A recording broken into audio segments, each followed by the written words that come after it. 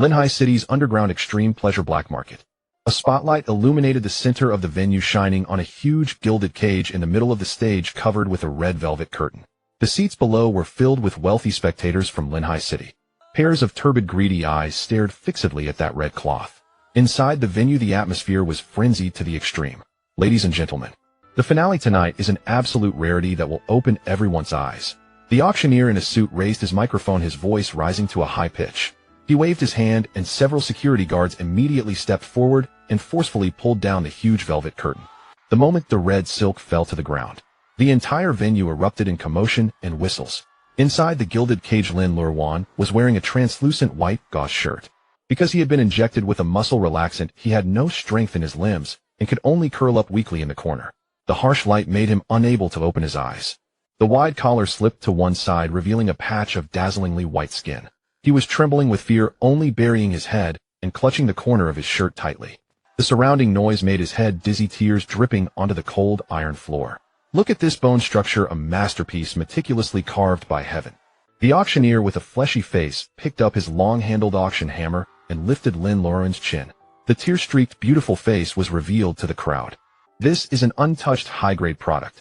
He's been drugged, very obedient. Whoever wins the bid can take him directly to the penthouse suite to have fun tonight. The suite is stocked with good things, ensuring the boss has a great time. As soon as the words fell, the audience immediately began bidding frantically. 2 million. I bid 5 million. 8 million. While the price was soaring, a fat, bald rich man in the front row shouted loudly, 10 million. The scene fell silent for a moment. This price was indeed too high to buy a person. The rich man, seeing no one dared to raise the price, proudly puffed out his belly and walked directly onto the stage. The auctioneer wanted to stop him, but didn't dare, only showing a fawning expression. President Wang, the gavel hasn't fallen yet. President Wang pushed the auctioneer aside, his eyes fixed on Lin Luoruan in the cage. I spent 10 million. I have to do a spot check right here. The audience burst into obscene cheers. Yeah, let President Wang do the inspection. Let us get a look too. Open the cage. President Wang, breathing heavily, walked to the gilded cage and reached his fat, greasy hand directly for the large lock chain on the door. The clattering chain sound made Lin Luoruan tremble. He tried to retreat, but the drug made him unable to exert any strength. He could only rub pitifully on the ground, letting out faint whimpers. Don't come near. His voice held no threat, only making people want to bully him more. What are you hiding from? They'll make you feel. President Wang impatiently pulled at the chain. Boom. The heavy bronze door was kicked open from outside. Then a deafening gunshot exploded without warning in the sealed venue. On the stage, a blood-curdling scream rang out. Oh, my hand. My hand. The right hand that had touched the chain was directly pierced by a bullet. Warm blood splattered on the floor in a jet. President Wang writhed in pain, clutching his right hand that was gushing blood, howling wildly on the stage. The sudden change left the entire venue in dead silence. The rich man, splattered with blood in the front row, was so scared he collapsed in his chair, not daring to breathe. Heavy footsteps came from the entrance. 2 rows of black-suited bodyguards poured into the venue, overturning chairs in the way and clearing a path. Jin Hanxun strode in, backlit by the light. His custom-made suit with dark patterns was without a single wrinkle, radiating an extreme violent pressure. He was still holding a smoking gun, his face terrifyingly dark. After seeing the face of the newcomer, a few old money rich men in the audience felt their knees go weak. Master Jin. Why would Master Jin come to a place like this? Jin. It's Jin Hanxun. Shut up. Do you want to die? How dare you speak Master Jin's name? Panic spread rapidly through the crowd. This living hell king, who was only 28 years old and had returned to the country 3 days ago to fully take over the Jin Group multinational conglomerate, was someone no one in Linhai City dared to provoke. Jin Hanxun didn't even look at the people around him. He stopped in the middle of the aisle, his gaze fixed on the white figure in the iron cage on the stage. The first thing he did upon returning to the country was to find the treasure he had been longing for 10 years. Found it. Finally found it. Jin Hanxun's hand holding the gun was trembling. Special Assistant Chen Fong was stunned, watching from behind. But he had never seen his boss lose control to the point of shaking hands. Was that the young master who saved the boss back then? Jin Hanxun snapped back to reality, tossed the hot gun into Chen Feng's arms, and walked straight to the stage. 100 million. He glanced at the auctioneer on the stage. I'm taking this person. The scene was utterly silent. No one dared to raise any objection. At this critical moment, even if he didn't pay a cent and just took the person, the black market owner would have to wrap the person up and send them overnight. Jin Hanxun walked to the cage. President Wang on the ground was still rolling and screaming in pain. Jin Hanxun frowned, and his leather shoes stepped on the back of President Wang's hand that had been pierced by the bullet. Oh, Another scream pierced the sky. Jin Hanxun pressed down with his toe. Pull out his tongue too noisy. Chun Fong immediately waved. Two bodyguards stepped forward, covered President Wang's mouth, and dragged him off like a dead dog. The stage was finally quiet. Jin Hanxun turned to face the gilded cage, all the violence around him dissipating cleanly. He took off his suit jacket and knelt down on one knee outside the cage.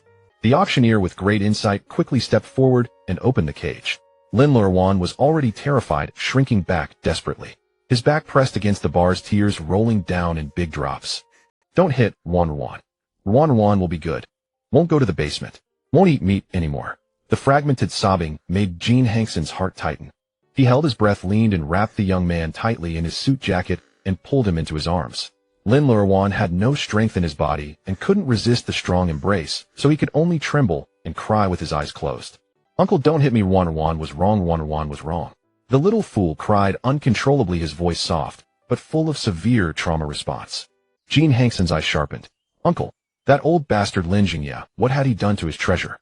He suppressed his anger, his broad palms soothingly stroking Lin Luoruan's soft hair. Good, don't be afraid. It's brother has come to take you home. Lin Luoruan's sobbing stopped. He stared blankly in the man's arms, unable to process what was happening. Jin Hanxun directly lifted the young man horizontally. The body was lighter than he had imagined, the shoulder blades digging into his arms. He used the jacket to cover Lin Luoruan's face, shielding him from all the eyes in the venue, and carried him down the stage. Chun Fong asked in a low voice, Master Jin, how should we handle this place? Everyone who bid tonight, cripple them. Jin Hanxun held Lin Luoruan as they took the private elevator directly to the presidential suite on the top floor. Chun Fong followed with 4 bodyguards in black suits. The elevator was quiet, only the hum of machinery breaking the silence.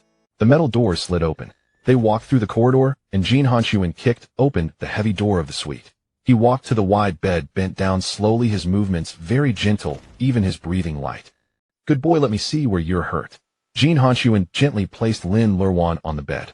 His fingers just touched the buttons of the translucent white shirt. The slight touch instantly triggered Lin Luoruan's defense. He screamed, coward, and rolled off the bed directly. The muscle relaxant made his limbs weak, so he could only scramble backward on the carpet frantically.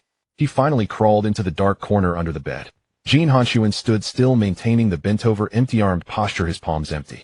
The room was filled with the cold, harsh smell of tobacco from his coat, mixed with the pungent odor of gunpowder from the shot he had just fired. From the deepest part under the bed came faint, slight sounds. Then came a few weak coughs. Cough, cough. Lin Luoruan curled his body into a tiny ball, covering his head tightly with his arms. The pungent smells seeped through the gaps into his nose, making him shiver uncontrollably. Second uncle, no. The fragmented, sobbing voice was clearly audible in the empty room. Luoruan is obedient. Luoruan is obedient. Don't burn Luoruan with cigarette butts. He sobbed while desperately trying to hide in the corner. It hurt so much. Luoruan won't hide bread anymore. Never again.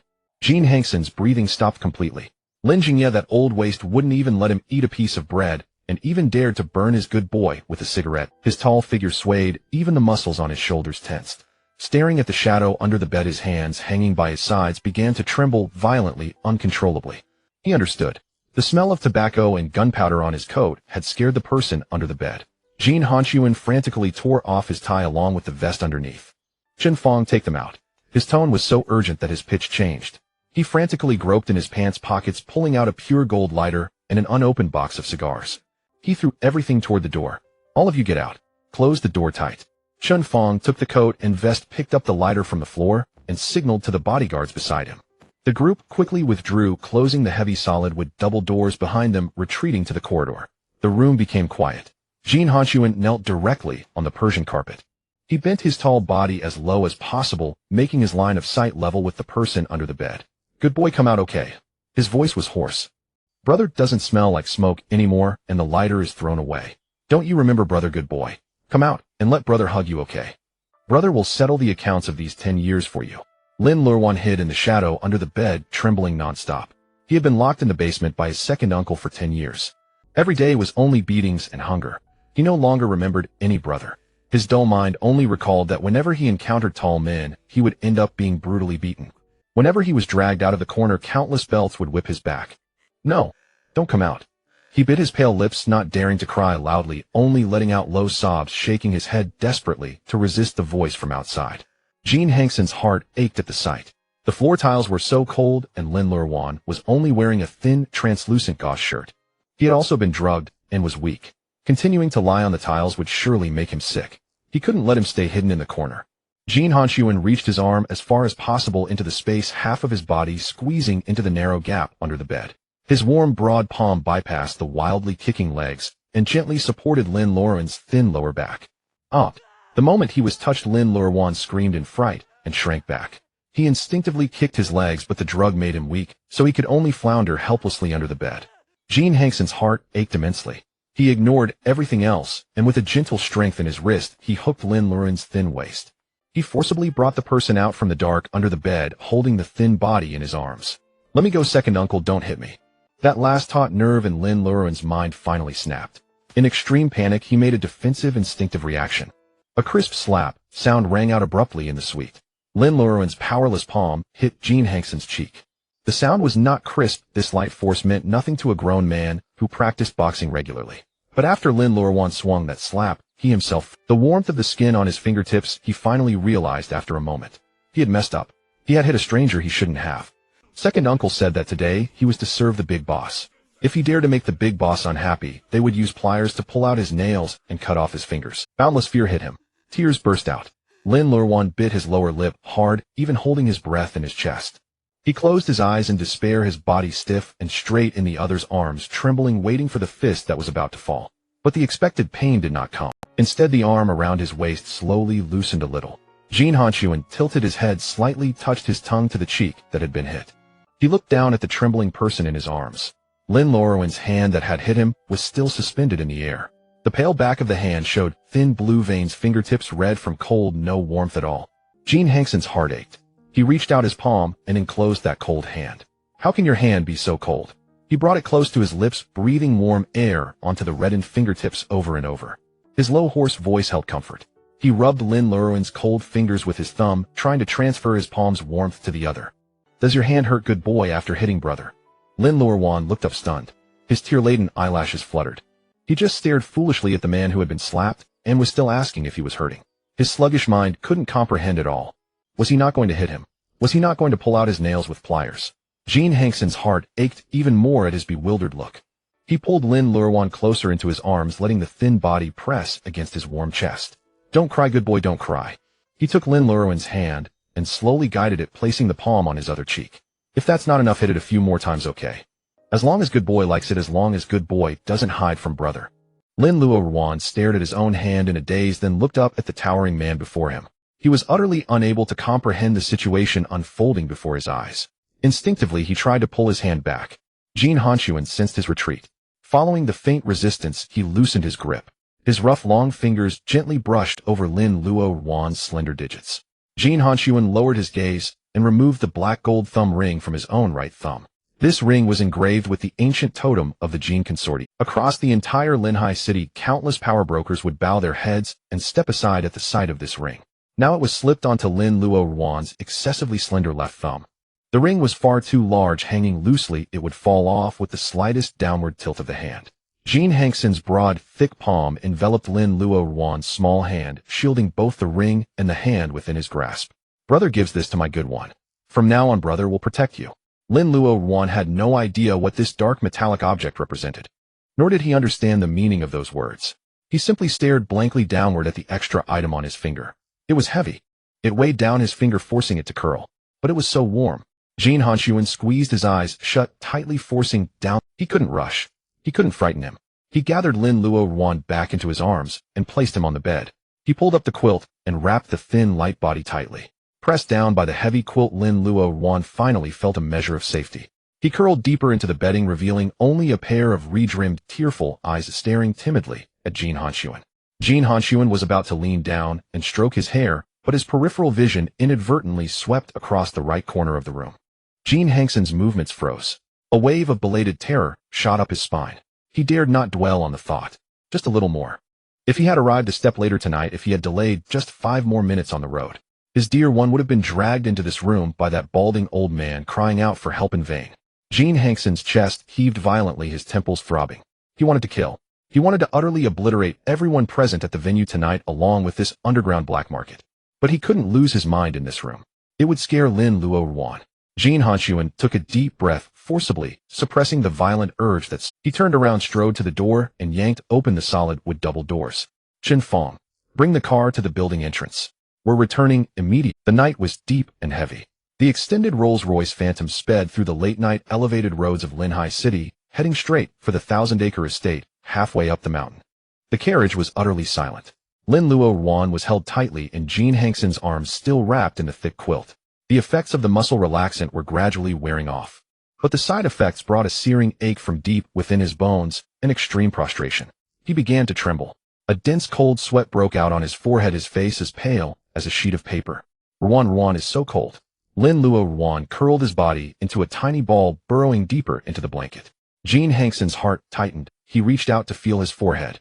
His temperature was normal, no fever. Brother is here. We'll be home soon. Overwhelmed by the physical discomfort, Lin Luoruan's consciousness began to blur. The lingering shadows in his mind emerged. No, don't close the door. Ruan is good. Won't eat meat anymore. Second uncle, don't hit. Don't lock the basement.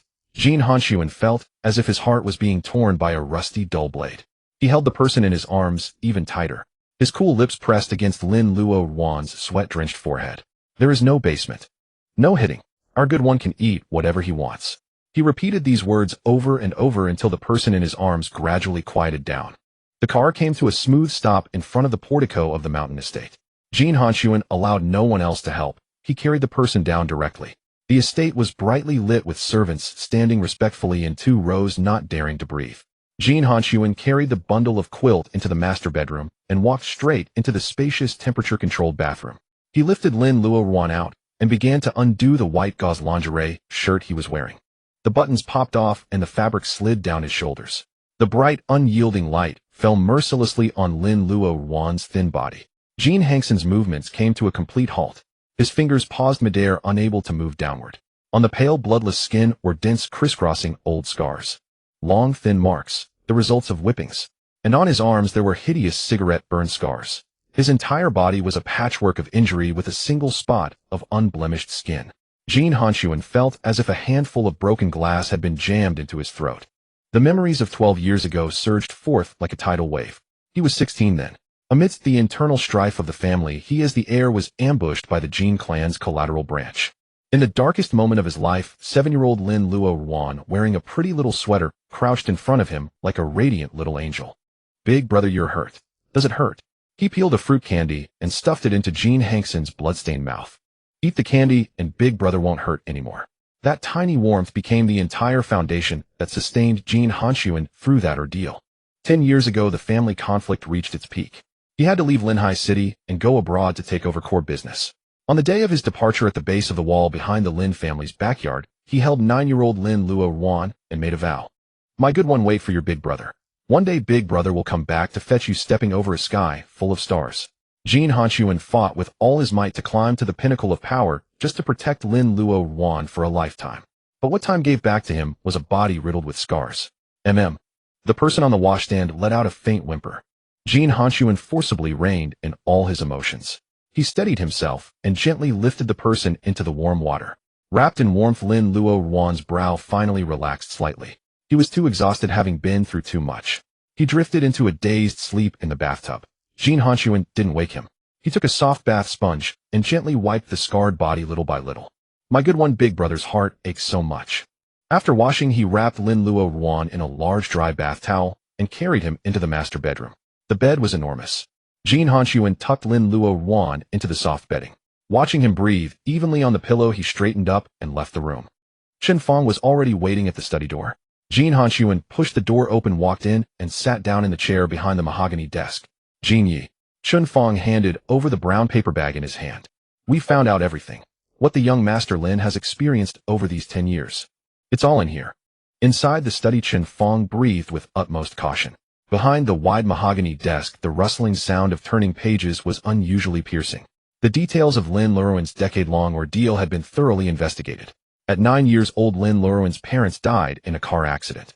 His uncle Lin Jinye assumed guardianship and took over all the Lin family's properties and the villa. That same year, Lin Jinye threw him into a sunless basement, claiming the young master has a mental illness and needs to rest in isolation. The final page of the report stated Lin Jinye's company had a cash flow crisis.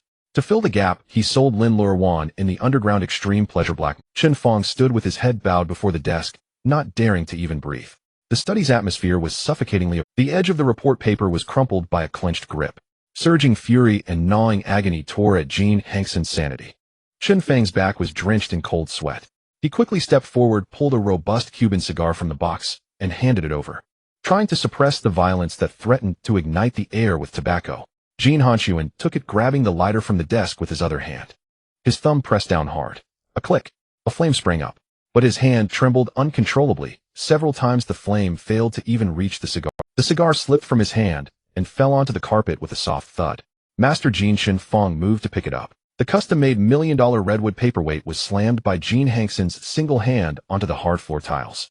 The sudden explosive noise made Chen Fong step back half a pace, then immediately lower his head and stand at attention. Cut off all the Lin family's capital chains. Jin Hanxun raised his head, murderous intent surging in his eyes. Notify all banks to call in loans immediately. Anyone who lends them a single cent is opposing me, Jin Hanxun. Arrange it by sunset tomorrow. I want Lin Jingyan kneeling like a dog outside the manor gates. Chen Fong immediately replied, yes, Master Jin, right away. The moment he finished, a dull thud came from the master bedroom next door. It sounded like something hitting the floor. In a split second, the violence and murderous aura around Jin Hanxun dissipated completely. Chen Fong felt only a gust of wind. The master bedroom door was pushed open forcefully. Lin Luoruan, who should have been sleeping soundly in bed, was now curled up in agony on the thick Persian rug. Years of leftovers had permanently ruined his stomach. Combined with the side effects of the muscle relaxant from tonight, it triggered a severe acute gastric spasm. He clutched his hollow abdomen tightly, unable even to cry out in pain. Only faint whimpers escaped, and cold sweat dripped from his forehead in large. Jin Hanxun practically lunged over. He knelt on one knee on the carpet, pulling the cold, lifeless body into his arms. Darling, what's wrong? The person in his arms was tense with pain, fingers clutching the shirt on Jin Hanxun's chest. It hurts. My stomach hurts so much. Lin Luoruan's face was pale with agony, tears and sweat mingling, plastering his hair to his temples. He dared not apply any pressure, only making gentle circular motions. Brother will rub it for you. It'll stop hurting soon. He turned his head and shouted. He dared not apply any pressure, only making gentle circular motions. Brother will rub it for you. It'll stop hurting soon. He turned his head and shouted toward the door. Where is Huiyun?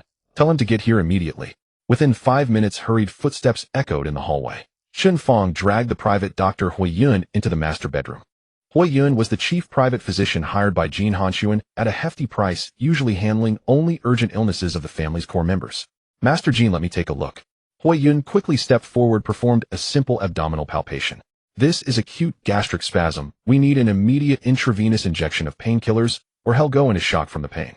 He opened his medical kit, and expertly prepared the analgesic. But as he turned back with the fine needle, its faint glint pierced Lin Luoruan's hypersensitive. He let out a sharp cry and burrowed deeper into the blanket. The memory of being forcibly injected with muscle relaxant in the black market hours earlier flooded his mind. Oh, no injection. No injection. Jin Hanxun immediately spread his arms, wrapping the trembling body completely in his embrace. He turned to Huiyun and growled in a low voice, put it away. Why are you using such a long needle? Can't you give him sweet medicine? Can't you see he's afraid of pain?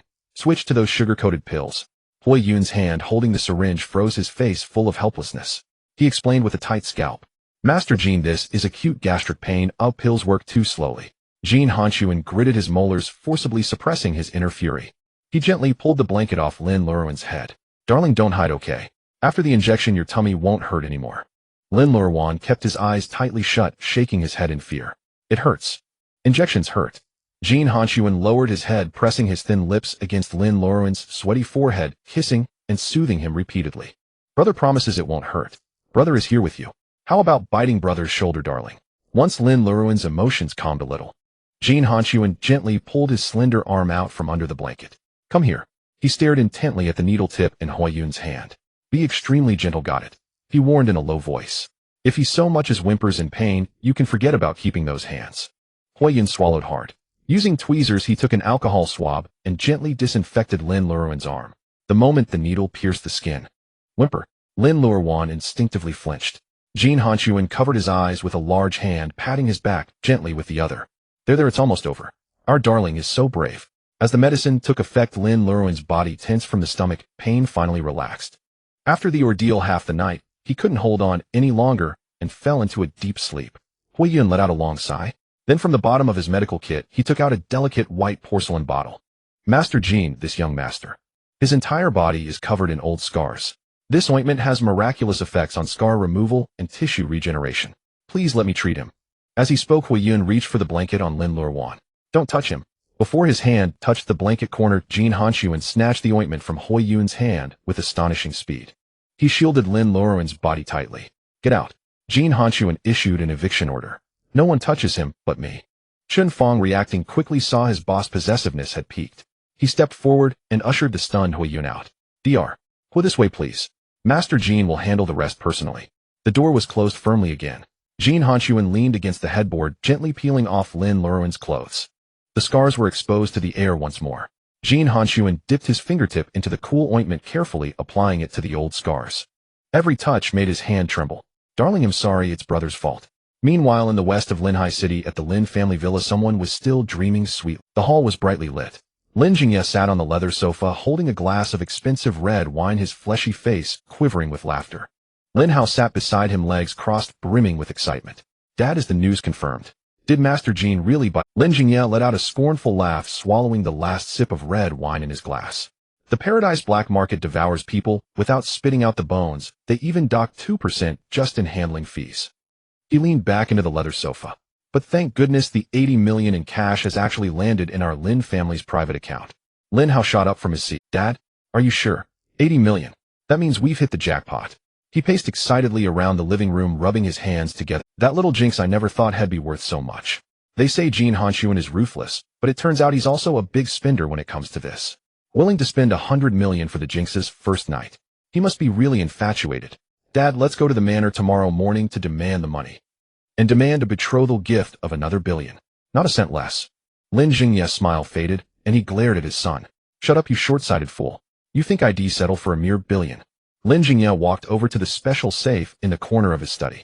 He deftly spun the dial, and then entered a long string of numbers. The heavy door clicked open. Lin Jingye retrieved a small wooden box from the deepest hidden compartment. Lin Hao curled his lip in disgust. Dad, what's this piece of junk? It's the last possession left by Lin Luoruan's mother. Just this box. Lin Hao's disgust deepened. A keepsake. How unlucky. You think it's unlucky? That jinx would dream of getting it. Lin Jingye's expression twisted completely. With this, forget 10 billion. Even the new Chinny project that the Jin family is developing in Linhai City, our Lin family can get a piece of it. As long as I wave this box in front of that jinx, he'll obediently whisper sweet words into his ear. Lin Hao grew even more excited. Once we get our hands on the Jin family's billion-level project, it'll bring that jinx back and give him a good beating to vent my anger. Lin Jingye slapped the lid of the wooden box decisively. Tell your mother to get ready. Tomorrow morning, we'll pay a proper visit to that financial magnate. The father and son laughed together. The night grew deeper. In contrast to the Lin family's revelry, the master bedroom of the Banshan Manor was suffocatingly silent. Jin Hanxun knelt on the carpet, his tall frame bent, not daring to move an inch from the bedside. Dark circles shadowed his eyes, and his bloodshot gaze was fixed unblinkingly on the bed. Lin Luoruan was wrapped tightly in thick soft quilts, only a small pale face exposed. He was dreaming. At first it seemed a very sweet dream. His chapped lips parted slightly, emitting soft, tiny murmurs. Mommy, Ruan is good. The little tiger is with Ruan. Ruan isn't afraid. The faint voice carried a hint of coaxing. His thin limbs relaxed under the covers. Jin Hanxun slowly bent down, leaning in to hear more. But within those 2 seconds, Lin Luoruan's expression changed drastically. Tears welled up without warning, sliding down his cheeks onto the pillow. His entire body curled up under the blanket, trembling violently. Uncle Ruan begs you, the little tiger. Don't take it away. The soft quilt was thrown aside, and 2 slender arms struggled out, flailing wildly. Jin Hanxun firmly grasped the flailing little hands in his own large palms. The moment they were captured by the warm, strong grip, Lin Luoruan stopped. He scratched at Jin Hanxun's palms as if grabbing a lifeline. Jin Hanxun's arm muscles tensed, and with domineering force, he wedged his fingers between Lin Luoruan's. Their 10 fingers intertwined, tightly locking together perfectly. Be good, hold on to brother. With brother here, you have nothing to fear. The domineering masculine aura completely enveloped him, and Lin Luoruan's rapid breathing gradually slowed. Jin Hanxun gently kissed their intertwined fingers. Beneath this extremely tender comfort lay a fiercely possessive territorial claim. Outside the heavy double doors, the corridor was silent. Huiyun, carrying a medical kit, frowned as he listened to Chun Fong recount the 10-year history between the boss and this young master. As a highly professional private doctor, his face was full of concern. Executive Assistant Chun, I have to make this clear. Based on tonight's situation, young Master Lin is severely malnourished, and years of physical abuse have left his internal organs extremely fragile. He cannot withstand any shock, let alone any strenuous physical activity. Hui Yun swallowed and leaned closer to Chen Fong. Master Jin is 28 this year, and he practices boxing regularly. I know his body better than anyone. He's full of energy. Chen Fong stood dumbfounded. It took him a full 3 seconds to process the implication in Hui Yun's words. Old Huo, what kind of twisted thoughts are in your head? Chen Fong stood dumbfounded. It took him a full 3 seconds to process the implication in Hui Yun's words. Old Huo, what kind of twisted thoughts are in your head? Master Jin doesn't even dare to breathe heavily around young Master Lin now. You saw him inside just now. He would have torn you apart if you so much as held a syringe. He hasn't even touched a single hair roughly. And you think Master Jin would force himself on him? Hui Yun shook his head, wearing an expression that said, "You don't understand."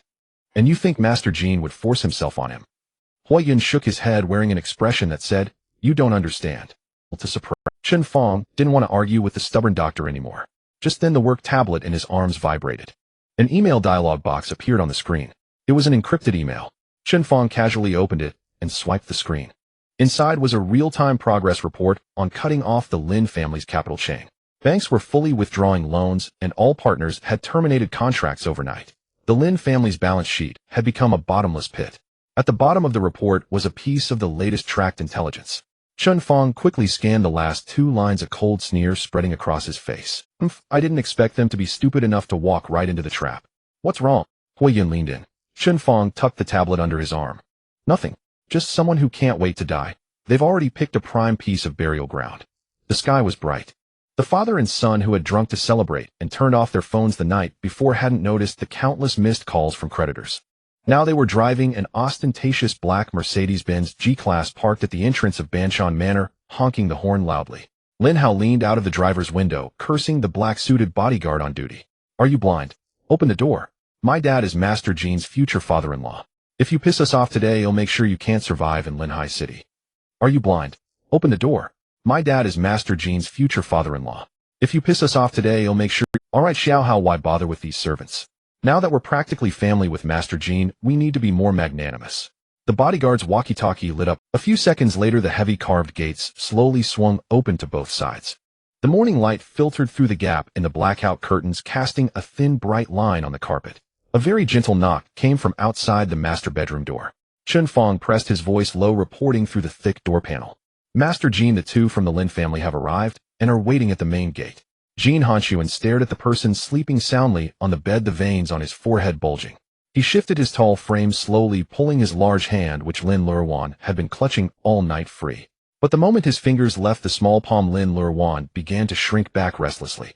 He rubbed his head frantically against the pillow, his thin arms emerging from the blanket and flailing wildly in the air. No. The faint sobbing voice tore at Jin Hanxun's heart.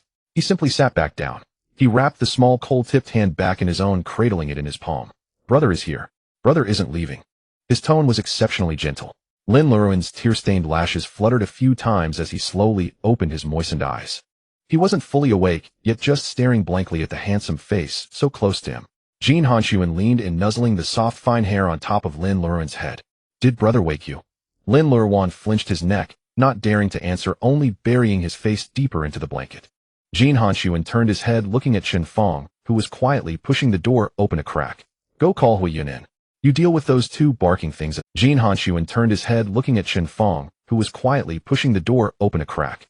Go call Hui Yun in. You deal with those 2 barking things. Lin Jingya, with his round belly, leaned against a flashy black G-Wagon. Seeing Chen Fong come out, Lin Hao immediately stepped forward with a calculating smile. Special Assistant Chen, my cousin, was in Master Jin's room all night, as solid as can be. Now that the rice is cooked, our Lin family and Master Jin are practical. Even if Master Jin is busy, he should still come out to meet his elders, shouldn't he? Chen Fong kept his hands in his pockets, not even giving him a glance.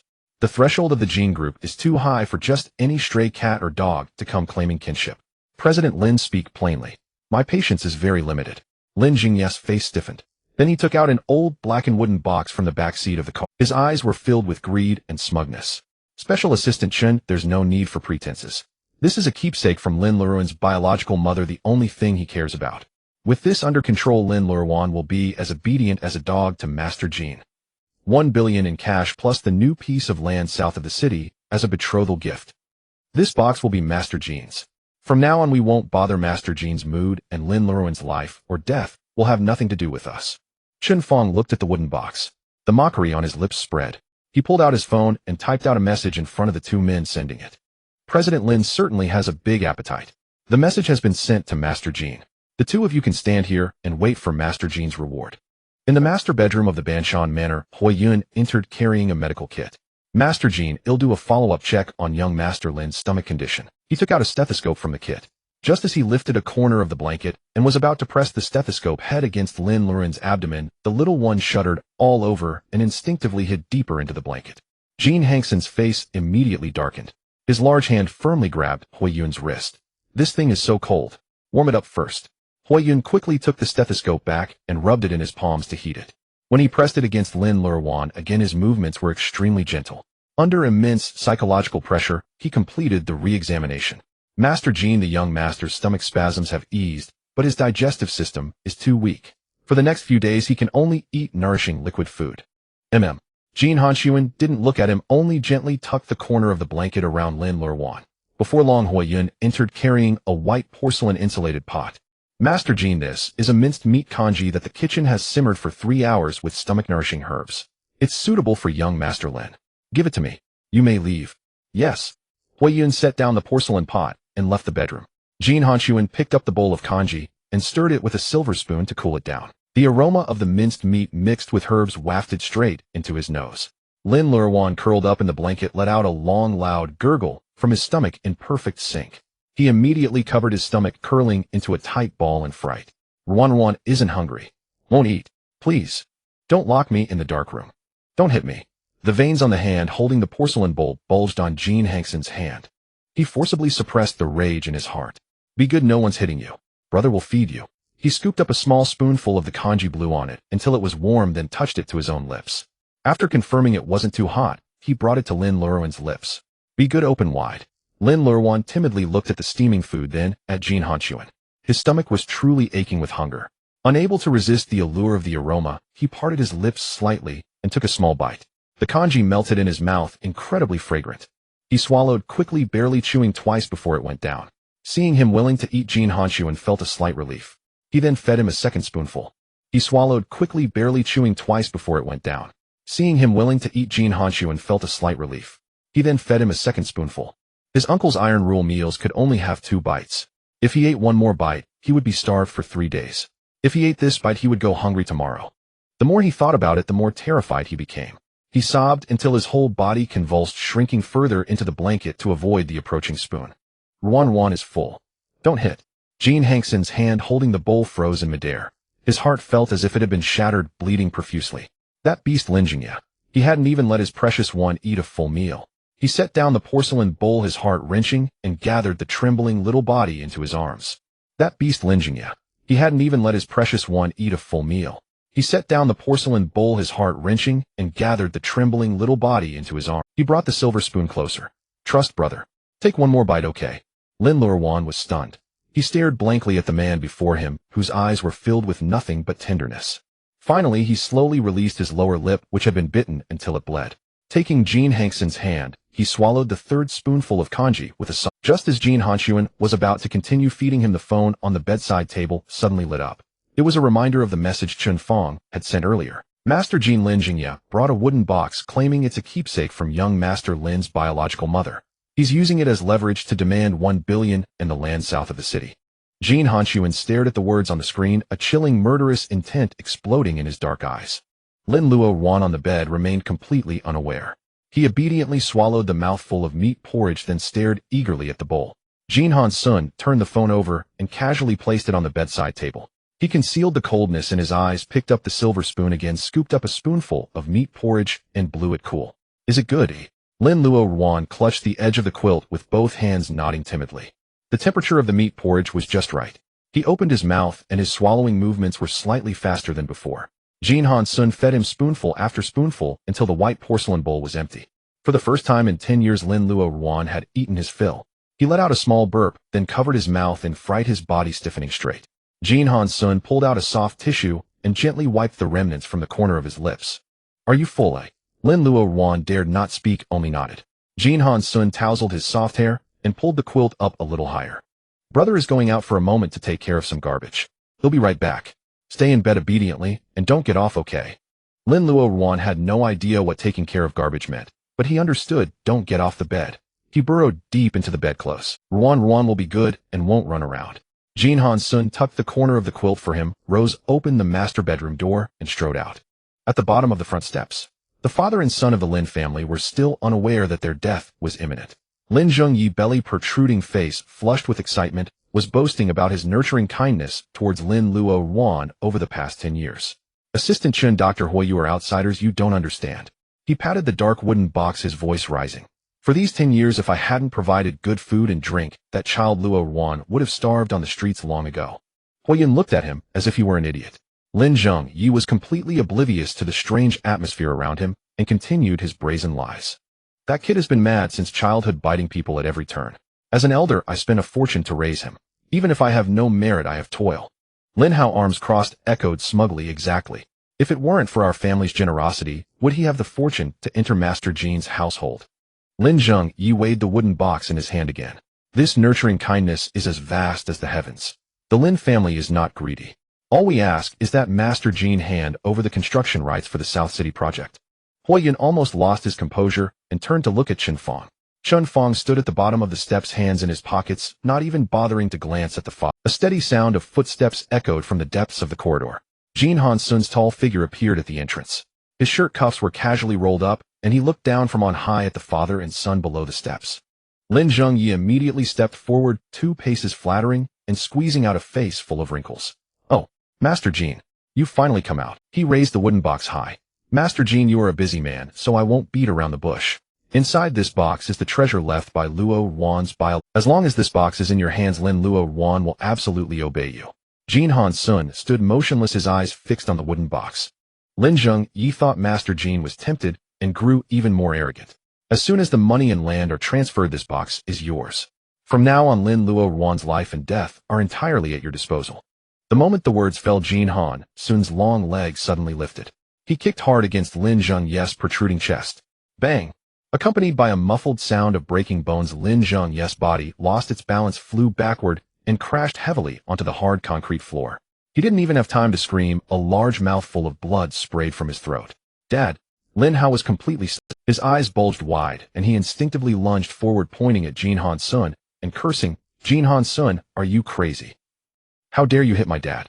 Click! A hard gun barrel pressed directly against Lin Hao's forehead. Chen Fang stood before him, one hand gripping the pistol, his finger on the trigger. Young Master Lin, save your breath. This bullet doesn't recognize people. Lin Hao's voice instantly caught in his throat, and his legs trembled uncontrollably. He shuddered, and soon a large wet patch spread across his crotch. On the ground, Lin Zhengyi clutched his broken ribs, writhing in pain like a worm. 2 black-suited bodyguards stepped forward. One stomped on the hand holding the box, grinding it hard. Ah! Lin Zhengyi screamed and released his grip. The other bodyguard pinned his arms behind his back and pressed his fleshy face firmly against the rough floor tiles. Jin Hanxun strode down the steps. He stopped in front of Lin Zhengyi, bent down, and picked up the fallen wooden box. Don't kill him. He pried open the old brass lock. Inside, he had expected to find property deeds or some substantial leverage to threaten Lin Luoruan. But as the lid of the wooden box opened, the empty bottom held only a palm-sized cloth tiger pendant. The edges of the fabric were faded, the stitches loose, and a corner of the cotton stuffing was exposed. Lin Hao, with a gun to his head, was so scared that tears and snot flowed, yet he still forced an explanation. Master Jin, that little bastard loves this worthless thing. Since his mother died, he sleeps with it every night. My dad said with this he would definitely obey. Jin Hanxun's breath caught. Last night Lin Luoruan had curled up in the quilt, shivering and crying, soaking the pillow with tears, muttering incessantly, "Second uncle, please, little tiger. Don't take it away." So the little tiger he had been longing for had become his only solace in the Lin family. Jin Hanxun clenched the cloth tiger in his palm and slammed the wooden box hard against the floor tiles in front of Lin Zhengyi. Splinters of wood scattered everywhere. Lin Zhengyi lay on the ground staring at the pile of wood chips, forgetting even to breathe. 10 billion. Jin Hanxun tugged at his collar and crouched down. He grabbed Lin Zhengyi's thinning hair and forced the bloodied face up. Is your worthless life worth 10 billion? Lin Zhengyi's teeth chattered wildly, the excruciating pain in his ribs preventing him from forming a single complete sentence. Jin Hanxun released his hand, letting his head thud back to the ground. He stood up, placed the cloth tiger into his suit pocket. Chen Fong, go and bring the Tibetan mastiffs from the yard. Chen Fong immediately understood. Mercy, Master Jin. Please don't set the dogs on us. Jin Hanxun turned a deaf ear and walked back up the steps. Leave them with their last breath. By tomorrow morning, I want the Lin family erased from Linhai City. The air in the front courtyard of the manor was thick with the stench of urine and blood.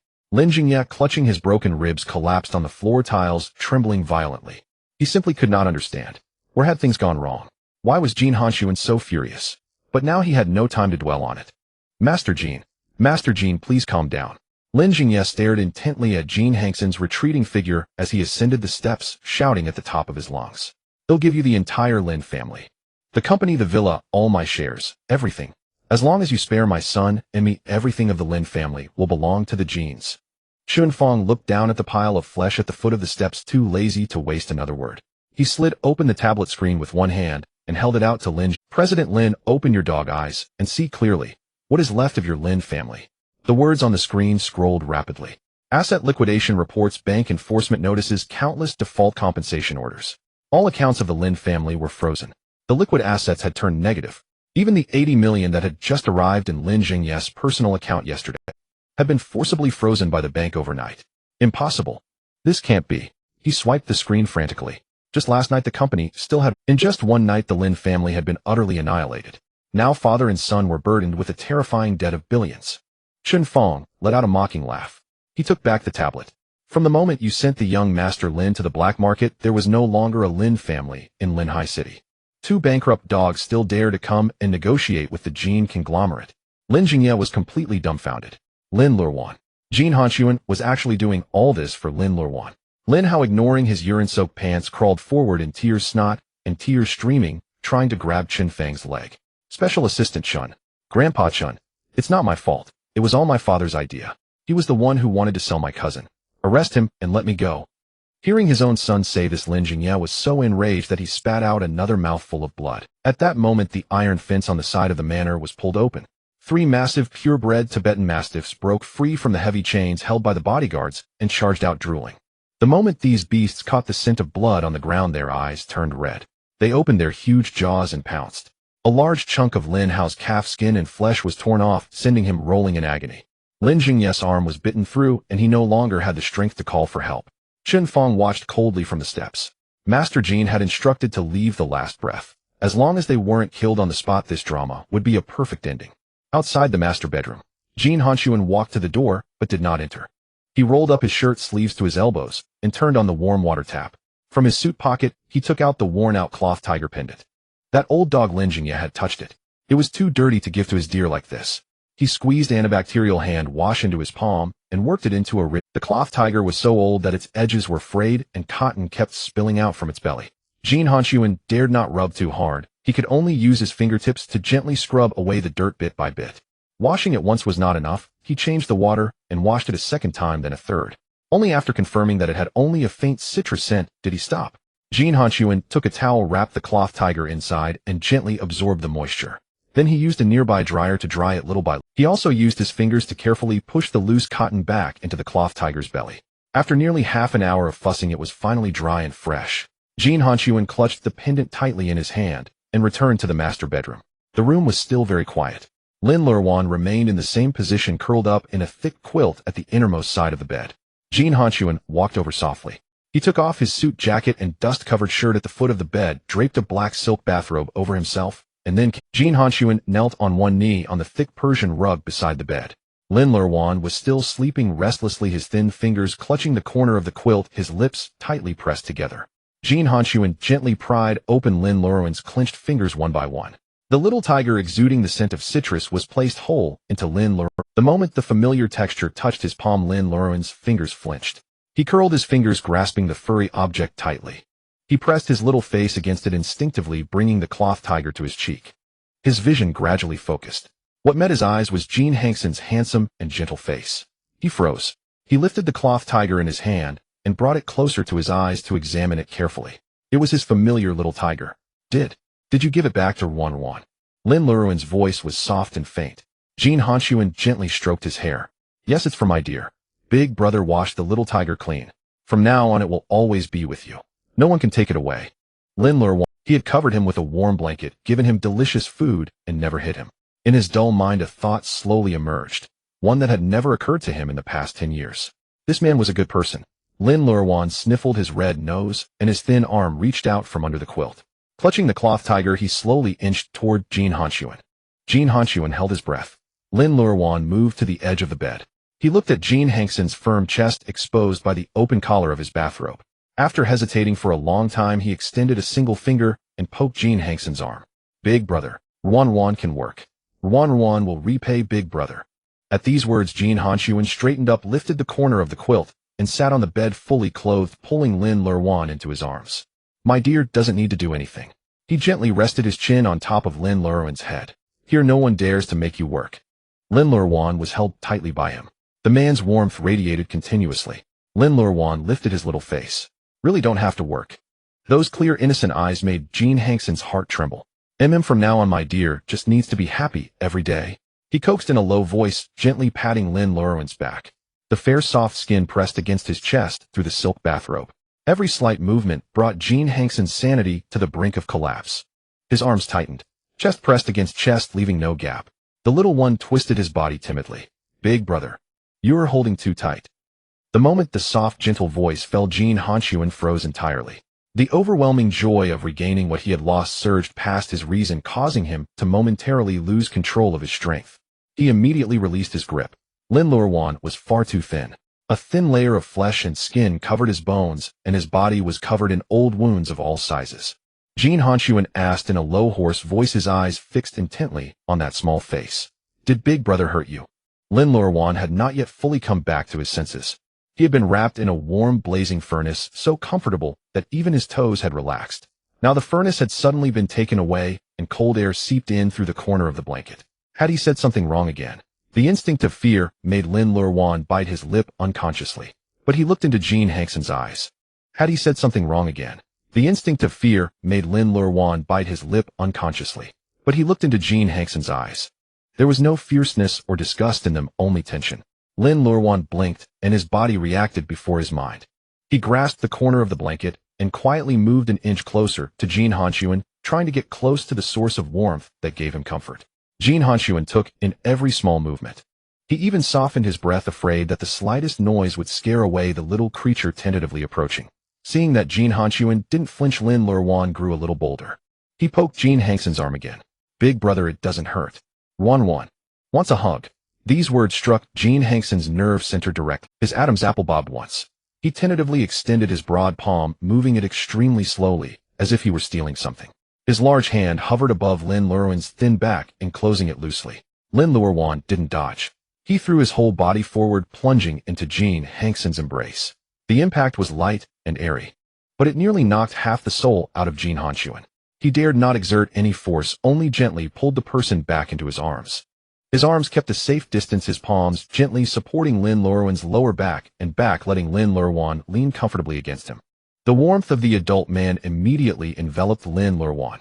The person in his arms let out a short, satisfied name. His body relaxed and his eyelids began to droop again.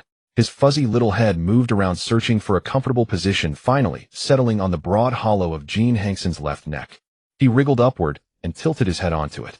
Warm, elongated breaths, utterly defenseless, sprayed onto Jin Hanxun's pulsating carotid artery. Jin Hanxun was frozen in place. He maintained the embrace, his entire body stiff, and even his breathing became cautious. He was afraid that the rise and fall of his chest would jostle the little one in his arms, and even more afraid that his own movements would startle the darling who had finally let down his guard. Time passed minute by minute. Lin Luoruan's breathing grew steadier. He had fallen into a deep sleep. But Jin Hanxun was painfully awake. A wild, ecstatic joy churned and swelled in the depths of his heart.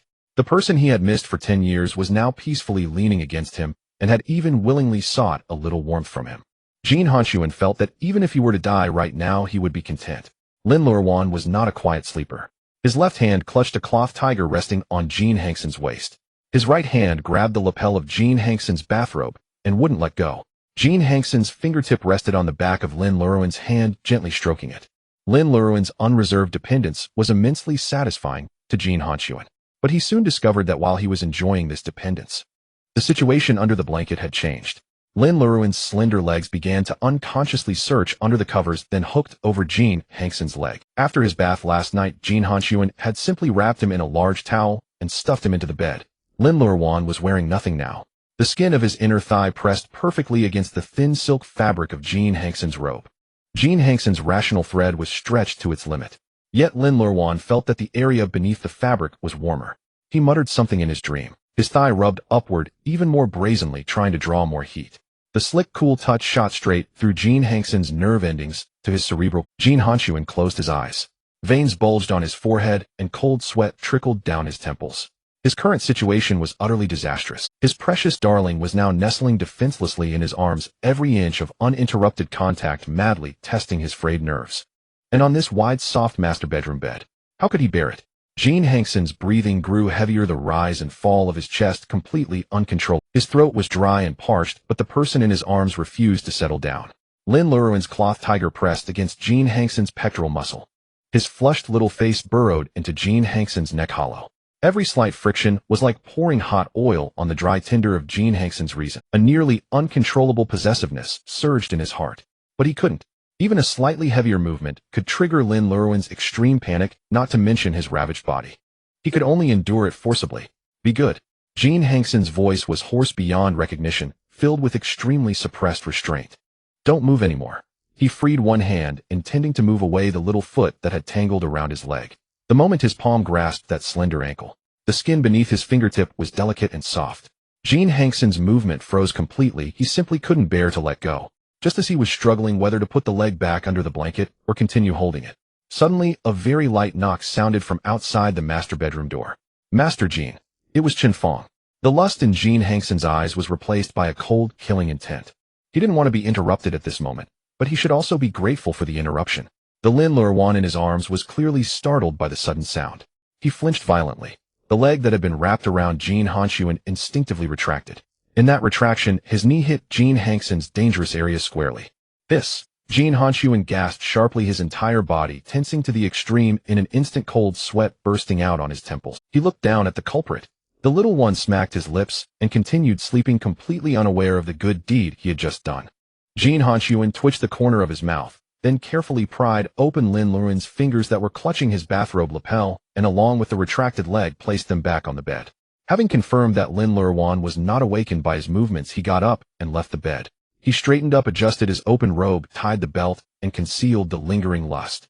Jin Hanxun walked out of the master bedroom with light steps. Chen Fong saw him emerge and immediately stepped forward. Master Jin, those two dogs are still breathing. I've arranged for them to be taken to the back mountain. The back mountain? That was the hell under Jin's control. Jin Hanxun hummed in acknowledgement. Keep an eye on them. Don't let them die. Also transfer the Lin Villa to Lin Luoruan's name. It belongs to him. Understood. As their words fell, the elevator doors at the end of the corridor slid open silently. Huiyun walked out carrying a silver medical tray on which lay freshly prepared medicine and nutritional supplements. He lifted his eyes, and his gaze landed on Jin Hanxun. The black silk bathrobe was casually tied, the front lapels bearing messy creases. The demeanor of the man himself, the bloodshot eyes, the fine sweat on his temples. Huiyun's heart skipped a beat. Had Master Jin lost control and done something to the boy? Unwavering professional ethics compelled Huiyun to break his silence on the current situation. Ultimately, he mustered the courage to speak under the weight of pressure. Master Jin, young Master Lin's bodily functions are still very fragile. Please, restrain your emotions as much as possible. Jin Hanxun glanced sideways at him. Chen Fong frowned, closed his eyes, and drew a sharp breath. It was over. Jin Hanxun's gaze shifted to Chen Feng. Have him drain the nonsense from his head before speaking to me. Chen Fong only belatedly did he realize he had misjudged the situation. Master Jin, forgive my premature assumption. Jin Hanxun stared at him coldly. You'd better reserve your judgments for where they belong. Huiyun's mind worked quickly. Master Jin, I have already prepared a comprehensive rehabilitation plan for young Master Lin. As he spoke, he handed the tray to Chen Fong and retrieved a stack of documents from his chest. Jin Hanxun took the documents and flipped through them page by page. You've been thorough. Huiyun added. Young Master Lin requires dedicated care with no frequent changes in personnel. For now, you are the most suitable. Jin Hanxun's page-turning slowed slightly. Huiyun watched his expression and ventured cautiously, of course you also need rest. Jin Hanxun closed the file. Not needed. Go wait nearby. Until he wakes, no one is to come within 10 paces of this door. Huiyun nodded. Understood. Jin Hanxun cast him another glance. You go wash your brain first. Chen Fong kept his head down, his shoulders trembling slightly. Hua Yun suppressed his reaction for a long moment before managing. He'll go wash. Jin Hanxun ignored them, turned, and pushed open the door to the master bedroom. Lin Luoruan was still curled up under the covers asleep. Jin Hanxun sat down by the bed, his palm hovering lightly over the tips of the exposed fingers. My good one is awake. Lin Luoruan turned his face upon hearing his voice. Big brother. Big brother is here. He opened his eyes groggy, staring blankly at the. After a moment he raised a hand to rub his stomach. It was empty. No pain. Just a little hungry. Jin Hanxun immediately leaned in. My good one is awake. Lin Luoruan turned his face upon hearing his voice. Big brother. Big brother is here. Jin Hanxun's voice was very soft. Lin Luoruan lifted the edge of the blanket and looked at his own bare body. His clear eyes held a trace of bewilderment. Big brother will dress you. Lin Luoruan looked at the garment. Is this big brother's shirt? Jin Hanxun shook it open. White shirt from his own wardrobe. Big brother will dress you. Lin Luoruan looked at the garment. Is this big brother's shirt? Jin Hanxun shook it open. Wear big brothers for now. Your new clothes will be sent for. Lin Luoruan hugged the little tiger to his chest, his voice docile. Ruan will be good. Jin Hanxun lifted him out of the bed using the blanket to cover most of his body, only exposing his shoulders and arms. The shirt carried a woody scent as it slipped over Lin Luoruan. Jin Hanxun fastened each button one by one from the collar down to the hem. Lin Luoruan lowered his head, watching the large, well-defined hands busy in front of him. Big brother's clothes are so big. Jin Hanxun did up the lap. My good one is too thin. Well, fatten you up later. He rolled up the cuffs. The white shirt hung loosely on Lin Luoruan, the collar slipping down to his collarbone, the sleeves rolled several times, yet still covering half his hands. The whole effect made him seem even smaller. Jin Hanxun watched for a few seconds. Let big brother carry you to wash up, all right. Lin Luoruan nodded. Jin Hanxun slid his arms under his armpits and behind his knees, lifting him up. The bathroom light was soft, the steam carrying warmth. He set Lin Luoruan on the small soft stool by the sink first, tested the water temperature, then wrung out a warm moist towel. My good one, close your eyes. Big brother will wash your face. Okay. Jin Hanxun wiped his face meticulously, reaching the corners of his eyes, the tip of his nose, and his lips. The warm sensation made Lin Luoruan hum softly. Does it feel good, eh? Jin Hanxun asked, lowering his head.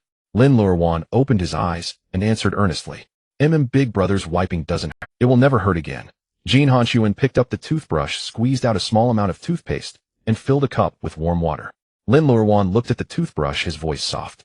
Big brother Ruan knows how to brush. Upon hearing this, Jin Hanxun handed him the toothbrush. Good, my good one brushes by himself. Lin Luoruan gripped the toothbrush and brushed earnestly bit by bit. White foam slowly spilled from the corners of his mouth. He puffed out his cheeks with effort, attending to every tooth. After brushing, he took a sip of water, swished it around, and rinsed clean. All done. Lin Luoruan lifted his face like a child waiting for inspection. Jin Hanxun wiped the foam from his lips with the towel. My good one is so amazing, can brush his own teeth. Lin Luoruan's eyes curved slightly. His smile was faint light, and it brought Jin Hanxun immense peace. He carried Lin Luoruan back to the bed, propped up a soft pillow for him, then said to Chen Fong, who had been waiting by the door, let Hui Yun come in. As soon as Lin Luoruan saw the medical kit in Hui Yun's hands, he shrank into Jin Hanxun's embrace. Do I need a shot?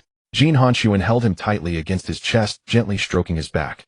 No shots, just let the doctor check your tummy. Hui Yun warmed the stethoscope in his palm. Young Master Lin, don't be afraid. Just listen a bit, and it won't hurt. Through the oversized shirt, the stethoscope moved slowly. With every move, Hui Yun made Jin Hanxun's brow furrowed deeper. Only after confirming there was no issue did Hui Yun put away his instruments. Lin Luoruan patted his empty stomach, looked up at Jin Hanxun, and murmured softly with anticipation. Big brother Ruan is hungry. Chen Fong's standing guard outside was efficient. He'll have the kitchen send it up. Within minutes, warm minced meat porridge and a milky white nutritional supplement were brought in. The aroma was tantalizing. Jin Hanxun picked up the bowl, tested the temperature on his lips, and when he was sure it wasn't hot, brought it to Lin Luoruan's lips. My good one, come on, drink this first. Lin Luoruan took a tiny sip and his eyes immediately lit up. Sweet, delicious. Then he looked at the bowl of minced meat porridge. Ruan wants to eat that. This was the first time Lin Luoruan had actively asked for something. Jin Hanxun felt his heart melt. He brought the spoon closer. All right, big brother will feed you. In the afternoon master bedroom, the steam from the minced meat porridge rose in layers. Lin Luoruan finished the porridge and then drank all the nutritional supplement. His face had a bit more color than before. Jin Hanxun wiped his mouth, his fingertips gently rubbing through the tissue. Big brother. Lin Luoruan grabbed the corner of his shirt. Will Ruan always be here? Jin Hanxun nodded, holding his soft, slender fingers. My good one will always be by Big Brother's side. That night Lin Luoruan curled up in Jin Hanxun's embrace. His tense nerves relaxed. His small hand gently clutched Jin Hanxun's lapel, and he slept soundly through the entire night. The next morning, when Lin Luoruan woke up, he found himself still in Jin Hanxun's embrace. He slowly opened his eyes. The first thing he saw was a solid chest, and then further up a cold, hard jawline. His gaze was still a little unfocused, as if he couldn't tell whether this was still a dream. Seeing that the other didn't move, he slowly shifted his fingers to the edge of his lips. The moment Lin Luoruan's fingertips touched him, Jin Hanxun was already awake. He didn't make a sound, only softened his breathing, letting Lin Luoruan's fingers roam over his face. Big Brother. Lin Luoruan poked Jin Hanxun's cheek, his eyes gradually curving into crescents. Big Brother is handsome. Jin Hanxun couldn't suppress the smile that crept onto his face. He caught the little hand that was moving around. Be good and say that again. Lin Luoruan paused for a moment, blinked, and repeated. Big Brother is handsome. Jin Hanxun let out a low chuckle, then lowered his head and gently kissed those slender pale fingers. Lin Luoruan didn't understand. Big Brother, what are you doing? This is Big Brother telling you that I treasure you very much. Jin Hanxun pulled the person closer into his arms, lightly pressing his forehead against the top of his head. I like Luoruan, that's why I get this close. Lin Luoruan asked softly, how long will you like Luoruan? Forever. Jin Hanxun's voice was very low. Big Brother will always like you. With that, he threw off the blanket and lifted Lin Luoruan into his arms. Come, Big Brother will take you to the garden to have a look. In the garden, a vast expanse of lawn stretched out. The morning mist had just dissipated and beads of dew still clung to the blades of grass. A breeze blew, carrying a hint of moisture. Jin Hanxun put an outer robe on him before carrying him to the garden. Lin Luoruan stared at the lush green. It had been a long time since he had seen such a large lawn. Jin Hanxun set him down, his palms supporting his back. It's soft to step on, try it. Lin Luoruan carefully pressed his heel down. It was damp, cool, and a little ticklish. He stood there for a long moment before tentatively taking 2 steps forward. It's soft. Lin Luoruan slowly crouched down, placing both hands on the grass and feeling it seriously. The tips of the grass brushed against his palm. Big Brother, this feels nice. He looked up and smiled at Jin Hanxun. Jin Hanxun patted his head. If Luoruan likes it, Big Brother will bring you here to play every day from now on. Just then, from the clump of grass at the base of the wall in the distance, a faint meow came. Meow. Lin Luoruan froze, unable to move, his eyes fixed on it without blinking. The kitten stayed where it was for a long while before tentatively moving forward. Its nose gently brushed against the tip of his finger. Lin Luoruan looked at the little tiger pendant he had been clutching in his hand, then back at the little orange cat. Big Brother, look, it has whiskers too, and stripes. He looked up, his eyes full of anticipation. Jin Hanxun looked at the orange cat that bore no resemblance to a tiger whatsoever and nodded. It's Luoruan's little tiger too. He crouched down beside Lin Luoruan, reaching out to smooth the wind-tousled hair from his forehead. Want to keep it? Lin Luoruan pursed his lips and asked. Big Brother, has it been a long time since it had a full meal, just like Luoruan used to? It might have gone through a lot of hardship before. Jin Hanxun patted his head. From now on, with Luoruan feeding it, it will be full. As he spoke, Jin Hanxun raised his hand toward Chen Fong. Chen Fong immediately had someone fetch a pet carrier from the storage room. Lin Luoruan watched as the little orange cat was placed inside. This is its home, right? It won't go hungry anymore. When they returned to the main building, several servants stood in the hallway. A row of clothing racks was neatly arranged, hung with newly delivered men's clothes. Chen Fong bowed slightly. Master Jin, as you instructed, everything is made of the softest fabric. Jin Hanxun carried Lin Luoruan over and swept his gaze across the row of clothes. Finally, he picked out several pullover hoodies in creamy white and light gray made of extremely soft fabric, along with a few cashmere knit sweaters. For the bottoms, he chose loose cotton trousers. Lin Luoruan was placed on a changing stool. Jin Hanxun unfolded a creamy white hoodie and coaxed him softly. Be good, raise your arms, Big Brother will. Lin Luoruan obediently raised his arms. The clothes hung loosely on him, the sleeves too long, almost covering his fingers completely. He stood in front of the mirror, tugging at the hem. Big Brother, does Luoruan look good? Jin Hanxun came up from behind, wrapped his arms around his shoulders, and pulled him into an embrace. In the mirror, one tall and straight, one slender and soft, overlapped. Beautiful. He lowered his head, his breath falling on Lin Luoruan's ear. My Luoruan is the most beautiful. The moment the breath touched his ear, Lin Luoruan's shoulders flinched slightly. As he raised his hand to rub his ear, the black gold thumb ring, already loose on his thumb, swayed. The next second, with a soft clink, the ring fell into the cashmere carpet. Lin Luoruan's face paled, and he hurriedly bent down to look for it. I'm sorry, Big Brother, Luoruan didn't mean to. That was something Big Brother had given him, he couldn't lose it. Jin Hanxun bent down first and picked up the ring. Luoruan doesn't need to apologize. He looked at the ring. It's too heavy. The ring was indeed too large for Lin Luoruan. After a moment of thought, Jin Hanxun gave an order to Chen Fang. Get a platinum chain. When Lin Luoruan heard the word chain, he clutched the hem of Jin Hanxun's clothes. Big brother. Don't lock Luoruan up, okay? Luoruan will be good. Jin Hanxun pulled the boy into his arms, gently patting his back. No one will lock you up. From today on, no one dares to lock you up. He lowered his head and kissed the top of Lin Luoruan's head. That chain is just for hanging the ring, not for locking Luoruan. Hanging the ring. Lin Luoruan looked up with tearful eyes. Jin Hanxun wiped away the moisture at the corners of his eyes. This is a gift from Big Brother to Luoruan. With it, no one dares to bully you. Lin Luoruan sniffled a couple of times, looking at Jin Hanxun. After a long while, he softly asked, is it because you like Luoruan that you give? Yes. Chen Fang quickly brought the items in. Jin Hanxun took the fine platinum chain and threaded the black gold thumb ring through it. He stood behind Lin Luoruan, parted the fine hair at the nape of his neck. The sound of the metal clasp clicking shut was very soft. The black gold ring hung down the chain, settling quietly in the hollow of his collarbone. Lin Luoruan walked to the mirror and touched the ring on his chest. Beautiful. Then he held out the little tiger pendant he had been clutching all along to Jin. Big brother Luoruan gives this to you. Jin Hanxun's eyes deepened. He knew that this was everything Lin Luoruan could offer. Jin Hanxun held the cloth tiger in his palm. It was Lin Luoruan's most treasured possession. It had been snatched away, hidden, and even used as leverage to threaten him. Yet Lin Luoruan gave it to him. This is the most precious gift Big Brother has ever received. Jin Hanxun looked into Lin Luoruan's eyes, speaking each word with deliberation. Lin Luoruan blinked. Most precious. He didn't quite understand. Most precious. Big Brother will treasure the gift you gave me, little one. Jin Hanxun nodded. Hearing the word treasure, Lin Luoruan reached out and touched the black gold thumb ring hanging on his chest. The gift Big Brother gave Luoruan will also treasure. Jin Hanxun raised his hand and caressed his cheek. Then it's a promise. Little one carries the gift from Big Brother, and Big Brother carries the gift from... Okay. Lin Luoruan nodded earnestly. Jin Hanxun took out his phone from the suit pocket. He threaded the thin cord of the cloth tiger pendant through the hole at the bottom of the phone and tied it tight. The carbon fiber custom body was sleek and clean. Now it had a cloth tiger adorning it.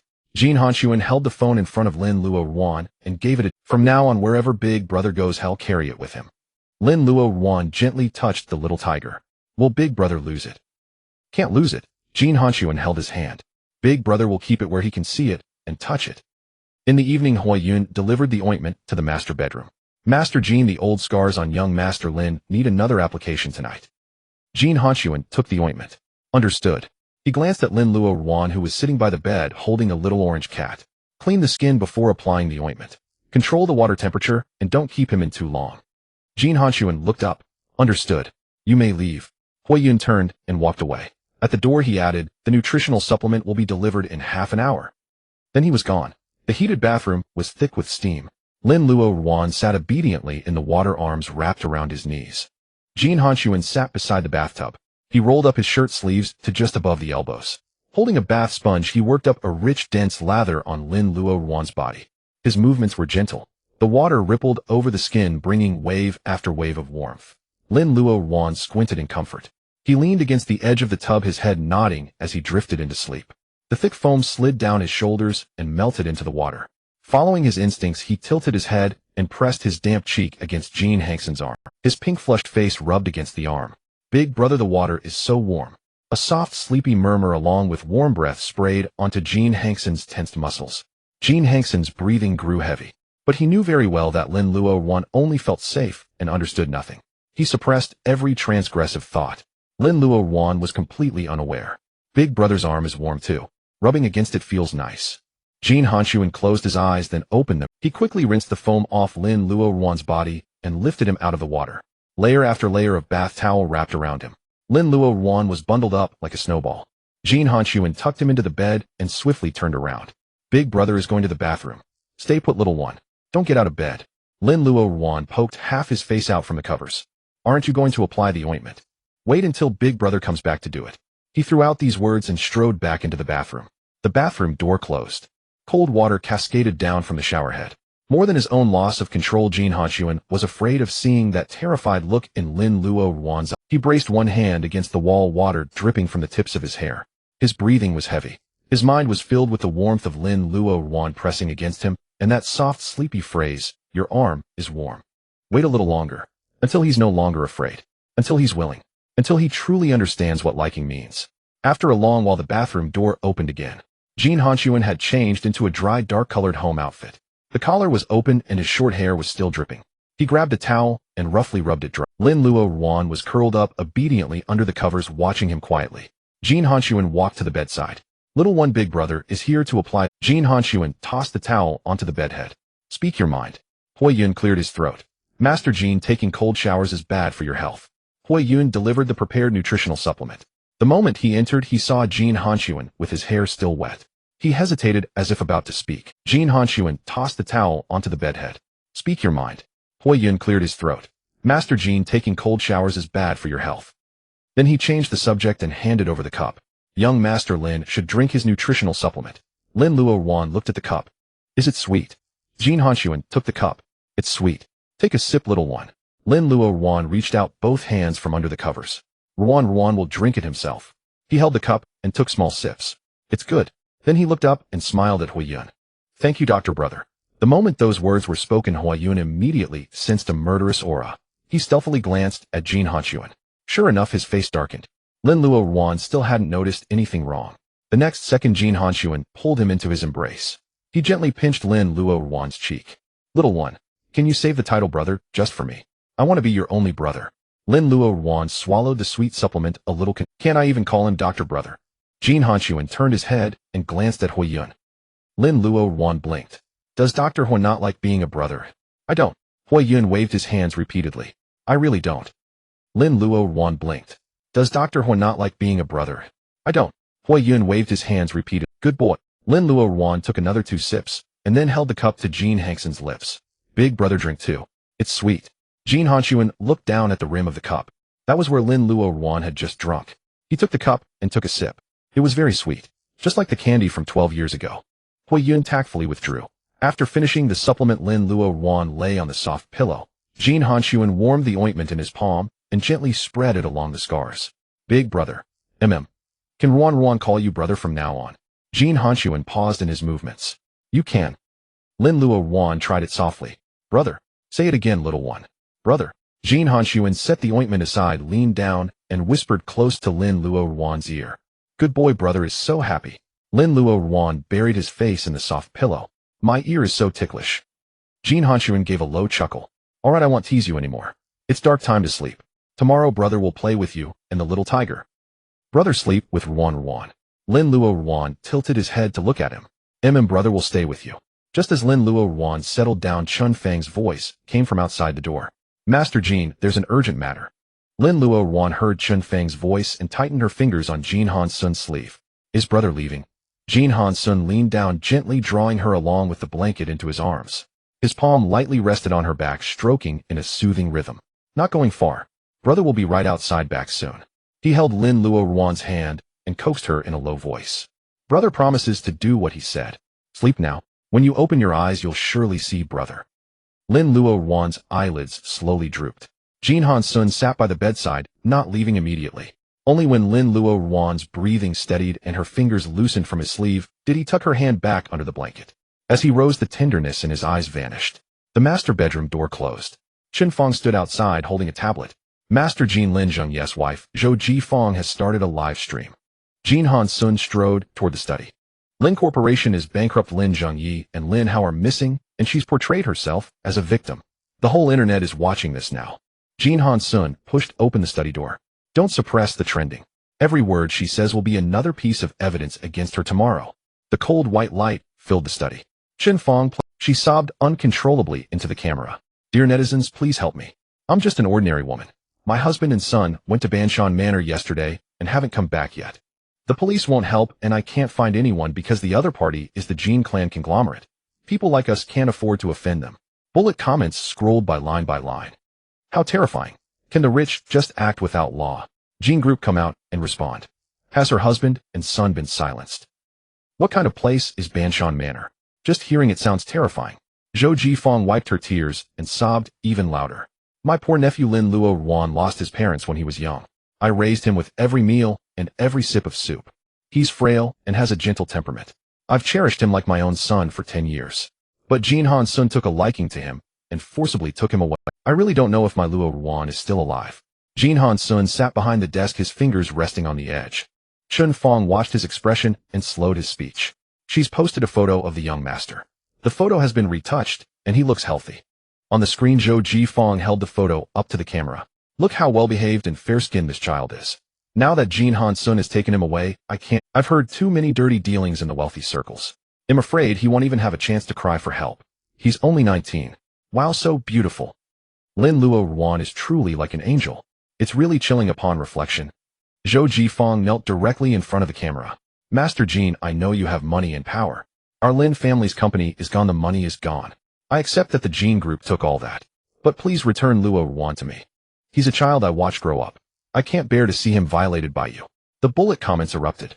Return the person. The conglomerate is disgusting. Let Lin Luoruan show himself. Tomorrow let's block the gate of Banshan Manor. Zhou Jifeng cried herself hoarse. Thank you everyone. They'll go to Banshan Manor tomorrow morning to demand the person. If I don't come back, either please keep a testimony for me. I just want to bring my nephew back. I just want my family to be safe and sound. Jin Hanxun listened to the last line and let out a laugh. She says family safe and sound. Chun Fong didn't respond. Jin Hanxun's gaze fell back on the screen. On the screen, Zhou Jifeng was still crying. Fine. Tomorrow let her family be reunited. Chun Fong lowered his head. Understood. Lin Zhengyi and Lin Hao are still alive. They can still Jin Hanxun looked at him. Doesn't she want her family? Tomorrow bring those 2 Lin dogs from the back mountain before her. Chun Fong nodded. He opened a document on the tablet. I've already compiled the evidence. The recording of her contacting the black market intermediary has been voice authenticated. The black market transaction receipt for 80 million and the Lin family's inheritance transfer records are also ready. Jin Hanxun raised his hand. You know what to do. Yes. Late into the night, Banshan Manor fell silent. When Jin Hanxun returned to the master bedroom, Lin Luoruan was still sleeping peacefully. He walked to the bedside, lifted the edge of the blanket, and lay down gently beside her. In her sleep, Lin Luoruan nuzzled into his arms. Jin Hanxun stretched out his arm and gently pulled her into his embrace. Brother. Hush, brother will hold you while you sleep. The next morning, just after dawn, the mountain road outside the manor was already blocked by cars. Media vans, live streaming vans, and private cars crowded the gate of Banshan Manor. Zhou Jifeng, disheveled and still wearing the plain clothes from last night's live stream, stood in the center of the camera sobbing. Everyone can see. I came here today risking my life. A reporter thrust a microphone toward her. Ms. Zhou, are you sure, Mr. Lin Luoruan was taken by force? Zhou Jifeng nodded tearfully. Of course. Luoruan is timid and can't be without familiar people around him. He only trusts us as family. How could he be willing to leave with a stranger? Another reporter also pushed a microphone forward. There are rumors online that the Lin family sent Mr. Lin Luoruan into the underground black market.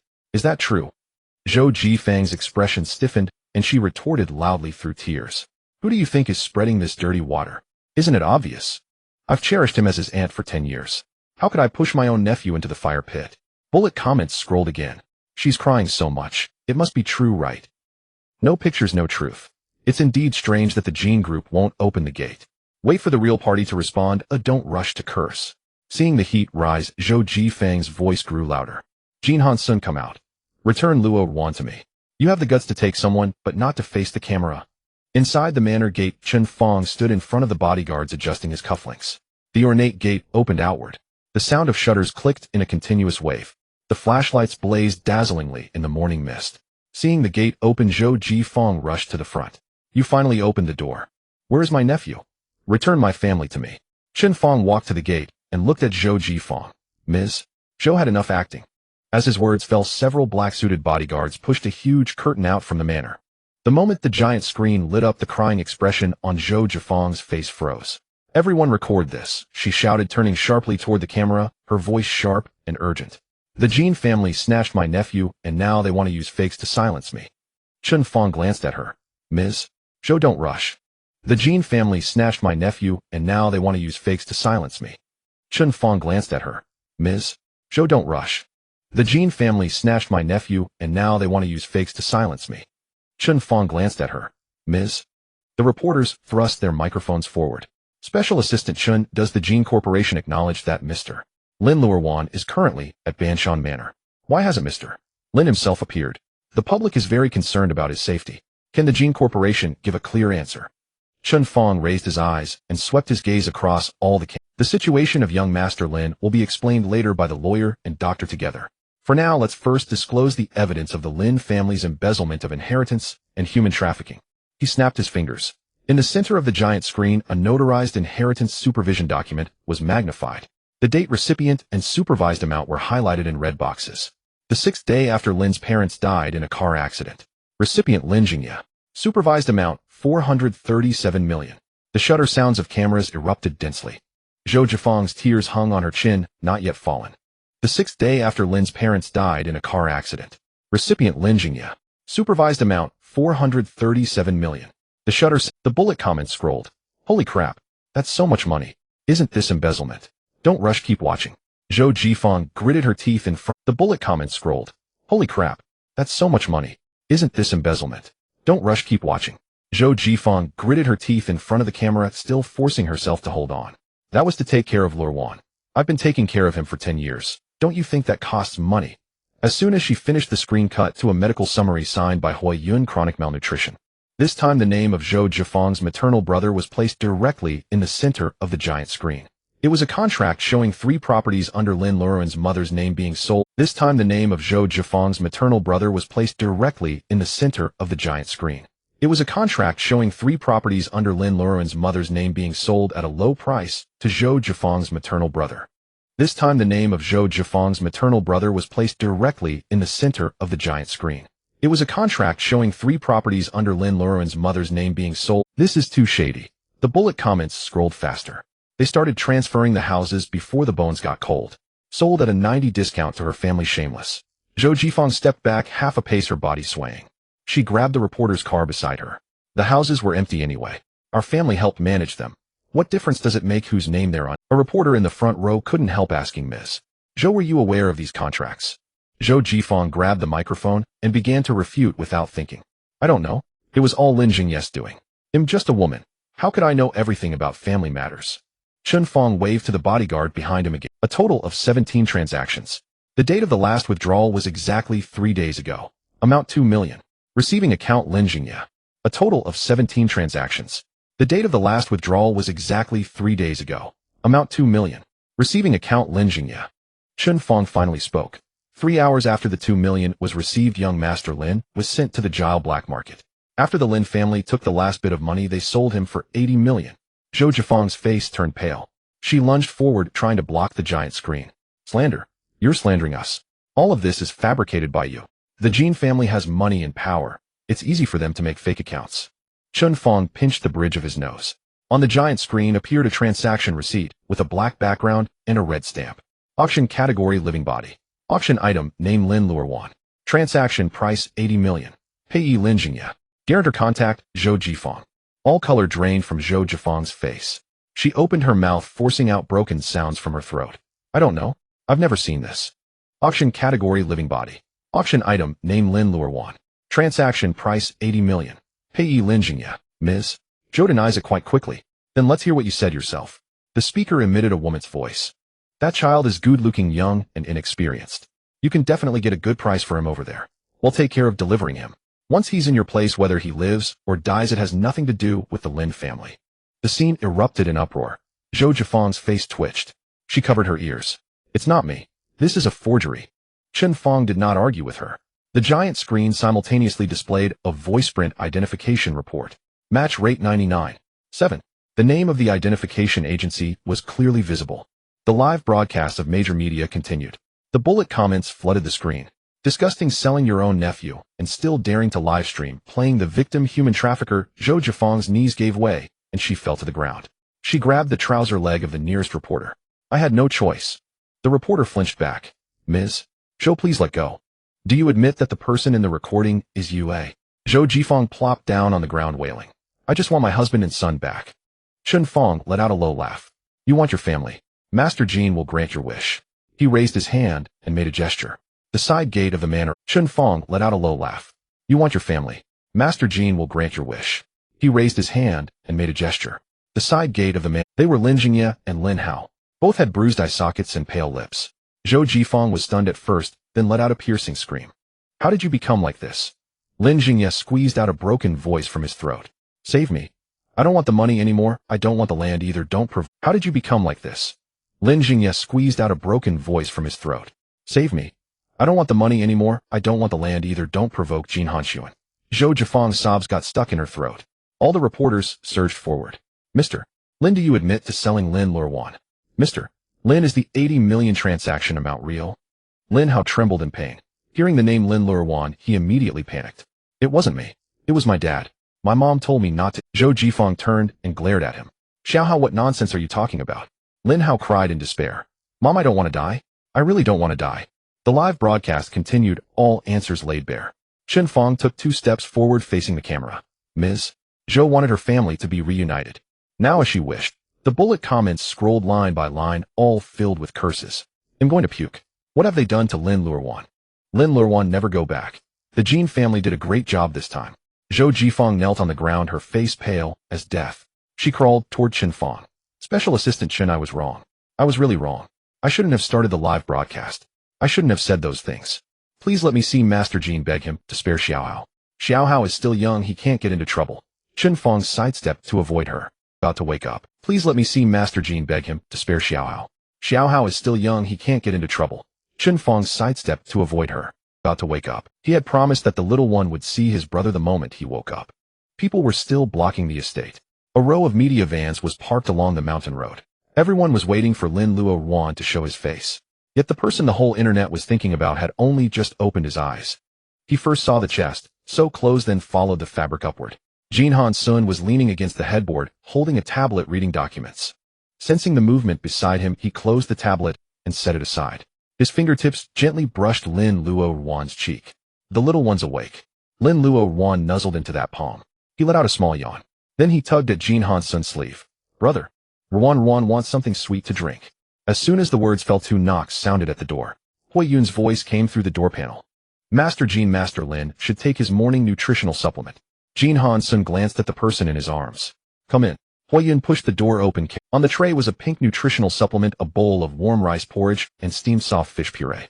He set the tray on the bedside table and was about to speak when Jin Hanxun looked up. Give me the key points.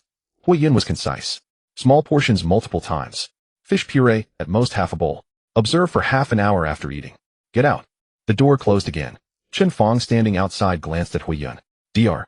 Hui, you made it out alive pretty quickly today. Hui Yun awkwardly rubbed his nose. Mainly because I shut up in time. Inside the room, Lin Luoruan was curled up in Jin Hanxun's arms, taking small sips of the nutritional supplement. Delicious, it's strawberry flavor. Can it always be strawberry flavor? Jin Hanxun looked at his contented expression and nodded. Of course. Lin Luoruan took 2 more sips. Does brother like strawberries? Jin Hanxun lowered his head and took a sip from the same spot he had just drunk from. I like them now. Lin Luoruan smiled with pursed lips. Brother and Ruan like the same things.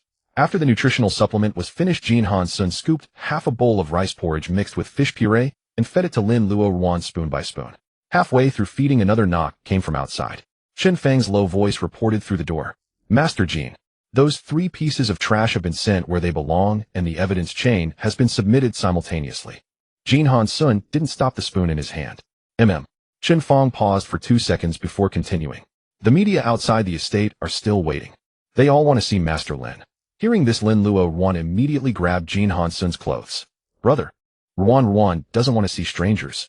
Jin Hanxun put the bowl back on the tray, placed his palm on Lin Luoruan's back, and gently soothed him. No one. He raised his head and tossed a sentence toward the door. Ignore them for now.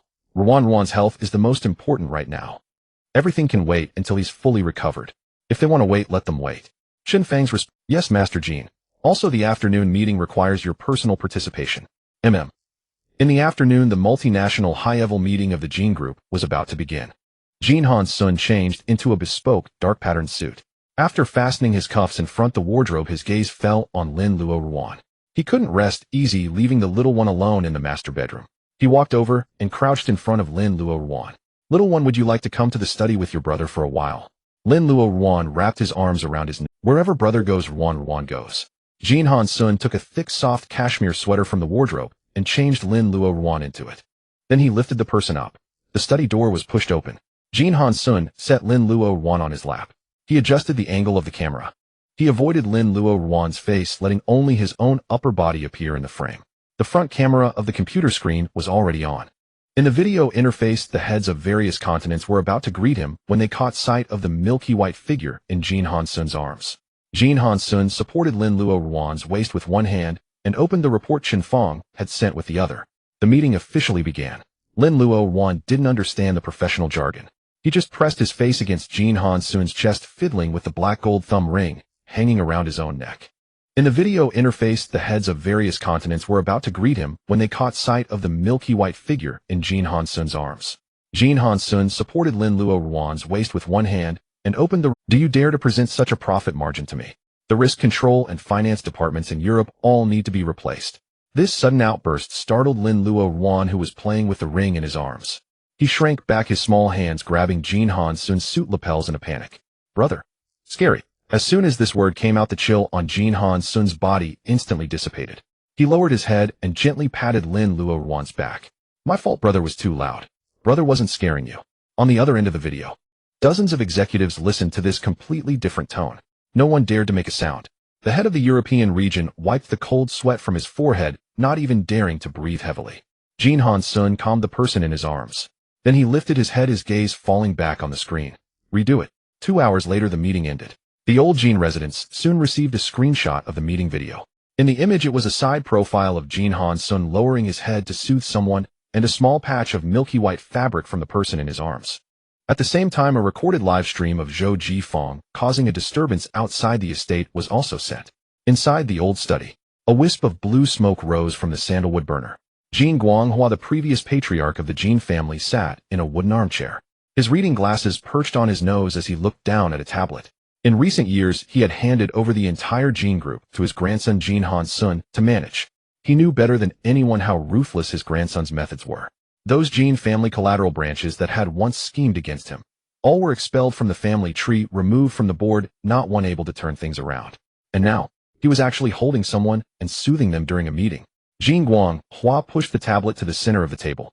His brows were deeply furrowed into a frown. This brat, when did he start protecting someone like this? The old butler, he standing by, smiled. The young master's life has been cold and lonely over the years. Having someone by his side is a good thing. Jin Guanghua's gaze rested on that meeting screenshot. After a moment, he spoke. He moved fast enough on the Lin family matter, and the cleanup must be thorough. How many eyes are watching in Linhai City? He would turn the entire city upside down for that child. If someone later uses the child as leverage. He refilled his tea. Master, with what the young master holds now, no one can touch him. Jin Guanghua took off his reading glasses. Prepare the car tomorrow. He'll go to the half-mountain estate myself. Should we inform the young master? No need. Jin Guanghua stood up and walked to the window with his hands behind his back. I want to see for myself what kind of child could make our Jin family's lone wolf learn to carry a cub back to the den and protect it.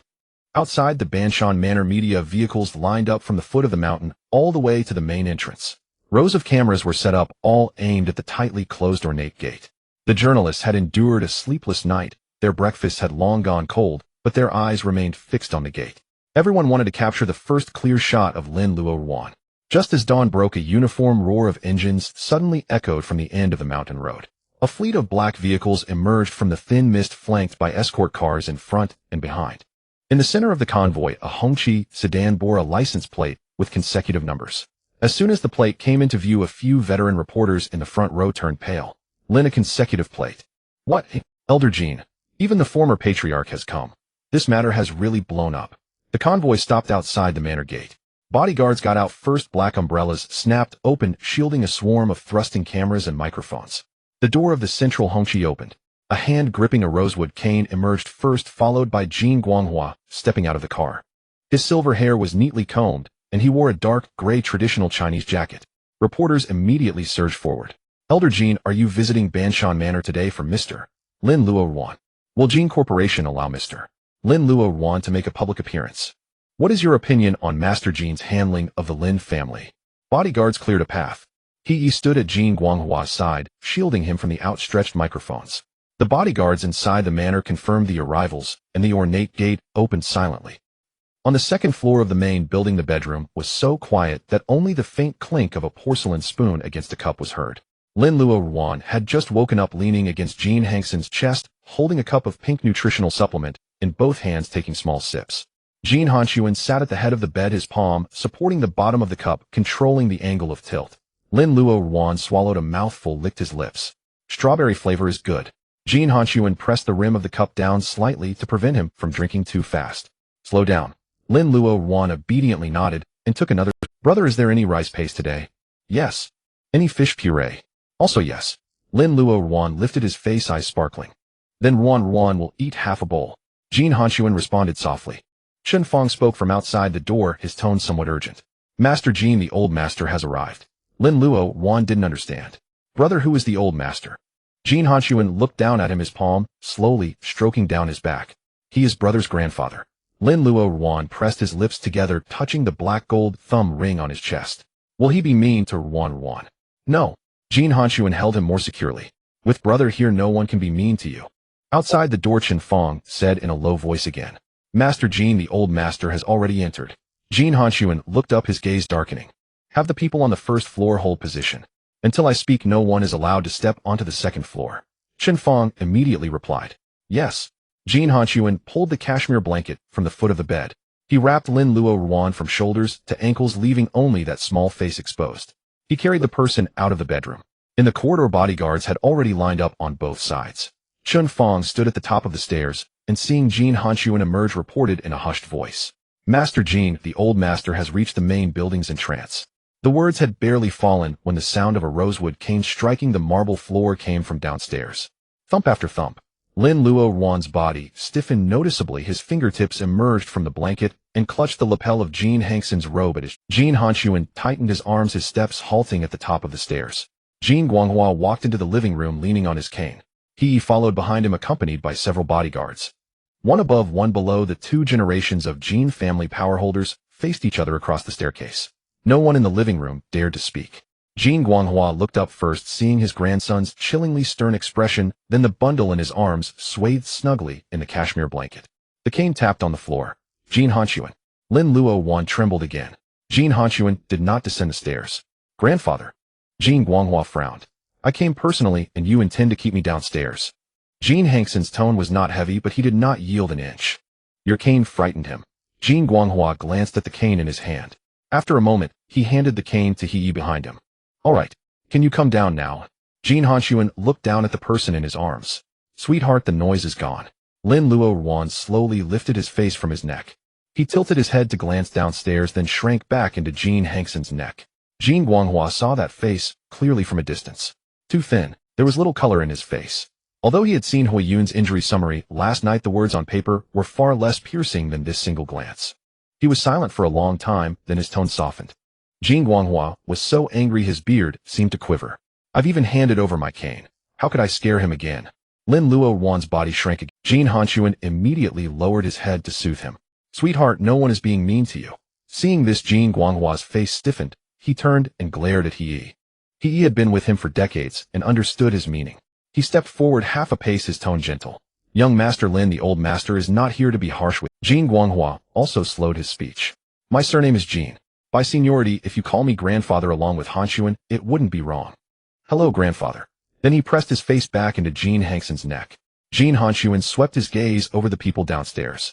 Too many people. Jin Guanghua turned to look at the row of bodyguards by the door. All of you get out. The bodyguards withdrew outside the door. Jin Guanghua then looked at the servants on the first floor. You all go down too. The living room quickly emptied. Hui Yun quietly raised the rice paste in his hand. Jin Hanxun looked down at the person in his arms. Sweetheart, shall brother carry you downstairs to eat the rice paste? Is that okay? Lin Luoruan looked downstairs, then at Jin Hanxun. After a moment, he nodded slightly.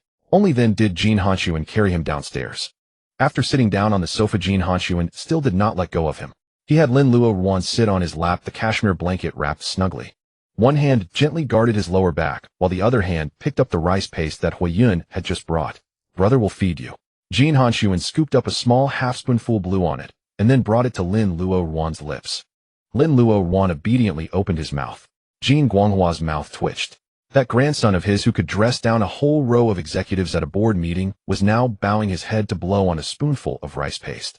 Lin Luoruan obediently opened his mouth. Jin Guanghua's mouth twitched.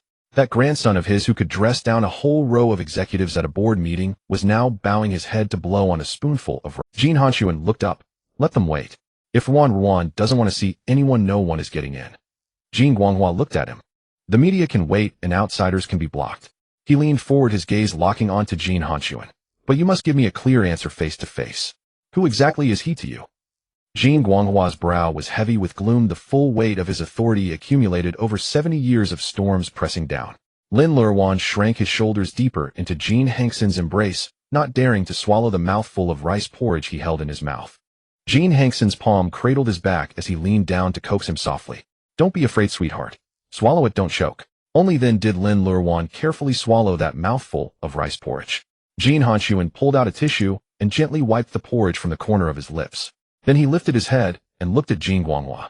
The tenderness in his eyes faded completely. Grandfather, put away your airs. He pulled Lin Luoruan closer, his tone cold and hard. He is my life. If you scare him, you can manage the Jin Corporation. Jin Guanghua slammed his teacup heavily onto the table. Jin Hanxun, are you threatening me? No, I am informing you. Jin Hanxun gave him no room to continue his rage. You haven't forgotten what happened 12 years ago, have you? The color drained slightly from Jin Guanghua. Why bring that up? Jin Hanxun set the porcelain bowl on the table, his freed hand gently stroking Lin Luoruan's back. The night father was murdered, he didn't even leave a last word. The collateral branches of the family wanted me dead, and I hid in the dark alley west of the city. The anger faded from Jin Guanghua's face, replaced by sorrow. That matter has been over for many years. For you it has passed. But for me, I still remember the smell of blood in that alley. Jin Hanxun spoke word by word. I had lost so much blood that I couldn't move a single part of my body. At that time, I just wanted to wait for death. He lowered his head and looked at the person in his arms. Lin Luoruan didn't understand what Jin Hanxun was saying. He only felt his brother's palm patting his back continuously. He simply nestled obediently, occasionally sniffing. He found me. Jin Guanghua jerked his head up. Who? Jin Hanxun's voice finally trembled with emotion. He was 7 years old then. I was lying on the ground. He walked over, crouched in front of me. He took a fruit candy from his pocket, unwrapped it, and put it into my mouth. Jin Guanghua's fingers gripped the armrest tightly. This part he had never known. When he arrived at the dark alley that year, he only saw his grandson covered in blood, barely breathing. His right hand was clenched into a tight fist. In his palm clutched a candy wrapper soaked through with blood. No one knew where the candy wrapper came from. Jin Hanxun never spoke of that night after waking up. Until today. Jin Hanxun's voice lowered. He said, brother, eat the candy, and it won't hurt anymore. No one in the living room spoke. Chen Fong hung his head. Hui Yun shrank behind the side hall door frame. He's eyes reddened, and he turned his face away. Jin Guanghua was frozen stiff on the sofa. 2 years later, you arranged for me to go abroad. Jin Hanxun continued. Before I left, I went to see him again. I told him wait for me to come back. He lowered his head, his fingertips touching the platinum chain hanging around Lin Luoruan's neck. I fought tooth and nail to reach this position, not just for the Jin Corporation. Jin Hanxun lifted his head, meeting Jin Guanghua's gaze. It's also for him. I want to marry him.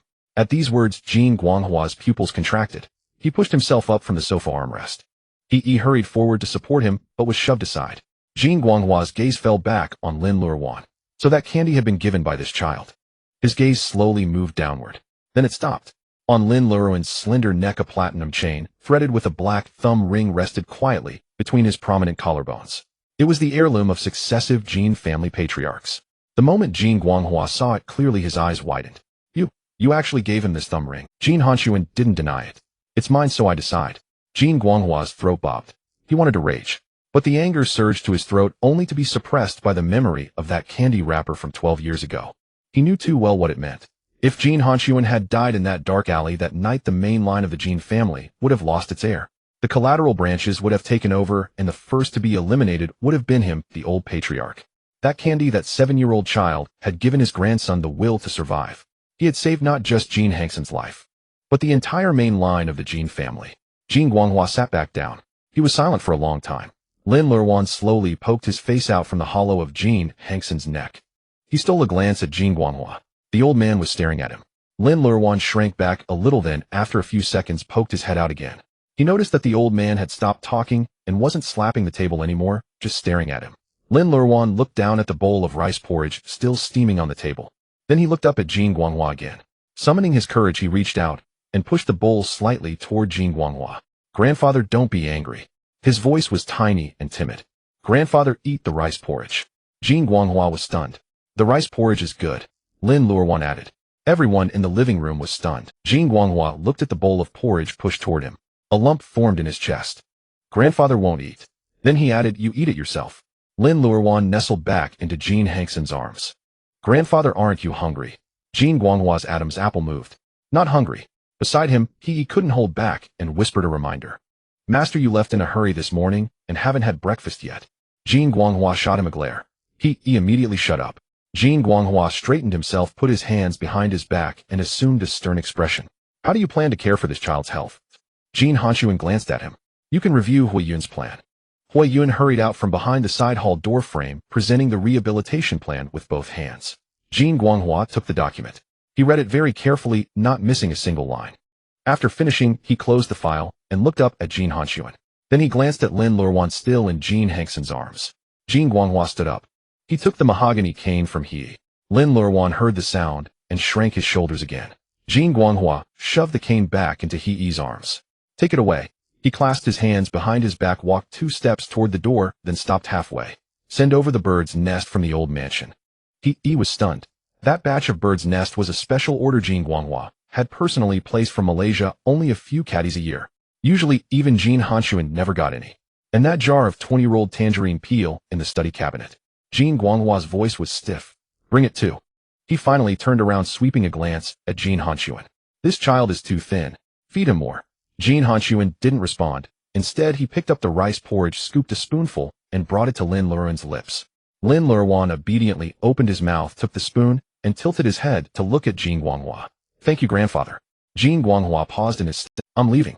You handle those media reporters at the door yourself. With that, the old man strode quickly toward the door. He nodded at Jin Hanxun, then trotted after him holding the cane. The front hall doors closed behind them. The living room fell back into silence. Jin Hanxun fed the last spoonful of porridge, then carefully wiped the remnants from the corner of Lin Luoruan's mouth with a tissue. Chen Fong had just breathed a sigh of relief when the screen of his tablet lit up. He glanced at the trending news on the tablet and felt his vision go dark. Master Jin, the media outside saw the old master leave and have started speculating.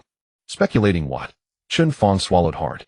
The media are speculating that you have a peculiar fetish, that young Master Lin has been tormented to the brink of death and can't get out of bed.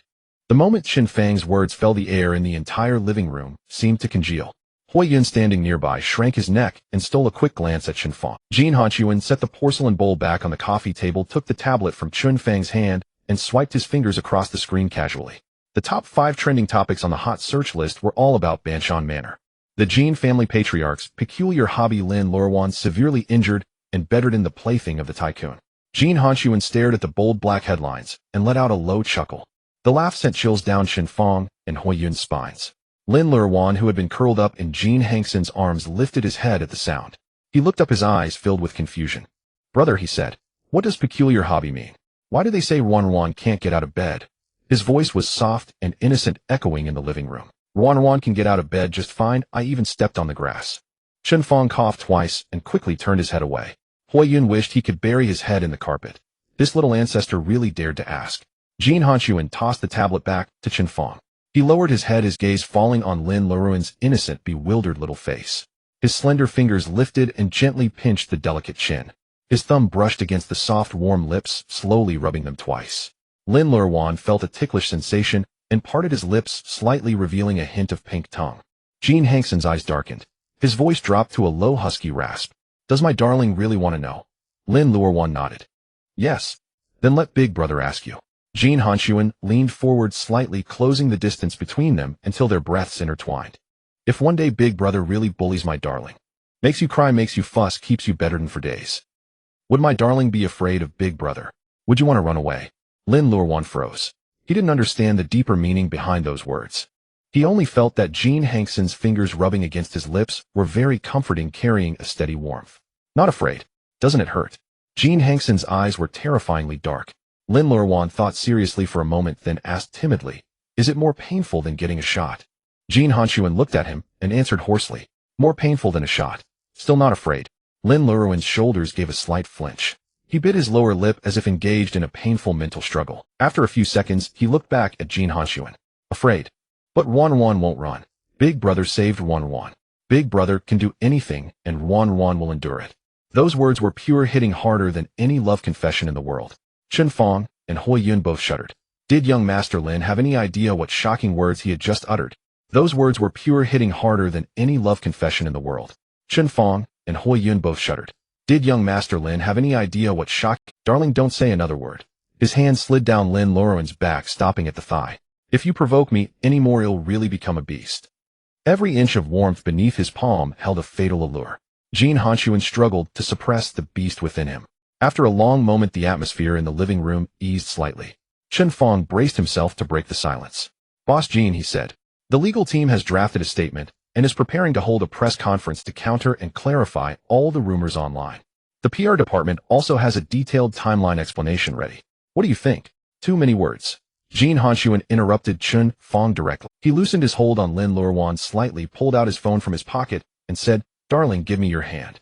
Lin Luoruan, confused, obediently extended. The wide sleeve slipped down, revealing a slender, fair wrist. Jin Hanxun placed his right hand over it, spreading his fingers and threading them through Lin Luoruan's. Their fingers interlaced tightly. The contrast was stark, his large knobby hand versus her small, soft, delicate one. Jin Hanxun adjusted the phone. The frame showed no part of Lin Luoruan's face, only their intertwined hands, and the gleaming black gold ring dangling from the open collar of his shirt. With a click, the photo was captured. Jin Hanxun logged into the official social account of the Jin family conglomerate, an account usually updated only for major business changes which he personally supervised. He uploaded the photo and quickly typed a few words on the screen, only legal spouse my life for all my remaining days. No further explanation. He tapped send. In just a few dozen seconds, the post was pinned to the top of every major social platform, exploding across the internet. All the black trending topics about peculiar hobbies were forcibly cleared and removed. In their place, the phrase, Jin family's only legal spouse, was splashed across the web in red. One picture, one sentence, completely shattered the faces of all the rumor mongers. Jin Hanxun tossed the phone back onto the table and ordered Express investigate the capital structure of the leading media outlets that started the rumors. Cut off all their financing channels. By tomorrow's market open, I want them all delisted and liquidated. Chen Fong immediately straightened his back. Understood. Only after everything was arranged did the murderous aura around Jin Hanxun slowly recede. He held Lin Luoruan's hand, the one he had just interlaced with his own. Lowering his head, he pressed his thin lips to the back of the hand, planting a kiss with the utmost reverence. Then moving upward, he kissed each slender knuckle, finally stopping at the fingertip, gently sucking on it. Lin Luoruan watched his movements curiously. Brother Ruan's fingers aren't sweet. Jin Hanxun lifted his face, his eyes brimming with unyielding tenderness. Big brother is telling darling that he will cherish you. Lin Luoruan paused. He looked at their clasped hands, then at Jin Hanxun. Then he leaned forward from within the blanket, imitating Jin Hanxun's earlier gesture, and awkwardly leaned in. His soft lips lightly pressed against the back of Jin Hanxun's knobby hand, and he gave a clumsy little suck. Ruan will cherish big brother too. He lifted his face, his eyes curving into beautiful crescent moons.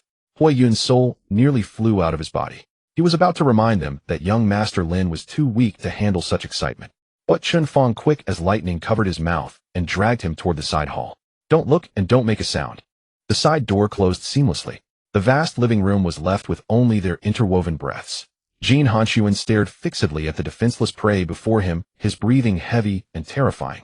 The warmth of those two soft lips still lingered on the back of his hand. His Adam's apple bobbed violently. The hand supporting Lin Luoruan's back tightened. Jin Hanxun restrained his force, gently lowering the boy onto the wide sofa, his body slowly leaning forward. He completely shrouded the frail form under his shadow. Darling, he said, his voice distorted, the fire in his eyes erupting in full. Since you said I can do anything, then big brother is going to collect some interest now. The sofa was wide enough, and Lin Luoruan sank into the soft cushions. The familiar scent of Jin Hanxun enveloped him, the scent of the big brother who had rescued him from the cage in the black market, a scent of safety. Following instinct, Lin Luoruan extended a slender arm from the cashmere blanket and wrapped it around Jin Hanxun's neck. Every muscle in Jin Hanxun's body was taut to the extreme. The light weight clung to him, carrying the unique warmth and milky fragrance of the little one rushing straight to his head. Lin Luoruan blinked his clear eyes, his eyelashes fluttering. Big brother, what is interest? He tilted his head with a hint of curiosity. Will collecting interest hurt like a shot? If it hurt, he would bear it too, because he had just promised his brother. Jin Hanxun stared fixedly at the face. So, will collecting interest hurt like a shot? If it hurt, he would bear it too, because he had just promised his brother. Jin Hanxun stared fixedly at the face, but reason desperately pulled him back. No, he was still too fragile. Jin Hanxun's Adam's apple bobbed violently several times. He forcefully suppressed the craving that was about to burst from his chest, his voice hoarse and trembling. It doesn't hurt. His large palm cupped Lin Luoruan's cheek, his thumb gently stroking the side of the face. Not only does it not hurt, it will feel very good. Lin Luoruan believed him and nodded very seriously. Then collect it, big brother. Ruan is not afraid. Jin Hanxun could no longer hold back. He slowly lowered his head, completely erasing the distance between them. Warm breaths intertwined. His thin lips with extreme restraint and utmost care landed on Lin Luoruan's lips. Very light. Just a simple press. Lin Luoruan's lips were soft and cool, carrying the lingering fragrance of rice paste. Jin Hanxun dared not use any force. He merely used his own lips to gently rub and meticulously grind against that softness. Lin Luoruan's eyes widened slightly. So this was collecting it. It really didn't hurt. It was quite pleasant. His brother's lips were a little hot, and when they pressed against him, an unprecedented tingling sensation climbed up his. He obediently kept his head tilted up, allowing Jin Hanxun to rub against his lips.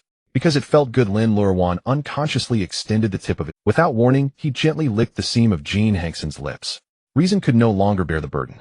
All the blood in Jin Hanxun's body rushed downward. He exerted strength in his arms, wanting to crush this unsuspecting prey into his very bones. But as his hand touched Lin Luoruan's thin back, he stopped. He couldn't continue. If he went on, he would definitely become a beast today. Jin Hanxun forced himself to pull back. He pressed his palms against the back of the sofa, straightened up, and sat down beside Lin Luoruan. His chest heaved violently. He gasped for air in large, ragged breaths. A thin layer of cold sweat broke out on his forehead, dripping down his sharp. So close. He had used every ounce of self-control in his life to barely shove the ferocious beast in his heart back into its cage. Lin Luoruan was still lying on the sofa. He slowly sat up, pulling the cashmere blanket over himself. His tongue unconsciously licked the corner of his lips that had just been kissed. The warmth of Jin Hanxun still lingered there. He tilted his head, looking at his brother, who was sitting beside him with eyes closed, trying to calm down. His little hand reached out and gently tugged at Jin Hanxun's clothes. He leaned in a little closer, his voice innocent and guileless. It really doesn't hurt. Big brother, I want you to collect interest again. These words were the cruelest spell of all. Jin Hanxun's breath caught. He looked at Lin Luoruan's face, so pure it was almost unreal, still carrying a hint of anticipation for something new. This utterly untainted dependence and trust completely defeated him. With a slightly trembling finger, Jin Hanxun gently tapped Lin Luoruan's nose. Not today. We've collected enough interest. Lin Luoruan touched his own nose, a little disappointed. He whispered in Then will we collect it tomorrow? Jin Hanxun scooped Lin Luoruan's blanket and all into his arms, resting his chin on the fuzzy top of his head. There's plenty of time. The little one owes me a lot of interest, so I'll have to collect it every day from now on. Lin Luoruan agreed readily. Okay, Ruan will let big brother collect interest every day. Jin Hanxun knew that if he held on like this, he would lose his life over it. He tried to change the subject. Little one, the little tiger, must be hungry. How about big brother goes with you to feed the little tiger? Hearing that the little orange cat was hungry, Lin Luoruan immediately became anxious. Feed the little tiger, don't let it go hungry. He hurriedly tried to get off. Jin Hanxun held him back. Don't rush, little one. It's cold outside. Let big brother change your clothes. He carried him up to the second-floor bedroom and picked out a soft cream-colored hoodie from the wardrobe. He dressed Lin Luoruan himself. Then he changed him into a pair of pure cotton fleece-lined light blue trousers. He rolled up the cuffs twice so they wouldn't drag on the floor. After changing, Jin Hanxun knelt on one knee on the carpet.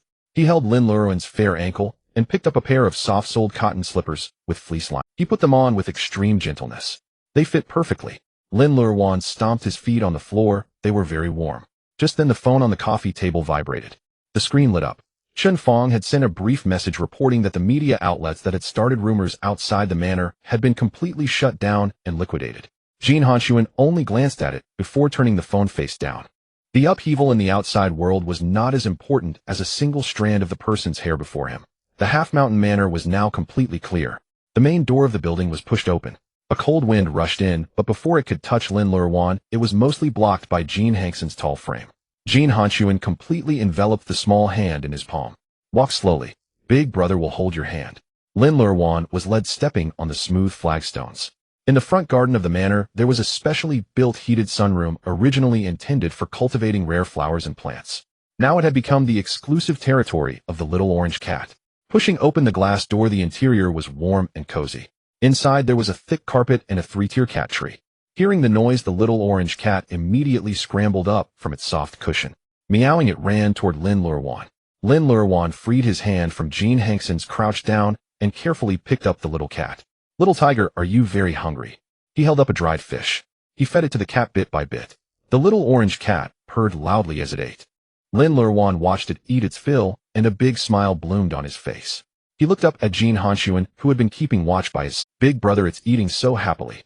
Jin Hanxun looked at his bright, smiling face, and a wave of warmth filled his heart. Because it knows that with the little one here it will never have to go hungry again. The two of them stayed in the sunroom for more than half an hour. Lin Luoruan held the little orange cat, and a thin layer of sweat had formed on the tip of his nose. Hui Yun's recovery plan explicitly required that Lin Luoruan must not be overexerted, and his physical activity must be strictly controlled. Jin Hanxun walked over, took out a handkerchief, and wiped his sweat. Little one, the little tiger is going to sleep now. We should go back and rest too. Lin Luoruan nodded, and placed the little orange cat back on its soft cushion. He reached out and rubbed its head. Little tiger, you have to grow up quickly. As they stepped out of the sunroom, they saw Chen Fong and Hui Yun standing at the corner. Chen Fong was gripping Hui Yun's white lab coat tightly. Old will believe me, this absolutely cannot happen. Hui Yun wore a look of resignation. Chen Fong was gripping Hui Yun's white lab coat tightly. Old will believe me, this absolutely cannot happen. Hui Yun wore a, what are you two making a fuss about here?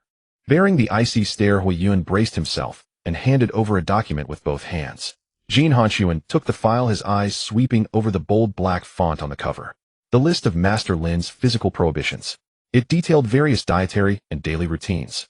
Further down, the first appendix was printed with a few. All forms of strenuous activity are strictly prohibited, and any excessive emotional agitation of the patient is forbidden. Jin Hanxun raised his hand to adjust his cuff. The estate is short of door gods today. Both of you go stand guard at the main gate now. Chen Fong inhaled sharply, lowering his voice to curse at Hui Yun. When will you stop dragging me into trouble? Hui Yun, knowing he was in the wrong, shrank his neck and remained silent. Before leaving, he retrieved a flat white porcelain box from the bottom of his medical kit and handed it to Jin Hanxun.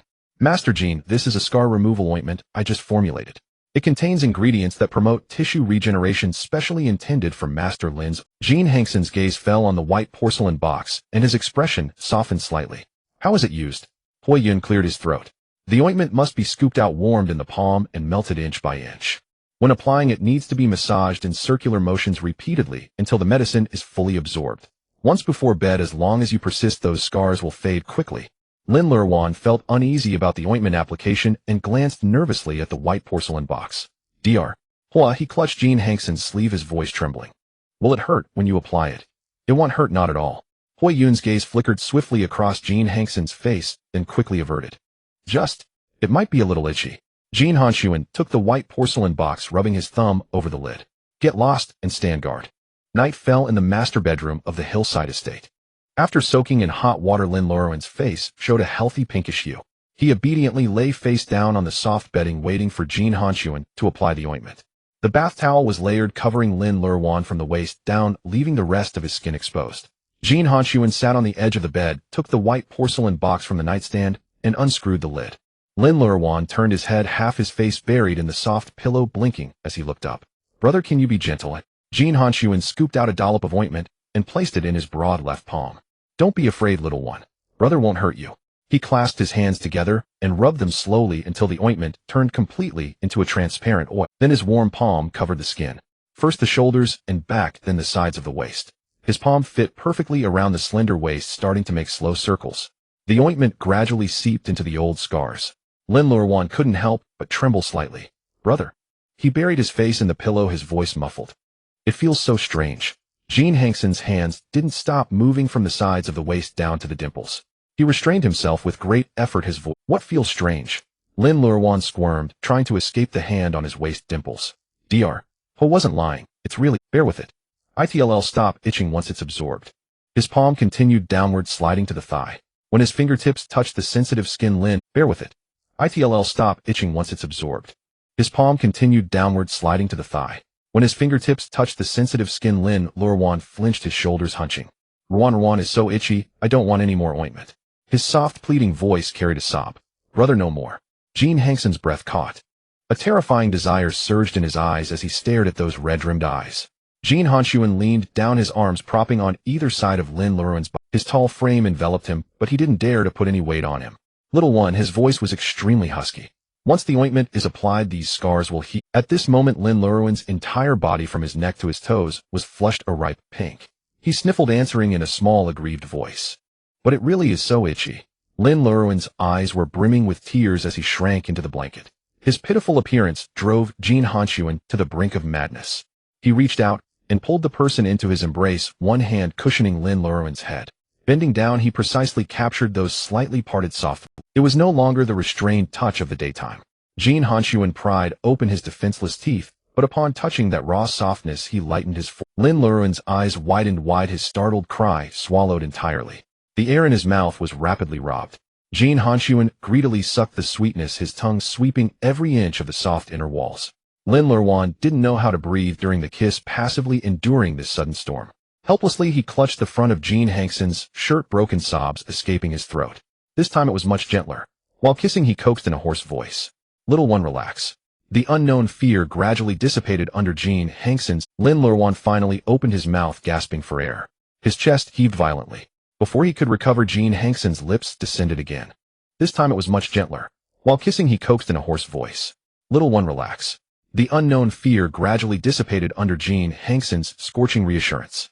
If it weren't for Lin Luoruan's body being too weak, he would have devoured him tonight. By the time the ointment was fully absorbed, Lin Luoruan was already lying limp on Jin Hanxun's chest, tears still until the ointment was evenly spread. Jin Hanxun finally understood why Huiyun had risked his life earlier to present that list of the young master's physical prohibitions. If it weren't for Lin Luoruan's body being too weak, he would have devoured him tonight. By the time the ointment was fully absorbed, Lin Luoruan was already lying limp on Jin Hanxun's chest, tears still clinging to his lashes. Even his breathing carried a sense of grievance. "Brother is a big bad wolf." His voice was hoarse as he accused Jin Hanxun of the violence just now. "You collected so much interest." Jin Hanxun chuckled, pulling the blanket over him. He pecked Lin Luoruan's swollen red lips. "Yes, brother is a bad wolf. From now on, every night the bad wolf will apply ointment for the little." The next morning, Chen Fong pushed open the side door of the hillside estate with two huge dark circles under his eyes. After standing guard all night, his bones were almost frozen stiff. He shivered as he walked into the side hall and downed a large cup of hot coffee. Huiyun was in worse shape, snoring loudly on the sofa. Just as Chen Fong was about to close his eyes for a nap, his work phone suddenly vibrated in his pocket. He forced himself to stay alert, pulled out his phone, and glanced at the message on the screen. Most of his fatigue faded. Chen Fong nudged Huiyun. "Old Hu, don't sleep. Your mission just got a lot more difficult." Huiyun was drowsy, mumbling incoherently. "No matter how tough. Let me catch 5 more minutes of shut-eye first." Chen Fong leaned closer, lowering his voice with a hint of schadenfreude. "Stop sleeping, you've got a big job on your hands. The old master just sent word. Next month, the winter solstice family banquet. Young Master Lin needs to regain his color and attend steadily with Master Jin." Upon hearing this, Huiyun sprang up from the sofa. "Next month, winter solstice. That's only 30-something days." He ran his hands through his hair in frustration, pacing back and forth. Young Master Lin's stomach is completely ruined. He can only survive on liquid food and nutritional supplements. One extra bite will cause spasms. How am I supposed to restore his color? With my own life. Chen Fong spread his hands. "That's your problem. The words steady and proper must be met regardless." Then he added a meaningful remark. "You know Master Jin's temper. If young Master Lin sneezes at the winter solstice banquet, guess who'll lose his head first." Huiyun drew a sharp breath and resignedly opened his notebook. The original step-by-step rehabilitation plan had to be completely overturned, now compressed into 30 days to produce results. Biting the pen cap, he felt that his head would sooner or later be sacrificed on this plan. Just then the sound of a car horn came from outside the ornate wrought iron gate of the manor. A Maybach S680 pulled up steadily at the entrance. It was the car from the old residence. The car door opened, and he stepped out with several bodyguards. The bodyguards carried gift boxes of various sizes wrapped in dark red brocade cloth. Chen Fong went out to greet them at the main building's entrance, slightly bowing. "Uncle He, why are you here so early?" He smiled amiably. "The master ordered me to deliver the goods from the old residence." The bodyguards laid out the gift boxes one by one. Huiyun leaned in for a glance, his eyes nearly popping out. It was the finest grade golden threadbird's nest, a whole box weighing a full 2 Jin. The other boxes contained the finest aged tangerine peel treasured by the old master for over 20 years. Priceless and rare. This aged peel is best for stewing soup to nourish the stomach. Warm the bird's nest every day and have young Master Lin drink it. He gave meticulous instructions. Huiyun swallowed hard, rapidly adjusting the plan in his mind. Adding these items gradually, the 30-day deadline might not be impossible. Inside the main building, a faint sound came from the spiral staircase on the 2nd floor. Jin Hanxun, while tying the belt of his black silk robe with one hand, carried a creamy white figure in the other arm, slowly descending the stairs. Lin Luoruan was wrapped in the oversized fine velvet robe, his cheek buried against Jin Hanxun's neck. Still half asleep, his eyes were half open, and his voice was soft and sleepy. Brother Luoruan wants to sleep a little more. Jin Hanxun gently patted his back. Be good, drink the formula first, or your stomach will be empty. After descending to the living room, Jin Hanxun glanced over the gift boxes on the table, then looked at He. He quickly stepped forward 2 paces and slightly bowed. Young master, these were sent by the master's order to nourish young master Lin's health. Hearing the unfamiliar voice, Lin Luoruan turned his face slightly. Realizing it was the uncle who was with the old grandfather yesterday, he poked half his head out from Jin Hanxun's arms, rubbed his eyes, and obediently said hello. His voice was soft, carrying a sleepy hoarseness. He looked up with a smile. Young Master Lin, did you rest well? Before he finished, the smile on his lips froze. He saw it clearly. Lin Luoruan's originally pale lips were now swollen, as if they had been repeatedly mistreated. Not just the lips. On his small fair chin, there was a faint ring of red marks. Moving his gaze further down at the open collar of the robe, the edge of his collarbone also bore several ambiguous marks. He's scalp tingled, his heart pounding. What a sin. The young master couldn't hold back. Young Master Lin's frail body. How could it withstand such rough treatment? He dared not look further, hastily lowering his head, his voice trembling. Since the goods have been delivered, they'll return to the old residence to report. Young Master Lin is weak. You must take it easy. With that, he didn't even take the tea Chen Fong offered and hurried out of the main building with the bodyguards. Chen Fong glanced at the redness on Lin Luoruan's lips. Those marks were completely different from violent injuries. If Master Jin had truly used force, young Master Lin would never be lying so peacefully in his arms. Meanwhile, Hui Yun had already started adding checkup items in his mind. In the dining room, morning light streamed through the floor-to-ceiling windows. Jin Hanxun sat Lin Luoruan on his lap, securing him with one arm, while lifting the nutritional formula with the other. Lin Luoruan leaned against his chest, obediently opening his mouth to take the cup's rim. But as soon as his lips touched the cup, he hissed and pulled back. Jin Hanxun immediately set down the cup and instead used a small spoon to scoop up the formula, bringing it to his lips. Come, open up. Brother will feed you. Last night he indeed hadn't held back his strength. Although it was only kissing, it was still a bit excessive. Lin Luoruan swallowed a mouthful of formula, then stuck out his tongue to lick his lower lip, letting out a soft gasp. Brother, my mouth hurts a little. Guilt flickered in Jin Hanxun's eyes. He placed his large hand on Lin Luoruan's back to soothe him. It's brother's fault. Jin Hanxun gently tapped his nose. Just as he was about to lower his head to place a soothing kiss on the Jin Hanxun gently tapped his nose. Just as he was about to lower his head to place a soothing kiss on those swollen lips, the phone on the table suddenly vibrated. The screen showed Old Residence Hotline. Jin Hanxun glanced at the caller ID, pressed the phone to his ear with one hand, while the other hand still protected Lin Luoruan's back. Before he could speak, Jin Guanghua's thunderous roar came through the receiver. Jin Hanxun. The volume was so loud that it leaked out of the earpiece. The sound made Lin Luoruan tremble all over. He shrank his shoulders and clutched Jin Hanxun's lapel.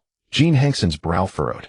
He covered one of Lin Luoruan's ears with his palm and pulled him closer into his arms. Please lower your voice. You're scaring him. You have the nerve to tell me to lower my voice. Jin Guanghua was furious on the other end, panting with rage. The voice was too loud. Jin Hanxun pulled the phone a few inches away from his ear. But the old man's voice was loud enough to fill the living room. You only said yesterday that he is your life, and this is how you protect him. How can his body withstand your rough handling? You beastly scoundrel. The more he scolded, the angrier he got, and the louder his voice became. If you can't control yourself, I'll send someone to take the child away today. They'll keep him at the old residence and watch over him myself. Jin Hanxun's eyes darkened. Bullshit. Jin Guanghua sneered repeatedly. He saw it with his own eyes. His lips are swollen like that, and you tell me you didn't cross the line. Bullshit. Jin Guanghua sneered repeatedly. He saw it with his own eyes. His lips are swollen like that, and you tell me you didn't cross the line. Because Lin Luoruan's ears were covered by Jin Hanxun on the outside, sounds became muffled, but the roars were too loud. Fragments of words still seeped through. Rough handling, take away. Who was going to be taken away? Was it going to take him away from brother? Lin Luoruan began to tremble all over, burrowing desperately into Jin Hanxun's arms. He didn't want to leave brother. Besides, Grandpa was scolding brother. Was it because his own mouth was swollen that Grandpa was so angry? But that wasn't brother's fault. Lin Luoruan gently bit his still swollen lower lip and tremblingly poked half his head out from Jin Hanxun's arms. He looked at the phone, still emitting roars, his lips moving slightly. On the other end of the phone, Jin Guanghua was still fuming. You little brat. You must give me an explanation today, or I'll send a car to Grandpa. Lin Luoruan clutched the fabric of Jin Hanxun's shirt tightly. He sniffled, his voice trembling. Grandpa, don't scold brother. Brother didn't torment Luoruan. There was no response from the other end. Lin Luoruan thought Grandpa didn't believe him, so he anxiously touched his slightly swollen lips, tears swirling in his eyes. Really no torment. Brother was just collecting interest. His soft, sticky voice echoed through the living room. On the other end of the phone, Jin Guanghua was stunned for a full 5 seconds. Collecting interest. In all his years he had never heard such a thing. That scoundrel of a grandson of his had actually used such a shameless excuse to fool a child as innocent as a blank sheet of paper. The old patriarch choked on his breath, his face turning red. Jin Hanxun, you shameless. Just as he was about to launch another attack, he, standing nearby, clamped his hand over the receiver. Master, calm down. If you keep shouting like that, the young master won't be afraid of you, but you'll scare the young master of the Lin family. Jin Guanghua glared and tried to push He's hand away. Think about it. The young master of the Lin family is already shy around strangers. He just said a few words to protect the young master. If you make him cry with your roar, the young master will be angry with you, and the Lin young master will be even more afraid of you. This hit the nail on the head. Jin Guanghua's raised hand froze midair. He wanted to curse his grandson for being shameless, but he was afraid of scaring the child who had just pleaded for mercy on the other end of the phone. He could only swallow the words shameless hard. After a long moment, Jin Guanghua let out a heavy snort through the phone. You take good care of him. Then he hung up with a sharp click. The dining room of the hillside manor fell silent. Jin Hanxun tossed his phone aside and looked down at the trembling figure in his arms. He never expected that the little one who would shrink and tremble at the slightest raise of a voice had just dared to defy the old patriarch's thunderous rage to speak up. Brother. Lin Luoruan lifted his face and called out softly, interrupting his thoughts. Tears finally streamed down in drops. He sobbed heavily, pressing himself into Jin Hanxun's embrace. Luoruan doesn't want to be taken away. Luoruan is very good collecting interest for brother every day. Brother, don't let Grandpa take me away, okay? Each tearful plea was like a knife carving into Jin Hanxun's heart. He cradled the back of Lin Luoruan's head gently, wiping away the tears with his thumb. Not leaving. His voice was hoarse. Jin Hanxun lowered his head and kissed the corner of his eye with utmost tenderness. One after another. His movements were gentle. Lin Luoruan's tear-laden eyelashes fluttered. He lifted his face, staring blankly at Jin Hanxun, as if lost in thought. Though his mouth ached, the kisses at the corners of his eyes felt warm and pleasant. Was this also interest? If so, would letting brother collect more interest keep him from... That thought crossed his little mind. Lin Luoruan sniffled and stopped crying. Obediently, he tilted his chin up, pressing his cheek deeper into Jin Hanxun. His soft nasal murmur fell upon Jin Hanxun's ear. Brother, you can take as much interest as you want. Like this, Luoruan won't be taken away, will he? Jin Hanxun's lips slowly traced down his cheek, finally resting on Lin Luoruan's earlobe. He parted his lips, gently taking the soft flesh into his mouth, licking it. Lin Luoruan shivered, ticklish, yet not pulling away. Jin Hanxun's breath brushed against his ear hollow. Sweetheart, no one can take you away from your brother, not even the old patriarch. You are mine. Lin Luoruan wrapped his arms around Jin Hanxun's waist, burying his face in his broad shoulder. He responded softly. Luoruan is brothers. Outside the door, Chen Fong steeled himself and knocked on the open door frame, shattering the tender moment in the dining room. Master Jin. Jin Hanxun, still savoring the milky scent at his neck, knit his brows at the interruption. He lifted his gaze, and the temperature plummeted the moment his eyes fell on Chen Fong. Enduring that murderous glare, Chen Fong quickly raised a file to shield his chest and spoke rapidly. The old patriarch has ordered that at the winter solstice family banquet next month you are to bring the young master of the Lin family. The air in the living room seemed to freeze for a moment. A flicker of surprise crossed Jin Hanxun's eyes. The Jin family's winter solstice banquet had always reserved the seat of honor for the rightful mistress of the main branch. The old patriarch was using this opportunity to formally announce Lin Luoruan's status to all the collateral branches. He was legitimizing his sweetheart. Lin Luoruan didn't understand what a family banquet meant. He lifted his head from Jin Hanxun's shoulder, his eyes still red, and looked timidly at Chen Fong. What's a family banquet? Jin Hanxun held him tighter. It's a meal with many people. But don't be afraid. Brother will take you and let everyone know that you are brother's person. Whoever dares to be harsh with you, brother, will break their... Jin Hanxun said the last sentence lightly, yet it carried a chilling menace. Lin Luoruan was a little frightened and clutched his fingers. Brother, don't fight. Jin Hanxun lowered his head and kissed his fingertips. All right, no fighting. Brother will listen to sweetheart.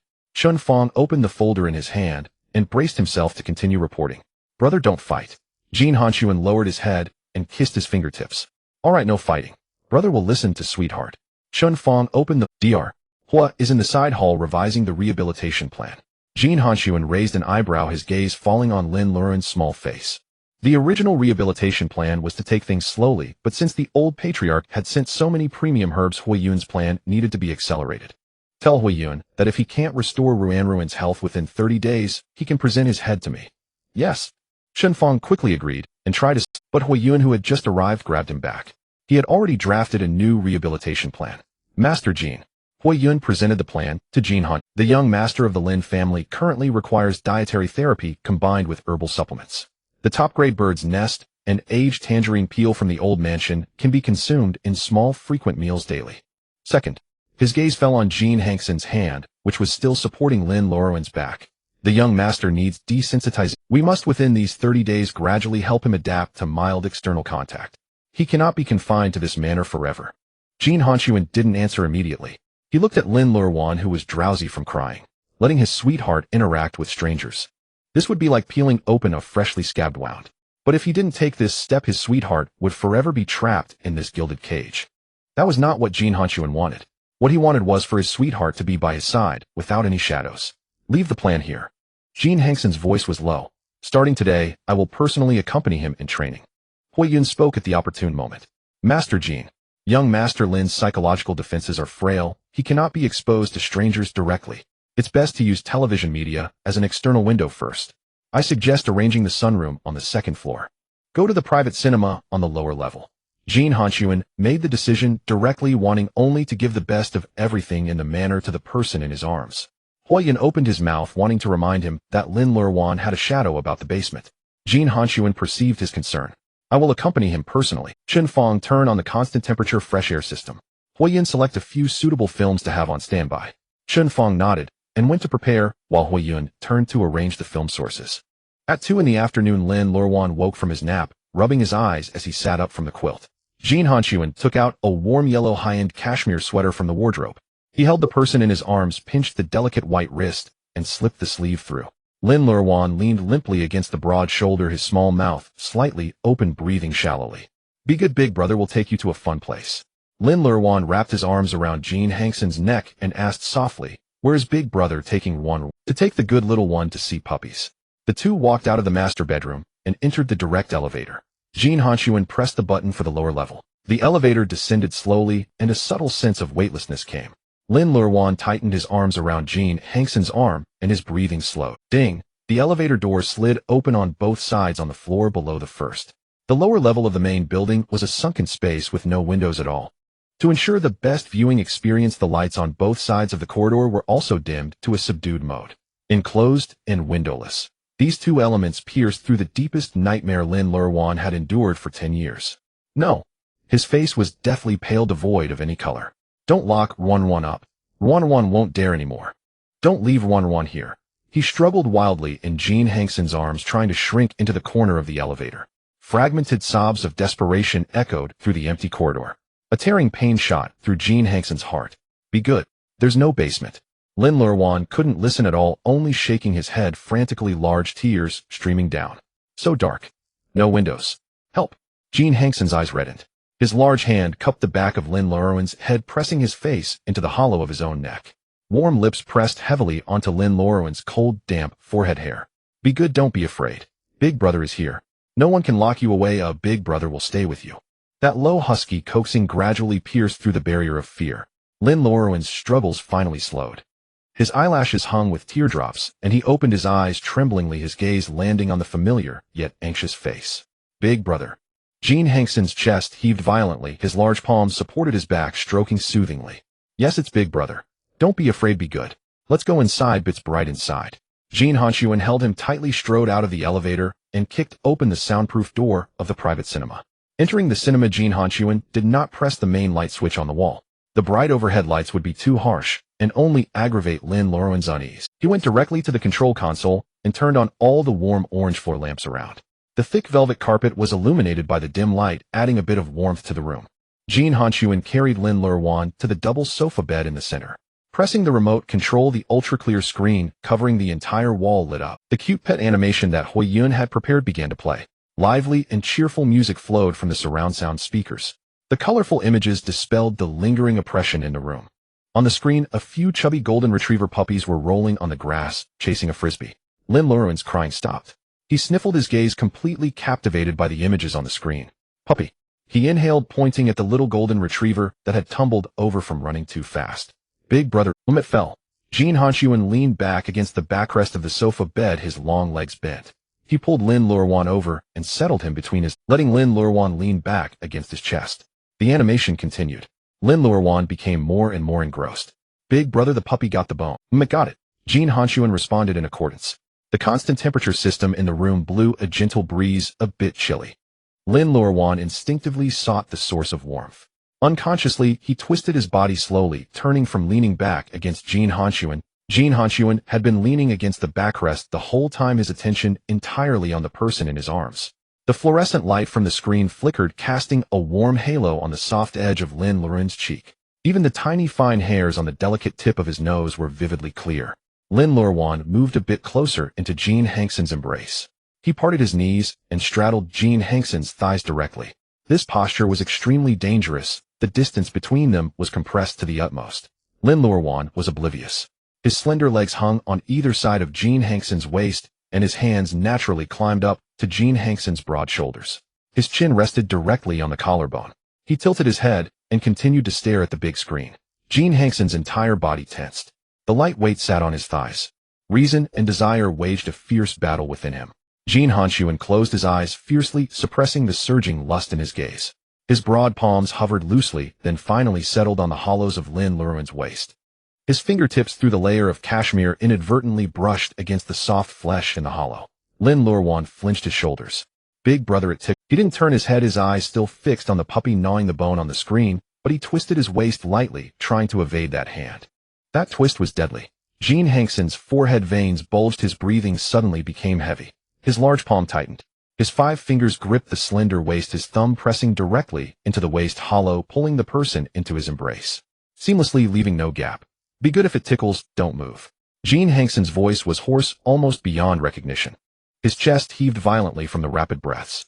Lin Luoruan pressed down, felt his legs go weak, pressing even more tightly against him. He tried twisting again, attempting to adjust to a more comfortable position.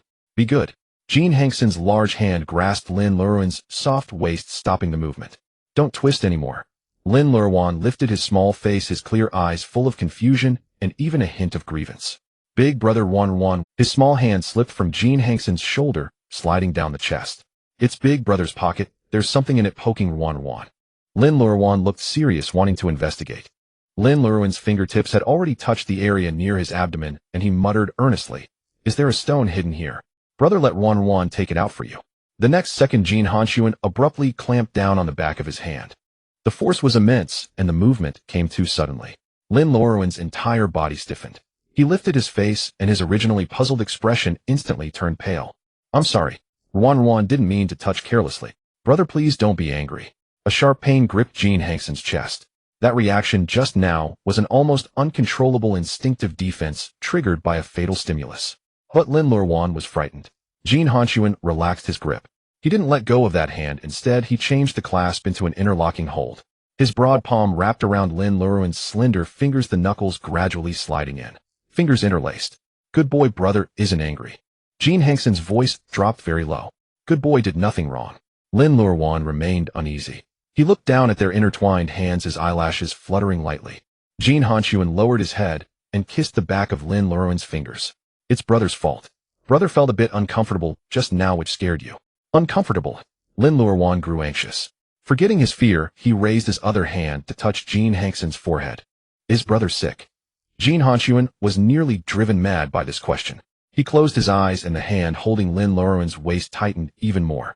He couldn't continue this topic. If he did, his vaunted self-control would surely collapse completely today. On the giant screen, the cartoon just switched to a puppy chasing a butterfly. That little golden retriever ran too fast, its front paws slipping, and it flopped straight into the grass. Jin Hanxun immediately raised his hand and pointed at the screen. "Good boy, look. The puppy is catching butterflies." Lin Luoruan was indeed captivated. He turned his head, his attention shifting back to the screen. "Oh, it missed and fell." It missed. Jin Hanxun went along with him. The scene on the giant screen had completely absorbed Lin Luoruan. But as he watched the cartoon, he didn't realize how dangerous his posture was. Lin Luoruan sat entirely on Jin Hanxun's lap, knees spread on either side. His cheek still rested against Jin Hanxun's shoulder, his head tilted, eyes bright and fixed on the giant screen. Every time the puppy took a step on the screen, he swayed slightly. The veins on Jin Hanxun's temples throbbed with pain. His back was already drenched in sweat. He had made decisive moves in business wars and faced gunfire and bullets. Never had a moment been as agonizing as this. The person in his arms was unbearably soft, yet utterly innocent. Still while watching the puppy, he murmured softly, "Brother, that puppy fell again. Will it hurt? No puppies are tough. But Ruan hurts when he falls. Is Ruan not tough?" Jin Hanxun lowered his head and brushed away the stray strands of hair hanging by Lin Luoruan's cheek. "My good boy is the most delicate." Lin Luoruan blinked, turned to stare at him. "Can Ruan be delicate?" "Yes." Jin Hanxun gently massaged the back of his hand with his thumb. "With brother you can be anything." After hearing this, Lin Luoruan leaned further into his. Jin Hanxun's breath caught. His rationality was at its limit. He reached out and supported Lin Luoruan under his armpits, his movements already very gentle. He only wanted to move him to the empty seat beside him, even if it was just a tiny distance. But as soon as Lin Luoruan was lifted half an inch, his body suddenly tensed. His gaze, which had just been on the screen, instantly snapped back, staring at Jin Hanxun in panic. Tears fell without warning. "Brother." His two thin arms clung desperately to Jin Hanxun's waist, pressing himself even closer. "Ruan is good. Brother, don't push Ruan away." This embrace was even more fatal than before. But Lin Luoruan was only focused on fear. He buried his face in Jin Hanxun's chest, his voice choked with tears. "Brother, don't abandon Ruan." Jin Hanxun instantly regretted it. 10 years in the... Jin Hanxun placed his palm on Lin Luoruan's back, gently patting it. "I'm not pushing you away, brother, was just afraid you'd get tired from sitting." Jin Hanxun lowered his head and kissed the top of his head. Lin Luoruan sniffled. Ruan isn't tired. Ruan wants brother to hold him." He didn't get off Jin Hanxun's lap. Instead, he held on tighter. Jin Hanxun leaned back against the sofa, his chest rising and falling heavily. Sweet and deadly. This position was torturous enough. Just as he was enduring this torment, the phone in his pocket vibrated. Jin Hanxun freed one hand to pull it out. It was a message from Huiyun. "Boss Jin, it's time for young Master Lin to eat." He stared at the line, thinking for the first time that Huiyun was somewhat useful. "Good boy, time to eat. The puppy needs to eat." Jin Hanxun slipped the phone back into his palm and looked down at Lin Luoruan. Seeing the puppy on the giant screen gnawing on a bone, Lin Luoruan obediently nodded. Brother will take Ruan to eat." When they returned to the first-floor dining room, Huiyun was already waiting by the table. On the table was a small white porcelain bowl, and beside it a dark-colored medicine bowl. Chun Fong stood at a distance holding a tablet. He glanced at the two of them. Young Master Lin's eyes were red. Boss Jin's forehead was still sweaty. Chun Fong immediately averted his gaze. Huiyun, however, pretended to be calm. "Boss Jin, the tangerine peel and lean meat soup has been skimmed of oil, and the temperature is just right. This Chinese medicine nourishes the stomach and replenishes qi with a very light dosage. It won't irritate the stomach." Jin Hanxun seated Lin Luoruan on his lap, picked up the small spoon, and tested the temperature first. "Good boy, come on, open wide." He fed the first spoonful of soup. The soup was warm, and after swallowing, Lin Luoruan urged softly, "Brother, this is delicious. Ruan wants more." Jin Hanxun scooped another small spoonful. After finishing half the bowl of soup, Lin Luoruan's face finally regained some color. Huiyun was jotting down notes rapidly beside them. "Good response today. Our soup can continue. Add a small portion of bird's nest in the evening." Once the soup was finished, Huiyun pushed the medicine bowl forward. Lin Luoruan was still licking the residual soup flavor from his lips. When he saw that bowl of brown medicinal juice, his fingers slowly curled up. "Brother." Jin Hanxun sensed his reluctance. "Don't want to drink." Lin Luoruan neither nodded nor shook his head. He looked down at the dark medicinal liquid, then lifted his face to stare blankly at. In the theater just now, brother hadn't pushed him away and had held him gently. Brother was the kindest person to him in these 10 years. He put the softest clothes on him, fed him sweet drinks, and promised never to abandon him. So Ruan had to be sensible. He couldn't let brother worry, couldn't be a disobedient bad child. Lin Luoruan extended his two thin hands and tightly grasped the medicine bowl. Seeing this, Jin Hanxun covered his large hand over to support the bottom of the bowl. "Good boy, drink slowly. If it's bitter, brother will have someone bring sugar immediately." Ruan isn't afraid. Ruan is good." Lin Luoruan replied softly, then closed his eyes, and without hesitation pressed the rim of the bowl to his. Lin Luoruan pressed the rim of the bowl to his lips, tentatively taking a small sip. The medicinal liquid slid down his throat, bringing a wave of astringency and bitterness swiftly spread across the root of his tongue and the roof of his mouth. His slender brows knitted into a tiny knot, and his entire face contorted in a pitiful frown. Lin Luoruan dared not make a sound, even slowing his breath, holding the bowl upright with both hands. Jin Hanxun had been sitting beside him, watching without blinking. From the moment Lin Luoruan lifted the bowl, his gaze never wavered. Seeing the once relaxed little face gradually crumple in his arms, Jin Hanxun felt his own heart tighten. That silent, suppressed grievance was far more piercing to his nerves than any loud crying. A broad, warm hand directly covered the bowl, the heat of his palm steadying it as he gently moved the porcelain away from Lin Luoruan's lips. Once the touch on his lips vanished, Lin Luoruan opened his eyes in panic. The medicine wasn't finished yet. His brother had taken the bowl away. He must have done something wrong, angered his brother. He looked up, tears swirling in his eyes, and stretched out his arm to reach for the bowl in Jin Hanxun's hand. Brother, don't take it away. Luoruan will be good. Luoruan can drink the medicine. Luoruan will be sensible. Jin Hanxun casually set the bowl on the nearby table, then pulled the frail, trembling body firmly into his embrace. A precious one doesn't need to be sensible. A low voice slid into his ear. With your brother you can do whatever you want. When you're scared, hide in your brother's arms. Jin Hanxun's broad hand stroked along his spine, patiently caressing over and over. You can be spoiled and mischievous, you can be lawless. Even if you tear down this man, moisture still shimmered in those clear eyes, revealing a hint of timidness. He sniffled hard, pondered Jin Hanxun's words seriously, then gently shook his head. Luoruan won't tear down the house. The voice was soft and tender, thick with a nasal tone. Jin Hanxun's previously gloomy mood was covered in a layer of gentle warmth by those words. All right, we won't tear down the house. He picked up the bowl of medicine again. But instead of bringing it to Lin Luoruan's lips, Jin Hanxun tilted his head back and took a large mouthful of the medicinal liquid. The bitter and numbing taste spread through his mouth. He set down the bowl, leaned close to Lin Luoruan, wrapped one arm around the slender back, then lowered his head and pressed against those cool, soft lips. Lin Luoruan was completely caught off guard. Enveloped by that familiar cold scent, he felt dizzy, allowing the scorching warmth to spread between his lips and Jin Hanxun gently parted his teeth, slowly transferring the warm medicinal liquid through their intertwined lips. The heart-racing heat suppressed the bitterness of the medicine. Lin Luoruan, surrounded by overwhelming tenderness, closed his eyes and let his throat bob, swallowing the liquid. Their breaths tangled together. After the first swallow, Jin Hanxun pulled back slightly. Lin Luoruan panted softly, a faint pink blush spreading across his cheeks. Jin Hanxun's thumb brushed gently across the corner of Lin Luoruan's moist lips. After the first swallow, Jin Hanxun pulled back slightly. Lin Luoruan panted softly, a faint pink blush spreading across his cheeks. Not bitter anymore. The medicine my brother feeds me is sweet. Jin Hanxun lifted the bowl again and took a second mouthful. The same motion. The same mingling of breaths. The remaining half bowl of medicine was thus fed mouthful by mouth. He no longer resisted the originally numbing taste. Instead, he grew a little greedy for the warmth when they were close. The last drop of medicine was. Jin Hanxun casually pushed the empty bowl aside, picked up the cup of warm water that had been kept nearby. He took a mouthful of the clear, warm water. Leaning down, he pressed against the now redder and fuller lips. The warm water washed away the lingering medicinal taste in his mouth. Lin Luoruan gasped for air, his chest heaving violently. He leaned limply against Jin Hanxun's chest, his eyes misty. Brother, why do you drink the medicine like this? Jin Hanxun caressed his burning cheek with his thumb. Brother is collecting interest. Lin Luoruan nodded, half understanding. Then brother should collect more interest. Luoruan likes it. He'll collect it every day. Brother likes it too. Jin Hanxun wrapped Lin Luoruan in a thick cashmere blanket, patted his back to coax him to rest.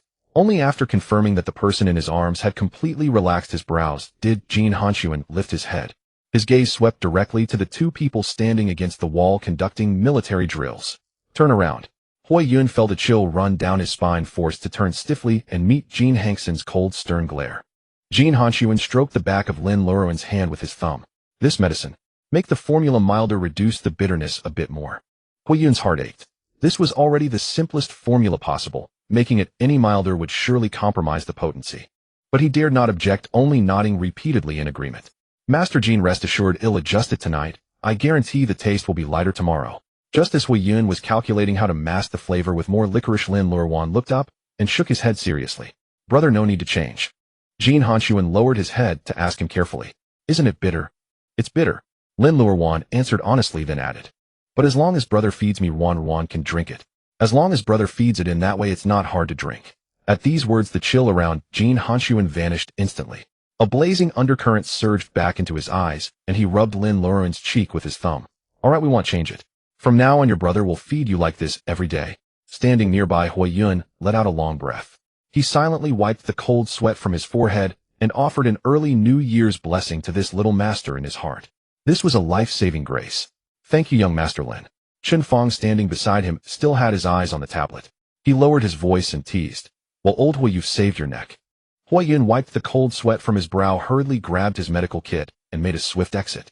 Chen Fong with great tact followed suit, pulling the door shut. Jin Hanxun held the person curled in his arms tightly, his hands stroking in a gentle, intermittent rhythm. Brother. Luoruan wants to watch cartoons. All right, your brother will go with you. He scooped Lin Luoruan up in his arms. Sweetheart, we're going to the basement level. Are you scared? With brother here, Luoruan isn't afraid. Half a month had passed in the blink of an eye. In the sunroom of the hillside villa, Lin Luoruan crouched on the floor, a green foxtail in her hand, swaying it before the little orange cat. Half a month had passed in the blink of an eye. In the sunroom of the hillside villa, Lin Luoruan crouched on the floor, a green foxtail in her hand, swaying it. Lin Luoruan's voice remained soft and tender. The maid's eyes were filled with kindness.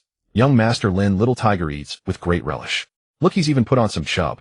No longer the pallid sight she had been upon arrival. Jin Hanxun sat in a rattan chair in the corner of the sunroom, a document for a cross-border merger in hand, but his gaze was fixed on no longer the pallid sight she had been upon arrival. Jin Hanxun sat in a rattan chair in the corner of the sunroom, a document for a cross-border merger in hand, but his gaze was fixed on Lin Luoruan. Over the past half-month, he had cancelled all social engagements and moved high-level meetings online. He never left his darling's side for even a step. Hua Yun's customized desensitization plan had shown remarkable results. Not only could Lin Luoruan sit through an entire animated film in the basement theater, but she could also take the initiative to exchange a few words with the villa's servants. Chen Fong walked in with a tablet, quietly reported on business matters, then softly reminded him, Master Jin, it's time for lunch. Jin Hanxun hummed in acknowledgement, rose, and walked over to Lin Luoruan. Darling, time to eat. Lin Luoruan opened her arms expertly. Brother, carry me. Jin Hanxun bent down and lifted her horizontally. The weight in his arms was a bit heavier than half a month ago. Lin Luoruan wrapped her arms around his neck, rubbing her chin against the hollow of his shoulder, clinging to him like warm syrup. At that moment, the dining room was filled with a faint fragrance of dried tangerine peel. Lin Luoruan swallowed the last mouthful of lean meat soup, then extended her tongue to lick the traces of broth from the corner of her lips. She smacked her lips, her eyes fixed on the plate of braised ribs in the center of the table. Her fingertips gently tapped the back. Brother Wan wants to eat that. Jin Hanxun picked up a clean pair of silver chopsticks, selected the most tender rib, and lifted it. He placed the meat on a white porcelain spoon, blew away the steam rising from it, and then brought it to the slightly parted lips. Lin Luoruan took the meat into her mouth in one bite, her cheeks bulging as she chewed. Her now slightly fleshy cheeks moved as she chewed. Delicious. Ruan loves meat. After finishing the piece, she looked at Jin Hanxun with longing eyes. Jin Hanxun wiped the sauce from the corner of her lips with his thumb and placed the silver chopsticks back on the rest. Lin Luoruan's eyelids drooped with disappointment as she picked at the fluff on her clothes. All right, then I'll have meat again tomorrow. Jin Hanxun picked up the glass of warm water beside him and brought it to her lips for a sip. One extra piece tomorrow. Lin Luoruan nodded. Okay, Ruan listens to brother. She knew that brother's refusal to let her eat more was for her. After the meal, a servant brought in a dark brown tray. On it sat a bowl of warm Chinese medicine. Lin Luoruan no longer resisted. She tugged at the buttons of Jin Hanxun's shirt with both hands. Brother, you haven't collected the interest today. Jin Hanxun's breathing grew heavy. During this period, every day of feeding medicine, the phrase collecting interest had become a curse that could cost him his life. He picked up the medicine bowl, took a large gulp himself first. Lin Luoruan leaned forward, tilting her face up to meet him. The warm medicinal liquid passed through the overlapping lips and teeth. After swallowing the medicine, Jin Hanxun did not immediately pull away. He pried open the row of fine pearl-like teeth, sweeping through the lingering bitter taste like a conqueror storming a city. Lin Luoruan's throat emitted a few sweet, coquettish nasal sounds. She clung to Jin Hanxun's shoulders, letting him take whatever he wanted.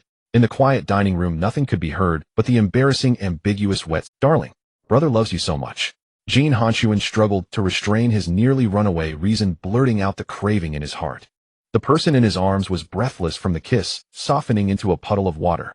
As soon as the first mouthful ended, Jin Hanxun prepared to lift the bowl for the second. Outside the villa, the old mansion's Maybach pulled up silently before the ornate iron gate. Jin Guanghua stepped out of the car, leaning on a rosewood cane, his face cold and stern, with He following closely behind. The guard at the gate was about to reach for his walkie-talkie to report, but Jin Guanghua immediately thumped his cane on the ground. No one is to utter a single word. The old man glared and strode boldly into the main building. The living room on the first floor was empty. He tilted his ear to listen. Master, there seems to be commotion from the dining room. Jin Guanghua headed straight for the dining room with his cane. Over the past half-month he had sent all sorts of nourishing gifts by various means, yet the brat hadn't made a single phone call. Today he had to see with his own eyes how the child was being raised. Just as he reached the dining room door, the old man's steps froze in place. On the wide dining chair, Jin Hanxun had the girl enclosed in his arms, the two of them locked in an inseparable kiss. Outrageous. Jin Guanghua was so enraged his beard trembled, and he thumped his cane heavily on the floor. You scoundrel! His body is already so frail. Do you have no sense of restraint at all? Are you determined to torment him to death? Lin Luoruan shuddered at the furious roar, burying her head into Jin Hanxuan's chest. Jin Hanxun, however, remained unruffled. He covered Lin Luoruan's ears, his gaze dark and heavy as he stared at his own grandfather. Grandfather, you frightened him again. Jin Guanghua was choked with rage, his hand holding the cane trembling. You rascal! Is it me who frightened him, or you who's behaving like a beast? He was so anxious, he kept wiping his sweat beside them, wanting to intercede, but not daring to speak. Jin Hanxun was about to retort when the person trembling in his arms stirred. Lin Luoruan sensed it. Those hands holding her tight were very forced. Brother was angry. It was because someone was scolding brother. In 10 years no one had ever stood in front of her except brother. Now grandfather with a wooden stick was. Lin Luoruan timidly poked half of her small face out from that broad embrace. The hands that had been around his neck slowly slid down, and instead wrapped around Jin Hanxuan's firm waist. Grandfather, the medicine is so bitter Ruan doesn't like to drink it. Only when brother feeds me this way can Ruan swallow it. She rested her chin on Jin Hanxuan's arm, her clear eyes full of pleading. Brother is very good to Ruan. He stays with me every day and never torments me. Please don't hit him with that wooden stick, okay? At these words, Jin Hanxuan's heart burned with warmth. He lowered his head, pressing his lips firmly against the top of Lin Luoruan's hair. Planting it, Jin Guanghua looked at the frail figure who was shaking but still desperately defending her grandson and let out a long sigh. He turned around and handed the rosewood cane to He beside him. His voice became very soft. All right, grandfather won't hit him. Hearing that, Lin Luoruan pressed her cheek against Jin Hanxuan's chest and whispered to comfort. Brother, don't be afraid. Grandfather won't hit anyone. Jin Hanxuan had a smile on his face. With my darling protecting me, grandfather doesn't dare. Jin Guanghua gave a heavy snort, putting on a stern face toward Jin Hanxuan. Stop feeding him sweet talk. I ask you, it's only 2 weeks until the winter solstice family banquet. Have you managed to get him well or not? Jin Guanghua's resonant question still echoed through the dining room. Jin Hanxuan didn't even lift his eyelids. His hand remained on Lin Luoruan's thin back, gently stroking in slow, soothing motions. Huiyun, get in here. The low, deep voice pierced through the heavy, ornate door.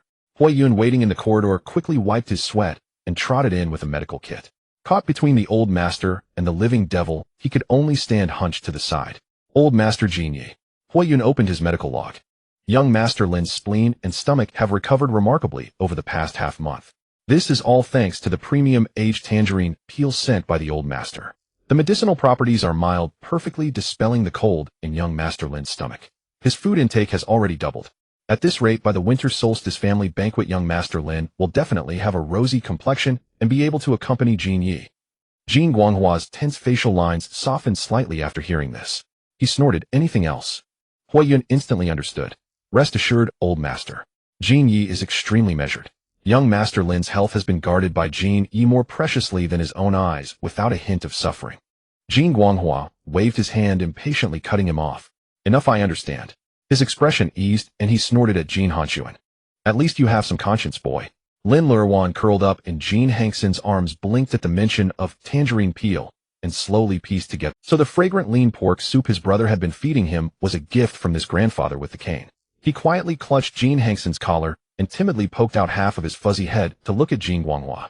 Grandfather, thank you for the tangerine peel. His voice was soft and sweet. The tangerine peel lean pork soup is so delicious, Ruan finishes every bit every day. As he spoke, he pointed to the spotless white porcelain pot on the table. Look, following that slender white finger, Jin Guanghua indeed saw the pot scraped complete. The old master's ever-tight face could no longer hold. He awkwardly averted his gaze, his beard twitching, and cleared his throat twice to suppress the smile at the corners of his eyes. If you like it, drink more. The Jin family doesn't lack such things. Jin Guanghua finished speaking and glanced at He. He quickly stepped forward, placing 2 exquisite sandalwood boxes neatly on the table. Young master, these are 2 premium wild ginsengs from Changbai Mountains, specially sought by the old master to replenish young Master Lin's blood and qi. Jin Hanxuan gave a faint Jin Guanghua clasped his hands behind his back, his face hardening again as he looked at Jin Hanxuan. He's in your hands now. Take good care of him. With that he turned and walked out of the dining room. He bowed to Jin Hanxun and quickly retreated. Huiyan slipped out as well. The dining room fell silent again. Jin Hanxun lowered his head, his gaze locked firmly on the person in his arms. The image of Lin Luoruan shivering and hugging him softly, defending him from being hit, kept replaying in his mind. The obsessive, overwhelming possessiveness in his heart could no longer be suppressed. The image of Lin Luoruan shivering and hugging him softly, defending him from being hit, kept replaying in his mind. The obsessive, overwhelming possessive brother. The next second Jin Hanxun gently lifted him and placed him on the edge of the wide dining table. His tall frame leaned over, trapping him between his arms and the table. No escape, yet filled with reassuring warmth. Jin Hanxun's breath was scorching. "Sweetheart, what did grandfather say just now?" Lin Luoruan thought seriously. "Grandfather said for brother to take good care of Luoruan." Jin Hanxun let out a low chuckle, his thumb gently stroking Lin Luoruan's cheek. "Right, grandfather wants brother to look after you well." He picked up the bowl of warm herbal medicine, still more than half full, and took a large mouthful himself. "The medicine isn't finished. Brother will continue feeding you." Before Lin Luoruan could nod, Jin Hanxun leaned down directly. Their lips met, and the warm medicinal liquid flowed through their joined lips. Lin Luoruan obediently swallowed the bitter taste of the medicine, covered by the cold, sharp scent of Jin Hanxun. But after the medicine was transferred, Jin Hanxun didn't pull away. Lin Luoruan obediently swallowed the bitter taste of the medicine, covered by the cold, sharp scent of Jin Hanxun. But after the medicine was transferred, Jin Hanxun didn't. Lin Luoruan could barely breathe. His mind went blank, his hands clutching tightly at the fabric of Jin Hanxun's chest. A faint, broken nasal sound escaped from between his lips. Mm. That faint whimper was enough to annihilate Jin Hanxun's reason. The muscles in his back tensed sharply, veins bulging on his forehead. His burning lips shifted, burying into Lin Luoruan's milky-scented neck. Labored, stifled breaths sprayed onto the pale skin as Jin Hanxun gritted his teeth. No matter how reluctant he was to let go, he knew the person in his arms was too fragile to withstand even a hint of uncontrolled frenzy. Jin Hanxun swept him up and strode upstairs to the master bedroom. He tucked Lin Luoruan into the bed, covering him snugly. "Sweetheart, wait for brother in bed." Without waiting for an answer, he turned and rushed into the bathroom. He tucked Lin Luoruan into the bed, covering him snugly. "Sweetheart, wait for brother in bed." Without waiting for an answer, he turned and rushed into the bathroom. The water stopped. When Jin Hanxun emerged in his bathrobe, Lin Luoruan was already fast asleep on the bed. His cheeks were a healthy pink, and he slept. Jin Hanxun stood by the bed for a moment, adjusted the blanket, and quietly left the room. Outside the study, Chen Fong was already waiting. Seeing Jin Hanxun approach, he handed over a gilt-edged red envelope. "Jin Yi, the formal invitation for the winter solstice family banquet from the old mansion." Jin Hanxun took it, his thumb rubbing over the Jin family crest on the envelope, then pushed open the study door and tossed the invitation onto the desk. Chen Fong followed him and closed the door behind him and produced another top-secret file. "This is the list of the Jin family's collateral branches you requested." Jin Hanxun pulled out a chair, sat down, and tore open the file seal. Photos and documents spread across the desk. 12 years ago, most of the Jin collateral branches had participated in the power struggle, with only the distant relatives remaining somewhat docile. Chen Fong reported truthfully. "In the 10 years you were abroad, the old master gave them benefits to maintain internal stability in the Jin family. I heard that they are privately stirring up trouble because you plan to bring an outsider to the winter solstice banquet." Jin Hanxun paused in flipping through the documents. He slowly lifted his eyes. "Outsider." Chen Fong felt a chill down his spine and lowered his gaze. "I misspoke. No one has the right to meddle in young Master Lin's affairs." Jin Hanxun leaned back slowly in his chair, his fingers tapping the desk in a "give the order. Lock down everyone on the list 24 hours a day." His voice was devoid of warmth. "Since they want to court death, give them that chance." 7 days remained until the winter solstice family feast. Chen Fong led a group of blonde-haired, blue-eyed foreigners into the main building of the half-mountain estate. Various high-end fabrics, measuring tapes, and tailoring tools were laid out on the floor in impressive display. 7 days remained until the winter solstice family feast. Chen Fong led a group of blonde-haired, blue-eyed foreigners into the main building of the half-mountain estate. Various high-end fabrics, measuring tapes, and tailoring tools were laid out. The moment he stepped into the living room, he exclaimed in broken Chinese, "Mr. Jin, your place. Very, very tasteful." Jin Hanxun sat on the sofa, holding Lin Luoruan in his arms, not even lifting his head. Lin Luoruan wore a light beige loungewear today, completely nestled in Jin Hanxun's embrace. His two hands clutched Jin Hanxun's sleeves, and he stealthily peeked out half of his face from the crook of his arm. The servants opened boxes of fabrics. Pure white, cashmere, pearl gray silk, light gold, jacquard satin, and delicate handmade lace in the palest shades were neatly spread across the long table. Lin Luoruan wore a light beige loungewear today, completely nestled in Jin Hanxun's embrace. His two hands clutched Jin Hanxun, making new clothes for my good boy. At the winter solstice family feast, my good boy must wear the most beautiful outfit. Lin Luoruan thought for a moment and nodded. Thank you for making clothes for me.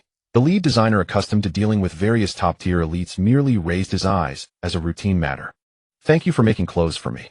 The lead designer, accustomed to dealing with various top-tier elites, merely raised his eyes as a routine matter. But when he clearly saw Lin Luoruan's features and body proportions, his eyes went wide. So beautiful. Bone structure, proportions, skin, eyes. Pure. Very pure. The designer picked up the soft measuring tape from the table, his gaze fixed on Lin Luoruan's slender waist, and his tone grew increasingly excited. Very pure. The designer picked up the soft measuring tape from the table, his gaze fixed on Lin Luoruan's slender waist, and his tone grew increasingly excited. The designer's face changed color, and he tried to explain, Mr. Jin, I'm just taking professional measurements. A chill ran down Xinfang's spine, and Jin Hanxun, abruptly stood up. He looked down at the measuring tape in the designer's hand. Put the thing down. You get out to the side hall. His voice was extremely low, exuding an icy chill. The designer's face changed color, and he tried to explain, Mr. Jin, I'm just taking professional measurements. A chill ran down Xinfang's spine, and he immediately stepped forward to block the designer.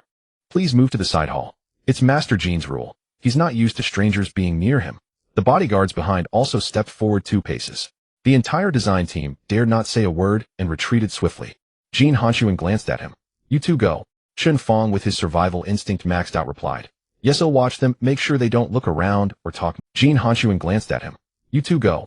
Chen Fong, with his survival instinct maxed out, replied. Yes, I'll watch them, make sure they don't look around or talk. With that, he turned and left, closing the door behind him. The living room finally fell silent. Lin Luoruan was still clinging to Jin Hanxun's neck.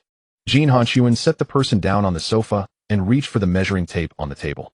From now on, when my good boy needs measurements, I'll do it myself. Anyone who dared touch his good boy would have their hands chopped off. Jin Hanxun set the person down on the sofa and reached for the measuring tape on the table. From now on, when my good boy needs measurements, I'll do it myself. Lin Luoruan obediently stood up, his hands hanging naturally. Like this. Jin Hanxun held the tape and started from the shoulders. Then the arms, then the chest. He passed the tape under Lin Luoruan's armpits, encircling the whole person in his arms, and wrapped the tape around once. Moving down, he reached the waist. The soft tape circled Lin Luoruan's waist. Jin Hanxun's palm pressed the end of the tape, his fingertip brushing across that waist. It had gained a little soft flesh compared to half a month ago, but was still thin. He needed to continue nourishing him.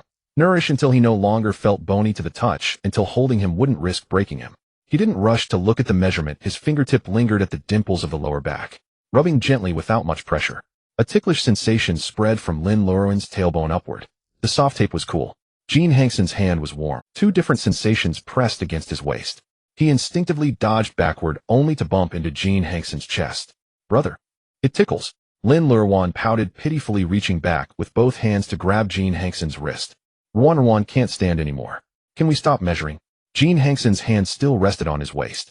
That bit of soft flesh trembled slightly under his. He tossed the tape aside and completely covered that slender waist with his hand. Pressing the person firmly into his arms, Jin Hanxun lowered his head, opened his mouth to take Lin Luoruan's reddened earlobe, and gently nibbled. A low, domineering voice drilled straight into his ear. My good boy. From now on, don't smile like that at any man other than your brother. Lin Luoruan pressed breathless, tilted his head in a daze, his eyes full of confusion. Why, oi? Jin Hanxun tightened his arms and rested his chin on top of Lin Luoruan's head. Because my good boy's smile is too beautiful. I don't want others to see it. Lin Luoruan blinked, half understanding. Though he didn't fully grasp why, he obediently nodded. He turned around, wrapped his arms around Jin Hanxun's waist, lifted his little face, and flashed a smile, even sweeter than before. Okay, Luoruan will only smile at brother from now on, okay? Jin Hanxun's breathing immediately became ragged. He pressed the person into his chest, gently stroking the dimples of Lin Luoruan's lower back. Yes, that's right. From now on, only for your brother. Behind the crack of the side hall door, Chen Fong was forced to eavesdrop. The Italian designer whispered, Mr. Chen is Mr. Jin dissatisfied with our. Chen Fang's face was expressionless. No, he's very satisfied. The designer pointed at the door. Then why did he tell me to get lost? Chen Fong couldn't be bothered to explain. No need to take measurements in person. Just follow the data provided by Master Jin. 10 minutes later, the side hall team sent out the initial design sketches. When Chen Fong entered the living room with the tablet, Lin Luoruan was already wrapped in a blanket by Jin Hanxun, holding a small cup of warm water. Jin Hanxun took the tablet and flipped through the designs one by one. Black. too somber. Wine red, too flashy. Light gray, not clean enough. When his fingertips slid to the last design sketch, his gaze stopped. A set of ivory white minimalist suit. It didn't emphasize stiff shoulders, perfectly matching the good boy's slender frame. The waistline was exquisitely cut, wrapping snugly to outline that delicate handspan waist. The inner silk, pleated collar shirt covered the neck completely. Pure fragile, yet exquisitely protected. The bottom was a pair of matching crop tailored trousers paired with pure white cashmere socks and loafers. Jin Hanxun handed the tablet to Lin Luoruan. Does my good boy like this one? Lin Luoruan looked at it seriously. Why'd I like it? Jin Hanxun let out a soft laugh. Then this one. Chen Fong immediately noted it down. Master Jin, what about accessories? Jin Hanxun's gaze fell on Lin Luoruan's neck. The black gold ring hung on a platinum chain resting quietly on his collarbone. The ring stays on. Nothing else. Then he added a few more details. Make the cuffs soft so they don't rub the wrists. Change the soles to soft ones. Once the final plan was set, the team left with the measurements and fabrics. Chen Fong remained in the living room to report the next arrangement. Master Jin, there's a quarterly executive meeting for the group's senior management at 3 p.m. Several regional presidents from multinational divisions have already arrived at the headquarters. Shall I instruct the IT department to connect you to the online video conference? Chen Fang's words fell. Jin Hanxun leaned back in the leather chair, his palm gently stroking Lin Luoruan's back. There were only 7 days left until the beginning of winter family banquet. He couldn't keep his sweetheart hidden away in this hillside estate forever. He had to take her out, let her gradually see the outside world. Jin Hanxun raised his eyes and looked at Chen Fang. The quarterly meeting at 3 o'clock will be held in the top-floor conference room 1. Chen Fang's expression tightened slightly, immediately grasping Jin Hanxun's intent. Understood. I will clear the area in advance. The executive elevator, the top-floor corridor, and outside the conference room will all be staffed with our own people. Jin Hanxun responded indifferently. After the door closed, the living room fell silent. Lin Luoruan was still curled up in Jin Hanxun's arms, his face tilted upward. Brother, are you going out? Jin Hanxun's palm pressed against Lin Luoruan's back, soothing him slowly. Sweetheart, how about accompanying your brother to the company this afternoon? Okay. Lin Luoruan's eyelashes fluttered. The company? Will there be many people? Jin Hanxun lowered his head and gently kissed the top of his hair. I won't let them touch you, and I won't let them get too close. If you're scared, we won't go. Lin Luoruan didn't answer immediately. He looked down at the black gold thumb ring hanging on his chest, then reached out to touch the little tiger not on Jin Hanxun's phone. After hesitating for a long while, he finally spoke softly. Wherever brother goes, Luoruan goes. As long as I'm with brother, Luoruan isn't afraid. Jin Hanxun pulled him into a tight embrace. Brother promises you I won't let go of your hand for even a second. At 2 o'clock in the afternoon, the Rolls-Royce Phantom was already parked in the courtyard. The car's heating had been adjusted in advance with soft cushions and a thin blanket in the back seat, and even the water cup was warm.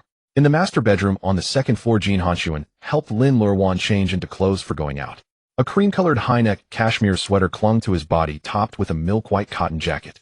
Lin Luoruan had a small frame, and wrapped in these fluffy, thick clothes, he looked like a little dumpling with only his small face visible. Jin Hanxun picked out an apricot-colored woolen hat, stretched it open with both hands, and gently placed it on his head. He casually smoothed the soft hair by his ears. The hat had 2 soft cat ears. Lin Luoruan turned to face the dressing mirror. He raised his slender arm and gently pinched them.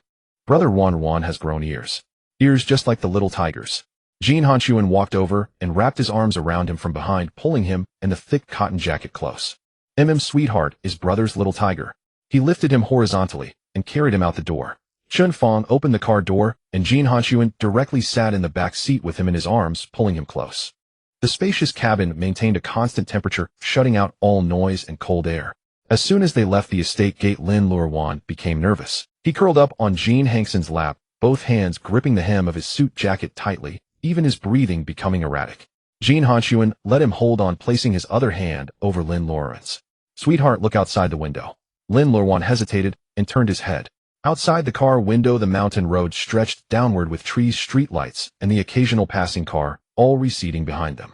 Gradually, the grip in his hands loosened. Slowly, Lin Luoruan pressed his entire body against the window, his nose almost touching the one-way glass, staring unblinkingly at the outside world. After watching for a while, he turned around and hugged Jin Hanxun's waist. The outside is beautiful. Thank you, brother, for bringing Luoruan out. Jin Hanxun raised an eyebrow and looked down at him. Then how will sweetheart thank me? Lin Luoruan obediently closed his eyes and offered his lips. Luoruan will give brother some interest.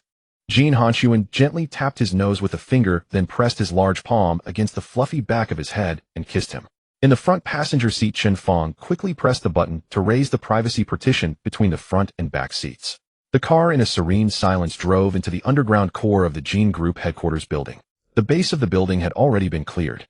Jin Hanxun pushed open the car door and lifted the breathless Lin Luoruan out of the vehicle. The apricot-colored hat had been knocked askew during their earlier intimate moment.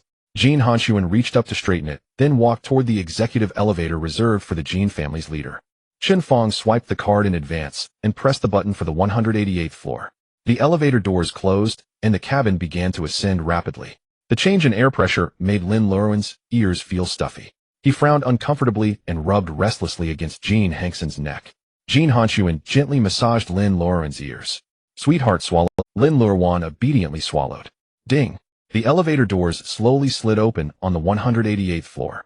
The top-floor corridor was minimalist in design with no walls on the outer side, replaced entirely by panoramic bulletproof glass. Sunlight poured in unreservedly.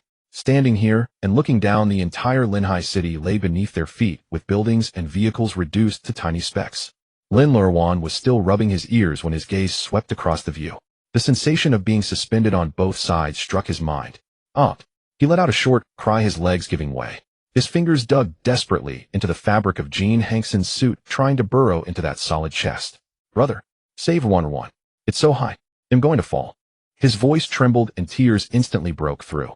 Jin Hanxun tightened his arms, lifting the sliding figure back up and pressing him firmly into his. "It's okay, sweetheart. Brother is holding you. You won't fall." He supported his back with one hand and covered his eyes with the other. Chen Fong rushed to the control panel. The electric curtains slowly closed. The dizzying height was blocked out, and the oppressive feeling of the top floor gradually faded. Jin Hanxun carried Lin Luoruan into the adjacent lounge. The door closed. He sat on the sofa, placing Lin Luoruan on his lap, and stroked his back in a soothing rhythm. "Sweetheart, don't be afraid. My sweetheart is the bravest." Lin Luoruan was coaxed into calming down a little, but his fingers still clung to Jin Hanxun. At the same time, inside the top-floor conference room, the atmosphere had been oppressive for nearly half an hour. The long table was lined with Jin Group executives. These seasoned veterans who dominated the business world were now whispering among themselves. "Assistant Chin just messaged that Master Jin has arrived. Where is he? I heard he brought that young Master Lin. The one officially recognized as his legal spouse on the company's social media. Should keep your voice down." Someone snickered. "What's there to fear? Master Jin isn't here. I'm honestly curious. What does that young Master Lin from the Lin family really look like? Didn't someone leak online that he's fragile and kept hidden away in the estate, never seeing anyone?" A middle-aged man near the head seat tapped the table lightly. He was Liang Kuan, the vice president of Jin Group's domestic operations, who had close ties with distant branches of the Jin family. "Why all the fuss, everyone? Young people just a novelty." Liang Kuan slowly adjusted his cufflinks, his tone flippant. "Something from the black market can never grace the grand hall. Do you really think an official statement can turn something unsavory into a master? It's just a trick to amuse children. Only you would take it seriously." Just then footsteps approached from outside the conference room. The door was pushed open from outside. Chen Fong entered first. His face was expressionless, his gaze directly landing on Liang Kuan. "Vice President Liang, would you mind repeating what you just..." Upon hearing this, Liang Kuan curled a contemptuous smirk. "Assistant Chun, when I was out there with the old master forging the Jin Corporation's empire, you were still hitting the books, weren't you? Are you trying to intimidate me with Master Jin?" He slammed his knuckles heavily on the table, producing a dull thud. "That thing crawled out of the cesspool of the Elysium Black Market. Master Jin is just indulging in a novelty." Liang Kuan leaned back, crossing his legs. "We subordinates understand issuing a statement is just to placate. You're not actually treating him like a lord, are you? Don't disgrace the Jin Corporation. He's just a trifle to toy with." A few executives who usually aligned with Liang Kuan murmured in agreement. "Vice President Liang makes a valid point. How could someone from that filthy place ever be worthy of entering the Jin family?" Chen Fong said nothing, only stepped back half a pace, completely clearing the conference room doorway. From the corridor came the steady sound of footsteps. The leather soles pressed into the thick wool carpet, the sound muffled. The executives who had been whispering moments before all fell silent. Two bodyguards in black stepped forward, one on each side, pushing open the heavy walnut double doors. Jin Hanxun walked in from outside. He wore a perfectly tailored black suit, cradling a cream-white figure in one arm. Lin Luoruan was bundled tightly in a thick milk-white cotton coat. An apricot knitted katier had adorned his head, his arms wrapped around Jin Hanxun's neck. Over 20 people sat in the conference room, holding their breath. Jin Hanxun walked straight to the seat at the head of the table. Chun Fong stepped forward and pulled out the leatherback chair that symbolized the highest authority of the Jin Corporation. Jin Hanxun sat down steadily, still holding the person in his arms. Dozens of eyes couldn't help but sneak glances at the main seat. This was the Jin Corporation's multinational high-level meeting. A decision-making scene for assets worth tens of billions. Master Jin had actually brought the person to the decision table. Lin Luoruan, who had been burying his face in Jin Hanxun's shoulder, sensing the unusual silence, lifted his head and peeked half his face out from his arms. All he saw were strangers in dark suits.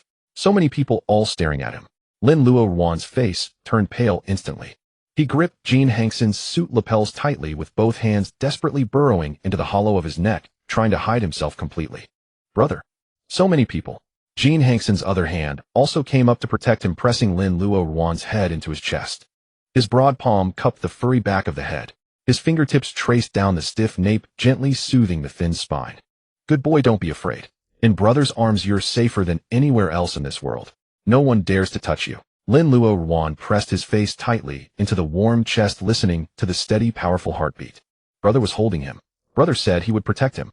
He trembled less, but his hands still refused to let go of the suit. Seeing that Lin Luoruan was still uneasy, Jin Hanxun simply took off his suit jacket and draped it over his head and shoulders, tucking him into his embrace, leaving only a gap for air. Only when the tense body in his arms gradually softened and breathing calmed did Jin Hanxun lift his head. His gaze fell to the left side of the long table. Liang-kun, called by name, Liang-kun shot up from his chair. Master Jin. His hands pressed on the table, fingers trembling. Master Jin, please let me explain. I was just speaking off the cuff, joking around. I meant nothing by it. Jin Hanxun leaned back in his chair, tapping his long fingers twice on the documents, saying nothing. Liang-kun's aged face turned deathly pale. He forced himself not to let his legs shake, trying to salvage the last shred of dignity. Master Jin, I was only thinking of the Jin Corporation's reputation. Besides, Master Jiao has always valued me, and I still hold 2 major projects worth billions in Europe in my hands. Even if you disregard my hard work, you must at least consider the old masters and the branch family's face right. He spoke louder and louder, trying to bolster his courage. Jin Hanxun stopped his movements. He tilted his head slightly and glanced at Chun Fong. Chun Fong understood and beckoned toward the door. 4 burly bodyguards in black strode into the conference room, directly seizing Liang-kun by the shoulders and dragging him out. Liang-kun's face contorted, kicking and struggling desperately. Master Jin, spare me. Consider my years of loyalty to the Jin Corporation, spare me. Jin Hanxun frowned slightly. He reached out and covered Lin Luoruan's ears under the suit jacket. Too noisy. The 4 bodyguards wasted no. One of them punched Liang-kun directly in the stomach. Liang-kun opened his mouth to scream in pain, but another guard yanked off his tie and stuffed it into his mouth. MMPH. Liang-kun struggled desperately, but was still dragged backward out of the conference room. The doors closed again. Jin Hanxun picked up a wet wipe from the table and cleaned his fingers. Chun Fong, empty Liang-kun of everything in the Jin Corporation. Transfer all his current projects. Chun Fong immediately bowed his head. Yes, Master Jin. The executives below sat upright, eyes fixed on their noses. Those who had just echoed Liang-kun were trembling like leaves in a storm. Jin Hanxun tossed the used wipe into the trash. Begin. The executive at the head of the table quickly stood up and opened the financial report in his hands. Due to nervousness, his voice involuntarily rose a few decibels. Master Jin, this is the quarter. Keep it down. Jin Hanxun didn't even look up, cutting him off directly. His palms still patted Lin Luoruan's back through the suit fabric. Do you want to go dig mines in Africa? The executive swallowed hard, forcibly reducing his voice to a whisper as he began the report. Dozens of top business elites in the entire conference room all held their breath, flipping through documents with gentle movements. Lin Luoruan curled up in the warm clothing, listening to the low, indistinct voices around him. Brother's presence enveloped him. The panic from the crowd earlier had completely dissipated. He was indeed a bit drowsy and drifted off to sleep. The meeting lasted over an hour. Lin Luoruan, growing a little hot under the suit, wriggled unconsciously. He poked his small face out from the fabric gap, a fine sheen of sweat on his delicate nose. Jin Hanxun raised a hand to stop the executive's report. He picked up the warm water cup on the table and coaxed softly, "Good boy, drink some water before you sleep." Lin Luoruan, half asleep, opened his mouth and took a sip from Jin Hanxun's hand. He smacked his lips and mumbled softly, "Brother, I'm hot." Jin Hanxun opened the suit a little casually, picked up a thick stack of documents nearby, and used it as a fan, waving it gently. The reporting executive was just saying, "This cross-border MA case involves an amount of 2.5 billion euros. when his peripheral vision caught the original document in Jin Hanxun's hand and his voice got stuck in his throat. That was the original document for a cross-border MA case worth billions of euros, and it was being used as a fan. Jin Hanxun did not pause his fanning motion, lifting his eyelids to glance at the executive. Continue. The executive, terrified, quickly retracted his. With a trembling voice, he continued reading the tedious and monotonous clauses in a hushed tone. The cool air seeped through the gaps in the suit, and Lin Luoruan slowly opened his eyes. He had just woken up, his mind still hazy. He only felt Jin Hanxun's broad chest right in front of his face. A low, deliberately suppressed voice reached his ear. Lin Luoruan realized there were many people outside. He pursed his lips, afraid to make a sound, and let his gaze wander beneath the dimness. His gaze finally settled on the navy blue silk tie, resting on Jin Hanxun's chest. A pale, slender finger peeked out from the sleeve of his cotton coat. He pinched the end of the tie, wrapped it around his index finger, twirled it once, then released it. He wrapped it around again, then released it once more. Jin Hanxun was looking at the tablet on the table when he felt a faint, almost imperceptible tugging sensation on his chest. He lowered his head, peering down the collar of his suit. A fluffy little head was nestled against his chest, and delicate fingers were idly playing with his tie, wrapping it around and letting go. Jin Hanxun didn't stop him. His hand, resting on Lin Luoruan's back, continued to gently soothe through the fabric. After playing for a while, Lin Luoruan, he let go of the tie. His fingertips brushed against Jin Hanxun's bespoke shirt. The fabric was thin, and with his finger pads pressed against it, he could clearly feel the outline of the firm muscles beneath. Curious, Lin Luoruan pressed his fingers together and gently pushed his palm against it. It was rock hard, completely different from his own soft, pliable flesh. He then lifted his index finger and through the fabric traced circles on Jin Hanxun's pectoral muscle. Circle after circle. Jin Hanxun's breath caught. Each stroke of that small hand was a challenge to his taut nerves. The executive, reporting, noticed Jin Hanxun's breathing grow heavier and, terrified once again, stumbled over his words. Mr. Jin, it's not your concern. Jin Hanxun gritted his teeth and cut him off sharply. Read on. The executive quickly resumed his hushed recitation. The mischievous hand beneath the suit showed no intention of stopping. Lin Luoruan was enjoying his circle drawing, and finding it insufficient, he pressed down with both hands one over the other. Jin Hanxun stopped fanning. He grabbed the small fire-stoking hand that was causing havoc on his chest. Lin Luoruan looked up, a little bewildered. In the dim light, he couldn't make out Jin Hanxun's face. The next second, the hand that had been patting his back slid down. A warm, large palm directly covered Lin Luoruan's slender waist, pressing him firmly into an embrace. Lin Luoruan, caught off guard, collided with the hard chest, letting out an extremely soft, delicate nasal sound. This soft murmur was jarringly out of place in the quiet meeting room. Dozens of multinational executives froze in their seats. The executive in charge of the report opened his mouth, unable to utter a single word. Chen Fong, standing to the side, immediately lowered his head, staring at his own toes. Jin Hanxun's large hand still gripped Lin Luoruan's waist, the veins on the back of his hand bulging. This little one was getting bolder, daring to provoke him in front of dozens of people. He forcibly suppressed the rising fire within him, released Lin Luoruan's wrist, and picked up the document again. Continue. Yes. Yes. The grueling report finally ended in a delicate atmosphere. Execute according to this version. Jin Hanxun signed his name, tossed the document, and pinned to Chen Fong. Meeting adjourned. With that, he stood up directly. He steadied the bundle in his arms with both hands, wrapped the person tightly in his suit jacket, and turned to walk out of the meeting room. Only when the heavy doors closed again did the dozens of people present finally dare to take deep, heaving breaths. On the top floor corridor, Jin Hanxun carried the person, walking with extreme haste. Chen Fong had already pushed open the solid wood door of the CEO's office. Once Jin Hanxun was inside, he tactfully closed the door tightly. The spacious CEO's office was empty of outsiders. Jin Hanxun walked to the massive solid wood desk and swept a pile of documents aside with one hand. He set Lin Luoruan down on the smooth desktop. He also casually pulled off the obstructive suit jacket and tossed it onto the executive chair. Lin Luoruan was still wearing the Cartier hat, his head in a daze. He didn't understand why his brother was in such a hurry. Big brother, aren't you going to listen to them anymore?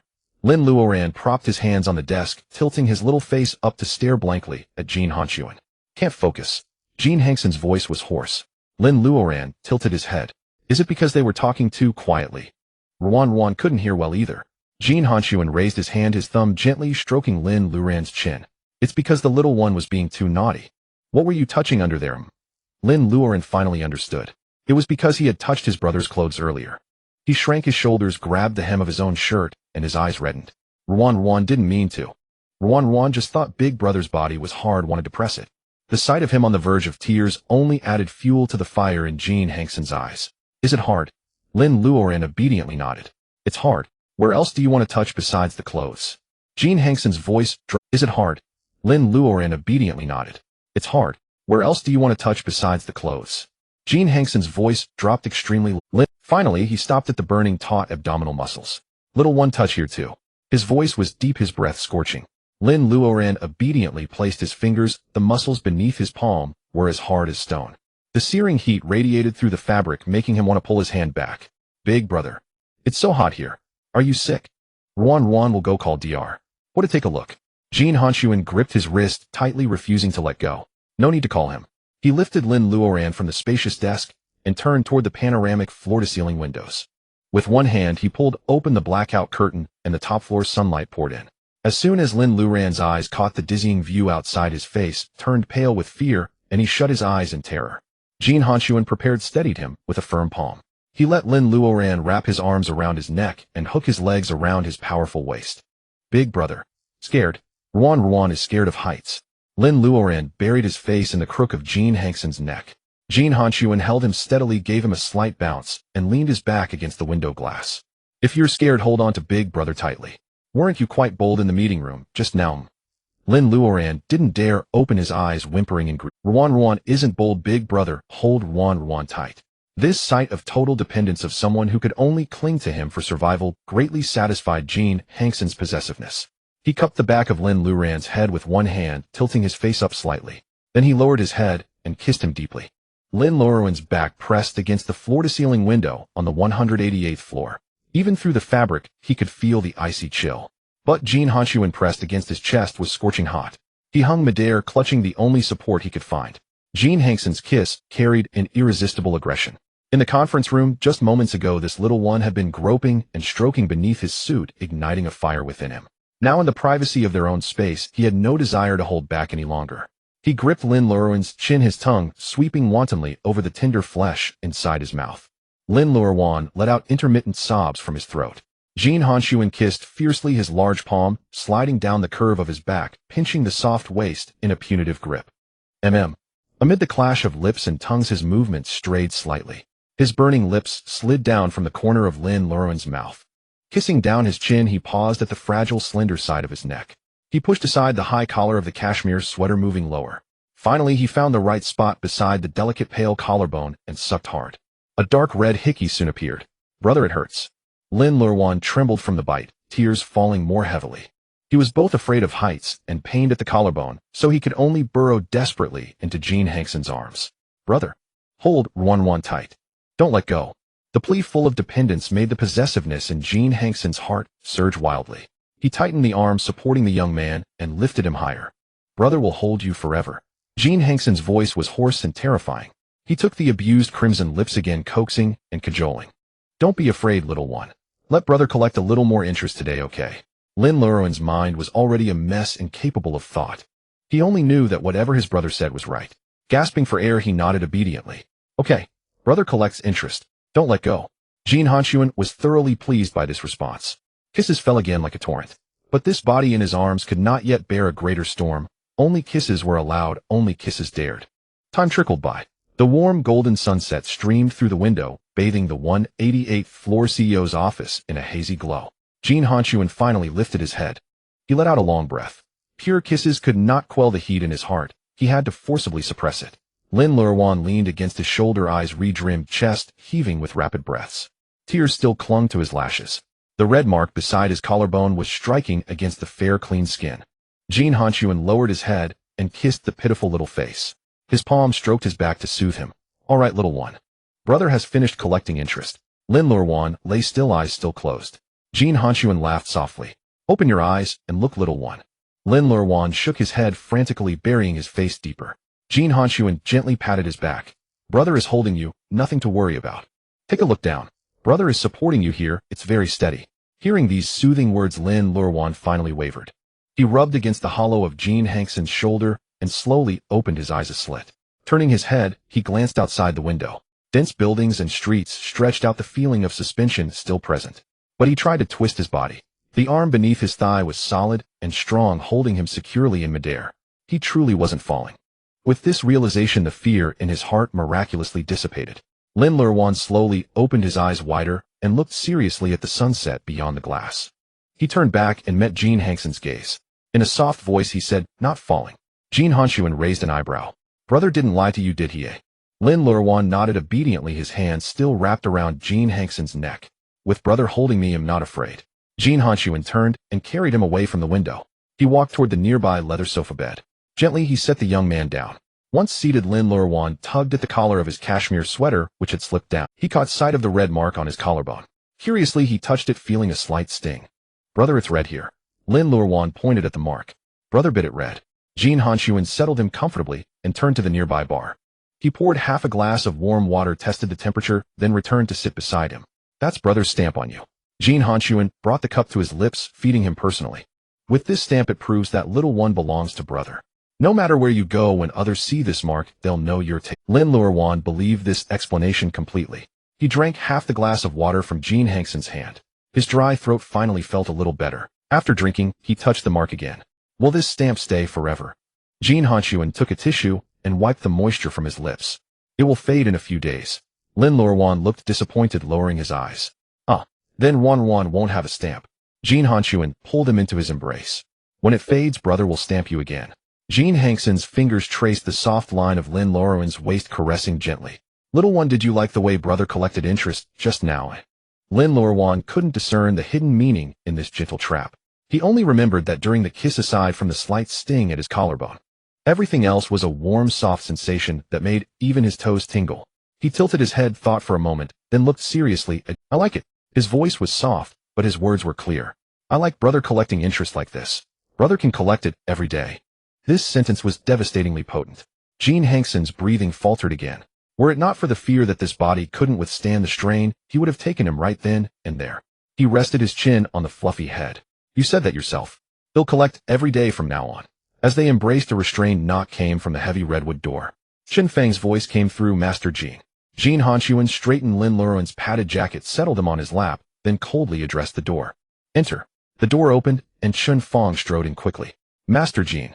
He stopped 3 meters from the sofa. "There's a situation." Jin Hanxun's hand rested on Lin Luoruan's back, patting rhythmically. "Speak." Chen Feng opened the tablet in his hand.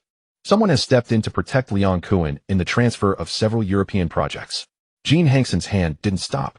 "In the entire Jin family who—" Chen Feng hesitated for a moment before speaking. "It's Ninth Master Jin Guanyuan."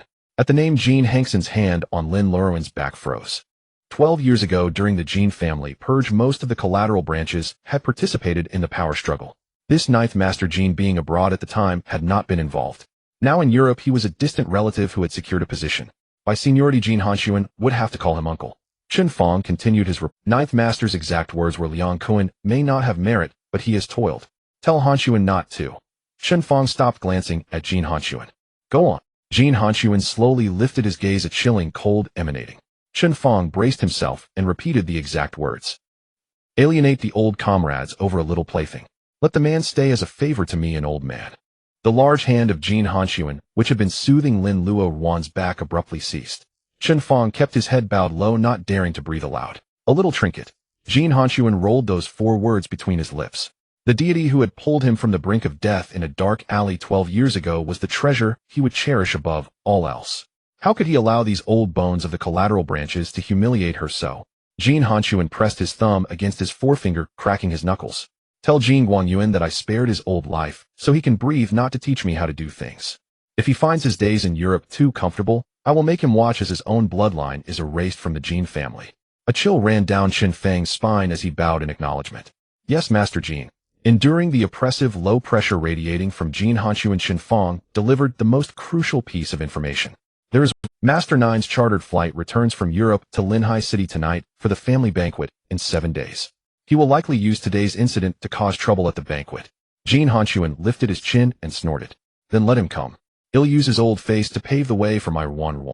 Lin Luoruan shifted slightly, a slender hand gripping Jin Hanxun's tie and tugging it gently. "Brother." He hunched his shoulders, his voice soft and clingy, full of dependence. Luoruan is hungry."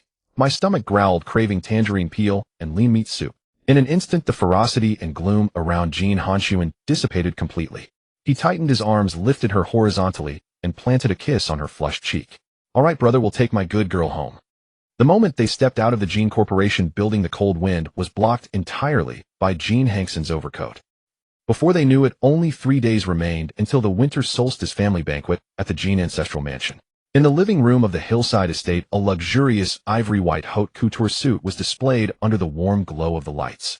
The premium fabric shimmered with a delicate pearl-like luster. A full set of silk shirts, platinum cufflinks, and flawless pure white cashmere socks were neatly arranged on a velvet tray. These were the pieces rushed to completion by the Italian team a few days ago. Huiyun had just finished Lin Luoruan's routine health check, storing the stethoscope in the medical kit. Master Jin, her constitution has improved somewhat. Her heart rate is steady.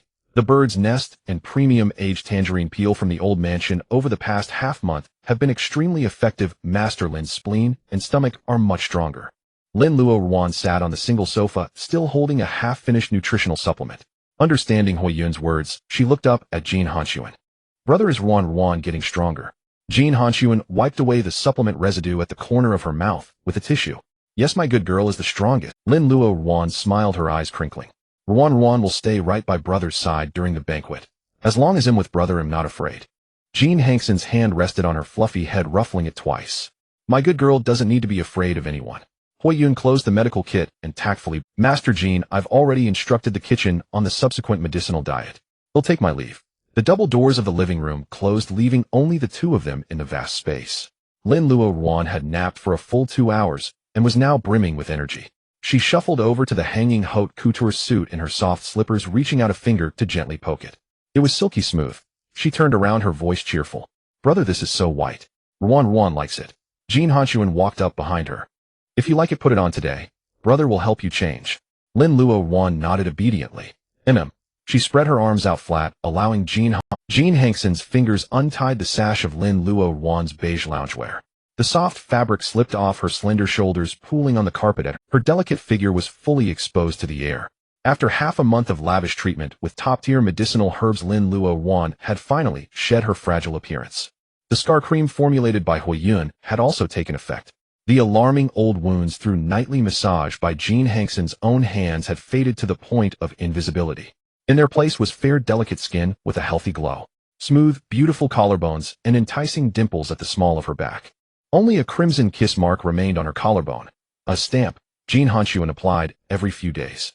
This splash of red was like a drop of vermilion on flawless top-grade mutton fat jade. His Ruan fragile and pure was enough to drive him insane. The cool air touching her skin, Lin Luoruan instinctively shrank back. Jin Hanxun's fingers brushed over a soft spot on her side. Brother, it tickles. Lin Luoruan twisted her waist, trying to evade the touch of that large hand. Jin Hanxun's reason fought fiercely, forcibly suppressing the surging thoughts in his mind. Don't move. He picked up the silk pleated collared shirt. The fabric was too thin and cold, so he held it in his broad palm, warming it vigorously for a while. Every pearl button Jin Hanxun fastened himself, starting from the very bottom of the hem, button by button, all the way up to just below her chin. Her slender fair neck was wrapped exquisitely. Then came the ivory white fitted blazer and cropped trousers. Jin Hanxun stepped back half a pace, kneeling on one knee on the soft cashmere carpet. Good girl, lift your foot. Lin Luoruan's face flushed, and she tried to pull her foot back.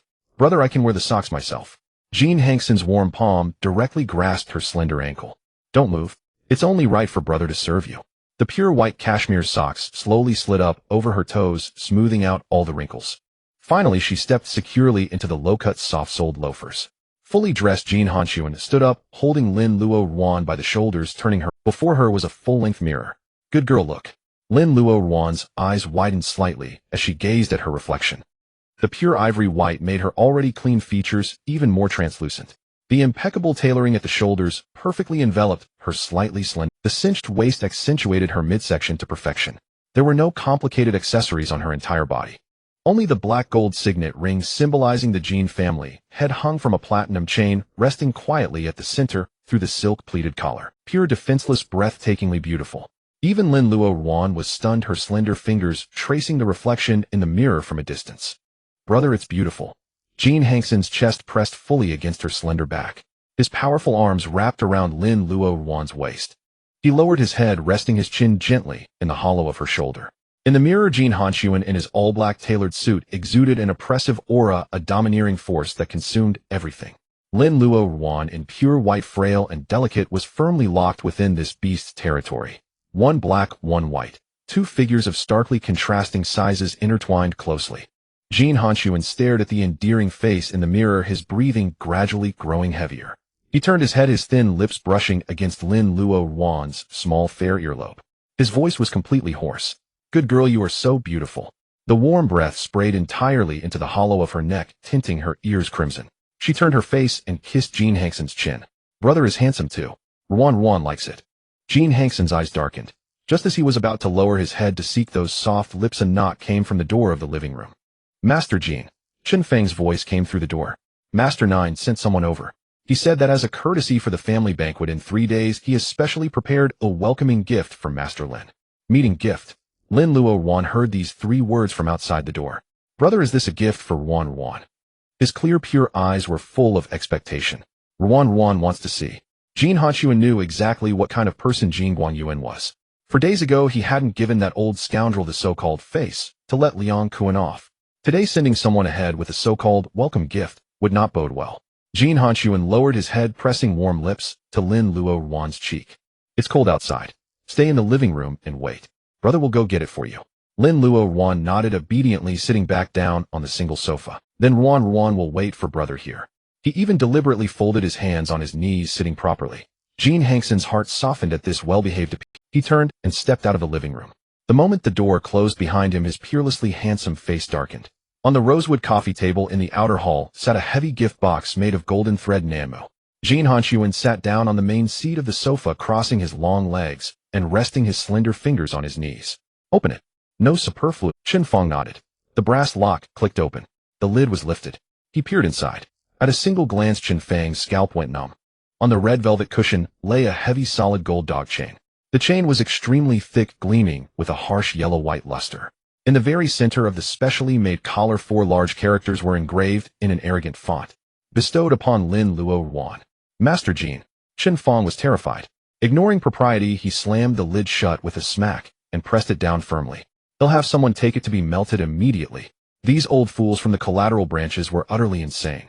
Presenting something like this to young Master Lin. This was no longer just a slap in the face, it was tearing off Master Jin's reverse scale and stomping it into the ground. If young Master Lin were to see such a thing, his body, just beginning to recover, would likely be frightened into illness again. "Hold on." Jin Hanxun's veins bulged on his forehead and the back of his hands, his murderous aura completely unconcealed. He raised his hand to stop Chen Fong from moving the gift box away. "Melt it for what?" Jin Hanxun leaned forward slightly, his fingers resting on the brass lock. 100 taels of gold cannot buy Jin Guangyuan's self. He spoke each word deliberately. "Since it's the old man's sentiment, then keep it well. It will serve a great purpose at the winter solstice banquet." Chen Fong broke out in cold sweat. He quickly grabbed a black cloth, covered the wooden box tightly, and turned to hand it to the bodyguard behind him to take away. Just as the bodyguard stepped out of the outer hall, the heavy living room door emitted an extremely faint creak. A small portion of the mahogany door panel was pulled inward, leaving a narrow gap. Lin Luoruan poked out a fuzzy head, fingers gripping the doorframe, gazing out eagerly. "Brother, where is the gift for Luoruan?" The outer hall, which had been thick with terrifying malevolence, blossomed into spring at the sound of "brother." Jin Hanxun abruptly stood up. The brutality, viciousness, and murderous intent on his face vanished in an instant. He strode to the living room door, slid his hands under Lin Luoruan's armpits, and lifted him up effortlessly. "Why aren't you sitting properly on the sofa?" His large palm cupped the perky curve, bouncing it upward. Lin Luoruan's arms naturally wrapped around Jin Hanxun. Luoruan waited for a long time. He rested his chin on Jin Hanxun's broad shoulder, still looking around. "Brother, where is that gift?" Jin Hanxun carried him back, sat down on the sofa again, and settled him on his lap. He pinched Lin Luoruan's tender cheek. "This gift is not pretty," Jin Hanxun coaxed in a low voice. Lin Luoruan tilted his head, puzzled. "Not pretty."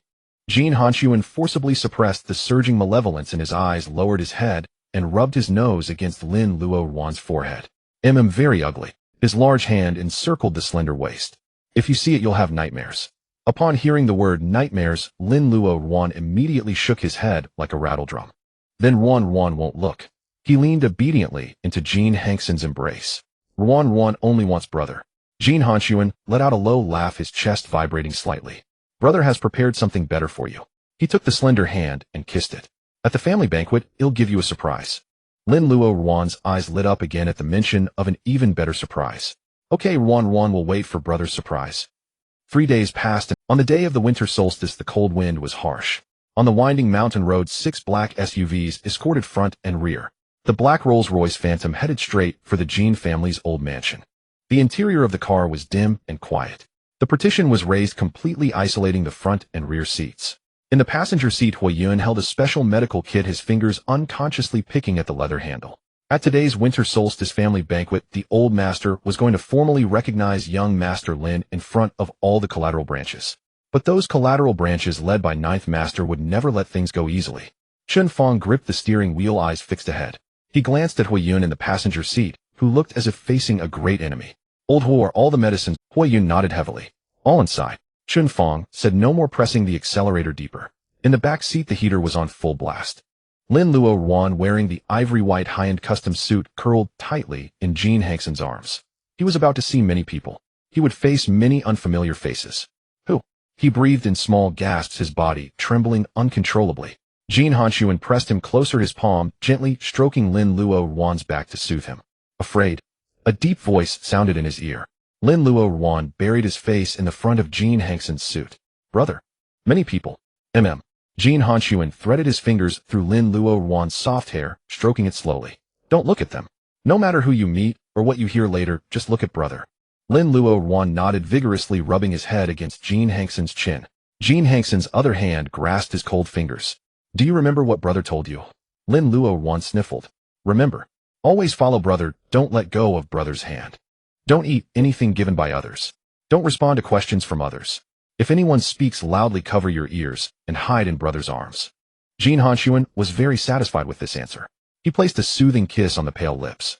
Don't be afraid, little one. Brother is here. The car vibrated slightly, and the Rolls-Royce Phantom came to a slow stop. Chun Feng's voice came from the intercom in front of the driver's seat. Master Jin, we've arrived. The heavy iron gate of the old mansion was fully open. The front courtyard was already filled with various relatives and collateral elders of the Jin family. As soon as the Rolls-Royce came to a stop, everyone's eyes fixed sharply on the rear door of the car. There was scrutiny, contempt, envy, and the sarcasm of those ready to watch a good show. Chen Fong quickly got out of the car, strode around to the back, and pulled open the door with his gloved hand. A gust of icy wind swept in through the car door as Jin Hanxun stepped out first. His spacious black trench coat hung open, enveloping Lin Luoruan securely in his embrace. Lin Luoruan instinctively hunched his shoulders, his slender fingers tightly clutching the fabric of the coat, revealing only a small face. The wall lamp in the front yard of the old mansion just happened to illuminate his translucent cheeks. The ivory-white bespoke suit clung to his lean shoulder lines, and with his innocent expression, the once noisy front yard instantly fell into dead silence. Gazes from all around converged upon him. Enchantment, greed, and lust. Lin Luoruan sensed these extremely uncomfortable stares. He pressed himself desperately into Jin Hanxun's embrace. Brother. Ruan is scared. Jin Hanxun's large hand shielded the back of Lin Luoruan's head, pulling him even closer. He lifted his head, sweeping his gaze across the crowd. The violence and possessiveness within him surged wildly. These scum were not worthy of laying eyes on him. Just then a portly man stepped out from the crowd. Jinhai, a distant cousin of the Jin family. He had downed a few drinks tonight, and emboldened by the family banquet and the presence of the old patriarch, grew audacious. His eyes clung to the pale nape of Lin Luoruan's neck like glue. Oh, so this is the little treasure Hanxun spent 100 million to bring back. Jinhai stroked his chin as he stepped forward, his face wreathed in a lecherous smile. Such a figure, such a face. Quite tempting. He smacked his lips, eyeing the slender waist of Lin Luoruan outlined by the suit beneath the coat. Look at that soft waist. If you pinned him down on the bed and had your way, the sound of his crying would be something else. Hanxun were family after all. When you're tired of him, lend him to your cousin for a couple of days, a change of taste. Several other, equally sleazy relatives snickered along. Lin Luoruan couldn't understand the vulgar words, but he could feel the malice in the fat man's tone. He also felt the arm around him tighten until it was stiff. Uneasily, he clutched the coat and lifted his face. Brother. Jin Hanxun lowered his head, his eyes softening as he looked at him. Be good, bury your face in brother's chest, close your eyes, and cover your ears. Lin Luoruan obeyed. Only after ensuring the person in his arms was completely shielded from the outside did Jin Hanxun raise his eyes again. Brutal, sinister. He looked at Jinhai and uttered 2 words flatly. Pull it out. Chen Fong, his face cold, gestured behind him. 2 bodyguards in black instantly darted out from behind, clamping Jinhai's arms on either side and slamming him heavily onto the bluestone slab. Before Jinhai could react, his face was already crushed against the ground, deformed. Two bodyguards in black instantly darted out from behind, clamping Jin Hai's arms on either side and slamming him heavily onto the bluestone slab. Before Jin Hai could react, his face was another bodyguard pulled a metal tactical clamp from his waist. The surrounding relatives were all terrified, some women unable even to scream. The iron clamp reached directly into Jin Hai's wide-open mouth, gripping the tongue that was still cursing incoherently. Without hesitation, he yanked out. Jin Hai's eyes bulged, and he couldn't even let out a scream. Only a muffled gurgling sound rattled in his throat. Torrents of blood gushed from the corners of his mouth, dripping onto the bluestone slab. The severed tongue, still flesh and blood, was tossed carelessly onto the ground. Jin Hai convulsed wildly on the ground, his eyes rolling back as he passed out from the entire process took no more than 10 seconds. The front yard was eerily silent, though all the relatives were pale with fear. He planted a gentle kiss on Lin Luoruan's smooth forehead. Then with long strides he stepped over the pool of blood and headed toward the main hall. Chun Fong followed coldly behind. Hui Yun hugged the medical kit and followed close. A team of bodyguards stayed behind to clean up the mess in the yard. The main hall was heated with floor heating, the temperature suddenly rising. It was extremely spacious with rosewood armchairs lining both sides. Seated in the first seat on the right was Jin Guanyuan. He had heard the miserable scream from outside clearly. Staring at Jin Hanxun as he strode in fury surged to his head, and he immediately slammed the table and stood up. Jin Hanxun. Jin Guanyuan's withered finger pointed at the door, relying on his seniority as he cursed Jin Hanxun to his face. You are too reckless. This is the winter solstice family banquet. The entire clan is watching. You actually brutalized a fellow clan member in public for a plaything from the Paradise Black Market. Do you have any respect for the family rules? Any respect for me, your ninth granduncle? Bringing such a disreputable thing back to flaunt. Are you trying to disgrace the entire Jin family? Jin Hanxun. The words black market stabbed into Lin Luoruan's heart. The injected relaxant, the huge gilded iron cage, the countless greedy faces bidding below. All the nightmares awakened in that instant. Brother, take Ruan away. Not here. Ruan is good. Ruan will obey. The fragile sobbing cut like a dull blade into Jin Hanxun's heart. He lifted the person higher, his palm covering Lin Luoruan's trembling back, soothing him stroke by stroke. Don't be afraid, be good, don't be afraid. When others speak loudly, what should Ruan do? Lin Luoruan, tears streaming and sobbing, obediently burrowed into the crook of his neck, pressing his face close. Cover my ears. Hide in brother's arms. Jin Hanxun kissed the tip of his ear. Good child. Ruan did very well. Only when the person in his arms had calmed down a little did he slowly raise his head, his gaze fixed directly on the furious Jin Guanyuan. His voice was indifferent, carrying a bone-chilling coldness. If you speak wrongly, keeping your tongue is superfluous. Jin Hai's mouth was too foul. I cleaned house for the ancestors. Does ninth granduncle have a problem? Jin Guanyuan's face turned ashen, his finger pointing at Jin Hanxun, trembling. You insolent brat. Do you think that just because you've taken the position of family head you can rule with an iron fist? As long as I'm here today, that thing from the black market will never be entered into the Jin family genealogy. Hearing the extremely raised voice, Lin Luoruan shrank again in Jin Hanxun's arms. Jin Hanxun's patience had run out. Chun Fong, who had been waiting by the main hall door, stepped forward. Jin Hanxun slightly raised his chin toward Jin Guanyuan. Bring out ninth granduncle's gift. Yes. Chun Fong turned and took the object covered in black cloth from the bodyguard behind him. He strode to the open space in the center of the hall and yanked off the black cloth with one hand. He smashed the golden thread Nanma gift box onto the floor tiles at Jin Guanyuan's feet. Bang! The wooden box burst open under the tremendous impact. The red velvet lining tumbled out, and the pure gold dog chain clattered out. The four large characters in the center of the custom collar were exposed to everyone, bestowed upon Jin Guanyuan. 4 large characters seared into the eyes of everyone present. Jin Guanyuan's eyeballs bulged outward, and the muscles of his face convulsed violently. His originally livid face, twisted with rage, had turned a purplish red like pig liver. Finally, overwhelmed by shock and fury, his legs gave way, and he staggered backward, half a step, collapsing into the redwood armchair. It took a full 5 or 6 seconds before he could recover. Jin Hanxun, have you lost your mind? When I was conquering half of Europe for the Jin family, your father hadn't even taken the position of family head. For a plaything from the black market, you dare to humiliate me with such a thing. Do you want to make the entire collateral branch of the Jin family utterly disheartened? His blood surged as he turned to look at the silent elders and kinsmen of the collateral branch, trying to rally support. All of you, open your eyes and see clearly. Jin Hanxun has been bewitched by beauty and become a complete madman. If we allow him to act recklessly today, where will we old bones find a way to survive? Purge the family. We must unite the entire clan to purge him and strip him of his position as family head. His hoarse roar echoed through the spacious main. At the head seat, Jin Hanxun ignored the old dog barking below his attention, entirely focused on the trembling figure in his arms.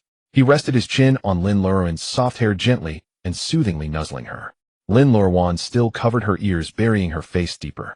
As Jin Guanyuan was about to continue his tirade, Chen Fong let out a cold laugh.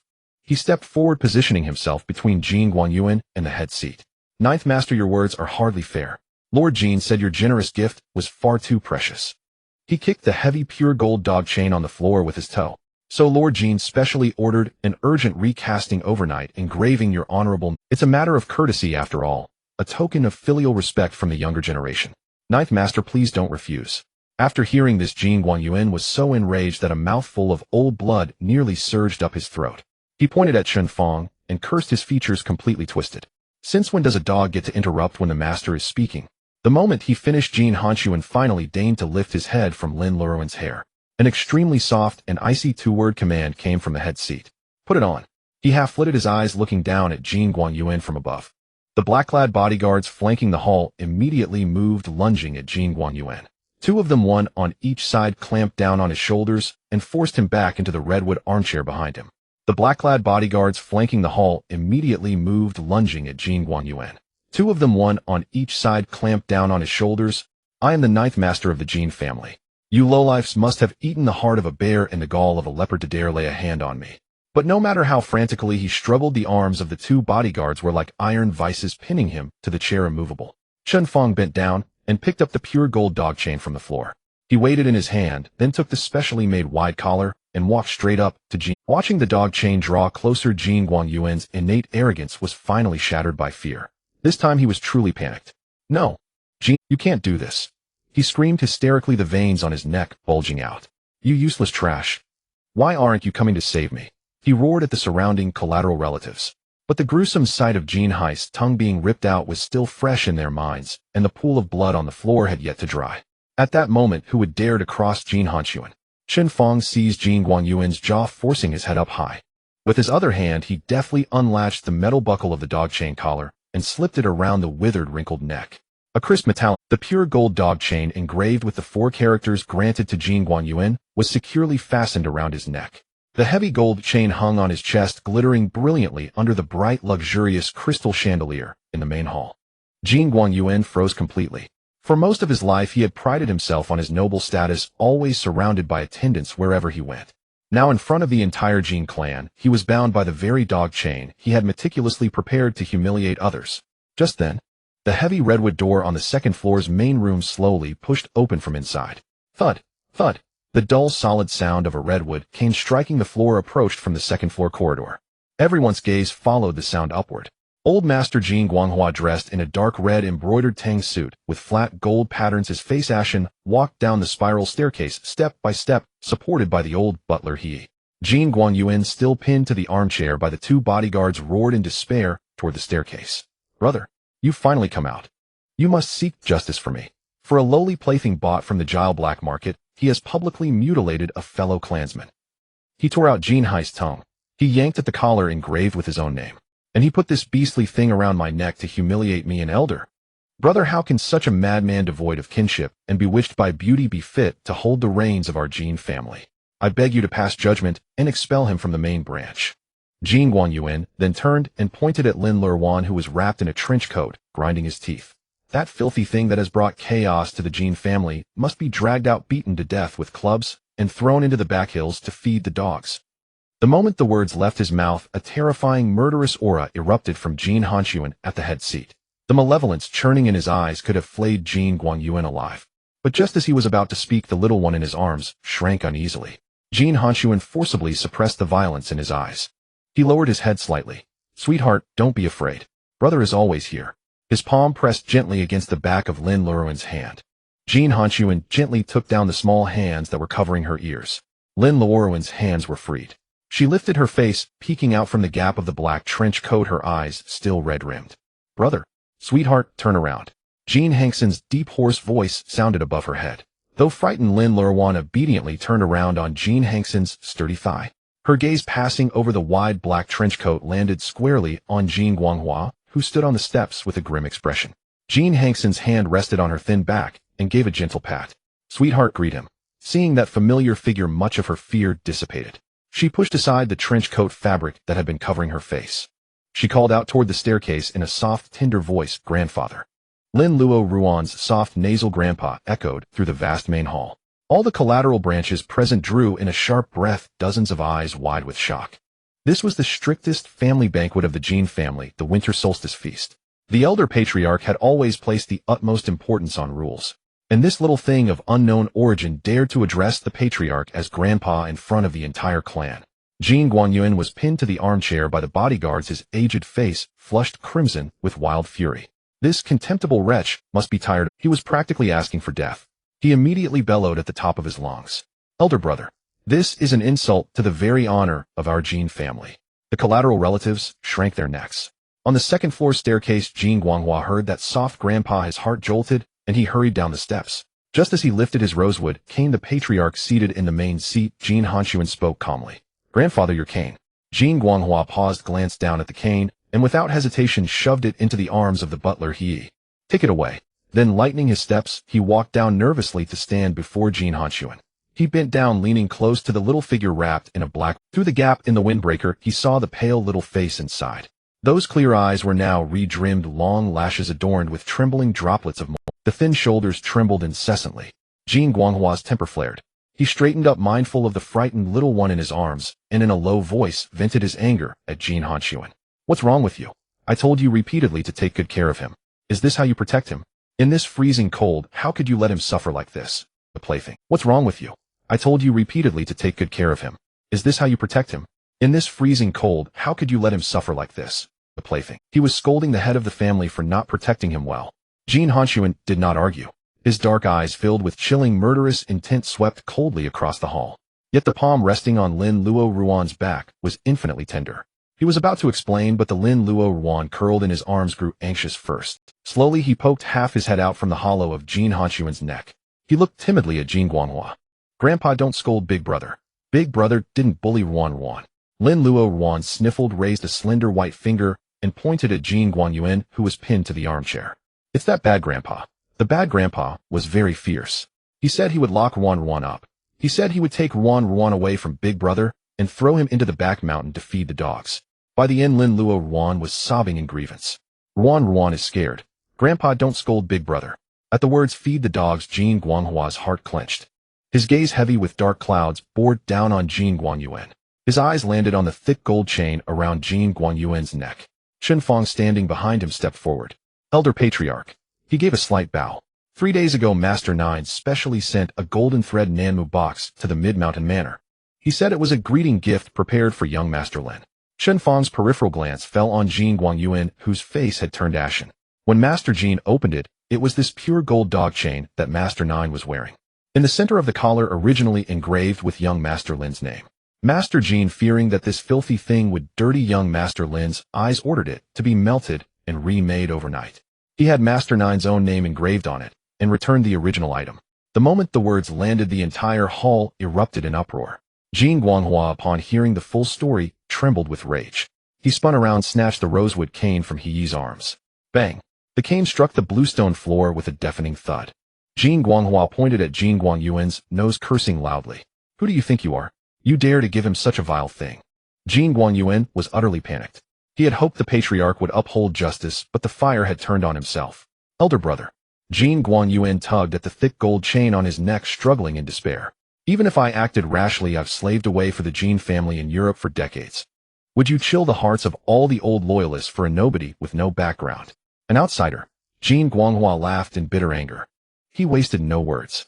Ignoring the terrified gazes around the hall, he pronounced his verdict directly. Jin Hanxun is the current head of the Jin family, and Lin Luoruan is Hanxuan's one and only life partner. To disrespect him is to disrespect the head of the Jin family. Jin Guanghua paced to Jin Guanyuan. From this day forth, the Jin surname is stripped from Jin Guanyuan's branch. All European properties under his name are forfeited and absorbed into the main family. Hanxun, the rest is up to you. Jin Guanghua pronounced the sentence sternly. This thunderous reckoning threw Jin Guanyuan into the abyss. His eyes rolled back, and he collapsed like a heap of mud. "No, you can't do this to me. Elder brother. From the main seat, Jin Hanxun looked down on him with contempt. Strip Jin Guangyuan of all his properties. The collar around his neck shall never be removed until death. Throw him into the African mines, and let him guard the gate wearing that thing. Anyone who pleads for him will be dealt with the same punishment. 2 black-clad bodyguards without a moment's hesitation carried the limp, boneless Jin Guangyuan and dragged him toward the main gate.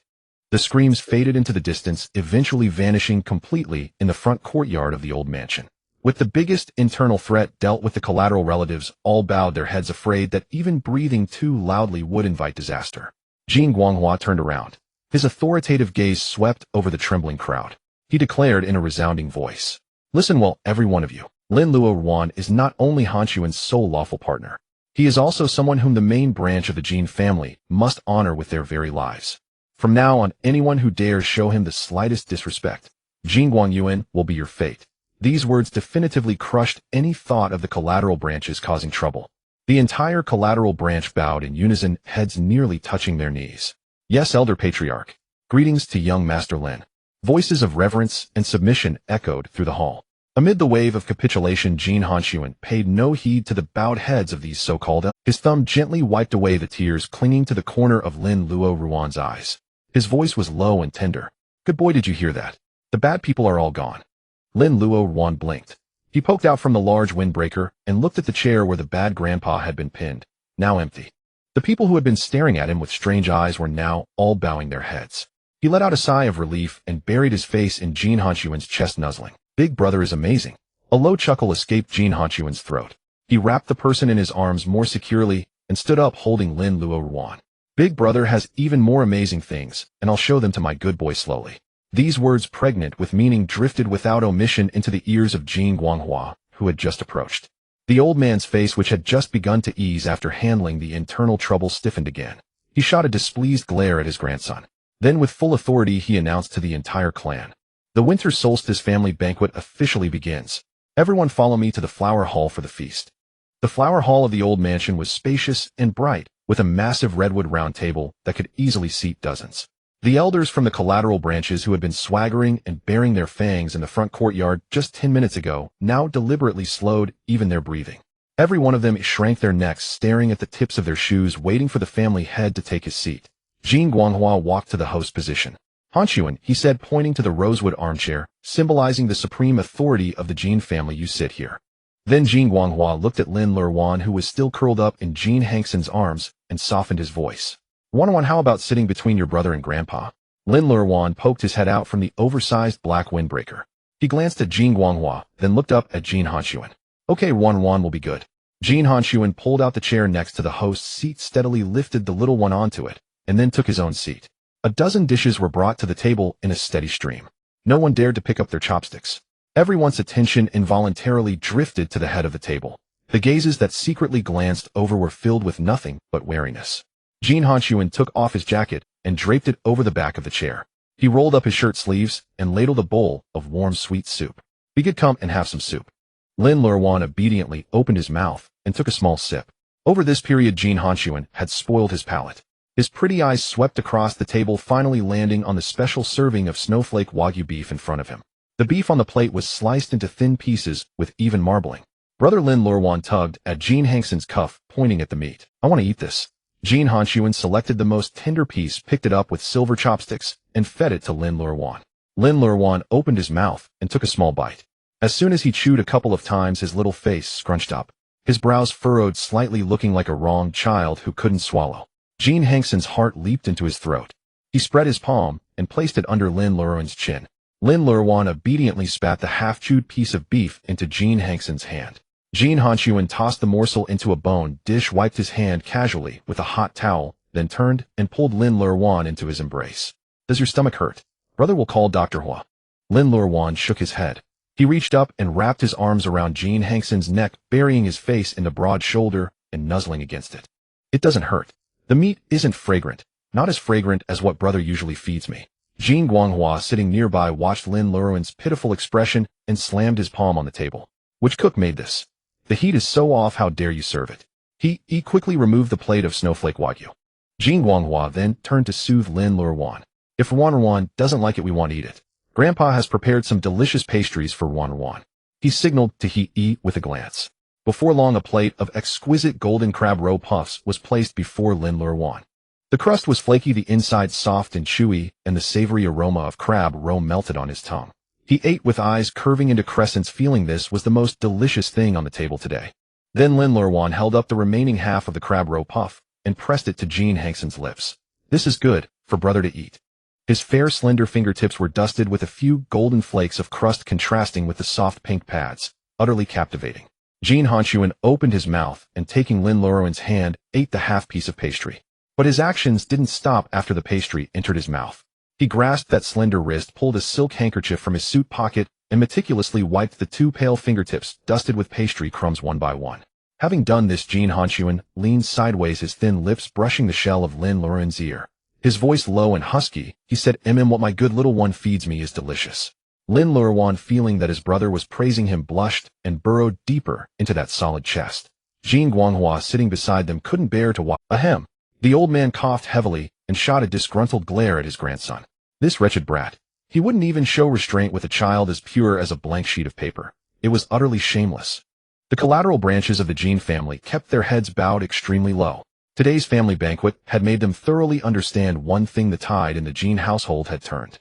During the second half of the dinner, Lin Luoruan let out a small yawn.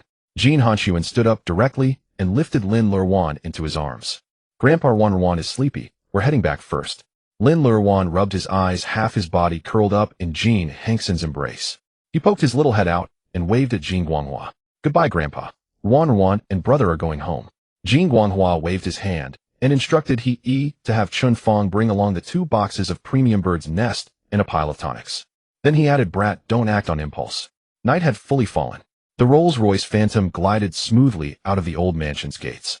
Jin Hanxun had shed his ivory-white bespoke suit jacket, and Lin Luoruan was dressed only in a soft silk shirt. Feeling that sitting beside him wasn't warm enough, he straddled Jin Hanxun's thighs entirely. His slender legs parted on either side, his arms looped around Jin Hanxun's neck. As the car passed over a speed bump, the cabin gave a slight jolt. Lin Luoruan's body swayed with the motion, and his soft waist and abdomen brushed against the tense muscles. Jin Hanxun let out a muffled groan, his large palm steadying the slender waist, his palm scorching hot. Lin Luoruan yawned, his head resting in the hollow of Jin Hanxun's neck. Suddenly remembering something, he lifted his head, his clear eyes staring directly at the face so close to his. "Brother." His voice was even softer and more glutinous due to drowsiness. "Hm." Jin Hanxun's fingers absently stroked the soft flesh. Lin Luoruan touched the black gold thumb ring hanging on his chest. What is something even more impressive? He had wanted to ask ever since they were in the old mansion's hall. Back then his brother had said there was something even more impressive to show him. Jin Hanxun's fingers paused. The streetlight outside the car window streaked past, illuminating the expression on his face clearly. He tightened his grip on Lin Luoruan's waist, pulling the boy firmly against his own body, pressing them together without a gap. "Does my little one really want to see?" Lin Luoruan nodded without any suspicion. "Yes, I want to see. Brother is the best." Jin Hanxun's hand resting on his lower back slid directly under the hem of the silk shirt, his palm touching the delicate warm spine. "But to see that, you'll have to pay a lot of interest." Lin Luoruan, startled by the heat on his back, shrank his shoulders. Luoruan has a lot of interest." He closed his eyes and actively pressed his lips to Jin Hanxun's mouth. Jin Hanxun's reason snapped in an instant. He cupped the back of Lin Luoruan's head and kissed him deeply. In the front passenger seat, the partition had already been raised seamlessly. Hui Yungang had just breathed a sigh of relief that today's family banquet had gone smoothly when he heard the faintest sounds from the back seat. Chun Fong stared straight ahead, expressionless, and eased off the accelerator, slowing the car to a crawl. Hui Yun held his breath, his heart leaping back into his throat. The Rolls-Royce Phantom slowly came to a halt before the main steps of the hillside manor. Chun Fong swiftly pushed open the driver's door, circled around to the rear, and pulled open one side door. Before the cold air could rush into the carriage, he immediately lowered his head and with great self-awareness retreated to a spot 3 steps below the stairway. He did not cast even a single glance into the carriage. Hui Yun had just clutched the medical kit and was about to step forward when Chun Fong firmly pressed his shoulder, shaking his head with a cold, sharp gaze. The two, with perfect tacit understanding, held their breath and swiftly melted into the night of the manor, leaving the space entirely to the two inside the car. The faint sound of fabric rustling came from the rear compartment. Jin Hanxun wrapped his large black trench coat tightly, and holding Lin Luoruan stepped steadily out of the car. The night wind blew, gently swaying the hem of the trench coat.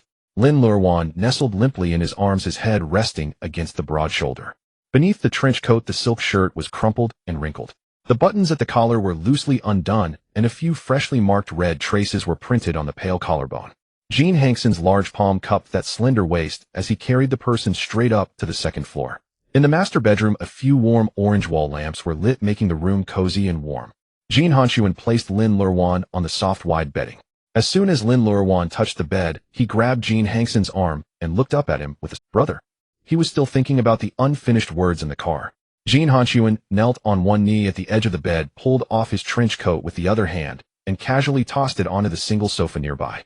He did not immediately rise, but instead leaned down, following the force of Lin Luoruan's embrace. Their noses touched, and their breaths intertwined.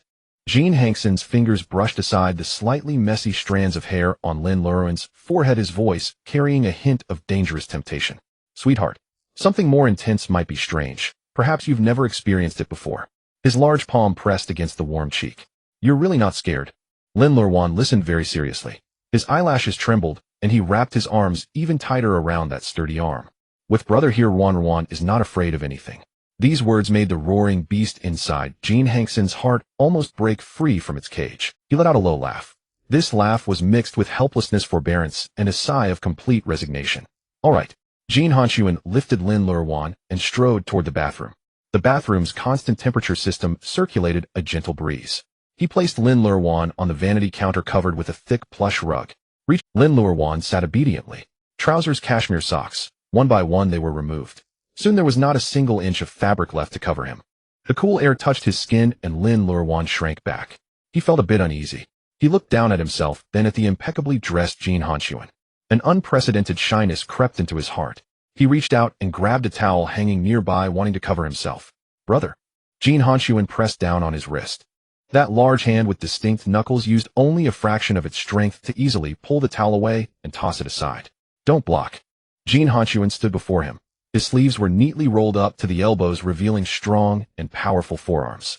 He loosened the pure black silk tie at his collar and casually unbuttoned the top two buttons. Jin Hanxun turned around and twisted open the bathtub's drain valve. Hot water gushed out from the outlet, quickly filling most of the constant temperature bathtub, and steam rose in a hazy mist. He slid his hands under Lin Luoruan's armpits, carried him to the edge of the bathtub, and placed him inside. The hot water covered his chest, and Lin Luoruan let out a comfortable sigh. Jin Hanxun propped one hand on the edge of the bathtub, his palm covered with dense foam. He slowly slid it down along the slender, rounded shoulder.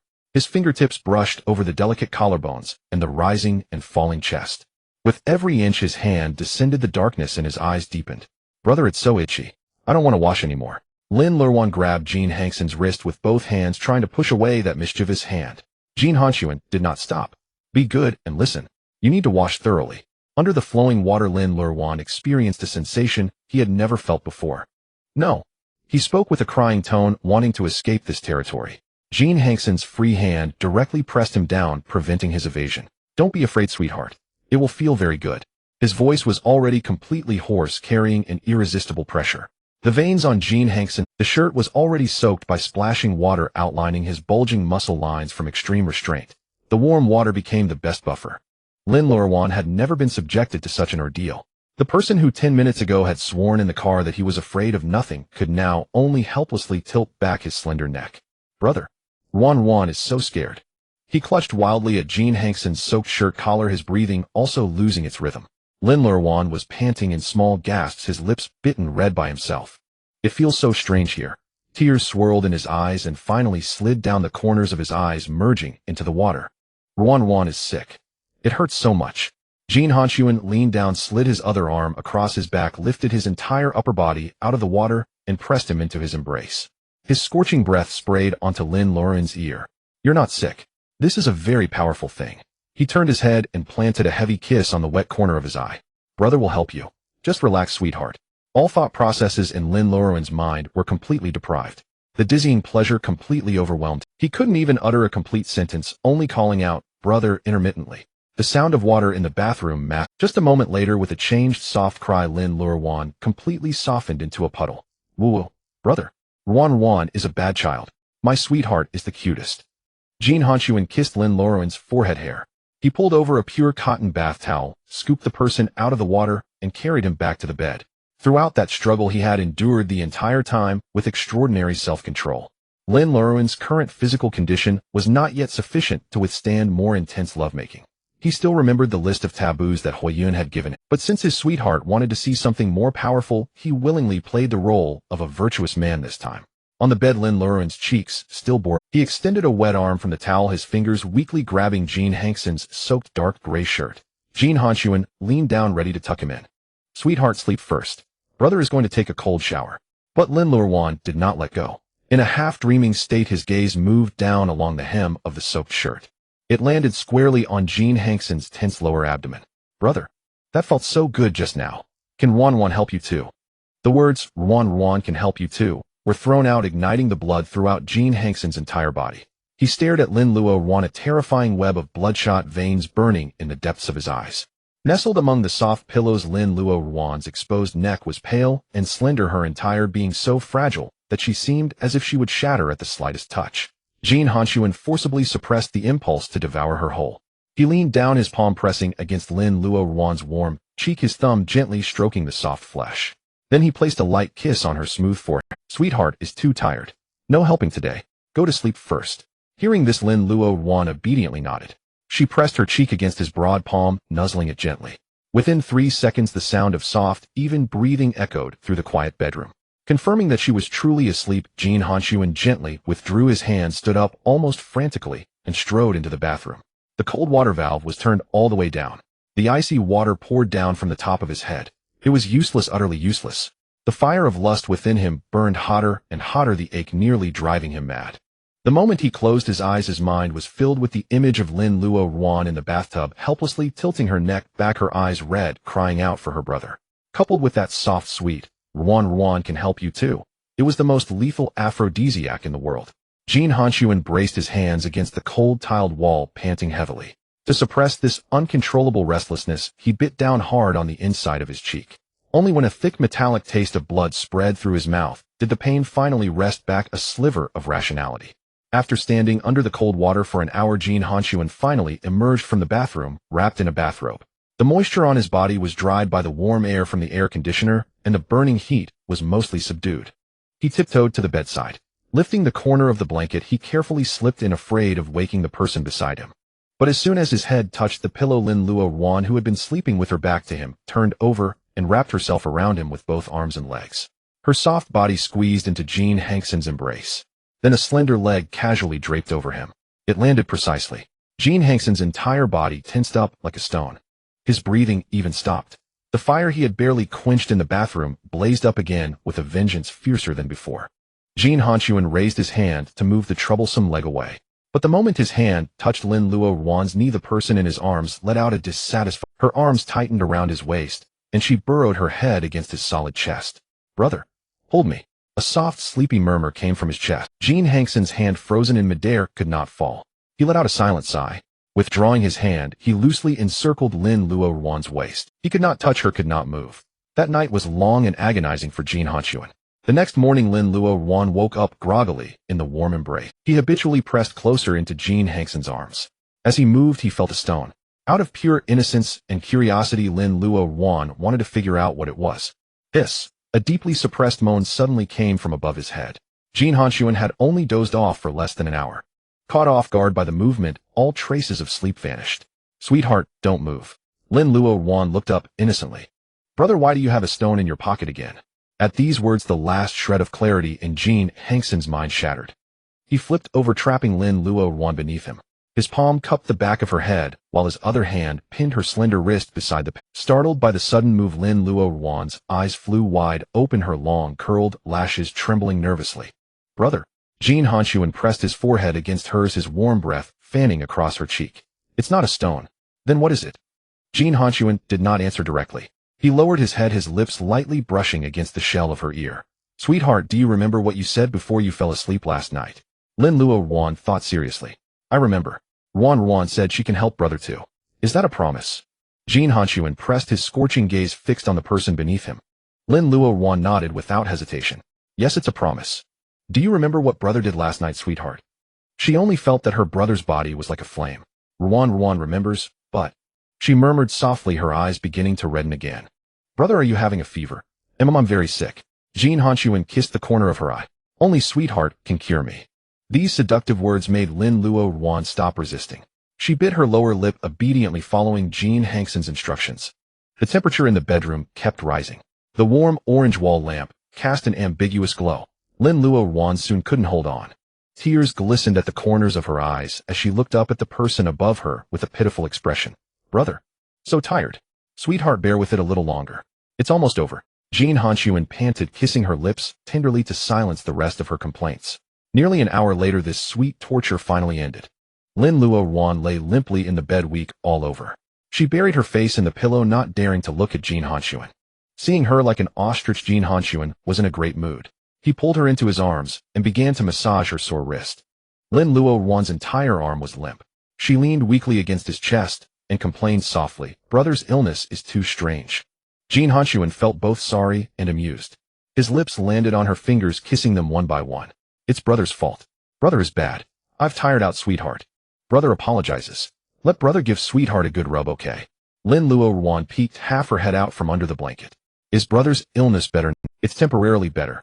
Jin Hanxun chuckled and lightly bit the tip of her nose. If it flares up again in the future, he'll have to count on sweetheart to help. Hearing that she would have to help like this again, Lin Luoruan was so frightened she shrank back under the blanket and refused to make a sound. Jin Hanxun patted her gently through the blanket, coaxing her in a soft voice. All right, no more treatment. Come out and get some air, sweetheart. Don't suffocate yourself. The person under the blanket finally poked out a fuzzy head. Jin Hanxun pinched her warm, soft cheek. Do you still remember what brother promised you? On the day of the family banquet, brother will give sweetheart a surprise. Hearing the word surprise, Lin Luoruan popped her entire head out. I remember. Jin Hanxun lifted her out from the blanket and kissed her cheek. After we have something sweet, brother will take you to see it, okay? In front of the vanity, Lin Luoruan obediently tilted his chin up, allowing Jin Hanxun to wipe his face with a warm towel. After drying the moisture, Jin Hanxun unscrewed a jar of Huiyuan's specially formulated children's face cream and scooped out a bit of pink paste with his fingertip. In front of the vanity, Lin Luoruan obediently tilted his chin up, allowing Jin Hanxun to wipe his face with a warm towel. After drying the moisture, the sweet fragrance of strawberries filled the air. Today's good boy is strawberry scented. Jin Hanxun leaned down and planted a kiss on the cheek. Lin Luoruan lifted his face, his eyes sparkling. Brother, what exactly is the surprise? Jin Hanxun's fingertip traced the tip of his perky nose. If I tell you now, it wouldn't be a surprise anymore. Brother will take the good boy to breakfast first. In the first floor dining room, a strawberry-flavored nutritional supplement sat on the long rosewood table. Beside the supplement was a small white porcelain dish containing a palm-sized strawberry mousse cake. Jin Hanxun settled the boy onto a chair, and Lin Luoruan's gaze was glued to the cake. Once the supplement was finished, he eagerly tugged at Jin Hanxun's arm. Brother, cake, Ruan wants to eat. Jin Hanxun picked up a silver spoon, scooped out a piece of the cake's center, and brought it to his lips. Lin Luoruan swallowed it in one bite, the sweet cream, but the cake was too small. After just a few spoonfuls, the white porcelain dish was empty. Lin Luoruan licked his lips, still craving more, staring wistfully at Brother. Ruan wants more. He tugged at Jin Hanxun's sleeve, his voice soft and pleading. Jin Hanxun set down the silver spoon, took a warm towel, and wiped the cream from his lips. Doctor Hu said your stomach has just recovered, so you can't have too much cake. Oh, Ruan understands. Seeing Lin Luoruan's drooping expression, Jin Hanxun's heart softened, and he bent down to kiss the top of his head. Good boy. Lin Luoruan looked up glumly. This cake is just the beginning of today's sweetness. Jin Hanxun lifted him from the chair. I promise you the surprise I'm taking you to see today is 100 times sweeter than this cake. Lin Luoruan was incredulous. 100 times. Jin Hanxun carried him upstairs. Let's get changed. In the dressing room, Jin Hanxun took out a set of custom-made snow-white bunyered ones. The outfit had no zipper, only a row of hidden snap buttons down the back. Jin Hanxun patiently fastened them one by one. When he reached the top, he pulled up the oversized hood and placed it over Lin Luoruan's head. Two long snow-white bunny ears attached to the hood drooped softly beside Lin Luoruan's cheeks. He looked left and right in the full-length mirror, then reached out and gently tugged at them. Remember, as long as you're by brother's side, no one will dare bully you. Don't be afraid of anything, understand? Remember, as long as you're by brother's side, no one will dare bully you. Don't be afraid of anything, understand? Lin Luoruan didn't know where they were going, but with his brother there he felt safe. Ruan remembers. On the steps of the hillside villa, a Rolls-Royce Phantom was already waiting. Jin Hanxun, holding the bunny-clad Lin Luoruan, stepped steadily into the car. Ruan remembers. On the steps of the hillside villa, a Rolls-Royce Phantom was already waiting. Jin Hanxun holding the bunny, clad Lin Luoruan like a little tiger. The car drove through a bustling commercial street. Many people were queuing outside a milk tea shop. Lin Luoruan's eyes widened in amazement. Brother, what are they doing? Buying sweet drinks. Can Ruan also have some? When your stomach is a little stronger, you can have cake and sweet drinks too. The Rolls-Royce drove on, passing several intersections, and the surroundings gradually grew quieter. The noisy commercial district was left behind as the car turned onto a wide avenue lined with tall sycamore trees. This was the main road of the western villa district of Linhai City. As the familiar scenery emerged, Lin Luoruan's previously light tone abruptly stopped. The tips of his fingers against the bulletproof glass grew stiff inch by inch. 10 years of dark basement whips hunger. Fear surged back like a tidal wave. His breath caught his pupils, shook violently, and instinctively, he curled up and burrowed into Jin Hanxun's arms, his fingers clutching the lapels of the suit. Brother. Lin Luoruan's voice trembled. This is the bad people's road. Jin Hanxun tightened his arms, pressing the trembling snow-white bunny tightly against his chest. His large hand stroked Lin Luoruan's back rhythmically. Good boy. He lowered his head, his chin resting on the furry bunny hood. Are you scared? Lin Luoruan closed his eyes, tears streaming down. But then he remembered what his brother had said before they left. As long as he was by his brother's side, no one would dare bully him. Lin Luoruan peeked out a little from the suit's lapel. Tears clung to his lashes, his nose red. He looked at Jin Hanxun, his body still trembling slightly, but he shook his head firmly. With brother here, Ruan is not afraid. Jin Hanxun's throat tightened, suppressing the ache surging in his chest. He turned his head and placed a kiss on the reddened corner of Lin Luoruan's eye. Good boy. The car gradually slowed and finally came to a stop on a wide open space. From the back of the driver's seat came Chen Fang's restrained voice. Master Jin, we've arrived. At those two words, Lin Luoruan's breathing completely faltered. He knew what lay outside. It was the Lin family villa, the hell on earth that had imprisoned him for 10 years, beaten him, and starved him. Lin Luoruan gripped the bunny, ears tightly, burying his head deep into the broad shoulder. Jin Hanxun stood still with him in the Lin Luoruan gripped the bunny, ears tightly, burying his head deep into the broad shoulder. Jin Hanxun stood still with him in the sunlight. The warm winter sun shone on them. Good boy. Jin Hanxun's deep voice sounded in Lin Luoruan's ear. Trust brother, just one look, just one. The warm embrace gave Lin Luoruan courage. He slowly loosened his grip on the long bunny ears and tentatively opened his eyes. The Lin family villa filled with sin and blood was gone. The towering dark walls that had imprisoned him for 10 years were also gone. The Lin family villa filled with sin and blood was gone. The winter sun cast its rays upon the colorful spires, refracting into a dreamlike fairy tale radiance. At the entrance, 2 towering Roman columns had been transformed into the shape of twisted candies wrapped with colorful satin ribbons. This stark contrast left Lin Luoruan breathless. His voice trembled. Brother, where is this? Jin Hanxun gently set him down on the flat ground, paved with colored stone bricks. This is the castle of the good one. He enveloped Lin Luoruan's cold hands, interlocking their fingers as they walked forward. The pink and white wrought iron gate slid open slowly on both sides. Just a few steps in, a rich fragrance assailed them.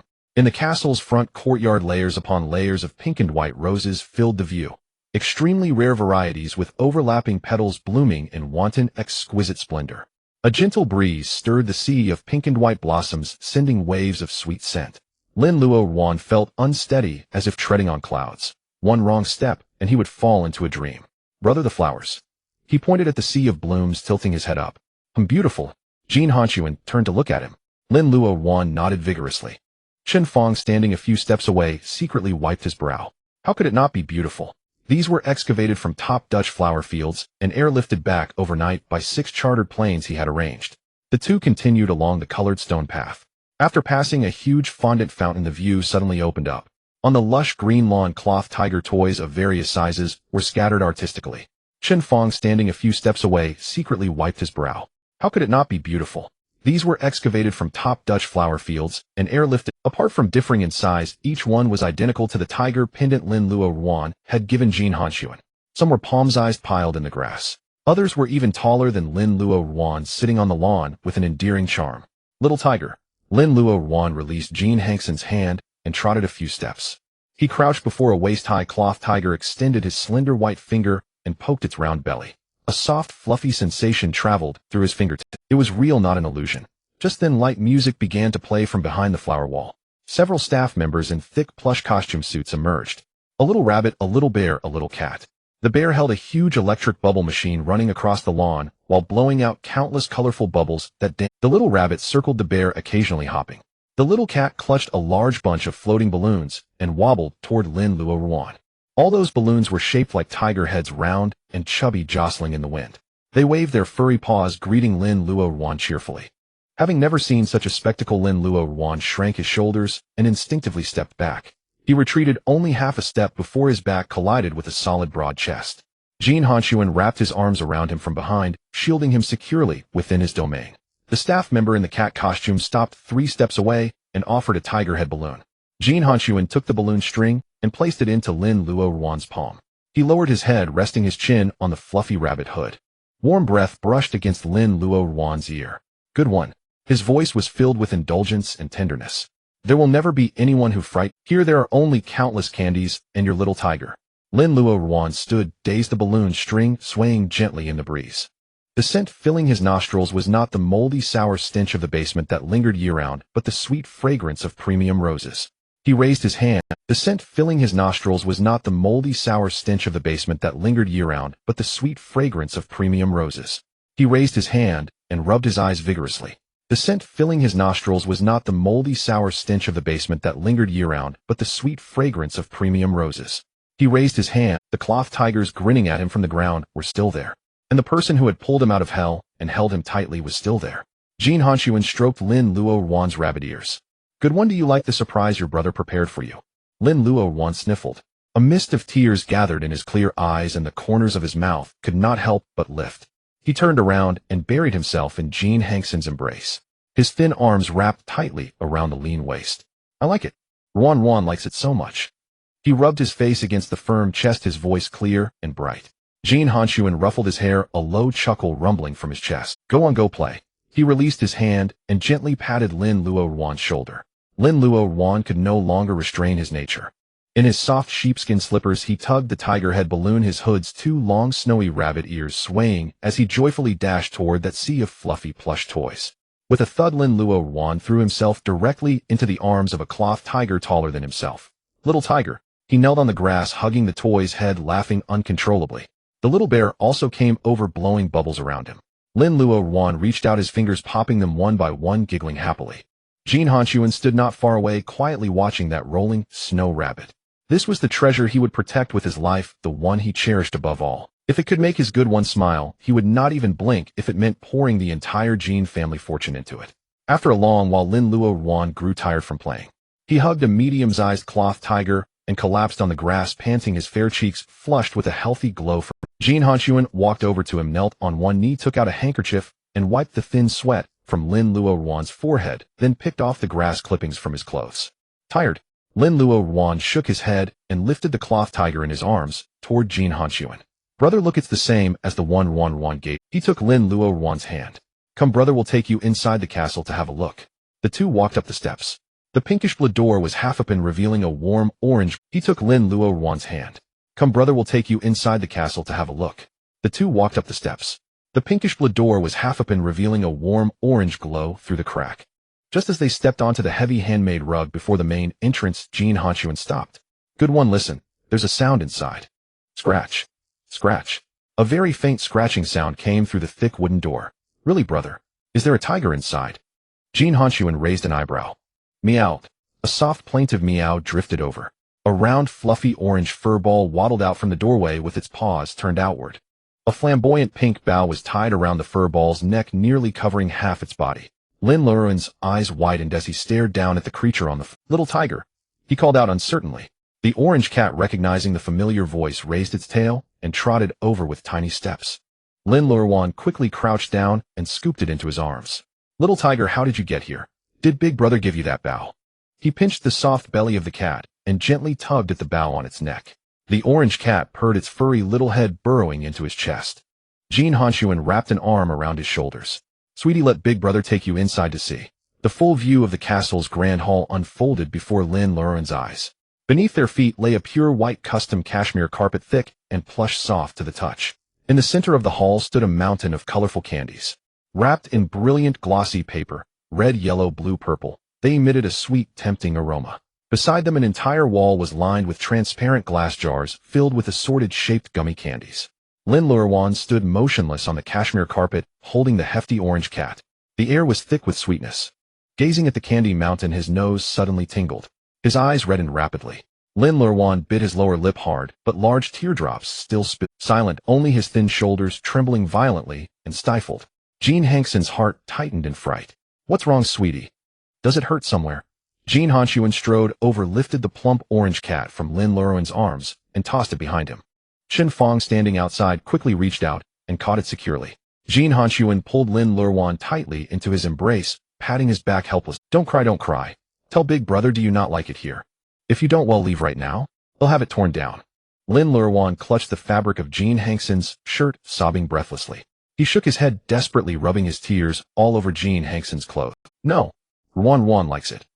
Lin Luoruan raised his tear-streaked face and pointed at the candy mountain not far away. Ruan sees so many candies. Ruan is happy. These were tears of joy and also the release of 10 years of grievance. Jin Hanxun listened to these fragmented words, his throat tightening and his heart aching with a sour swell. He lowered his head, pressing his thin lips against Lin Luoruan's tear-dampened temple. From now on there will be candy every day. As long as my sweetie is happy, big brother will bring you all the candy in the world. Lin Luoruan sniffled, wiping his face roughly with the back of his hand. He blinked his watery eyes and stood on tiptoe. His hands climbed up to Jin Hanxun's broad shoulders. Under Jin Hanxun's gaze, he leaned in. Two soft lips, fragrant with strawberry face cream, clumsily and directly pressed against Jin Hanxun's. A brief touch, yet it lasted a long time. Lin Luoruan's cheeks flushed crimson, his breath warm. He mumbled softly, "Big brother. Interest. For you." This sweetness surpassed all the candies in the hall combined. Jin Hanxun's blood rushed straight to his head. His arms encircled Lin Luoruan's lower back, pulling him close. Without giving Lin Luoruan a chance to retreat, he closed his eyes and took the lead, kissing him. This kiss held no irresistible plunder, only gentle comfort and guidance. His tongue parted Lin Luoruan's soft lips, exploring into his mouth with lingering tenderness. Lin Luoruan could barely stand, leaning entirely on Jin Hanxun, letting out soft, broken hums. The kiss ended. Lin Luoruan's red lips were slightly swollen. Jin Hanxun's chest heaved violently. He bent down, slipped his hands under Lin Luoruan's knees and back, and lifted him up. Chen Fong set the orange cat down on the floor. The cat meowed, swished its tail, and followed them into the hall. In the center of the hall stood a huge strawberry-patterned leather sofa. Jin Hanxun settled the little bunny sweetie securely onto the soft strawberry sofa. The orange cat jumped up onto the sofa as if it owned the place, curling up at Lin Luoruan's feet and purring. Jin Hanxun didn't sit down. He stepped back half a pace and knelt on one knee on the thick cashmere carpet. In this position, the lofty head of the Jin family had to look up slightly to see the person on the sofa. Lin Luoruan was stunned. "Big brother." He clutched the edge of the sofa, flustered. Jin Hanxun took one of his hands and kissed his fingertips. "Sweetie." His voice was low and husky, carrying the most solemn promise in the world. "Big brother gives you this castle. From now on, sweetie is the little prince of Candy Castle." Lin Luoruan stared blankly at Jin Hanxun. "Give it to him. This huge castle, all made of candy, all his." Before he could react, Chen Fong strode in from outside. In his hand was a thick sheaf of documents, its cover stamped with the golden seal of the Jin Group's legal department, and a custom black diamond-encrusted pen clipped to the side. Chen Fong walked to the strawberry sofa, bent slightly, and presented the documents and pen to Jin Hanxun with both hands. The top page of the documents read, "Asset Gift Agreement." Jin Hanxun pulled out the pen, uncapped it, and held it out to Lin Luoruan. "Sweetie, can you write your name?" Lin Luoruan looked at the pen, then at the document. He nodded. "I can write it." Lin Luoruan took the pen. His grip was stiff from not having held a pen for so long. His index finger and thumb pinched the lower end of the pen tightly, his wrist tense. Jin Hanxun didn't correct him. He placed the thick document on a hard leather folder, flipped to the last page, raised it, and held it in front of Lin Luoruan. His finger pointed to a blank line in the bottom right corner. "Sweetie, write your name here." Lin Luoruan took a deep breath, his expression turning extremely serious. His finger pointed to a blank line in the bottom right corner. "Sweetie, write your name here." Lin Luoruan took a deep breath, his expression turning extremely serious. The ink left marks on the paper. Lin Luoruan. The characters were crooked, uneven in size, the horizontal lines not straight, the vertical lines not upright. Yet in Jin Hanxun's eyes they were more pleasing than all the signatures on Jin's billion-dollar cross-border contracts. "Sweetie wrote it beautifully." He closed the document and handed it to Chen Fong. Praised. Lin Luoruan's eyes curved into crescent moons with joy. Then he reached out and took a shiny wrapped gummy candy from the small candy mountain next to the sofa. Lin Luoruan slowly unwrapped the candy, pinched it between his fingers, and held it to Jin Hanxun's lips. Big brother, have some candy. A flicker of surprise passed through Jin Hanxun's eyes. He opened his mouth and took the candy along with Lin Luoruan's sweet-scented fingertip into his mouth. Lin Luoruan was at a loss.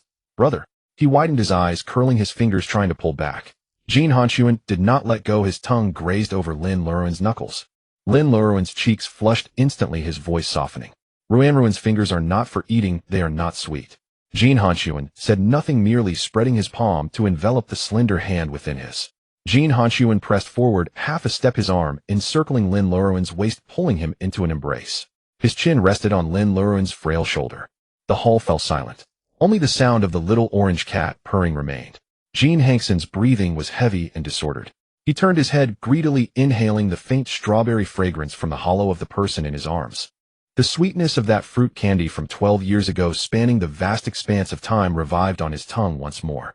This sweetness, along with the image of the massive gilded iron cage in the extreme bliss black market not long ago, madly tore at his nerves. Brother, almost lost you. Jin Hanxun's voice was low, laced with lingering fear. Good boy, luckily I wasn't too late. Lin Luoruan was hugged so tightly he could barely breathe. But he could feel that his brother was very sad now. Lin Luoruan freed his other hand and gently patted Jin Hanxun's firm back twice. Brother, don't be sad. Ruan didn't get lost, or Ruan has been here all along.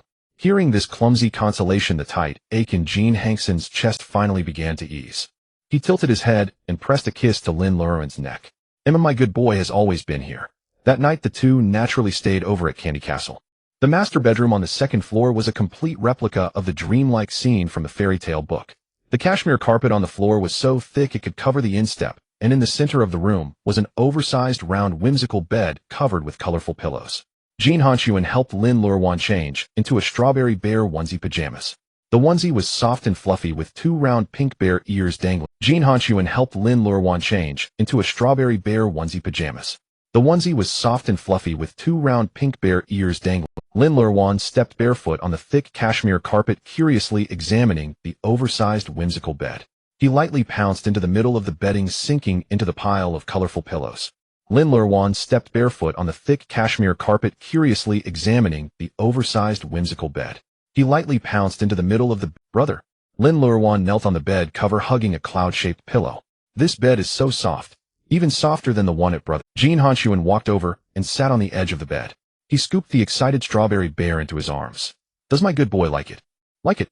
Jin Hanxun pinched the pink bear ear and settled the person on his lap. Then brother will bring my good boy here often. Lin Luoruan nodded vigorously. Jin Hanxun lifted a corner of the quilt and lay back against the headboard. Lin Luoruan skillfully leaned against Jin Hanxun's chest, found a comfortable position, and pressed himself snugly against him. The lights in the room were dimmed, and the star-shaped lamp emitted a faint orange glow. Lin Luoruan let out a small yawn, but his eyes were still wandering. Brother. He wriggled under the covers. Ruan is too happy today to sleep. Can brother tell a story? Jin Hanxun stroked Lin Luoruan's thin back. All right, brother will tell my good boy a story. The wall lamp was dimmed to the warmest orange.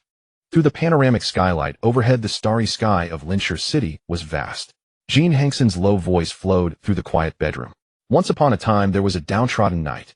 He was chased by many bad people, severely wounded, and collapsed in a dark alley. The knight bled profusely, thinking he would never see the sun again. Lin Luoruan was instantly captivated. He held his breath, his eyelashes fluttering twice. The bad guys are really hateful. The knight brother must be in pain. It hurt a lot. Jin Hanxun's large palm stroked his back. Just when the knight was about to die from the pain, a little prince passed by. The little prince was dressed in beautiful, clean clothes and wasn't afraid of the blood-soaked knight at all. He walked up to the knight, took a fruit candy from his pocket, and fed it into the knight's mouth. At the mention of candy, Lin Luoruan swallowed. Did the little prince like candy too? Yes, that was the little prince's most precious thing. Jin Hanxun looked at the person in his arms. The knight ate the candy, and miraculously his wound stopped hurting. And then, oi! Lin Luoruan pressed on. Then the knight survived. He told the little prince that once he became strong enough, he would buy all the candy in the world and give it to him. Jin Hanxun's thumb rubbed Lin Luoruan's small earlobe.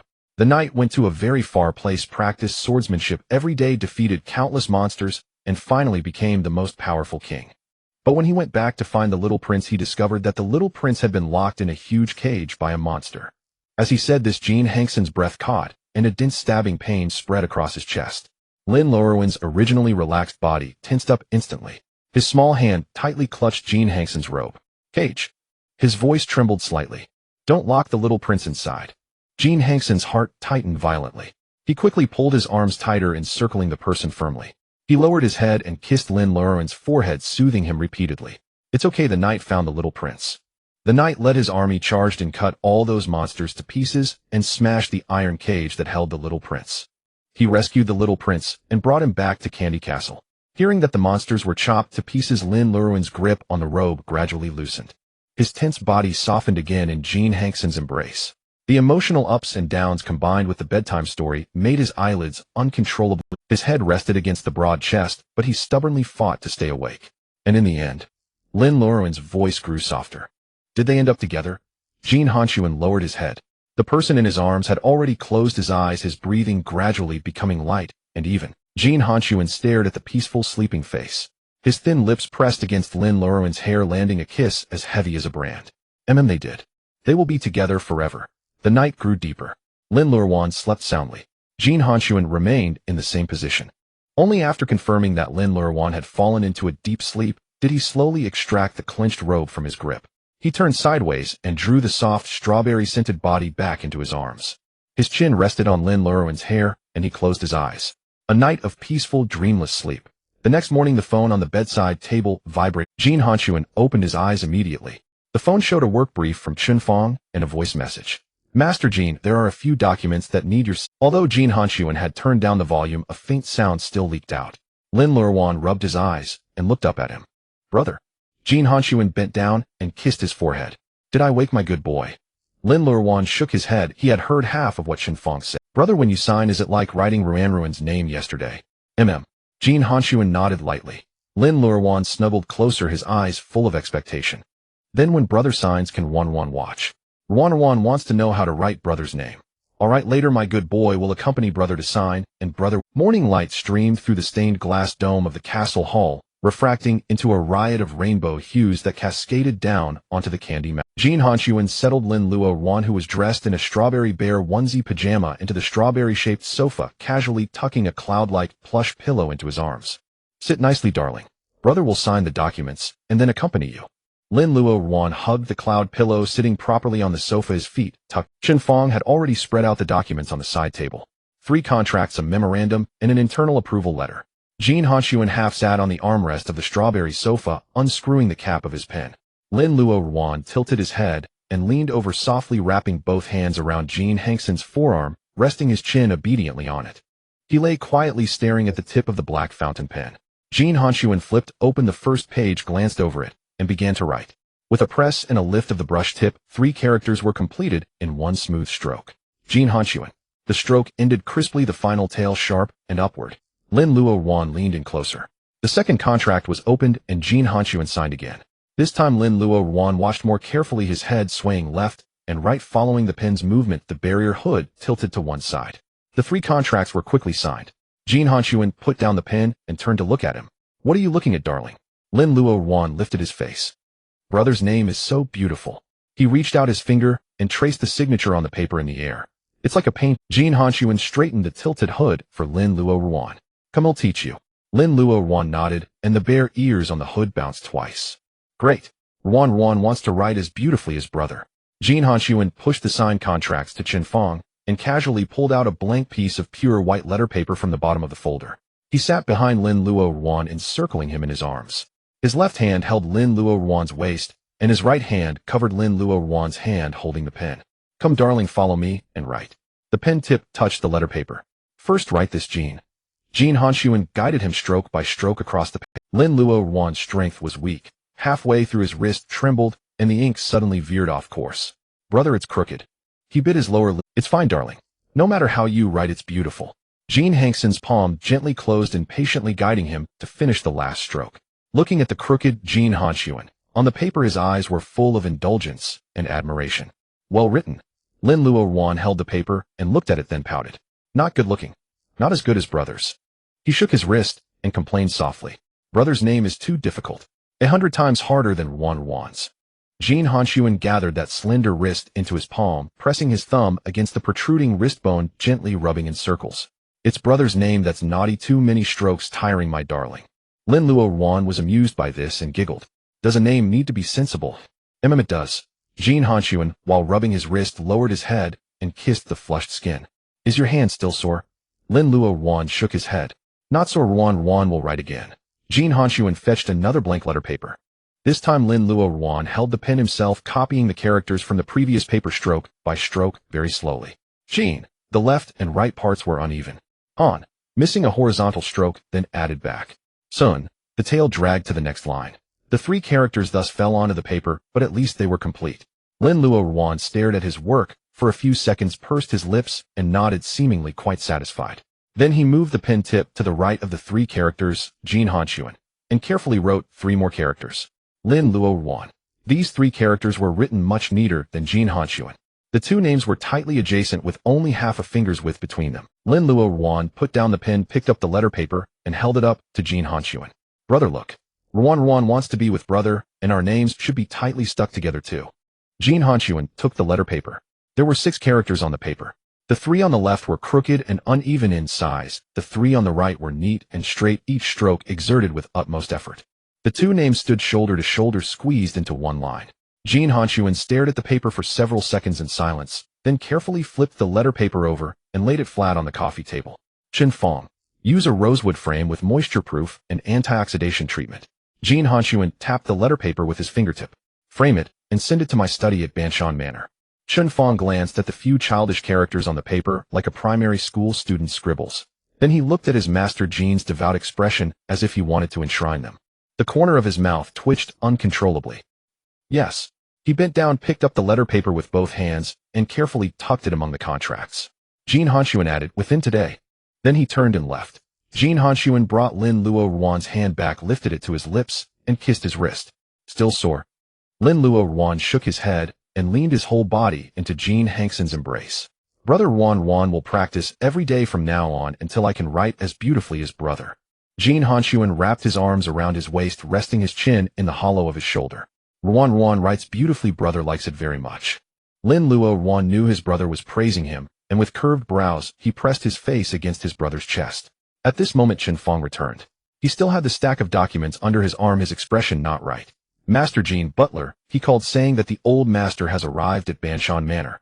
He is now sitting in the main hall, and wants to see you and young Master Lin. Jin Hanxun looked up and glanced at Chen Fong. When did he arrive? Half an hour ago. Chen Fong paused and continued. Butler, he said that the old master specially brought 2 chefs from the old residence early this morning along with some ingredients, but they arrived to an empty house and are now furious in the main hall. Jin Hanxun slowly untied the robe belt wrapped around Lin Luoruan's fingers. Prepare the car, return to Banshan Manor. Lin Luoruan looked up. Brother, are we going home? Grandpa brought delicious food specially to see. Then let's go back quickly. Ruan wants to see Grandpa too. That said, Lin Luoruan looked at the room, full of candy, his face full of reluctance. Jin Hanxun read his mind and rubbed his head. The candy castle will always be here. Whenever you want to come, darling, I'll bring you. Lin Luoruan nodded vigorously. Jin Hanxun took him to the bedroom and changed him into a rabbit onesie plush outfit. Before leaving, Lin Luoruan, taking advantage of Jin Hanxun's distraction, grabbed a small handful of candy and secretly stuffed it into his fluffy pocket. An hour later, a Rolls-Royce Phantom drove into Banshan Manor. Before the car had even come to a complete stop, Jin Guanghua, with a stern face, appeared at the main entrance of the main building supported by He. Jin Guanghua stood at the top of the steps, seething with anger. Hurry up and bring him inside.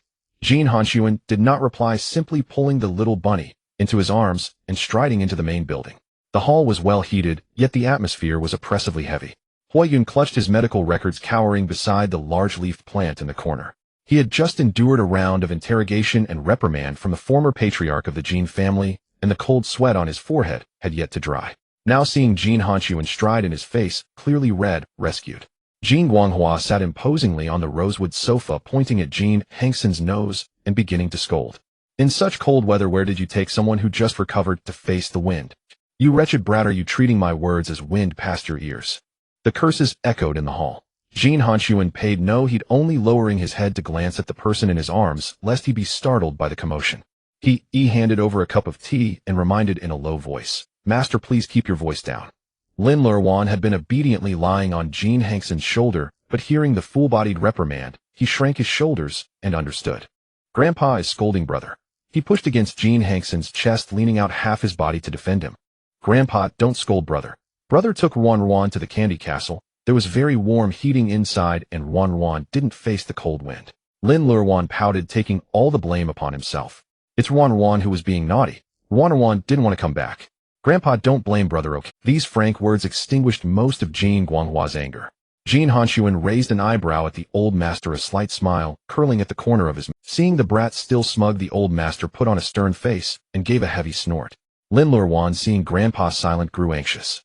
So he slipped down from Jin Hanxun's arms, pattering over to Jin Guanghua. He fumbled in his fluffy pocket and pulled out a small handful of soft candies, holding them out to Jin Guanghua. Grandpa, have some candy. These are the ones Luoruan grabbed from the candy castle, specially brought for Grandpa. He lifted his little face, his clear eyes full of pleading. If Grandpa eats the candy, then he won't be angry at brother anymore, okay? Jin Guanghua was completely stunned on the sofa. In all his years, when had he ever been coaxed so softly and sweetly? Grandpa, have some candy. These are the ones Luoruan grabbed from the candy castle, specially brought for Grandpa. He lifted his little face. Our Luoruan is truly sensible. Knows how to care for others. The old man deliberately raised his voice, giving Jin Hanxun a sidelong glance. Unlike some people, he beside him was grinning from ear to ear. Master, look, young Master Lin went out to play, yet he kept you in his heart the whole time. Lin Luoruan praised, felt a bit shy, a blush spreading across his cheeks. He then ran over to he took out a yellow candy from his pocket and pressed it into his hand. Uncle, you have one too. He flattered, repeatedly bowed and thanked him. After handing out this one, Lin Luoruan turned and walked toward Chen Fong, who had been standing not far away. Chen Fong, with great tact, opened his palm and received a green candy, casually saying thanks. Lin Luoruan's gaze swept around and finally landed on Hui Yun, who had been silent in the corner. Dr. Hui, you have one too. Hui Yun was so moved he nearly burst into tears on the spot, feeling that his miserable career had finally seen a glimmer of light. He clutched the pink candy in his hand. The entire hall was filled with harmonious joy except for Jin Hanxun, who exuded a low-pressure aura. He strode over to Lin Luoruan, wrapped his arm around his slender waist, and scooped up the little bunny, who had been handing out candy everywhere, into his arms. Sweetheart, from now on, no giving candy to others. He gently pinched Lin Luoruan's cheek, his jealousy practically about to blow the roof off the hall. Except for the old master, whom he could barely tolerate, no one else was allowed. Lin Luoruan, with his cheek pinched, pouted slightly and blinked in confusion. Why, oi? Jin Hanxun lowered his head and gave a playful bite on the corner of his mouth. No reason. Except for brother, gift to no one. He raised his head with a cold face. Chen Fong felt a chill down his spine and very consciously stepped forward, placing the green candy in his hand on the table. He shot a glance over, and Hui Yun understood immediately, tearfully handing over the pink soft candy he had just warmed. Seeing this, Jin Guanghua put on a stern face and began to scold again. Luoruan is sensible, you are not sensible at all. After scolding his grandson, the old master turned and changed to a smiling face. Luoruan, how about Grandpa takes you to eat? Let's ignore him. Lin Luoruan touched the corner of his mouth that had been bitten and nodded. Then he tugged on Jin Hanxun's arm. Want brother to feed me? Lunchtime. The head chef had been busy in the kitchen all morning, bringing out several meticulously prepared medicinal dishes. Jin Guanghua sat at the head of the table, holding a purple clay teacup, his gaze fixed unwaveringly on Jin Hanxun. Hui Yun said that Ranruan's appetite has improved recently, and his spleen and stomach have mostly recovered. Jin Hanxun responded, continuing to feed. Jin Guanghua held up 2 fingers and knocked heavily on the dining table twice. Half a month. The old master laid down a firm rule. I don't care what method you use. Feed him every day, coax him, whatever. Within half a month you must put 2 more Jin of flesh on him. If he's even 1 liang short, I'll take him back to the old mansion and personally supervise his meals. Jin Guanghua withdrew his hand, spinning walnuts as he continued to issue orders. They'll come by any time to check, understand? Before Jin Hanxun could, Lin Luoruan swallowed the mouthful of rice and quickly mumbled his response. Heard. He nodded vigorously. Luoruan will eat, obediently eat a lot, and lots grow meat. Jin Guanghua laughed with eyes full of affection, reaching out to touch the soft bunny ears. Luoruan is the best. After lunch, Jin Guanghua stayed in the hall to chat with Lin Luoruan for a while. Not until 2 in the afternoon, when he saw him start to yawn, did the old master return home contentedly. In the afternoon, the study in the main building of the hillside, the winter sunlight streamed through the floor-to-ceiling windows, casting a faint golden glow on the carpet. Lin Luoruan, covered with a cashmere blanket, was curled up on the spacious leather sofa, dozing off. The little orange cat, still wearing that pink bow, was curled up beside the sofa, purring. Jin Hanxun's fingers tapped on the keyboard, The screen displayed an overseas merger and acquisition project report. Ding! A private email notification suddenly popped up in the lower right corner of the computer. The sender's name Yin. Jin Hanxun's hand holding the mouse paused in midair. Yin, the head of European Finyu Capital, was an important partner when the Jin family expanded their territory in Europe. He was also one of the few close friends Jin Hanxun had made during his 10 years in Europe. Yin, the head of European Finyu Capital, was an important partner when the Jin family expanded their territory in Europe. He was also one of the few close friends. I heard Master Jin finally found the treasure he's kept in his heart for 10 years. I'm returning home at the end of the month. I want to see for myself.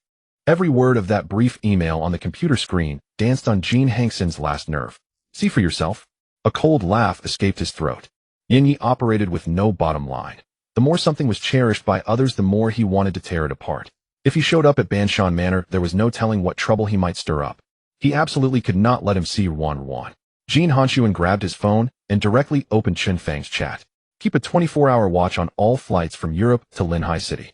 Report to me immediately if you find any record of Yan Yi entering the country. With the arrangements made, Jin Hanxun turned his phone face down on the desk. Just then the sound of fabric rustling came from the leather sofa. Lin Luoruan rubbed his eyes and sat up straight. As his vision focused, he saw Jin Hanxun across half the study, his brows tightly knit and jawline clenched, wearing an expression of extreme displeasure. What's wrong with Big Brother? Why does he look so terrible? He must be feeling unwell. Throwing off the cashmere blanket, he didn't even bother with the soft-soled slipper. His bare feet stepped directly onto the thick cashmere carpet as he ran toward the desk. Lin Luoruan plunged into his arms expertly, sitting sideways on those two sturdy thighs. Big Brother. He pressed his palm to Jin Hanxun's forehead, then to his own, touching back and forth a couple of times. Your brow is so furrowed. Are you? The anger stirred up by Yan Yi in Jin Hanxun's heart was completely soothed. He lowered his gaze and glanced at Lin Luoruan's bare feet. His tone carried a hint of reproach, but far more concern. Lin Luoruan shook his head. Ruan won't catch a cold. Big Brother, are you feeling unwell? His tone carried a hint of reproach, but far more concern. Lin Luoruan shook his head. Ruan won't catch a cold. Big Brother, are you feeling unwell? Jin Hanxun lowered his head and pressed his thin lips to the tip of that pert nose. Don't worry, sweetheart. Big Brother isn't sick, and I'm not uncomfortable. Lin Luoruan tilted his head, thought for a moment, then nodded obediently. All right, as long as Big Brother isn't sick. But deep in his heart, a profound suspicion began to rise. Something's off. Very off. Big Brother must be lying. Yesterday morning, he clearly said he was sick, and that only he could cure him. It must be that Big Brother feels sorry for him. Big Brother knows that curing that illness is exhausting, afraid his hands will ache, afraid he'll be tired, so he'd rather endure the pain. Just now Big Brother's brows were so deeply furrowed. It must have relapsed. Then why won't he admit it now? A flash of insight struck Lin Luoruan. It must be that Big Brother feels sorry for him. Big Brother knows that curing that illness is exhausting, afraid his hands will ache, afraid he'll be tired, so he'd rather endure the pain himself than tell him. Drawing this conclusion, Lin Luoruan's heart felt sour, and his eyes grew a little hot. Big Brother is so good to him. He gave him a candy castle, fed him so many delicious things, and prepared so many little tigers for him. How could he just watch Big Brother endure illness without doing anything? Since he couldn't cure him and only made him uncomfortable, he would quietly go find Dr. Hua. Having made up his mind, Lin Luoruan sniffled. He pushed against Jin Hanxun's chest with both hands tentatively shifting downward. Big Brother Wan has slept enough. I want to take the little tiger outside to play for a while, okay? A flicker passed through Jin Hanxun's eyes. Why is my sweetheart volunteering to go out today? But looking at Lin Luoruan's sparkling eyes, he couldn't bear to stop him. Jin Hanxun picked up the suit jacket draped over the chair back and draped it over his shoulders, then took the soft-soled slippers and slipped them onto his warm little feet. Go ahead. Stay only on the first floor of the main building. Don't run outside and catch the wind. Lin Luoruan nodded, wrapping the suit jacket tighter. Ruan won't run around. Just on the first floor. With that, he turned and carried the orange cat out of the study. Going downstairs, all the way, Lin Luoruan headed straight for the medical room at the end of the corridor. Inside the medical room, Huiyun was drafting a list of medicinal meals to adjust for Lin Luoruan after the beginning of winter. Suddenly, a soft sound came from the doorframe. He stopped and looked up, only to see the solid wooden door pushed open a crack. A fluffy head poked in. Dr. Hua. Lin Luoruan called out, clinging. Can Ruan come in? Huiyun was startled, quickly stood up from his chair and strode over. Young Master Lin, why are you here all by yourself? Lin Luoruan pulled the door open and slipped in. This smooth, thief-proof maneuver left Huiyun dumbfounded. Young Master Lin, are you feeling unwell somewhere? An extremely strong premonition of doom shot up Huiyun's spine. Lin Luoruan walked a few steps to the desk, planted both hands on the solid wood surface, his small face taut, an expression extremely solemn. It's not that Luoruan is unwell.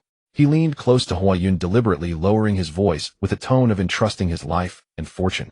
Dr. Hua, Big Brother is sick. A very serious, strange illness. Ruan can't cure Big Brother. Dr. Hua, you're the best doctor. Please save him, okay? These words left Huayun utterly shocked. Master Jin, a strange illness. What kind of joke is that? With Jin Hanxun's physique, maintaining high-intensity combat training year-round, his physical fitness was even tougher than a special forces soldier. Not to mention getting sick.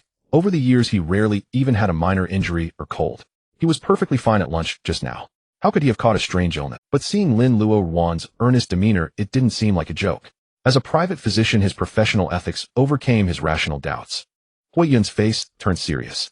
He grabbed the professional medical chart on the desk and clicked open a ballpoint pen. Young Master Lin, don't rush. Tell me slowly. Where exactly does Master Jin feel unwell? When did it start? What specific symptoms are there?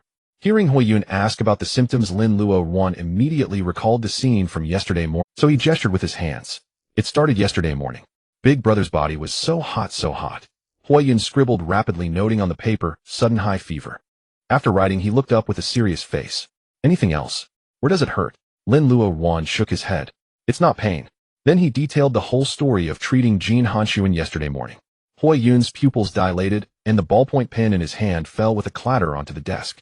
Lin, young Master Lin. His tongue began to tie, thinking of how to explain in a discreet way.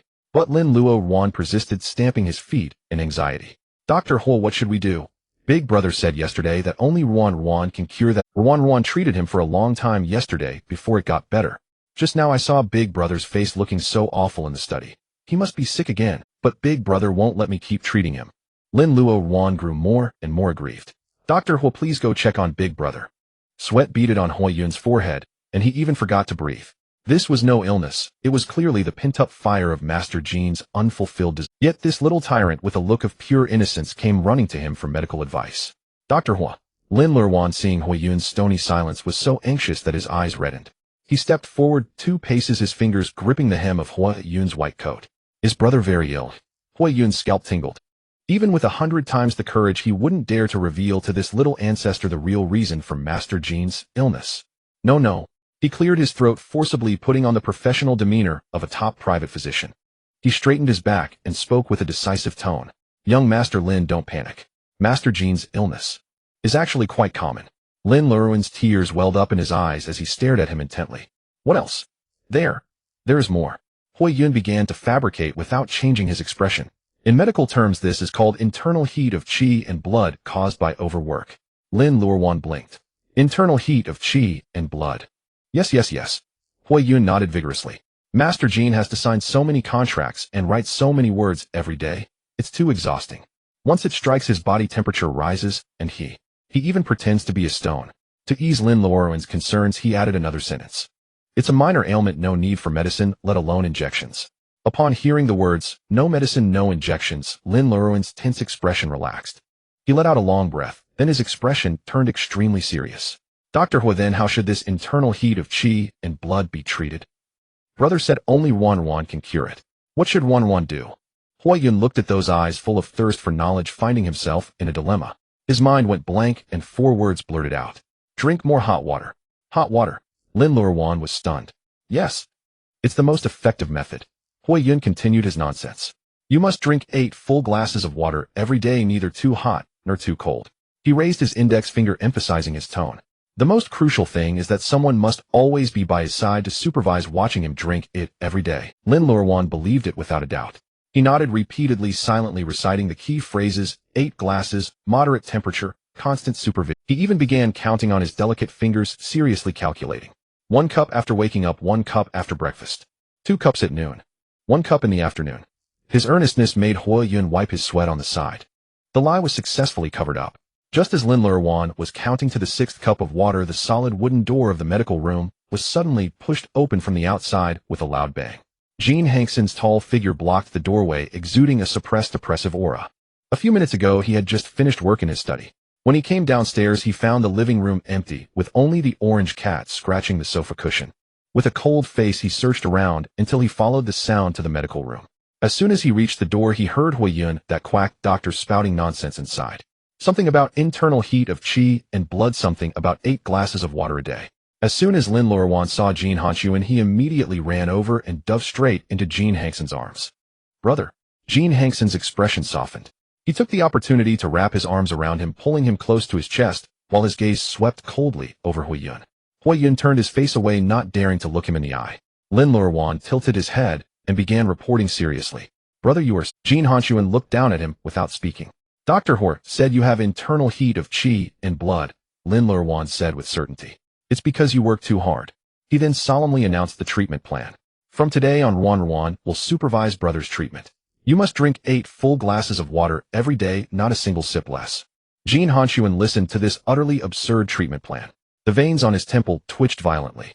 What internal heat of qi and blood? This was the nonsense Huiyun had casually made up to cover up the fact that he was unsatisfied in his desires. Yet the person in his arms actually believed it. Jin Hanxun lifted his eyelids, looked at Huiyun, who was hiding behind the desk, and threw out 2 words. Is that so? Huiyun shrank his neck, his lips trembling, not daring to utter a single word. Lin Luoruan rushed to testify. Yes, brother, that's exactly what Dr. Ho said. Luoruan remembers it all. Jin Hanxun looked at those eyes full of worry, his voice low, and went along with Lin Luoruan's words. Good boy, you're so smart. Brother is indeed dehydrated. He raised his hand, placed it on the back of Lin Luoruan's head, and gently rubbed it twice. Brother will definitely follow good boy's instructions for treatment. Luoruan says how much to drink, brother will drink that much. Lin Luoruan nodded with great satisfaction. Luoruan will take good care of brother. Having pacified the person in his arms, Jin Hanxun raised his head and looked at Huiyun again. Dr. Hua is truly skilled in medicine. Huiyun's hair stood on end on his back, and he shrank back half a step. To come up with such a top-tier therapy as drinking more hot water, the Jin Group only pays you a 10 million annual salary, truly underutilizing your talent. The 2 light sentences fell, and Huiyun's heart leaped to his throat. Jin Hanxun issued the punishment. Since you know how to tell people to drink more hot water, this quarter's bonus is cancelled. The suspended heart finally died. He lowered his head, wanting to cry, but having no tears, and obediently accepted the punishment. Yes, Master Jin's lesson is correct. Lin Luoruan's mind was entirely occupied with the urgent matter of the treatment. Brother, let's go quickly. He pulled Jin Hanxun's arm. It's getting late, we need to go drink the first glass of water today. Jin Hanxun let himself be led, slowing his pace, and followed the furry figure out of the first-floor dining room. Sunlight streamed through the floor-to-ceiling windows, spilling onto the long rosewood dining table. Lin Luoruan pulled Jin Hanxun and directly pressed him into the large chair at the head of the table. Sit still, brother, don't move.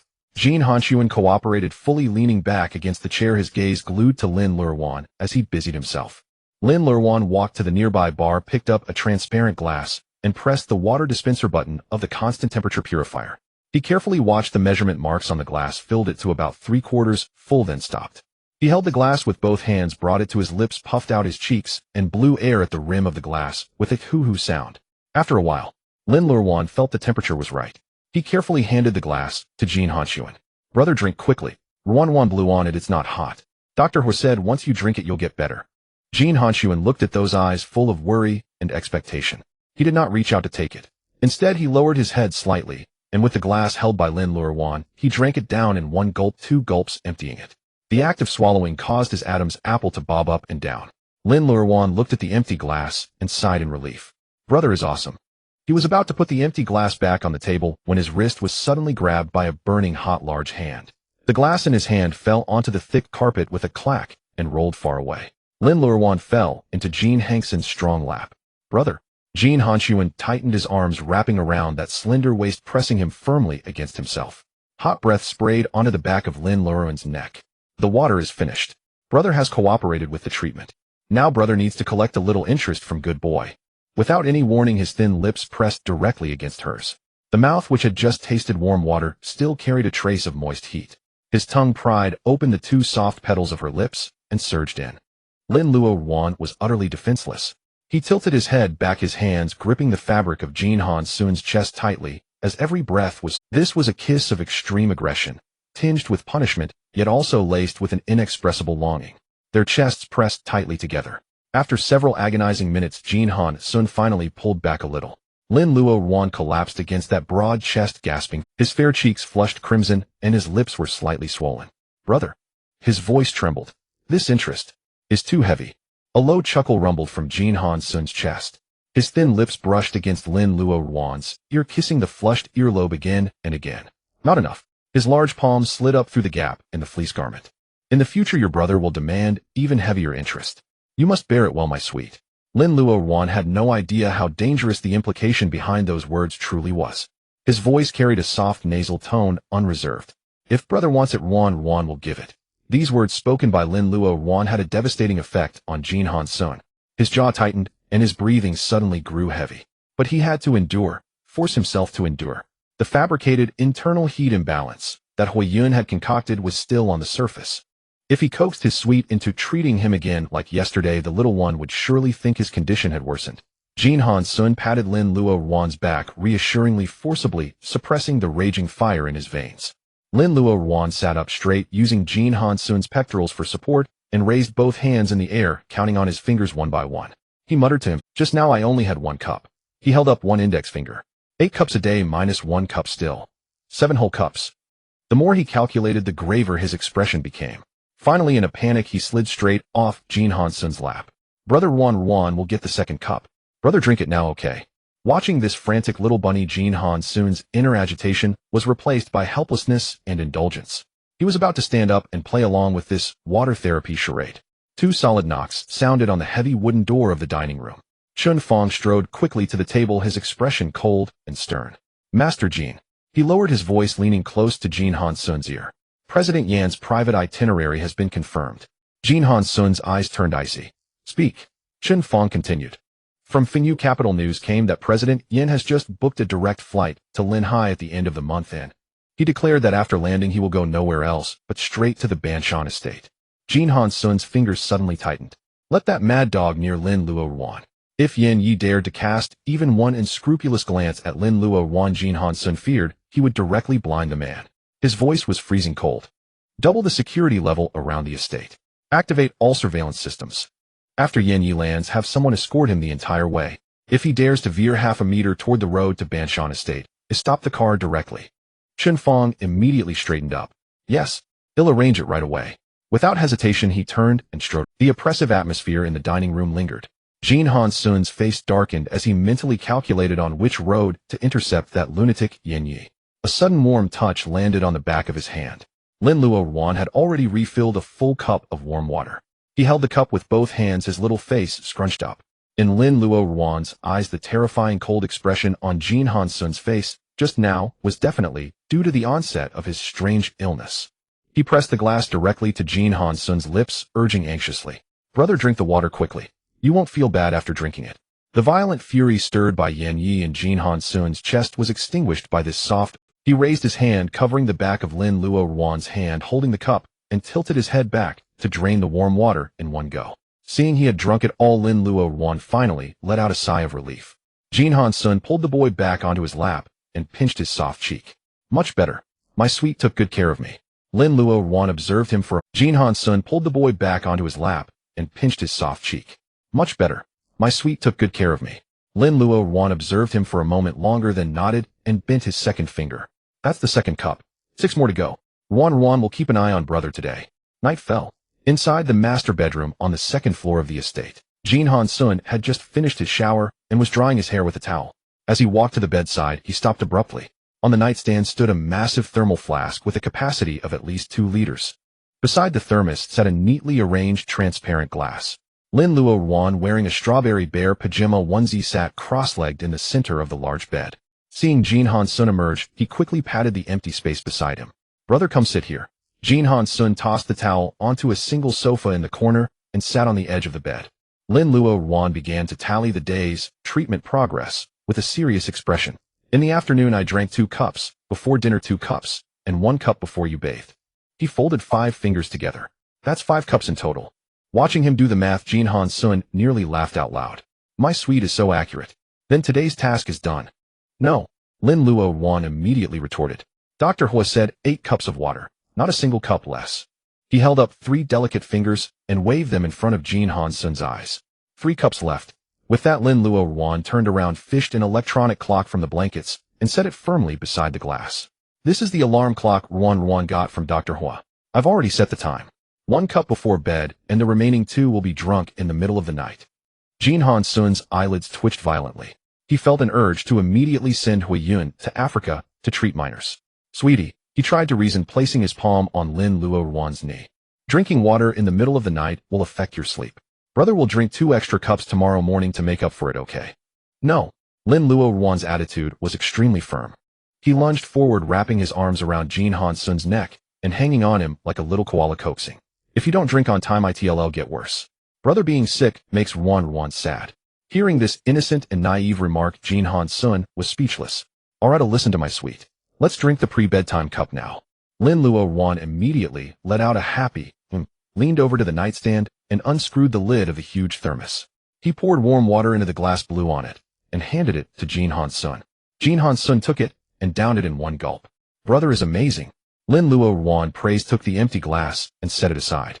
He crawled under the covers, leaving only a pair of sparkling eyes visible. Brother, turn off the lights and go to sleep. When the alarm goes off, Luoruan will call you to drink water. In the master bedroom, the warm orange wall lamp was dimmed to its lowest setting.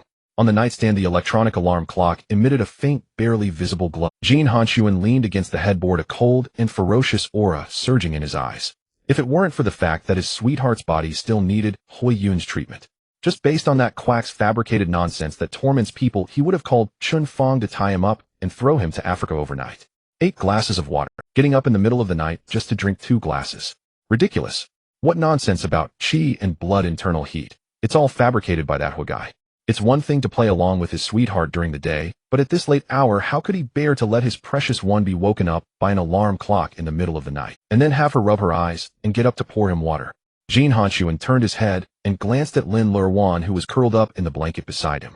Her fair cheek was buried in the soft pillow, her chest rising and falling gently, her breathing steady and long. He moved quietly, reaching for the electronic alarm clock on the nightstand. With a soft click, the alarm clock switched to silent mode. After doing this, Jin Hanxun put the clock back in its place. He lifted the corner of the blanket and lay down, pulling Lin Luoruan into his arms, his chin resting on her soft hair. Breathing in the faint strawberry sweetness from Lin Luoruan's face, he closed his eyes and fell asleep. Tomorrow morning at dawn, he would announce to his sweetheart that his chi and blood internal heat was completely cured, ending this farce.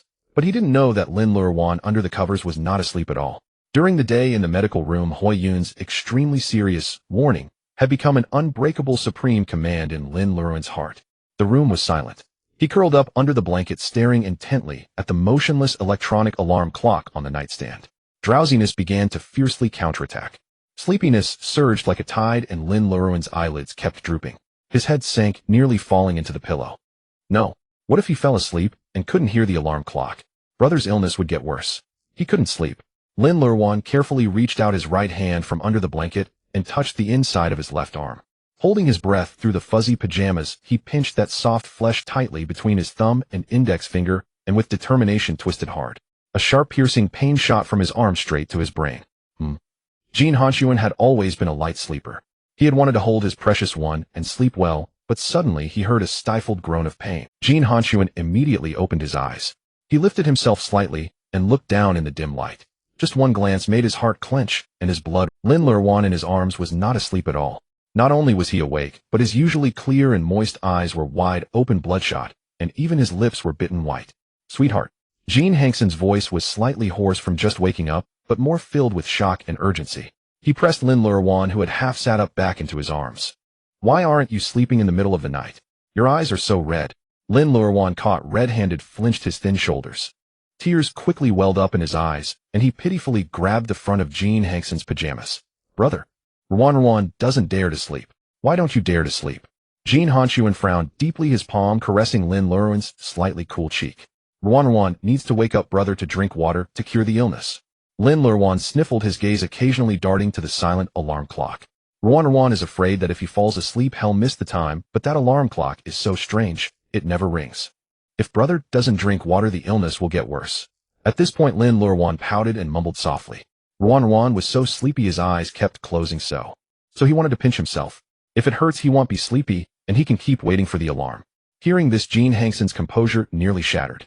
He had set the alarm to silent mode so that Lin Luoruan could sleep undisturbed. But this silly darling, just for Huiyun's fabricated, constant supervision, not only stayed up with red eyes waiting, but even used self-harm to force himself to stay awake. Jin Hanxun grabbed Lin Luoruan's hand hidden under the blanket and pushed up the sleeve of his fuzzy pajamas. Under the warm yellow light, he clearly saw that on the inside of that originally fair and delicate arm, there was a small red mark just freshly pinched with. Although it was just a tiny red mark on Lin Luoruan's almost translucent delicate skin, it was particularly glaring.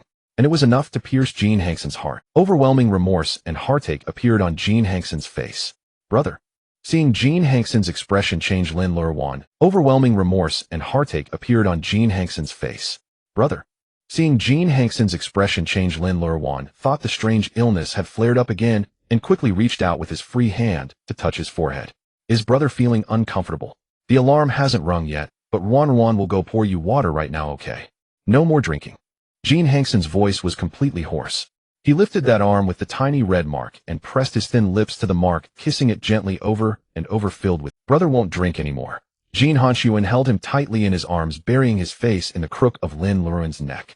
He struggled to suppress the bitterness rising in his throat. Brother's illness is completely cured, all better now. Really? Lin Luoruan, held tightly, though a bit flustered, blinked his bloodshot eyes and asked for confirmation with utmost seriousness. Really, all thanks to my sweetheart for curing me. Jin Hanxun lifted his head, gently stroking his reddened eye corners and the dark circles underneath. Sweetheart has already cured brother, no need to wait for the alarm anymore. Now be a good sweetheart, close your eyes, and sleep well, okay? Lin Luoruan was already on the verge of extreme exhaustion.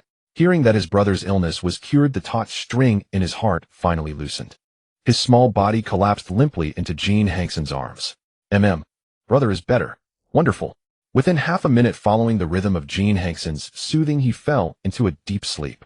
Jin Hanxun gently tucked the blanket corner, kissed Lin Luoruan's hair, then turned to look at the electronic alarm clock that had caused his precious one to harm himself. With a cold face, he grabbed it and tossed it into the bottom drawer of the nightstand. Then he once again wrapped Lin Luoruan tightly in his arms. Looking at the peaceful yet weary sleeping face, Jin Hanxun coldly made a decision in his heart. That Quack-Hui-Yun at dawn tomorrow must be packed up and thrown to Africa to dig mines. The master bedroom was utterly silent. Lin Luoruan lay deeply immersed in a peaceful, profound sleep. It lasted until the afternoon. He did not even turn over, his breath slow and long. Jin Hanxun stayed by the bedside without leaving for a moment. He leaned slightly forward and pushed up the wide sleeve of the fluffy pajama. That injury, inflicted by himself in desperation to wait for a silenced alarm, made Jin Hanxun's chest tighten.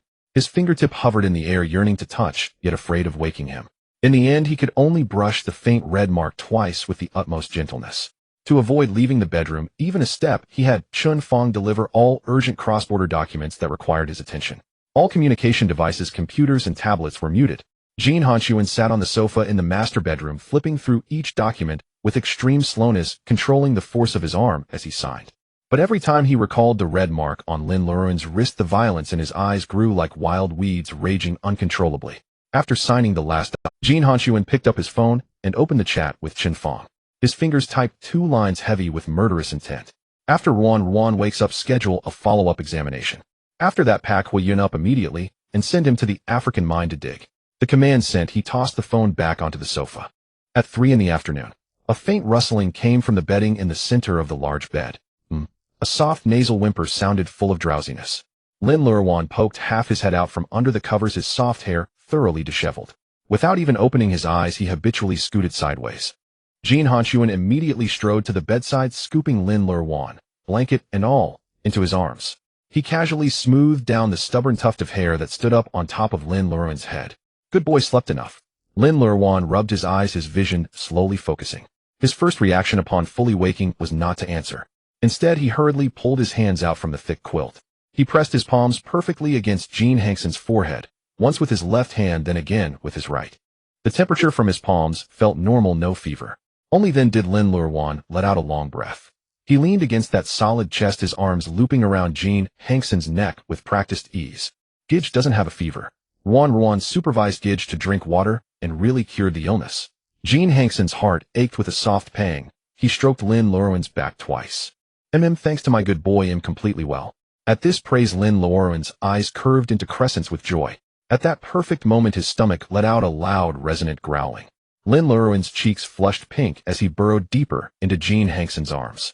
Gidge hungry. Jin Hanxun set him on the bed, propped a soft cushion behind his back. Sit tight, Gidge will get the food. In just a few minutes he returned carrying a tray. On the tray were several delicate white porcelain bowls filled with Lin Luoruan's favorite ribs and a bowl of fragrant thick congee with lean meat.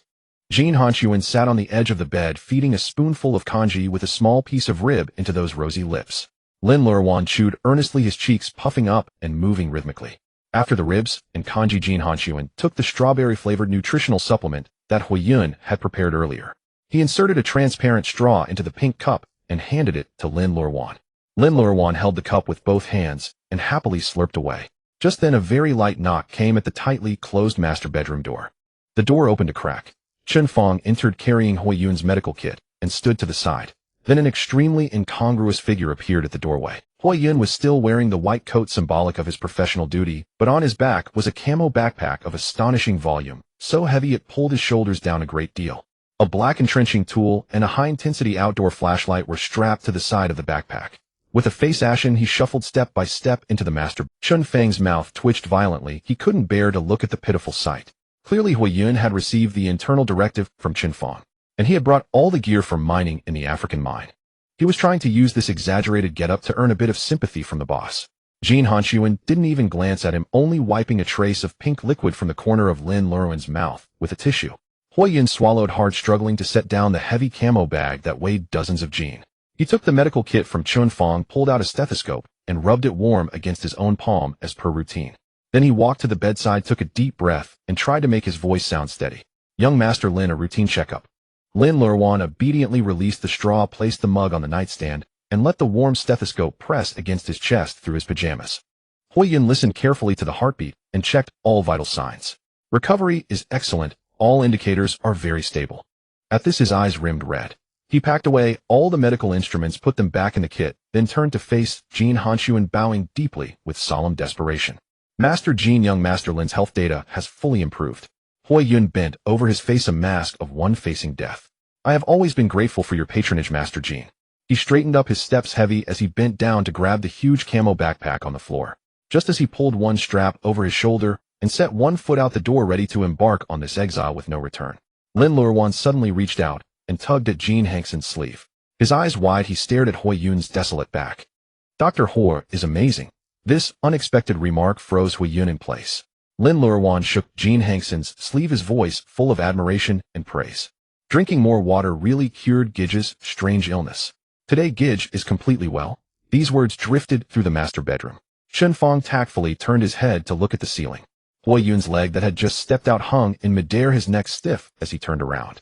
Before he could react, Lin Luoruan picked up the empty pink mug from the nightstand. The sweet drink Dr. Hua made is also super tasty. Ruan wants to drink it every day. Hearing every day, a brilliant light burst in Huiyun's dim eyes. He shrugged his shoulders, and with a bang the dozen-softened backpack slid off his back. Huiyun, his survival instinct fully activated, shot a pleading look straight at Jin Hanxun, who was sitting on the edge of the bed. Jin Hanxun's gaze swept over the huge camo backpack and finally landed on the expectant little face in his arms. He took the empty cup from Lin Luoruan's hand, placed it back on the nightstand. Chen Fang. Jin Hanxun brushed aside the stray hair on Lin Luoruan's forehead, his voice extremely flat as he uttered a sentence. Cancel the flight to Africa. Huiyun's entire bonus for this year is forfeited. The next morning the winter sunlight streamed through the floor-to-ceiling windows of the master bedroom, casting a warm halo across the carpet. Jin Hanxun held a warm towel and gently wiped Lin Luoruan's cheeks. Sweetie, what do you want for breakfast? He took out a light gray cashmere sweater and slipped it over Lin. I want the sweets Dr. Hui gave me. All right, big brother will take you. Jin Hanxun changed into a dark black home robe and carried Lin Luoruan to the first. Before even entering, he saw Huiyun standing by the dining table with two huge dark circles under his eyes. His eyes were bloodshot from staying up all night, and he exuded a sense of exhaustion from being overdrawn. In his hands he held an exquisite crystal candy jar. Seeing Jin Hanxun carrying someone in, Huiyun immediately straightened up. He had to repay the favor of yesterday's cancellation of the exile to Africa with concrete actions. Good morning, Master Jin. Good morning, young Master Lin. Huiyun placed the transparent crystal jar on the dining table with both hands, its lid half open, releasing a sweet, fruity fragrance. Jin Hanxun pulled out the chair at the head of the table and sat down, settling Lin Luoruan on his lap. He glanced at the jar on the table. What is this? The sweetener is entirely concentrated juice extracted from natural strawberries with no... He swallowed, glanced up at Jin Hanxun, and said, Young Master Lin can take a small amount multiple times a day. It has the effect of protecting the stomach and nourishing the blood and qi. The texture and chewiness are just like strawberry soft candy, and it won't burden young Master Lin's spleen and stomach. After hearing this, Lin Luoruan's, he nestled in Jin Hanxun's arms, staring at the sparkling crystal jar. Then he turned his head and wrapped his arms around Jin Hanxun's arm. Big brother, this must be Ruan's reward. Yesterday Ruan supervised you drinking water and cured your strange illness, so Dr. Hui gave Ruan candy. Upon hearing this, Jin Hanxun raised his hand and rubbed the two soft pink bear ears. He hummed in agreement with Lin Luoruan's words. Sweetie made a contribution by curing the illness yesterday. This is Dr. Hui's due tribute. With this affirmation, Hui Yun's nerves, which had been tense all night, finally completely relaxed. Jin Hanxun handed the crystal jar to Lin Luoruan. Lin Luoruan eagerly reached into the jar, picked up a candy pill, and popped it directly into his mouth. The sweet strawberry flavor quickly melted on his tongue. Delicious. Lin Luoruan's eyes curved into crescents with joy. After finishing the first, he quickly reached in again and picked up a second one. But this one he didn't eat himself. Instead, he raised his hand and brought the pink candy pill to Jin Hanxun's lips. Big brother, you have one too. Jin Hanxun opened his mouth and, taking the candy from Lin Luoruan's fingers, swallowed it. Lin Luoruan looked at him expectantly. Is it sweet? Jin Hanxun chewed a couple of times, his Adam's apple bobbing as he swallowed the pill. Sweet. The one Sweetie fed me is the best. After saying this, he raised his head and glanced at Hui Yun, who was still standing there. For the first time, he gave an approving expression that said, "You know what's good for you. Master Jin, young Master Lin, please enjoy your meal. He'll take my leave now." Jin Hanxun didn't bother to respond. As Hui Yun reached the door, he saw Chen Fong walking in hurriedly. His face was pale, and there were tiny beads of sweat on his forehead. As he passed Hui Yun, Chen Fong didn't even greet him, walking straight to the dining table. Jin Hanxun straightened up, curled his fingers, and tapped twice on the rosewood tabletop. Forgotten all the rules. Speak. Chen Fong quickly walked to the table, handed the tablet to Jin Hanxun with both hands, and lowered his voice. Master Jin, the surveillance net we set up in Europe and at the airport in Linhai City has all been breached by President Yan.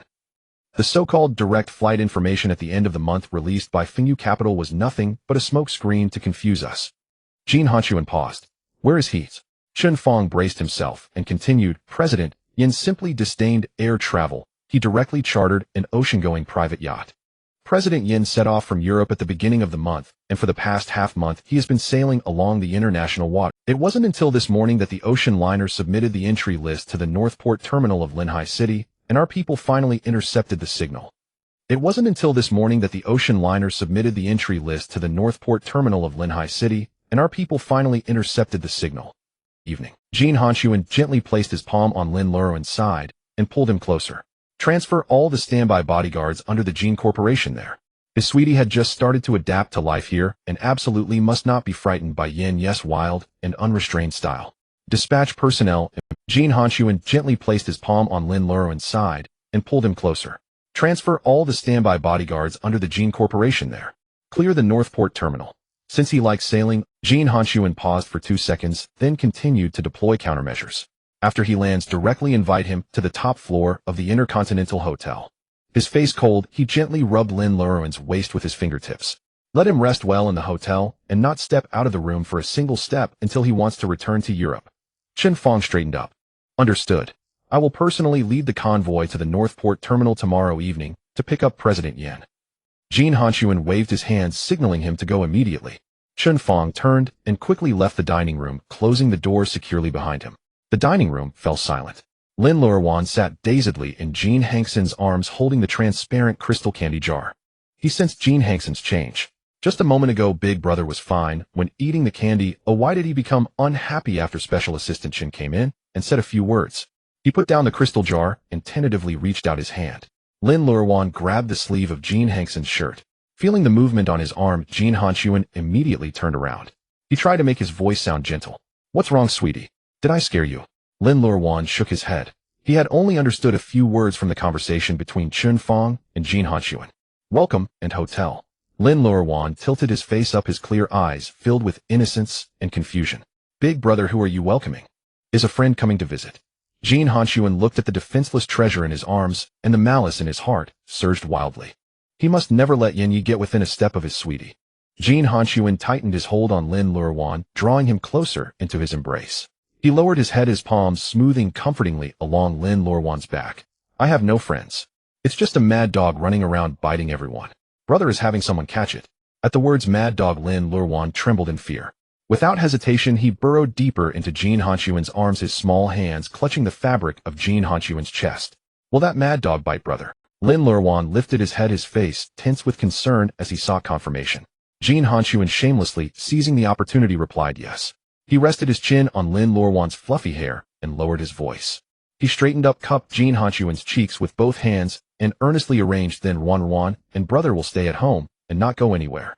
He straightened up, cupped Jin Hanxun's cheeks with both hands, and earnestly arranged, then Luoruan and brother will stay at home and not go anywhere.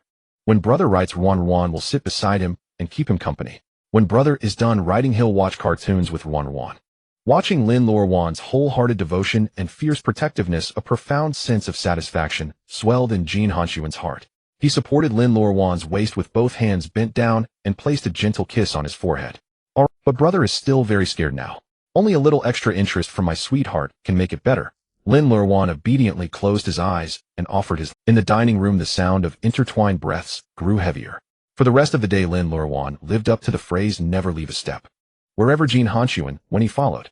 At 2 in the afternoon, in the study of the main house at Banshan Manor, Jin Hanxun sat behind a large desk wearing a Bluetooth headset, conducting a cross-border online video conference with senior executives of Jin's North American division. On the computer screen, the head of the North American region was nervously reporting the quarterly revenue figures. On this side of the screen, Jin Hanxun's face was stern, his lips pressed into a thin line, exuding a suffocatingly oppressive aura. But on the right side of the desk, beyond the camera's view, Lin Luoruan sat cross-legged on the thick woolen carpet, clad in soft loungewear. He held a little tiger plush in his arms, not uttering a word, simply staying quietly by the side. Every few minutes, he would lift his head and stare warily at the closed solid wood door of the study, terrified that the Mad Dog might suddenly burst in and bite. Jin Hanxun savored the feeling of being the sole focus of Lin Luoruan's attention. He even thought that Yin Ye's return this time wasn't without its benefits. At the very least, it made his little sweetheart cling to him so wholeheartedly. After the meeting ended, Jin Hanxun bent down and buried his face in the crook of Lin Luoruan's neck. Brother was still a little scared while writing just now. Can my sweetheart? The two lingered in the study for a good while before Jin Hanxun finally released him satisfied and led his little sweetheart to the private cinema to watch cartoon. Meanwhile, in a stretch of international waters near Linhai City, a luxurious private yacht was speeding across the sea. On the top deck, the sea breeze rustled the sun umbrellas noisily. Yenya's short hair was tied into a small ponytail at the back with a black elastic band. He wore a black trench coat over his shoulders, his shirt buttons casually. He leaned against the yacht railing, toying with a half-full glass of red wine, letting the wind tousle his hair. Achoo! Achoo! 2 sneezes caught him off guard. The bodyguard standing nearby quickly handed him a tissue. Mister, Yin, the wind is strong on the sea. Would you like to rest? Yin shoved the wine glass into the bodyguard's hand, grabbed the tissue, and rubbed his nose. Rest? No way, he said with a raised eyebrow, laughing. 2 sneezes in a row means old Jean is definitely thinking of me. The bodyguard remained expressionless and silent. Yin handed the glass back to the bodyguard, gripped the yacht railing with both hands, and muttered to himself against the wind. He's back in the country and already made such a big fuss, even gave away that black gold ring, just to keep that person under his protection. He stroked his chin. In 10 years in Europe, old Jean never touched a man or a woman. I thought he was impotent, but it turns out he was saving himself. That night at Beigang Pier in Linhai City, the wind howled. The entire pier had been thoroughly cleared, and several high-power searchlights illuminated the berthing area as bright as day. Chun Fong, dressed in a sharp black coat, stood at the front with a stern expression. As midnight approached, a ship's horn pierced the night sky, and a white ocean-going luxury yacht slowly sailed into the berth. Chun Fong, dressed in a sharp black coat, stood at the front with a stern expression. As midnight approached, a ship's horn pierced the night sky, and a white ocean-going luxury yacht slowly sailed into the berth. Yo, Assistant Chun, long time no see. Yin Yi stepped onto the solid concrete ground. Your boss Jin's welcome ceremony. Yo, Assistant Chun, long time no see. Yin Yi stepped onto the solid concrete ground. Your boss Jin's welcome ceremony is quite unique. Chun Fong approached him expressionlessly. He pulled a gold-rimmed black room key card from his coat pocket and handed it to Yin Yi with both hands. Mister Yin, welcome back to the country. Boss Jin said you must be exhausted from the journey, so he specially prepared the presidential suite on the top floor of the Intercontinental Hotel for you. You can stay as long as you like. Yin Ye's gaze swept over the card, but he didn't reach for it. Did old Jin say anything else? Chun Fong, with outward respect, repeated the exact words. Boss Jin instructed that you should rest well in the hotel and not step out of the room until you decide to return to Europe. The surrounding bodyguards took a synchronized step forward, the threat unmistakable. Chun Fong maintained the posture of holding out the card. Mr. Yin, please get in the car. Yin Yi stared at Chun Fong for a full 5 seconds, then burst into ha ha ha. He took the card from Chun Fong's hand, flicked it between 2 fingers, then tucked it into his coat pocket. To stop me, he sealed off the entire Beijing pier and plans to lock me up in the Intercontinental Hotel. Fine, I'll do as the Romans do, but Assistant Chun, tell old Jean this for me. Then Yin Yi pulled open the door of a nearby off-road vehicle, climbed in, and rolled down the window. The more he hides and protects, the more curious I am about his precious treasure. Tell old Jean Yin Yi will definitely visit that Banshan Manor. Chun Fong ignored him. The convoy surrounded Yin Ye's vehicle front and back, and they drove off from Beijing Pier in a grand procession, heading straight for the Intercontinental Hotel. At 3 in the morning, in the master bedroom of Banshan Manor, Jin Hanxun's backup work phone on the nightstand vibrated. He immediately opened his eyes, first checking that Lin Luoruan was still fast asleep in his arms, then reached for the phone. Chun Fong had sent a message. Mr. Yin has been escorted to the top-floor suite of the Intercontinental Hotel, but he declared that he will definitely come to the manor. After reading it, Jin Hanxun turned the phone face down on the cabinet. He tightened his arms, pulling the soft, warm body tightly against him. Lin Luoruan unconsciously burrowed deeper into Jin Hanxun's embrace, mumbling a sleep-talk phrase, "Brother, don't be afraid. Ruan will hit the mad dog." In the dead of night, within Linhai City's Intercontinental Hotel atop the highest floor. Inside the 180-square-meter presidential suite, only a dim floor lamp was lit. Yin Yi, barefoot on the hand-woven Persian carpet, wore a bathrobe. Holding a glass of amber brandy, he sauntered leisurely to the hotel door and peered through the... Chun Fong was impeccably thorough, leaving no loophole. The corridor was lined with black-suited bodyguards positioned every few steps. This return to the country had landed him under Jin Hanxun's surveillance the moment he stepped off the plane, confined to the hotel as a top threat. The treatment was utterly novel. He tilted his head back, downing the liquor in one gulp. Yin Yi tugged at his bathrobe collar, pulled out his phone, leaned casually against the door, and deftly dialed a number ingrained in his memory. It was Jin Hanxun's private line, never turned off, accessible only to a select few core figures over the past decade. Inside the master bedroom on the 2nd floor of Banshan Manor, the blackout curtains were drawn tightly. In the center of the large bed, Lin Luoruan clung to Jin Hanxun like an octopus, limbs entwined. His breathing was slow and deep, half his face pressed against Jin Hanxun's solid chest, fast asleep. On the nightstand, the phone screen suddenly lit up, followed by a faint, buzzing vibration. Jin Hanxun's eyes snapped open the very first second the phone vibrated. Caller ID: Yin Yi. Awake at this hour. That mad dog must have nothing better to do.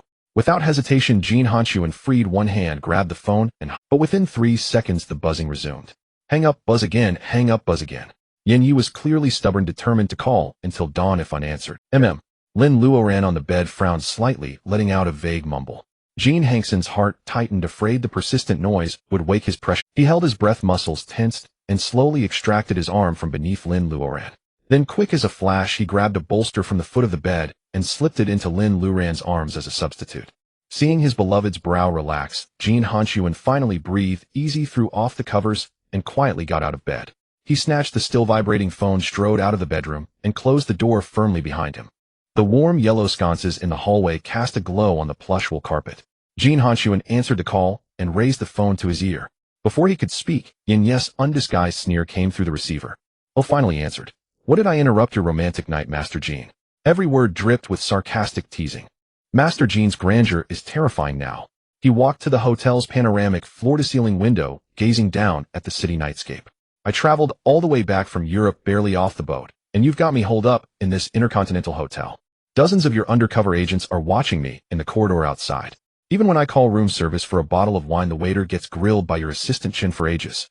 Is this how you treat an old comrade who once took a bullet for you in Europe and slaved for you for 10 years? Jin Hanxun leaned on the railing, one hand in his robe. "If you think it's not enough, they'll have Chun Fong send another 100 men. Yin Yi clicked his tongue twice on the phone. "Whatever, bring 1,000 if you want. But old Jin, I've heard things. You recently purged the media scene in Linhai for your precious one, and at the Lidong family banquet, you sent 9th Master Jin off to guard a gate in Africa. You even put the family's black gold ring around their neck. Never noticed you were so possessive before." He continued to stoke the fire. "I'm just curious. What kind of little fairy has bewitched you into losing your mind? You won't even let your brother meet them.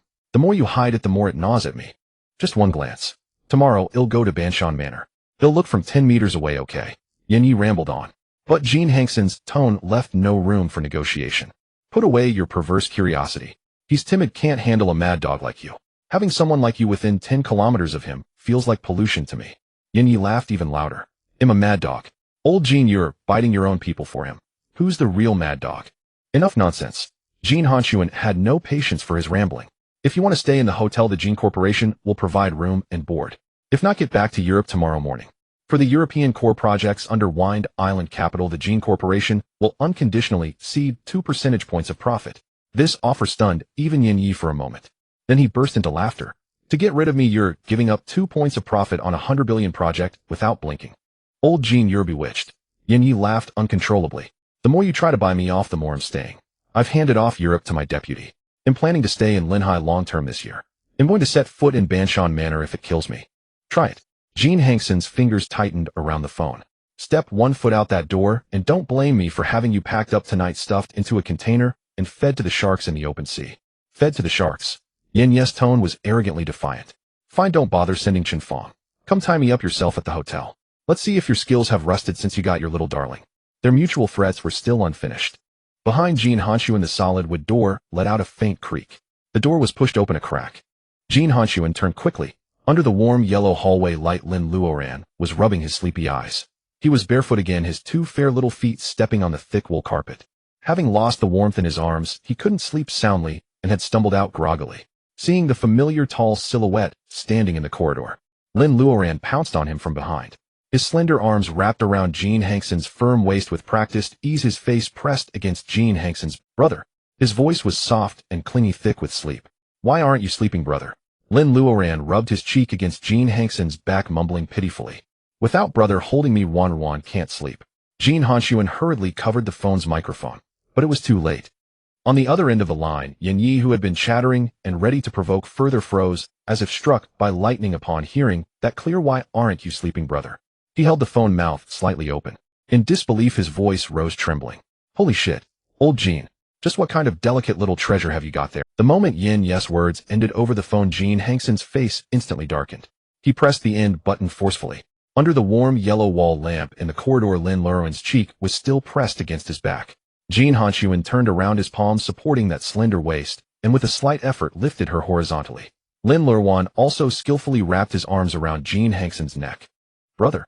He spoke with a thick nasal tone, nuzzling his head into Jin Hanxun's chest. Who was that just now talking? Jin Hanxun walked towards the bedroom, with steady steps, his voice low and soft. No one. It's just a mad dog barking outside. Lin Luoruan was startled, instantly sobering up a bit. A mad dog came. He nervously grabbed Jin Hanxun's robe lapel, looking around. Don't be afraid. Jin Hanxun rubbed his chin against the fluffy top of his head. He kicked the solid wood door of the bedroom shut. Jin Hanxun tucked the person into the center of the bed, pulled over the cashmere blanket, and wrapped him tightly. His gaze dropped to those bare little feet. The pale soles were dusted with a bit of fine fluff from the carpet. Jin Hanxun turned and entered the bathroom. Soon he came out with a warm, damp towel.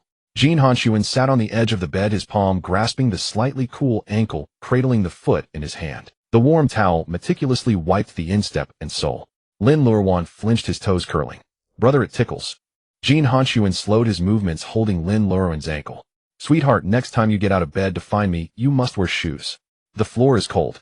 If you walk barefoot, you might catch a cold, and then you'll have to take the bitter medicine Dr. Ho prescribes, and brother will worry.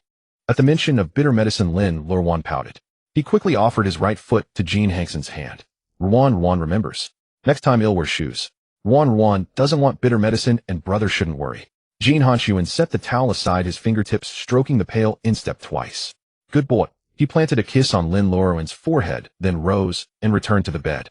Lin Luoruan snuggled into his chest, finding a comfortable position, and closed his eyes with utmost dependence. What if Luoruan can't find his slippers? Then call brother to come carry you. Within minutes, the sound of even breathing rose again. Jin Hanxun held the precious one in his arms, closed his eyes, and forced himself not to think about Yin Yes' neurotic phone call. In the city center at dawn, inside the top-floor suite of the Intercontinental Hotel, Yin Yi stared at the darkened screen, stunned for a full 2 seconds. Then a suppressed low laugh escaped from his throat. His laughter grew more unrestrained, shaking his chest numb. How interesting. In the 10 years he had known Jin Hanxun, this ruthless, heartless demon had actually hidden away such a soft, spoiled little darling. That sentence, brother, why aren't you sleeping, made Yin Yes' bones go weak. No wonder he wouldn't let an outsider touch even half a point. He instantly lost all drowsiness. Yin Yi sprang upright, pacing back and forth in the suite. His mind was entirely occupied with how to tear a breach in that ironclad defense. That soft little darling must have something he likes. With that thought, he picked up his phone and sent a message to his deputy. It was utterly impossible to directly investigate the details of Banshan Manor. Yanyi took a different approach, instructing his deputy to look into the recent abnormal large private capital flows of the Jin Corporation. Only when the sky began to lighten did the deputy manage to piece together a peripheral clue along the Jin Corporation's capital chain, West District Linhai City, former Lin family villa site. The original single-family villa had been transformed into an extravagant pink and blue two-tone candy castle. And the last line of the file clearly recorded the castle's ownership has been transferred to Lin Luoruan's name.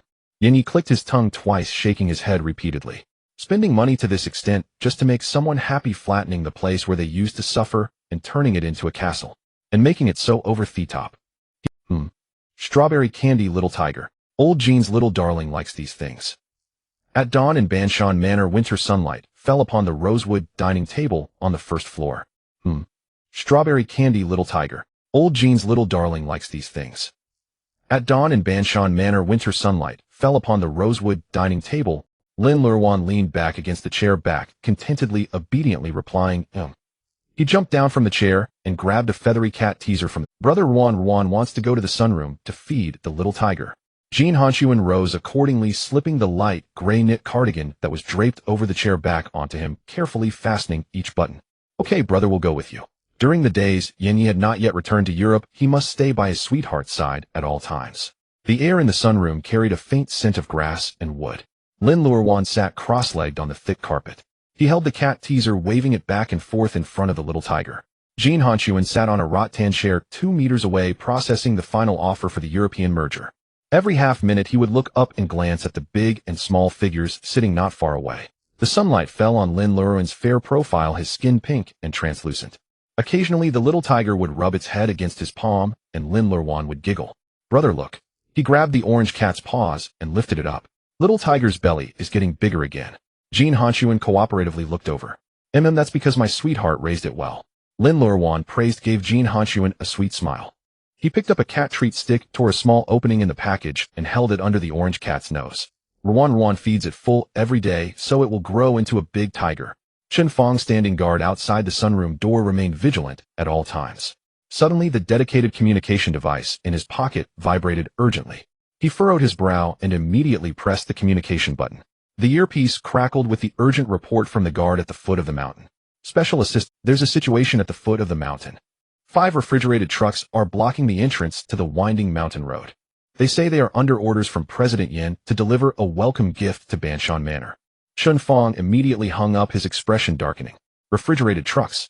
They would be either desserts or flowers. President Yin had clearly investigated young Master Lin's preferences and came prepared. He took a deep breath and pushed open the glass door of the sunroom. His steps were light as he walked straight to Jin Hanxun's side, bent down, and lowered his voice. The warmth in his eyes instantly faded, replaced by an extreme chill. Lin Luoruan sensed something amiss. He held the little tiger and stood up just in time to see Chen Fong standing beside. The warmth in his eyes instantly faded, replaced by an extreme chill. Lin Luoruan sensed something amiss. He held the little tiger and stood up just in time to see Chen Fong standing beside Jin Hanxun with a grim expression. Lin Luoruan lifted his face, which was tinged with a faint blush, his hands gripping the lapels of Jin Hanxun. Jin Hanxun tightened his arms, holding Lin Luoruan securely against his chest. Don't be scared, precious. He lowered his head, pressing his lips against the soft, downy hair on her forehead to soothe her. The mad dogs can't get in. Big brother will protect you. Lin Luoruan clutched the fabric of his chest and nodded vigorously. With big brother here, Ruan is not afraid. Ruan will fight the mad dogs. Jin Hanxun finished, soothing the precious one in his arms, then turned his gaze to Chen Fong, who was standing nearby. The warmth in his eyes instantly vanished. But just as he was about to speak and order Chen Fong to lead a team to the entrance of the mountain road and overturn those 5 refrigerated trucks, the drivers of those trucks simultaneously received a remote command from Yanyi. The electronic locks on the rear compartments of the trucks instantly popped open. The tailgates were pulled open. There were no desserts, no flowers. Thousands of helium-filled tiger head balloons squeezed out from the compartments. Carried by the mountain wind, the balloons soared up the hill in a grand procession, drifting directly toward the villa halfway up the mountain. Before long, a massive swarm of orange balloons covered the glass dome of the sunroom. Inside the sunroom, the once bright and transparent space was now bathed in a vast expanse of orange. Countless round, plump shadows were cast onto the carpet. Lin Luoruan was startled. She poked her head out of Jin Hanxun's arms and looked up curiously. Once she saw it, she couldn't tear her eyes away. Holding the orange cat in her arms, she ran to the floor-to-ceiling panoramic window. She pressed her entire body against the glass, tilting her head back to gaze at the balloons dancing wildly in the sky beyond the dome. Every balloon was printed with a cute, smiling tiger face. Wow! Lin Luoruan let out a delighted exclamation. Big brother, look. She pointed excitedly at the sky, calling out to Jin Hanxun without turning her head. So many little tigers. They're flying in the sky. Then she lowered her head to rub the head of the chubby, orange cat in her arms. Little tiger, look. The sky is full of you. Jin Hanxun sat on the rattan chair watching the dense array of smiling tiger faces on the dome. His fingers tightened on the armrest, veins bulging on the back of his hand. That bastard Yan Yi had already thoroughly figured out the precious one's preferences. This was blatantly playing to her tastes, and even more in naked provocation. Yet this tactic was extremely effective on his precious one. Watching Lin Luoruan with her back to him, her heart and eyes completely absorbed by those damned balloons in the sky, not even willing to turn her head for a moment. Jin Hanxun's possessiveness burst out of its cage like a wild beast. Jin Hanxun took a deep breath and stood up. He walked silently to the floor-to-ceiling window and directly encircled Lin Luoruan within his chest. Lin Luoruan was watching intently when she was suddenly embraced. Her body instinctively leaned back a little. Jin Hanxun bent down slightly, resting his chin gently on her shoulder. Precious isn't even looking at Big Brother anymore. You've been staring at those balloons outside. His arm around Lin Luoruan's waist tightened, and his tone grew increasingly dejected.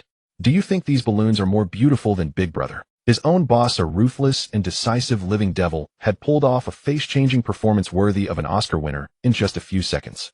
Shen Fong felt half his scalp go numb from watching. Had he been possessed by some strange entity?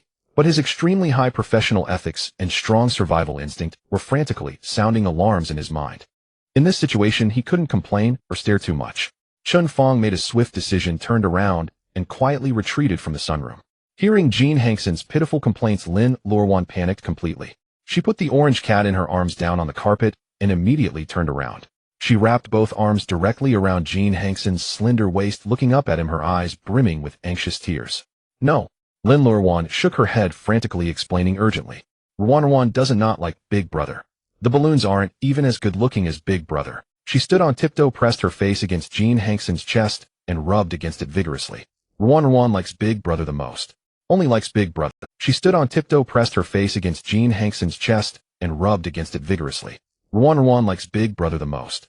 Only likes Big Brother. But he didn't intend to stop there. Jin Hanxun lowered his eyelids, looking at the anxious little face in his arms. He placed his palm on the back of Lin Luoruan's head, his fingertips threading through her soft hair. He sighed, his tone sounding even more frail. Really? But just now Precious didn't even turn her head. Big Brother feels very sad. Jin Hanxun took the opportunity to escalate, burying his head in the hollow of Lin Luoruan's neck. I feel like that strange illness from before is coming back. My heart feels tight, it's so uncomfortable. Hearing the words, strange illness is coming back, Lin Luoruan's expression turned tense. She cupped Jin Hanxun's face in both hands and examined it. Do you need to drink some water again? Luoruan will go get water for Big Brother right now. As she spoke, she turned to run out. Jin Hanxun, quick as lightning, wrapped his arms around her and pulled her back into his embrace. Drinking water won't work. His voice was hoarse and low, tinged with a hint of petulant grievance. This time I'm very sick. I need Precious to cure Big. You need to give a lot of interest before I can get better. Lin Luoruan believed Jin Hanxun's nonsense completely. Luoruan will give it. She actively grabbed Jin Hanxun's shoulders, using the leverage to stand on tiptoe. Closing her eyes, she tilted her chin up and pressed her soft, rosy lips gently against his for a brief moment. Extremely obedient and completely defenseless. Then she slowly pulled away. Big Brother, does this feel a little better? Jin Hanxun's Adam's apple bobbed violently. Not enough. He turned the tables, his palms supporting Lin Luoruan's lower back, pressing her flush against him. Lowering his head, he kissed her with overwhelming dominance. Lin Luoruan instantly lost her breath. She let out a soft whimper, then closed her eyes. She could only weakly cling to Jin Hanxun's broad shoulders, allowing his hot breath to completely engulf her. Outside the sunroom, the sky was still filled with tiger head balloons drifting in the wind. Large patches of orange shadows crisscrossed over the two of them. Jin Hanxun kissed her recklessly. He would use this most direct method to firmly anchor all of the little one's senses onto himself, completely reclaiming the attention that those junk outside had stolen. Big Brother. Fragmented soft moans escaped from Lin Luoruan's lips. Jin Hanxun pulled back half an inch to let her catch her breath. In the gap of Lin Luoruan's rapid breaths, he kissed her again, until Lin Luoruan could no longer stand and could only rely on the strength of Jin Hanxun's arms to keep from collapsing to the floor. In the gap of Lin Luoruan's rapid breaths, he kissed her again, until Lin Luoruan could no longer stand and could only rely on the strength of Jin Hanxun's arms to keep from collapsing. The frustration in his heart was completely smoothed over. No matter how many tiger head balloons were floating outside, his precious one could only be unreservedly devoted to him, dependent on him.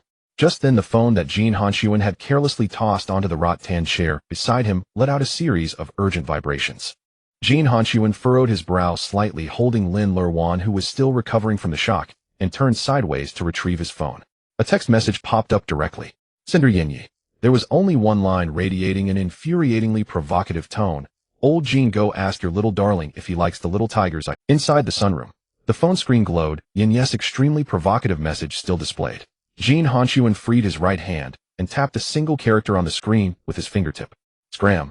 After sending the message, he tossed the phone casually onto the rattan chair. Lin Luoruan leaned weakly against Jin Hanxun's chest. His chest heaved violently, taking a long while to catch the breath that had been stolen. Just as he came to his senses, he hurriedly cupped Jin Hanxun's cheeks. Brother, has your strange illness gotten better?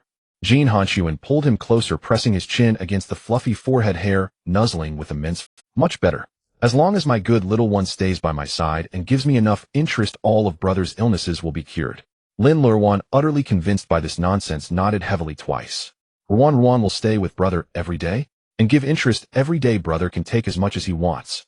Jin Hanxun, extremely satisfied, pulled the person into his arms. His peripheral vision caught the orange balloons still drifting outside, finding them immensely irritating.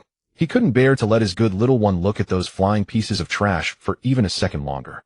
Brother needs to practice calligraphy. Jin Hanxun lifted Lin Luoruan horizontally. Will my good little one accompany brother to the study? After calligraphy, brother will watch cartoons with you. Lin Luoruan wrapped his arms tightly around Jin Hanxun's neck and obediently agreed. Okay. Ruan will accompany brother to practice calligraphy. Inside the second-floor study, Lin Luoruan hugged a little tiger plush toy, quietly leaning against Jin Hanxun's embrace. Jin Hanxun sat in the office chair and issued orders to Chen Fang. Use Jin Corporation's connections to contact the Linhai City Air Traffic Authority. Tonight the entire sky over Linhai will be dyed in Ruan's. Chen Fang's eyelids twitched violently at the command, instantly understanding. Understood. Everything will be in place by 10 tonight. Lin Luoruan heard the word color and tilted his head curiously. Is brother going to paint? Jin Hanxun bounced the person in his arms slightly to make him nestle more securely against him. Yes, brother is going to paint a very special picture for my good little one tonight. Night fell, and the wind outside the hillside manor carried the biting chill of winter. In the first-floor dining room, Jin Hanxun accompanied Lin Luoruan through dinner, then turned to grab a thick, white cashmere coat and wrapped him up tightly. Layer by layer, a cashmere hat and a plain wool blanket were added until he was bundled into an impenetrable round snowball. Lin Luoruan shrank into Jin Hanxun's embrace. He looked up and asked, Brother, where are we going? Jin Hanxun lowered his head and kissed the pink, fair little face. Brother is taking my good little one to see a painting 10,000 times more beautiful than the daytime balloons. With that, he bent down, lifted the bundled Lin Luoruan, and entered the elevator, heading straight for the top-floor terrace. The solid wooden door of the terrace swung open, and the cold wind rushed in. Lin Luoruan was firmly sheltered against Jin Hanxun's chest, feeling none of the chill against that broad chest. They stood at the edge of the terrace. Jin Hanxun glanced at Chen Fang, who was waiting in the shadows, and tilted his chin. Then he raised both hands and covered Lin Luoruan's ears, one on each side. Brother. Lin Luoruan turned his head curiously to look at him. Jin Hanxun said nothing. The next second, a dull boom erupted from the open ground at the foot of the mountain, and the terrace trembled slightly beneath them. Immediately afterward, dozens of bright shooting stars tore across the night sky with overwhelming force. Thousands of brilliant hues interwove, regrouped, and then burst into full bloom in the darkness. Countless gigantic, colorful, candy-shaped fireworks illuminated the entire Linhai night sky, as bright as day. Lin Luoruan was utterly stunned. His clear eyes reflected the boundless splendor. So the pitch-black night sky could hold such beautiful colors. Brother. Lin Luoruan's eyes reddened rapidly, warm tears welling up. He turned and buried his face deep into the hollow of Jin Hanxun's neck, rubbing against it. Ruan hasn't seen fireworks in so long. Brother is the best person to Ruan in the whole world. Hearing this tearful confession, the jealousy that had churned in Jin Hanxun's chest all day was soothed. Amidst the fireworks blooming across the sky, he whispered in Lin Luoruan's ear, My good little one, brother will always be good to you. Brother will love you forever. The night wind on the terrace grew increasingly biting. After an hour of fireworks concluded, the night sky returned to tranquility. Jin Hanxun lifted Lin Luoruan and strode back to the master bedroom on the second floor. He kicked open the solid wooden door of the bedroom. Jin Hanxun placed the person on the soft wide bed and quickly peeled off the long cashmere coat and blanket. Lin Luoruan, dressed in thin soft loungewear, lay obediently in the center of the bedding. Jin Hanxun removed his own trench coat, knelt on the bed with one knee, and leaned his tall frame directly over him. He braced his arms on either side of Lin Luoruan's body, trapping him in the confined space. Their breaths mingled. Jin Hanxun raised a hand, his rough fingertip gently stroking Lin Luoruan's reddened eyes. His Adam's apple bobbed up and down, his voice hoarse to the extreme. "My good little one, tell brother, are the fireworks brother gave you prettier, or the daytime balloons?" Lin Luoruan didn't hesitate. He reached out his arms and voluntarily wrapped them around Jin Hanxun's neck. "The fireworks are prettier. Ruan likes what brother gives. And Ruan likes brother the most." This straightforward answer made desire surge wildly in Jin Hanxun's eyes. He lowered his head, brought his lips to Lin Luoruan's red ear, directly bit the soft flesh, and murmured in a low, seductive voice, "Since my good little one likes it so much, then brother will collect a little more interest tonight." Lin Luoruan nodded repeatedly, leaning in without hesitation. "Any interest brother wants, Ruan will give." As soon as the words left his mouth, Jin Hanxun kissed him heavily. Their lips and teeth locked, breaths intertwined, inseparable. In their seamless embrace, through the thin loungewear, an extremely dangerous scorching heat made Lin Luoruan open his misty eyes. He quickly turned his head away, dodging Jin Hanxun's increasingly fierce kiss. Sensing Lin Luoruan's evasion, Jin Hanxun suppressed the smoldering fire of unsatisfied desire and bit his earlobe, coaxing softly, "My good little one, don't want to give brother interest anymore." Lin Luoruan shook his head in panic, anxiety in his eyes. He stretched out a finger and pressed it against Jin Hanxun's tense abdominal muscles through the fabric. "No, brother is so hot. Is that strange illness acting up again?" The moisture in Lin Luoruan's eyes kept gathering. He had been wrapped up tightly on the terrace moments ago, not a single gust of wind touching him. But his elder brother was dressed thinly and had been shielding him from the wind all along. "Did you catch a chill from the wind? Your body is so hot. That strange illness must have gotten worse." Lin Luoruan's voice was thick with tears, his hands fumbling blindly over Jin Hanxun's scorching chest. Ruan will get water. Dr. Hua said drinking water will make it better." He kicked his legs wildly on the bed in his panic, struggling to sit up. A thin layer of sweat beaded on Jin Hanxun's forehead.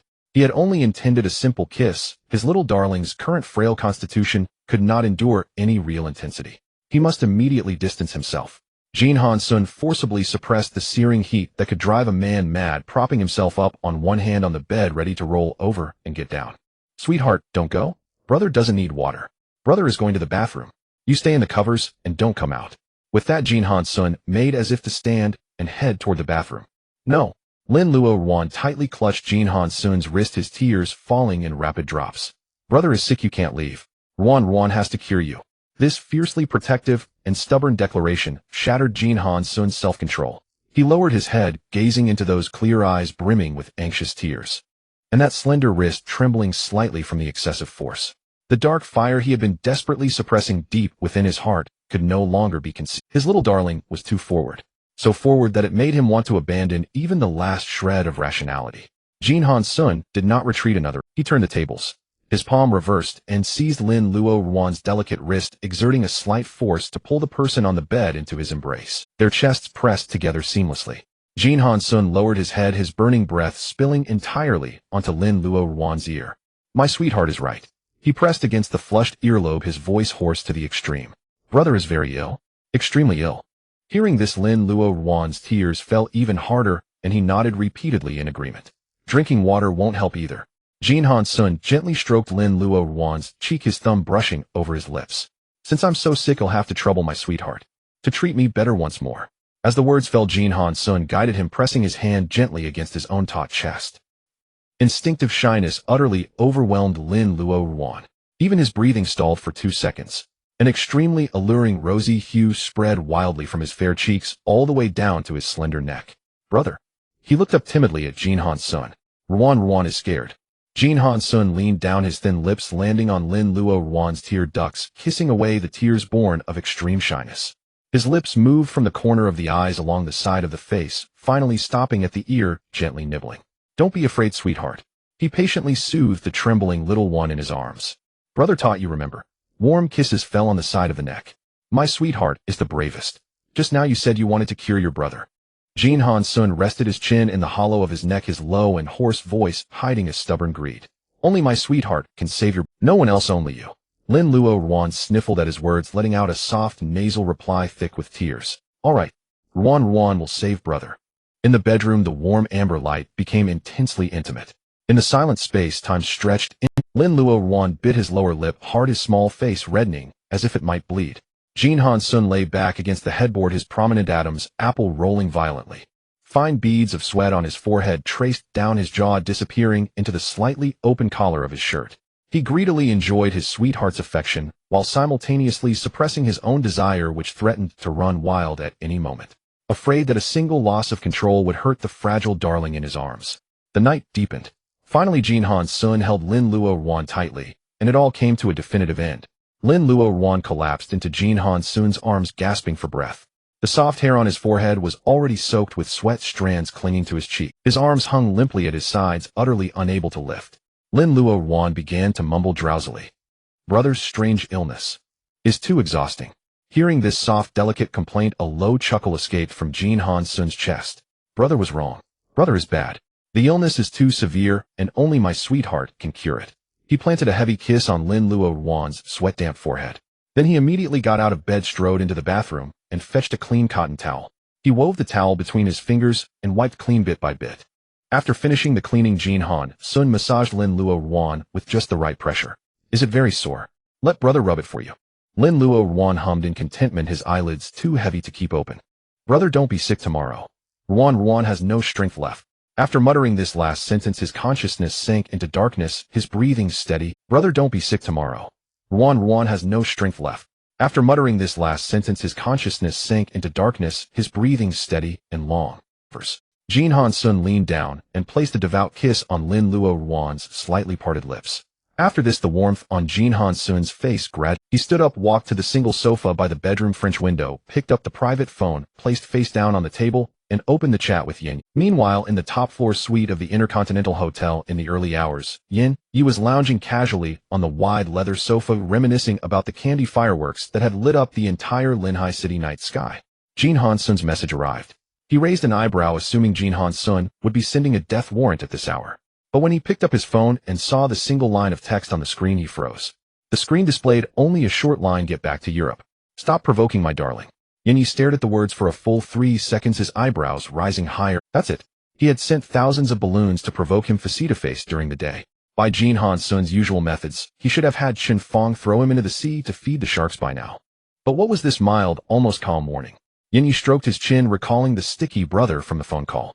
His eyes flickered, and then he suddenly understood, cursing under his breath. Damn. That old pervert Jin Hanxun, who had held back for 10 years. He had definitely used the balloon stunt from the day to gain some huge benefit from that little darling. And he was in such a good mood that he couldn't even be bothered to kill him. The master bedroom in the early morning was remarkably quiet. The blackout curtains were drawn tightly, allowing only a few faint traces of light to seep through. In the center of the large bed, Lin Luoruan buried most of his face in the soft pillow. He slept deeply, his breathing steady and long, with one pale, slender arm resting limply over the blanket. Around his wrist, a faint red mark lingered from where Jin Hanxun had held him the night before. Jin Hanxun sat on the edge of the bed, his gaze falling on that right hand, a pang of tenderness stirring in his heart. He leaned down, gently cradling the hand and tucking it back under the warm blanket. The phone on the bedside table suddenly lit up, accompanied by a faint vibration. Jin Hanxun picked up the phone and glanced at the caller ID, Yin Yi. After making sure Lin Luoruan hadn't been disturbed by the sound, he held the phone and quietly stepped out of the bedroom. The moment the call connected, Yin's annoying laugh came through the earpiece. Yo, old Jin, answering the phone pretty quick this early morning. Yin took a drag of his cigarette on the other and slowly exhaling smoke. Yo, old Jin, answering the phone pretty quick this early morning.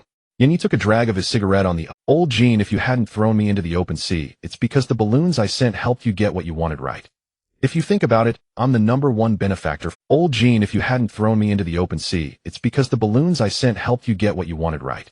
If you think about it, I'm the #1 benefactor for your successful breakthrough. Jin Hanxun stood by the hallway wall, one hand in his pajama pocket. Done spouting nonsense. Of course not. Yin Yi laughed scornfully, offering a blunt, yet friendly reminder. But I suggest you take it easy. From the sound of it, your little darling is delicate and soft. Don't overdo it and break him. Jin Hanxun snorted again. Done now. No, don't rush. Yin Yi drawled lazily, continuing. Alright, I've had enough of this crappy hotel. The candy fireworks all over the city last night gave me a toothache. Since you're keeping him so tightly under wraps, I won't bother anymore. I'm heading back to Europe. Jin Hanxun didn't waste any words. Fine as you wish. He hung up directly, then opened Xinfang's chat and sent a voice message. Go to the Intercontinental Hotel, escort Yin Yi to the airport, watch him board the plane, and don't let him dawdle. Half an hour later, at the top floor of the Intercontinental Hotel, the door to the presidential suite was knocked. Yin Yi, wearing a floral shirt under a trench coat and slippers, pulled the door open. Outside, Xinfang stood expressionless, flanked by 2 rows of black-suited bodyguards that filled the corridor. Yin Yi looked at the scene. Hey, Assistant Chen, what's your boss up to now? Escorting a hardened criminal. Xinfang handed over a pre-prepared flight approval document. Mr. Jin instructed that you must be safely and punctually escorted on your journey back to Europe. Your private jet is already at the boarding gate. Well, ensure your safety throughout. Yin Yi scoffed, pinched the document between 2 fingers, waved it, and dropped it at his feet. Final go. From the hotel to the airport, the journey was smooth. The convoy drove directly to the VIP tarmac. Yin Yi climbed the steps halfway, then stopped, turned, and flipped Xinfang the bird. Xinfang maintained a standard farewell pose, smiling and nodding at him.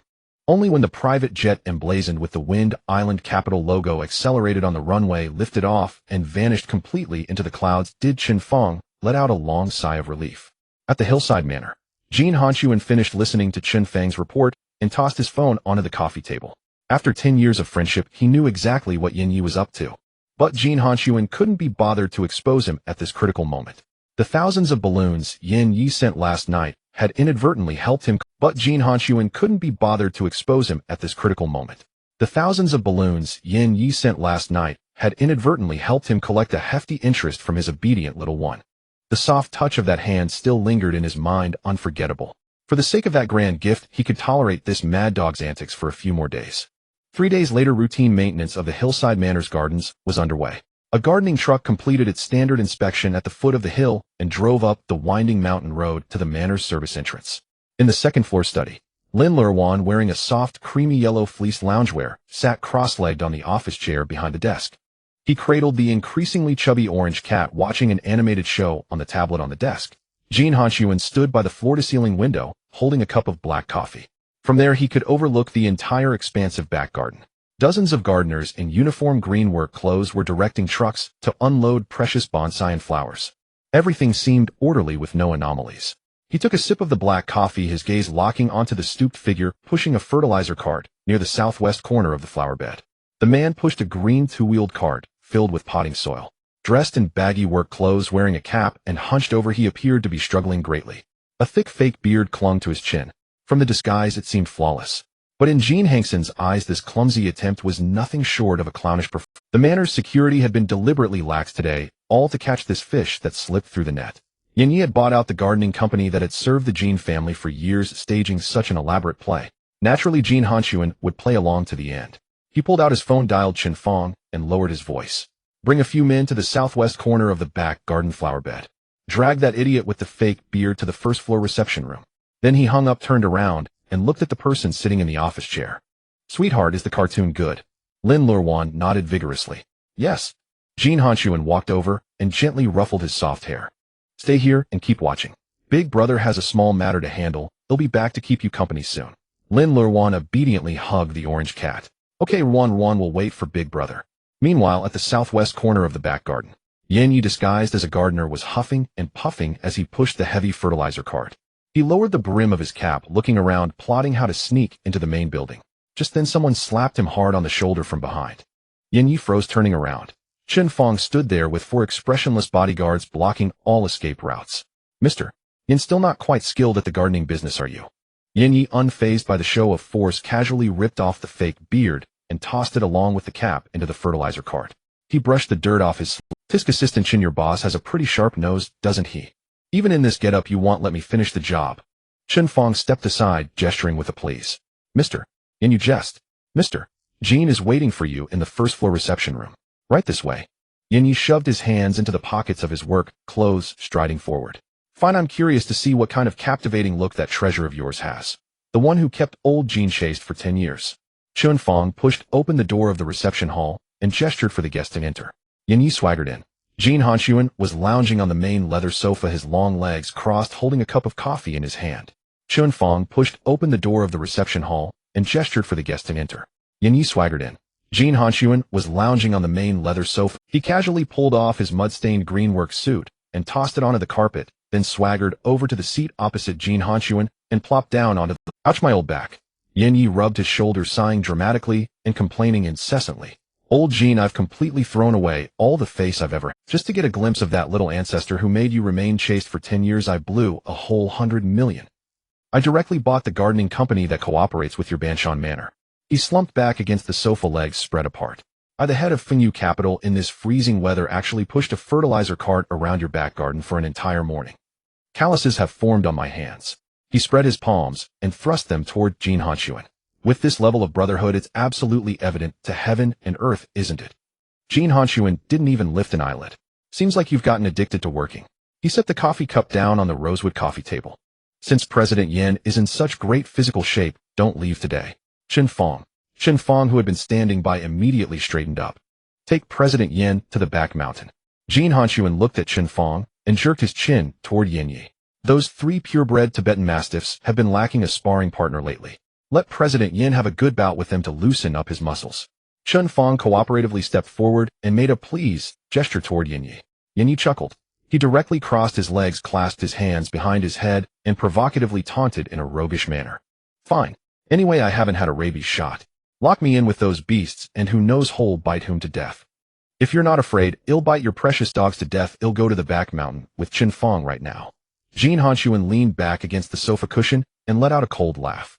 No need for you to bite. The moment you set foot inside the kennel, I'll have someone weld the door shut and bury you along with the dogs. The two were locked in a sharp confrontation. Yin Yi was about to continue his banter when suddenly from under the slightly aced solid wood door came a very faint scratching sound. Scratch, scratch. The sound was not loud, but it was clearly audible in the silent reception hall. The tense atmosphere instantly halted. Scratch, scratch. The sound was not loud, but it was clearly audible in the silent reception hall. The door gap was pushed open by a furry orange head. That fat orange cat wearing a pink bow and round from being whelped slipped in through the gap in a flash. The chubby kitten nimbly jumped onto the Persian rug, flicked its tail, and dived straight under the sofa. Yin Yi watched the fat cat and raised an eyebrow. Yo, old Jin, since when did you change your temper and start keeping a cat? Before he could finish, a series of hurried yet light footsteps came from outside the door. Tap, tap, tap.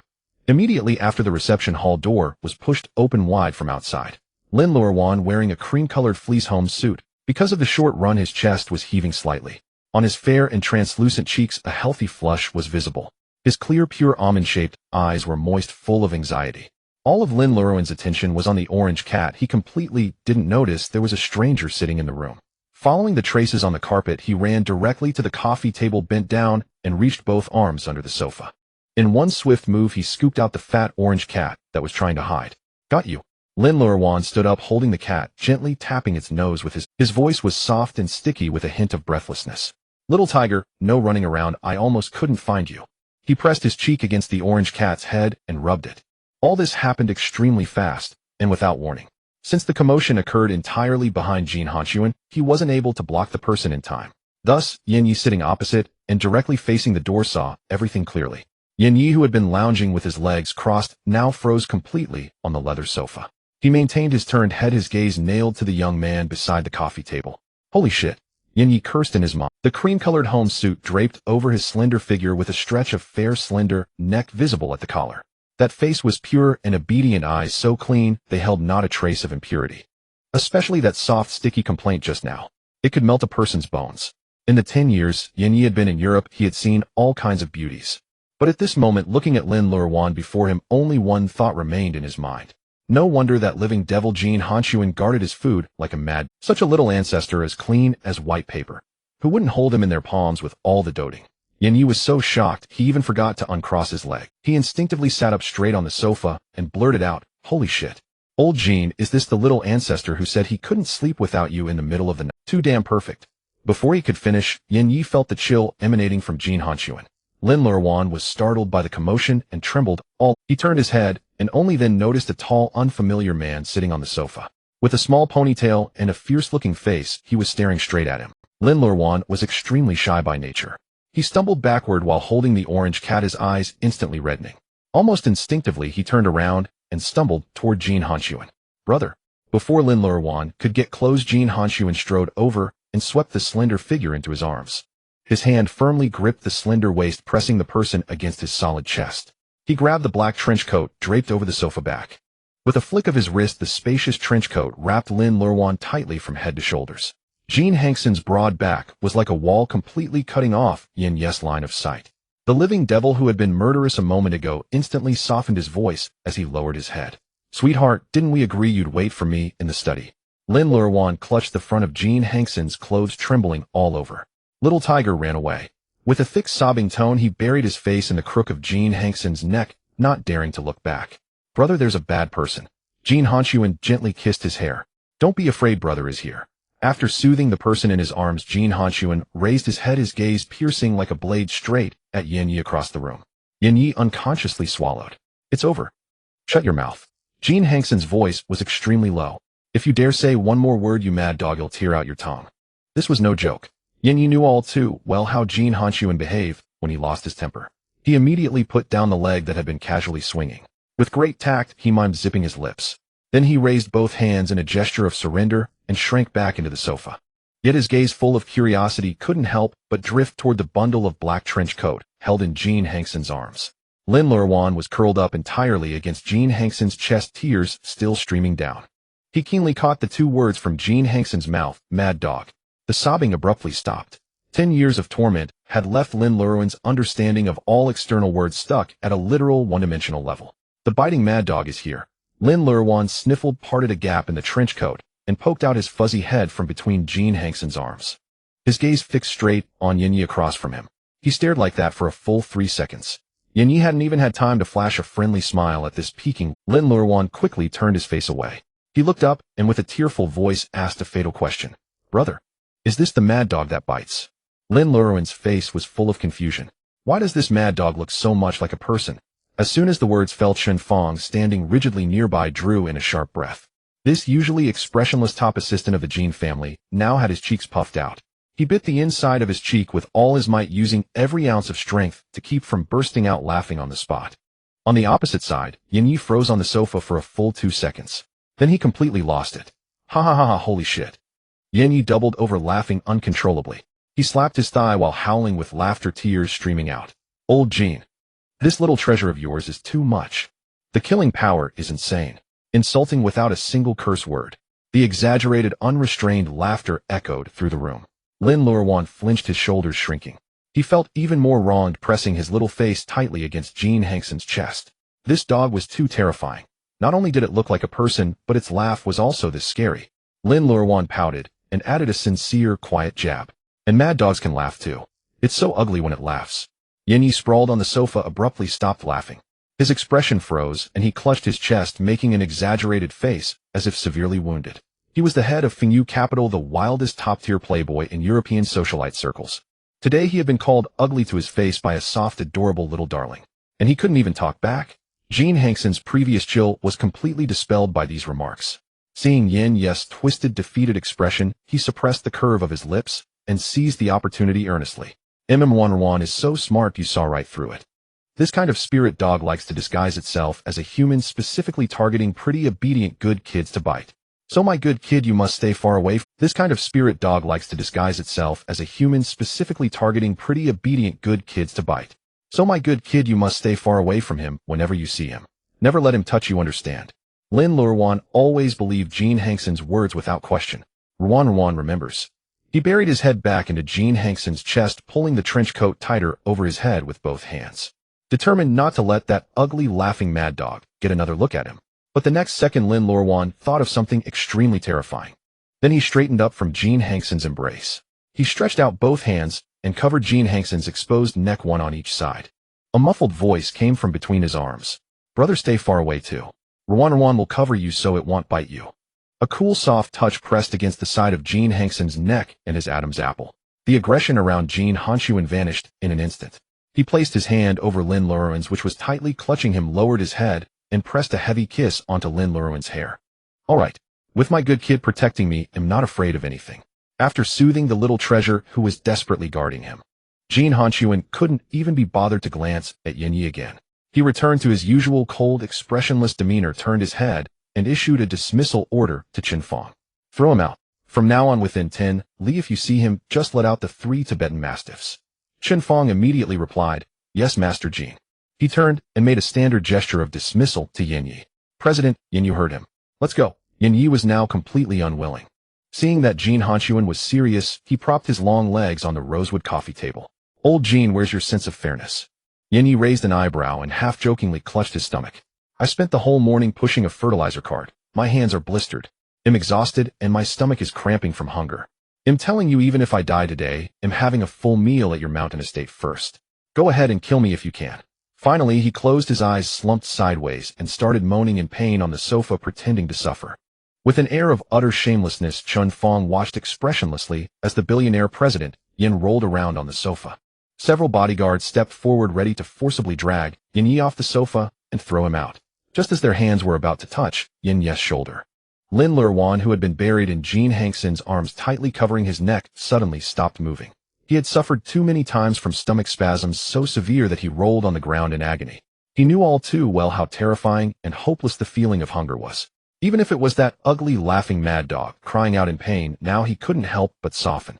Lin Luoruan poked half his face out from Jin Hanxun's arms, staring at Yin Yi, who was groaning on the sofa. Brother. He began timidly, his voice thick with a nasal tone. The mad dog is hungry.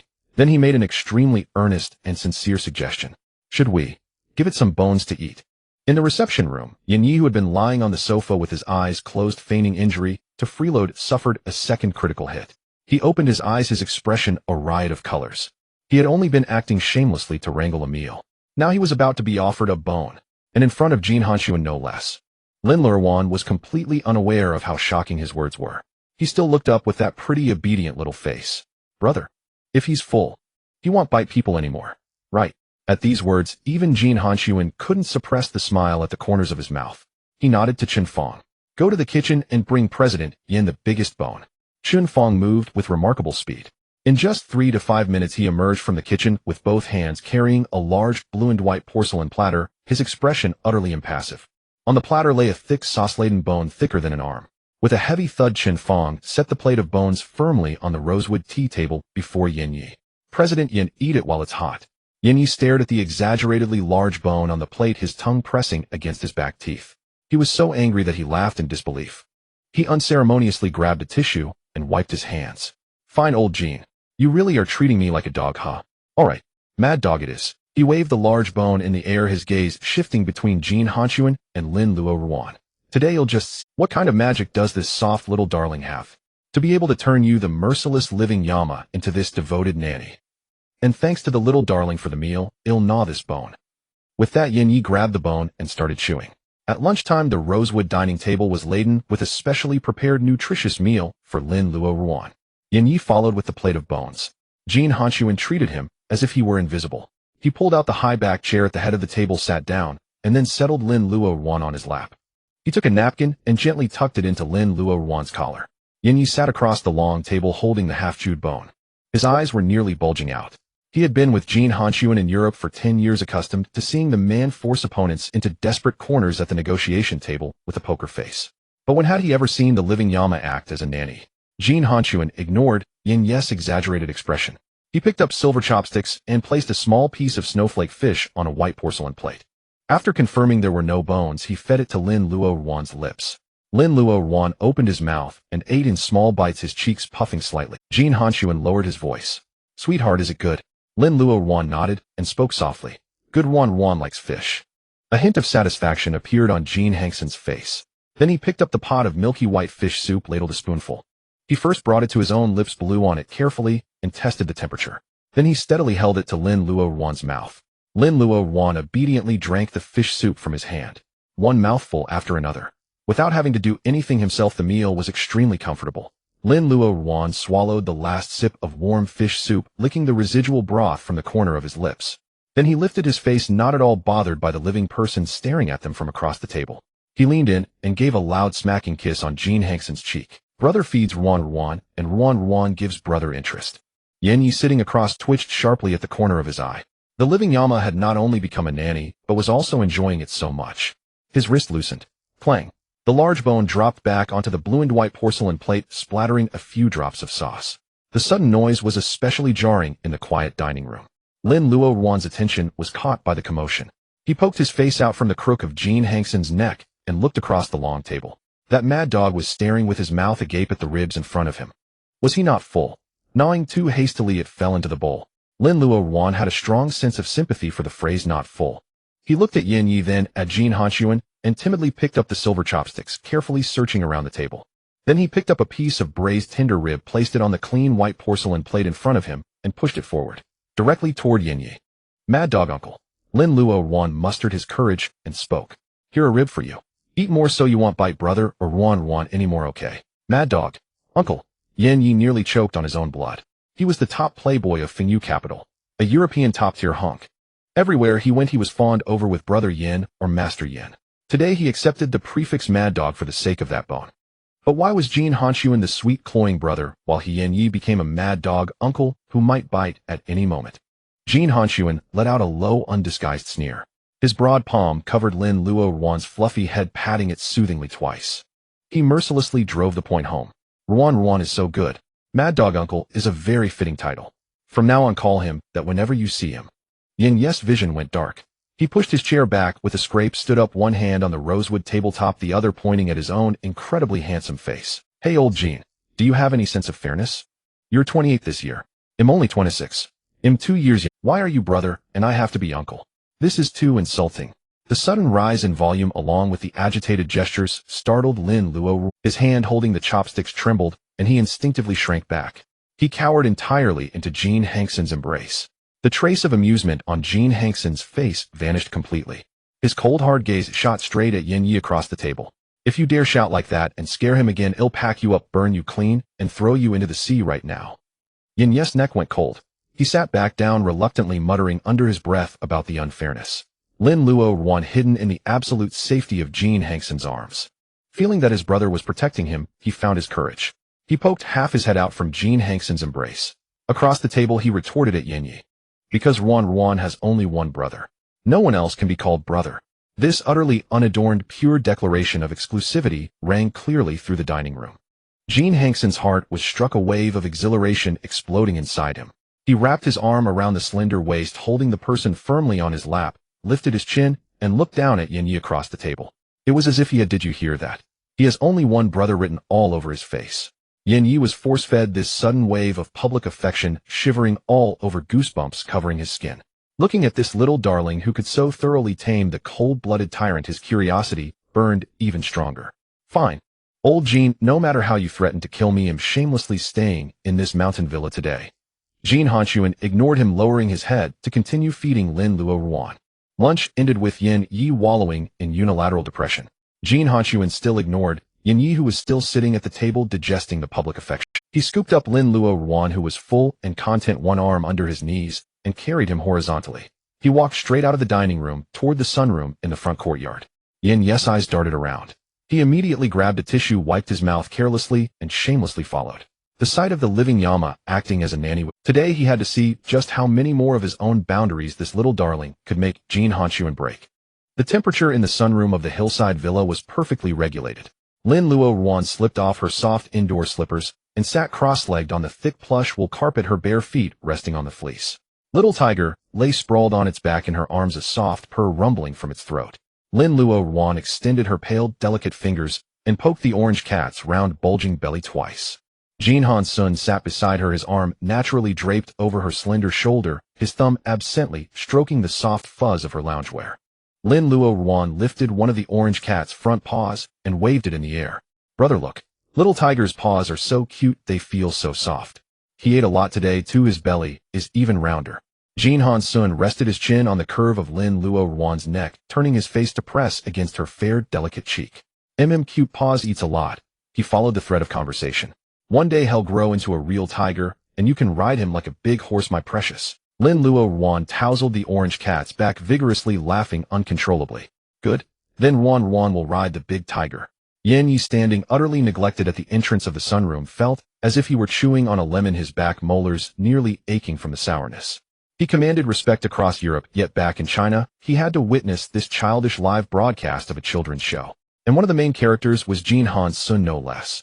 Unable to suppress the mischievous urge simmering within him, Yin strode into the sunroom with bold steps. Today he was determined to add a spicy twist to this cloyingly sweet atmosphere.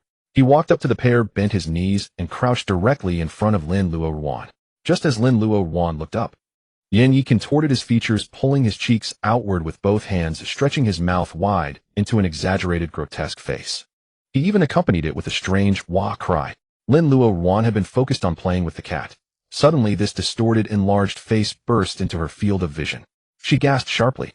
Her shoulders involuntarily flinched, and the orange cat in her arms scurried away in a flash. Walk.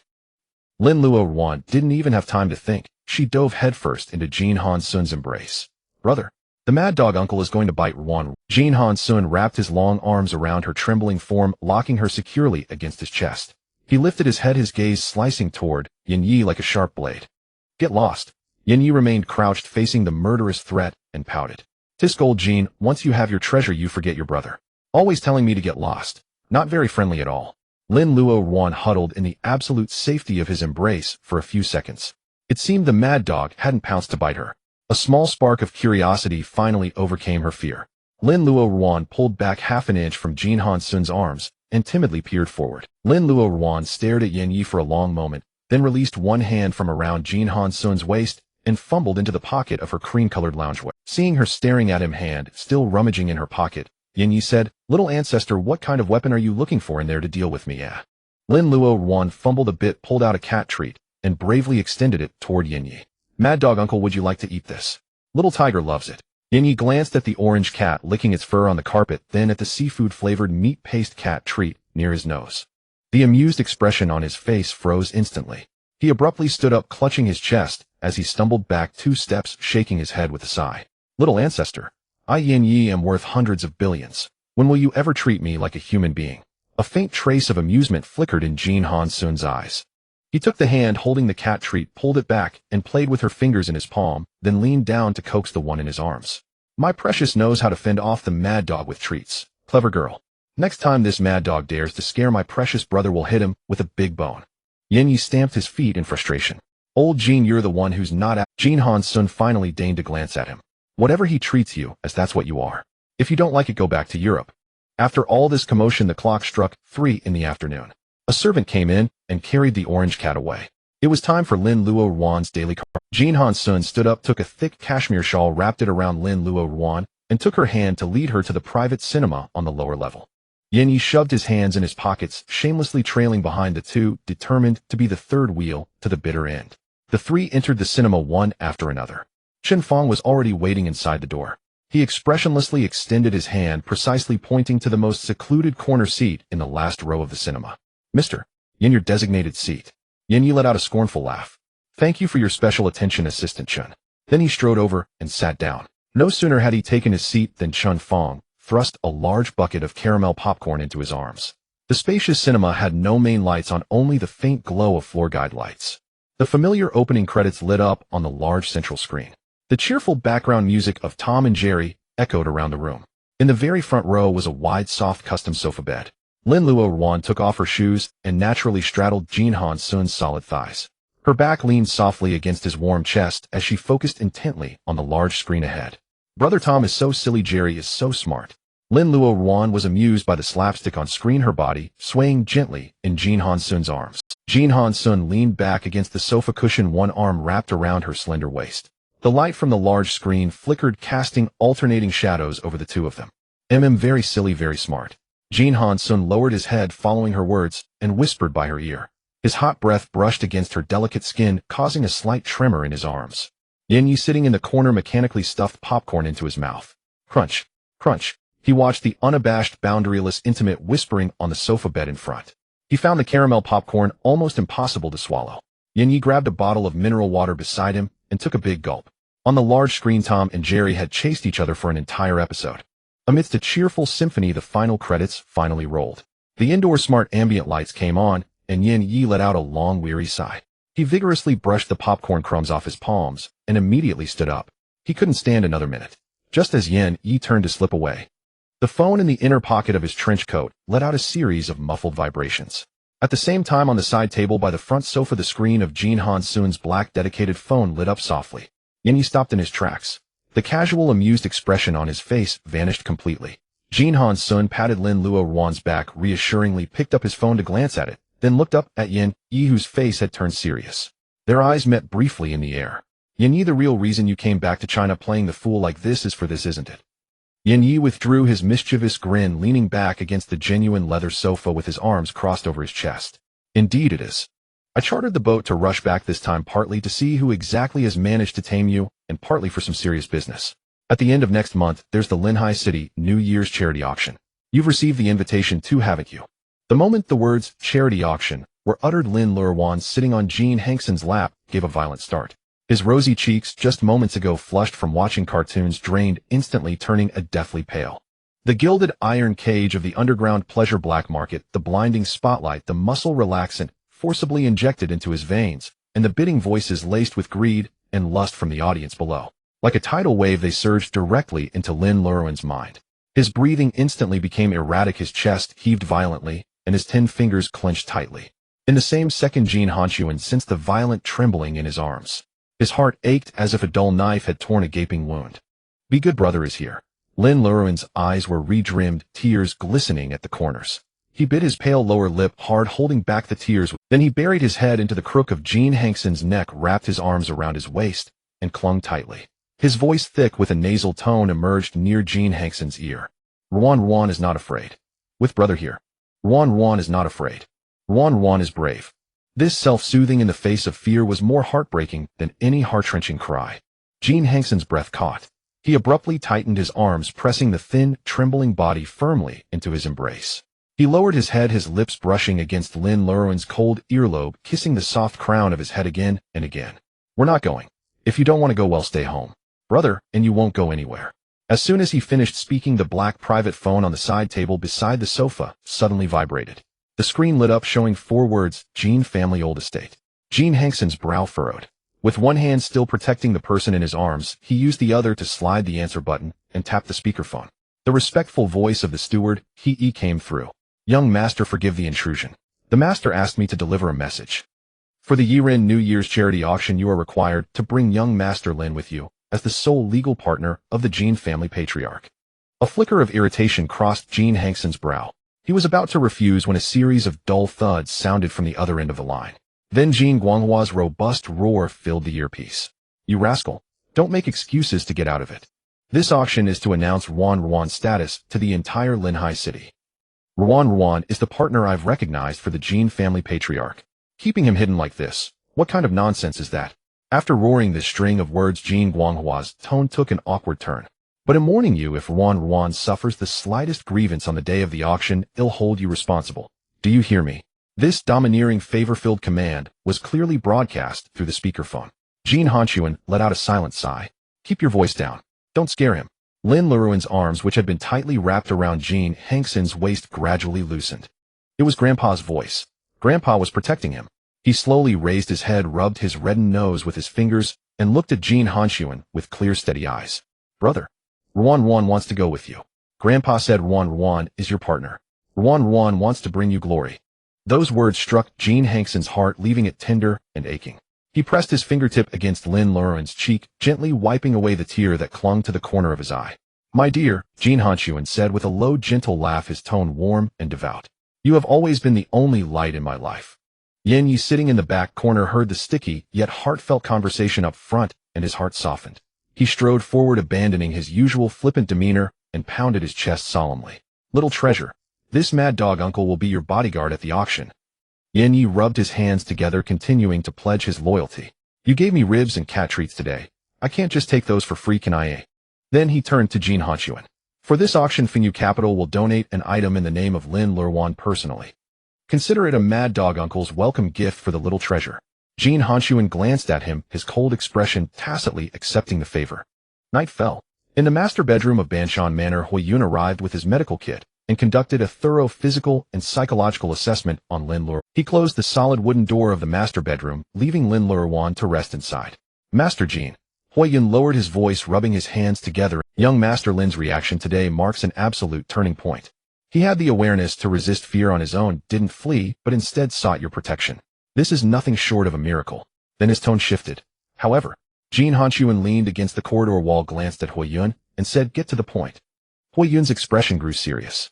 "The point is the New Year's auction will have thousands of people. At present, young Master Lin only feels completely safe at Banshan Manor and with you. To ensure absolute safety in such an environment, we must implement an advanced desensitization plan. We can no longer confine him to the manor and the Candy Castle. We need to take him to experience the real world, to broader areas." As soon as he finished speaking, Chen Fong walked over briskly with a file in hand. "Master Jin, regarding young Master Lin's advanced desensitization plan, I've drafted an initial proposal. Please take a look." Jin Hanxun took the document from Chen Fong and carefully scanned it. When he saw the location in the photo, his brow lifted slightly. "Arrange the car tomorrow morning after Wan has slept enough. In the master bedroom's double bed." Lin Luoruan had already bathed and smelled fragrant, wearing his favorite strawberry bear pajamas. He sat cross-legged on the bedding, plucking at the tiny fuzz on the pillow. Hearing the door open, he immediately looked up, stretched out his arms, and asked for a hug from Jin Hanxun. "Brother, are we going to start training our courage tomorrow?" Jin Hanxun took off his suit jacket, scooped the person into his arms, and rested his chin on the soft crown of his head. Tomorrow brother will take you out to play." Lin Luoruan tilted his head and looked at him. "Where are we going?" Jin Hanxun raised his hand and dimmed the bedside lamp. "To a place you'll like." Yin shoved his hands into the pockets of his work clothes, striding forward. "Fine, I'm curious to see what kind of captivating look that treasure of yours has. The one who kept old Jin chased for 10 years. He took out a thick, white high-and-down jacket and slipped it onto Lin Luoruan, zipping it up to the top, then put on a fuzzy ear-protecting hat and a matching cashmere scarf. Lin Luoruan was wrapped up tightly, only a pair of clear eyes and a slightly pink upturned nose tip visible. Instinctively, he felt nervous about leaving the familiar safe territory. His small hands buried in the sleeves clung tightly to Jin Hanxun's fingers, refusing to let go. Jin Hanxun knelt on one knee on the carpet, tucking the stray strands of hair behind Lin Luoruan's ears. "Is the little one scared?" "Not scared." Lin Luoruan said so, but his fingers gripped even tighter. Jin Hanxun held his cold hands, warming them with his own palms. "No matter where we go, brother will hold the little one's hand and never let go. Luoruan will hold brother's hand too." Lin Luoruan nodded emphatically. The two walked together to the front courtyard of the manor. A cold wind blew, and Yin Yi, dressed in a flashy beige coat, emerged. He rubbed his hands, shamelessly approaching and patting his chest to guarantee. "Today the little ancestor goes out for the first time to build courage. This is a big occasion. As his uncle, I must be his personal bodyguard. Let's go get in the car." With that, Yin Yi walked to the Rolls-Royce Phantom and reached for the rear door to hitch a ride. Chen Fong, quick-eyed and swift-handed, stepped directly in front of the car, door blocking it with an expressionless arm. "President Yin, please stay." Yin Yi raised an eyebrow. "What? A man worth hundreds of billions offering to be your bodyguard, and you're still complaining?" Chen Fong remained impassive. "President Yin, Master Jin has instructed that Fengyu capital cannot be without its leader for even a day. A person of your stature must be under key protection, or it's truly unsuitable for you to ride in the same car as Master Jin." "Huh?" Yin Yi's eyes widened, but before he could retort, Chen Fong gave a direct signal. Several burly black-suited bodyguards immediately stepped forward, muttering, "President Yin, forgive us," but with forceful actions they grabbed his arms and shoved him into a security-spec Land Rover Range Rover behind. With a bang, the door closed and the child lock was engaged. Yin Yi, sitting in the back seat, pounded on the window frantically. "Jin Hanxun, you bastard." Lin Luoruan watched Yin Yi locked inside the car, then squeezed Jin Hanxun's fingers. "Brother, Uncle Mad Dog is locked in there. Is he coming too?" Jin Hanxun pulled the person closer into his arms and coaxed softly, "Little one, let's ignore him." Huiyun sat in the passenger seat on high alert, ready to monitor Lin Luoruan's emotional changes at all times. Chen Fong stepped on the gas, and the mighty black convoy smoothly drove out of the hillside manor, heading straight for the largest international amusement park in Linhai City. The amusement park executives were already sweating profusely, lined up to greet them. The general manager, wiping cold sweat from his forehead, ran over to report, "Master Jin, the main avenue of the park is ready for a full-scale evacuation." Upon hearing this, Huiyun turned and lowered his voice to advise Jin Hanxun. "Master Jin, if we completely evacuate the park, young Master Lin won't come into contact with real crowds, which defeats the purpose of the advanced desensitization." Jin Hanxun, through the partially lowered window, scanned the massive crowd of visitors in the amusement park. The person in his arms was trembling, slightly clutching his finger. The little one was scared. Jin Hanxun turned and hugged Lin Luoruan into his chest, blocking the view outside. "Little one, there are too many people. We don't have to go in. Brother will take you home." Just as he was about to retreat, Lin Luoruan grasped Jin Hanxun's warm hand. He tilted up his half-scarf-covered face, bit his lower lip, and then spoke clearly. With brother here, Luoruan is brave and not afraid. The unreserved dependence in his eyes struck the softest defense in Jin Hanxun's heart. All right, the little one is brave and brother is here with you. He pushed open the car door, took the well-wrapped Lin Luoruan by the hand, and stepped steadily into the amusement. Yan Yi, hands in his pockets, jumped down from the big Land Rover behind his face full of speechlessness and strolled leisurely behind the two. Dozens of plainclothes bodyguards dispersed around, blending into the surrounding crowd. Such an exaggerated formation, and the two's extremely striking looks drew the attention of nearby tourists. Oh my God, those two men are so handsome. Are they filming a movie? The aura is incredible. The one being led is so cute. Wait, isn't that tall man the Jin family Tycoon, who posted an official announcement photo online? People craned their necks to see what the person held by Jin Hanxun looked like. A few bold young people even tried to pull out their phones to take pictures. But the moment they raised their phones, bodyguards with professional positioning silently blocked them. Jin Hanxun led Lin Luoruan along the spacious main avenue of the amusement park. In their ears mingled cheerful background music and the carefree laughter of children. The air was filled with the sweet aroma of popcorn and grilled sausages. Lin Luoruan's grip on Jin Hanxun's fingers slowly relaxed. He looked up at the carousel not far away and murmured softly, "Brother, a long time ago Mom and Dad brought Luoruan here too." There was no sadness in his tone, just a simple statement of a distant memory. But the calmer he was, the more it made Jin Hanxun's heart clench, aching with a dull pain. He held Lin Luoruan's hand even tighter and whispered a promise, "From now on, brother will bring the little one often." Lin Luoruan nodded. Then a strawberry bear sign in front caught his attention. He stopped tugging at Jin Hanxun's sleeve. "Brother, let's queue and buy a sweet drink." Jin Hanxun followed his gaze and saw a popular bubble tea shop with a line stretching over 10 meters. Chen Fong immediately stepped forward to ask, "Master Jin, should I arrange it?" "No need." Jin Hanxun raised a hand to stop him. He took Lin Luoruan and walked to the end of the line. Since they wanted the little one to integrate into normal society, they had to get used to the most ordinary things. Lin Luoruan's eyes curiously examined the colorful sign of the tea shop. Jin Hanxun pulled him closer into his arms and coaxed gently, "What flavor does the little one want?" "Strawberry." As they waited in the line, Yan Yi, holding a giant rainbow cotton candy, leaned in front of Lin Luoruan. "Little ancestor, do you want to eat this?" "Just call me Brother Yan, and this cotton candy is yours." Before Lin Luoruan could answer, Jin Hanxun pressed his head firmly into his own broad chest. Then he shot a cold glare at Yan Yi. "Take your crappy candy and get lost." Yan Yi was unimpressed and continued to provoke. "Come on, old Jin, waiting in line is boring. Can't I use candy to cheer up the little ancestor?" At that moment, Lin Luoruan struggled to poke his fuzzy head out from Jin Hanxun's embrace. He looked at the rainbow cotton candy, then at Yan Yi. "Uncle Mad Dog Brother said not to eat things given by others." Then he blinked and added a knife with a tone full of sympathy. "You eat it yourself, and after you're done, don't cause any more trouble." Yan Yi held up the exaggeratedly large rainbow cotton candy, the roguish grin on his face cracking instantly. His mouth hung half open, unable to squeeze out a single word for a long moment. Jin Hanxun's face bore unconcealed pride. He extended his large palm, rubbed the fluffy earmuffs twice, and lowered his voice to praise. "Good boy, so clever." Lin Luoruan, upon receiving the praise, snuggled closer into Jin Hanxun's embrace. Yan Yi casually handed the cotton candy to a passing child. "Old Jin, how can you enforce your own rules on your own people?" Jin Hanxun didn't even spare him a glance, pulling Lin Luoruan along as they moved forward with the queue. Finally, they reached the front. The cashier girl at the milk tea shop, faced with the aura of the terrifying black-suited man, trembled with nervousness.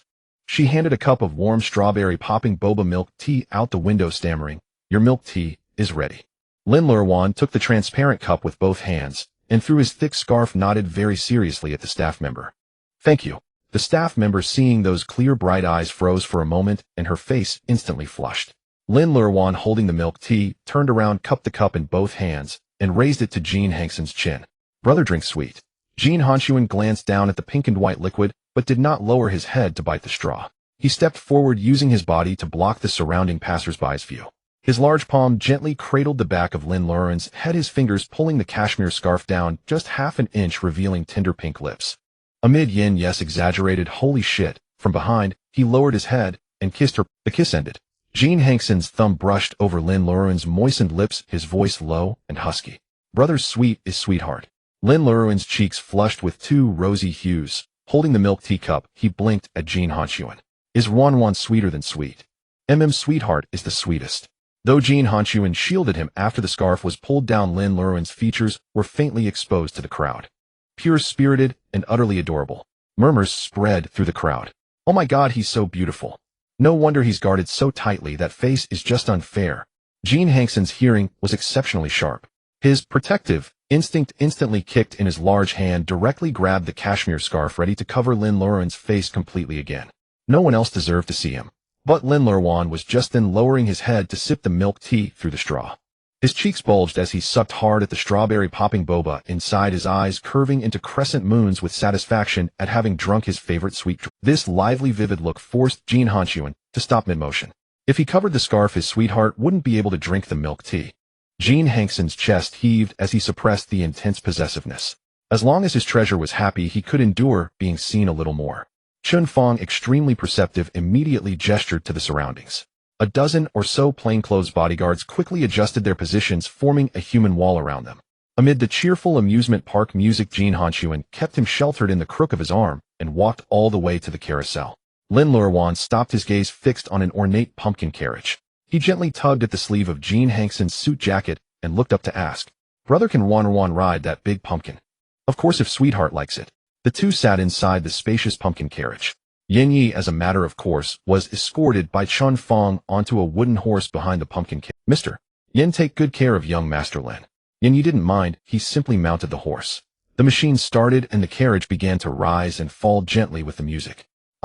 Lin Luoruan was initially a bit nervous, gripping the handrail in front of him. "Brother." Jin Hanxun gently pulled him into his embrace. "Sweetheart, lean in your brother's arms, don't be afraid." The solid, warm embrace dispelled all unease. After a few rounds, Lin Luoruan's tensed shoulders completely relaxed. "Brother, this is so much fun. Not scary at all."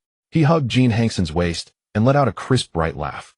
That laughter, falling on Jin Hanxun's ears, brought him more relief and satisfaction than 100 cross-border mergers. A sense of pride spread through his treasure was being nurtured little by little into the vitality he deserved. At dusk, the amusement park's landscape lights lit up and rose. Lin Luoruan, holding the empty milk tea cup, stopped walking. He looked up and pointed at the towering Ferris wheel nearby, its neon halo shimmering. "Brother Luoruan wants to ride that." Jin Hanxun followed his gaze. "Sweetheart isn't afraid of heights anymore. With brother by my side, Luoruan isn't afraid." These words instantly stripped Jin Hanxun of any possibility of refusal. A few minutes later, Chun Fong made the arrangements, and the two entered the private cabin of the Ferris wheel. Yin Yi refused to go up this time no matter what. "No way riding a Ferris wheel alone. Spare me."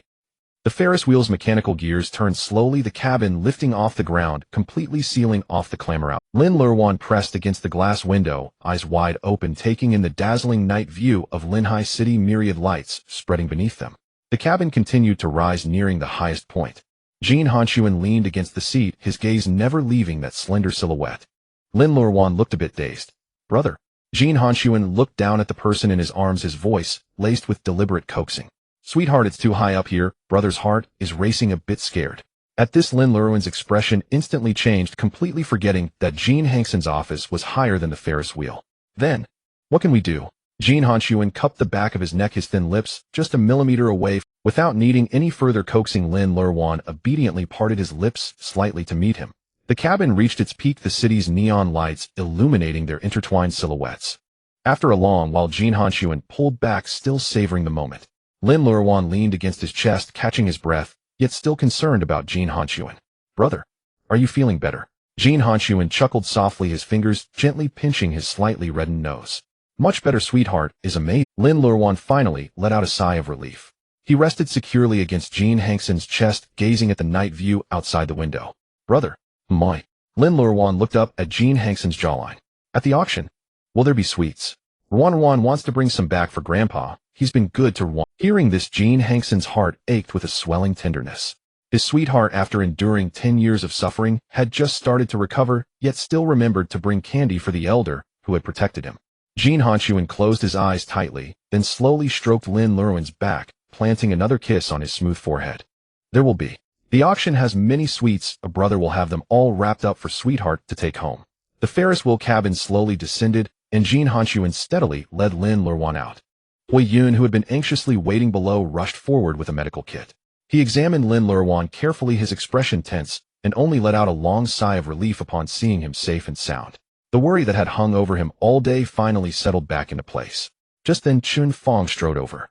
He first glanced at Lin Luoruan, who was obediently nestled beside Jin Hanxun, then handed the tablet in his hand to Jin Hanxun. Mr.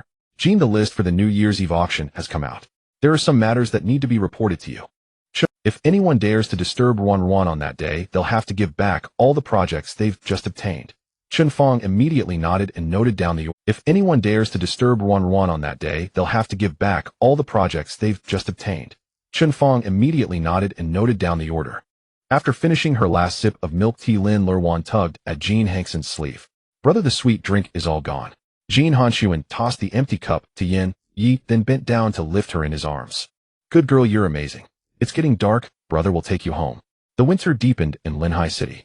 Over the past month, under Jin Hanxun's constant care and meticulous protection, Lin Luoruan's desensitization program had been progressing steadily. In the study of the main building at Banshan Manor, Hui Yun handed a bound medical report over the wide rosewood desk with both hands. Master Jin, the latest data is out. He stood beside the desk pointing at several key indicators on the data sheet with some excitement. This month's advanced desensitization has been very successful. Master Lin's spleen and stomach functions have improved, and his digestive and absorption capabilities have fully recovered. Hui Yun turned to the second page and continued. His weight has been steadily increasing, and all figures are very optimistic. Jin Hanxun gazed at the data charts in the report, his fingertips repeatedly tracing the upward curves. His deer was no longer as skinny and bony as when she was rescued from the black market. Hui Yun continued his report, his voice trembling uncontrollably. The most critical thing is the reduction in psychological defense mechanisms. A couple of days ago, when you took Master Lin back to the old mansion, he no longer avoided the servants and even took the initiative to talk to the old gardener, trimming the plants. This was nothing short of a medical miracle. Hui Yun grew more excited as he spoke, but Jin Hanxun cut him off with a glance. Then he turned to Chun Fong. Tell the finance department Hui Yun's year-end bonus this year will be doubled. Chun Fong raised an eyebrow at Hui Yun. Understood. Hui Yun bowed respectfully as he withdrew, but in his mind, he was already worshipping Jin Hanxun as a living Buddha, bowing profusely. There were only 3 days left until the New Year's charity auction. Linhai City welcomed its first snowfall of winter.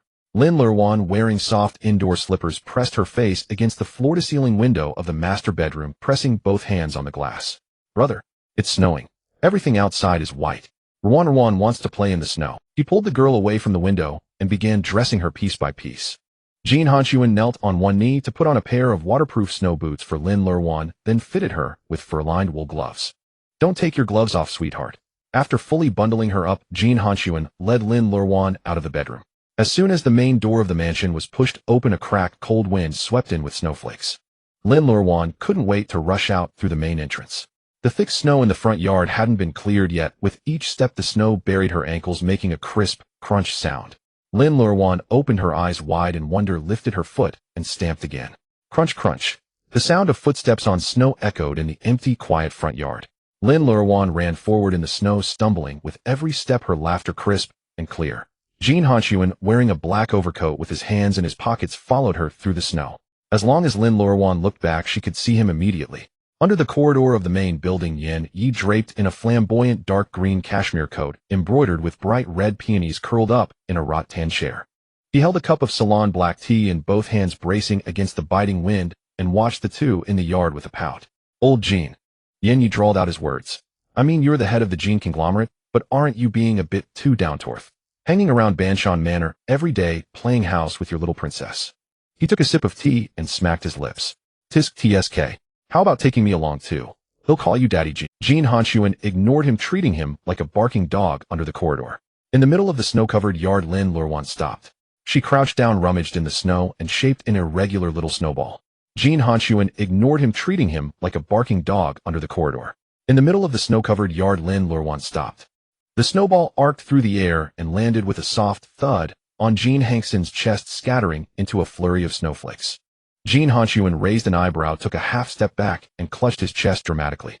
Oh dear, he exaggerated, staggering backward with a pained expression. Brother is defeated by my dear. Lin Luoruan's eyes widened. After a second of hesitation, she realized it was a game. She cheered and trudged toward him in her heavy snow boots. Jin Hanxun opened his arms and caught her steadily. They rolled together in the soft snow, Lin Luoruan lying on his chest, hugging his neck and giggling. Luoruan wins. Luoruan defeated, brother. Jin Hanxun pinched her reddened nose. My dear is the strongest, brother admits defeat. Under the corridor, Yin was rolling his eyes at the scene. He put down his teacup, slapped the armrest of the rattan chair, and shouted at the top of his lungs. Jin Hanxun, have you no shame? That snowball was so soft it couldn't even kill a mosquito, and you still clutched your chest and fell it. Such over-the-top acting. The Oscars owe you a golden statue. As soon as he finished speaking, a second snowball flew from Lin Luoruan's hand, arcing through the air straight toward the corridor. Thwack! It hit Yin squarely on the forehead. Ouch! Damn it! Yin let out a yelp and collapsed into the rattan chair. He covered his head with both hands, kicking his legs wildly, his acting even more exaggerated than Jin Hanxun's. I'm done for. I've got a concussion. The head of Windy Capital is knocked silly. Yin howled and shouted into the yard. Jin Hanxun, your little princess, is committing assault. She has to pay compensation. At least 100 million. Not a cent less, or he'll die right here in your yard today. Lin Luoruan, lying on Jin Hanxun's chest, watched Yin wailing in the rattan chair, her laughter rippling across the snowy ground. Silly mad dog uncle. Jin Hanxun lifted Lin Luoruan by the waist, stood up, and brushed the snow off her down jacket, glancing at Yin. If you die, I'll burn it for you. The commotion in the front yard subsided as Chun Fong walked over quickly through the snow, his arms holding two black garment bags with gold trim. The outer layer of the bags bore the logo of an Italian high-end custom atelier. Chun Fong approached Jin Hanxun and raised the bags slightly. Master Jin, the custom formal wear for the New Year's auction has arrived by air. Jin Hanxun took the garment bag, waved a dismissive hand at Chun Fong, and led Lin Luoruan into the living room. The team had delivered a bespoke pure white tailcoat suit, flawless in its tailoring. After Jin Hanxun personally dressed Lin Luoruan, the latter stood before the floor-length mirror, studying his own reflection before turning to look at Jin Hanxun. He ran his fingers over the smooth fabric. Brother, this outfit is beautiful. Ruan likes it. Jin Hanxun knelt on one knee before Lin Luoruan, smoothing every crease at the corners of the garment. Since my sweetheart likes it, so does brother. They'll have more made in the future. The tailored tailcoat accentuated Lin Luoruan's slender, elongated figure, which had grown soft and tender from the recent care. What was once fragile now radiated an untouchable purity and innocence. Jin Hanxun rose to his feet and stepped back half a pace. Then he picked up a sapphire blue velvet jewelry box from the coffee table. With a soft click, the box opened. Inside lay a dazzling pink diamond brooch. It had been delivered 2 days ago by He from the old mansion, the exclusive accessory of the Jin family head's consort. Jin Hanxun took out the brooch and solemnly pinned it to the left lapel of Lin Luoruan's suit. The pink diamond refracted the overhead lights, shimmering in harmony with the black gold ring hanging at the center of his neck. Lin Luoruan poked the pink diamond with his finger. Brother, this is pretty too. Jin Hanxun grasped his hand and kissed his knuckles. This is exclusively my sweetheart's. In the outer living room, Yin was lounging on the sofa, legs crossed, leisurely sipping a cup of Dahong Pao tea. As Jin Hanxun and Lin Luoruan pushed open the door and stepped out, Yin casually lifted his head at the sound. The moment he caught sight of them, he nearly choked on his tea. Holy crap. Old Jin, you'd better keep this little treasure hidden.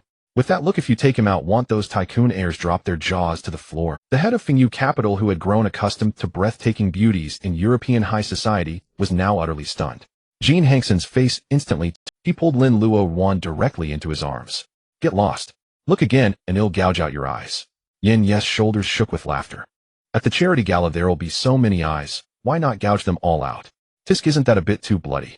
Right now you're just like a snarling dog guarding its... Just as Yin was howling with laughter, Lin Luoruan, sheltered in Jin Hanxun's arms, knitted his brows and glared at Yin's face full of displeasure. Crazy dog uncle is talking nonsense.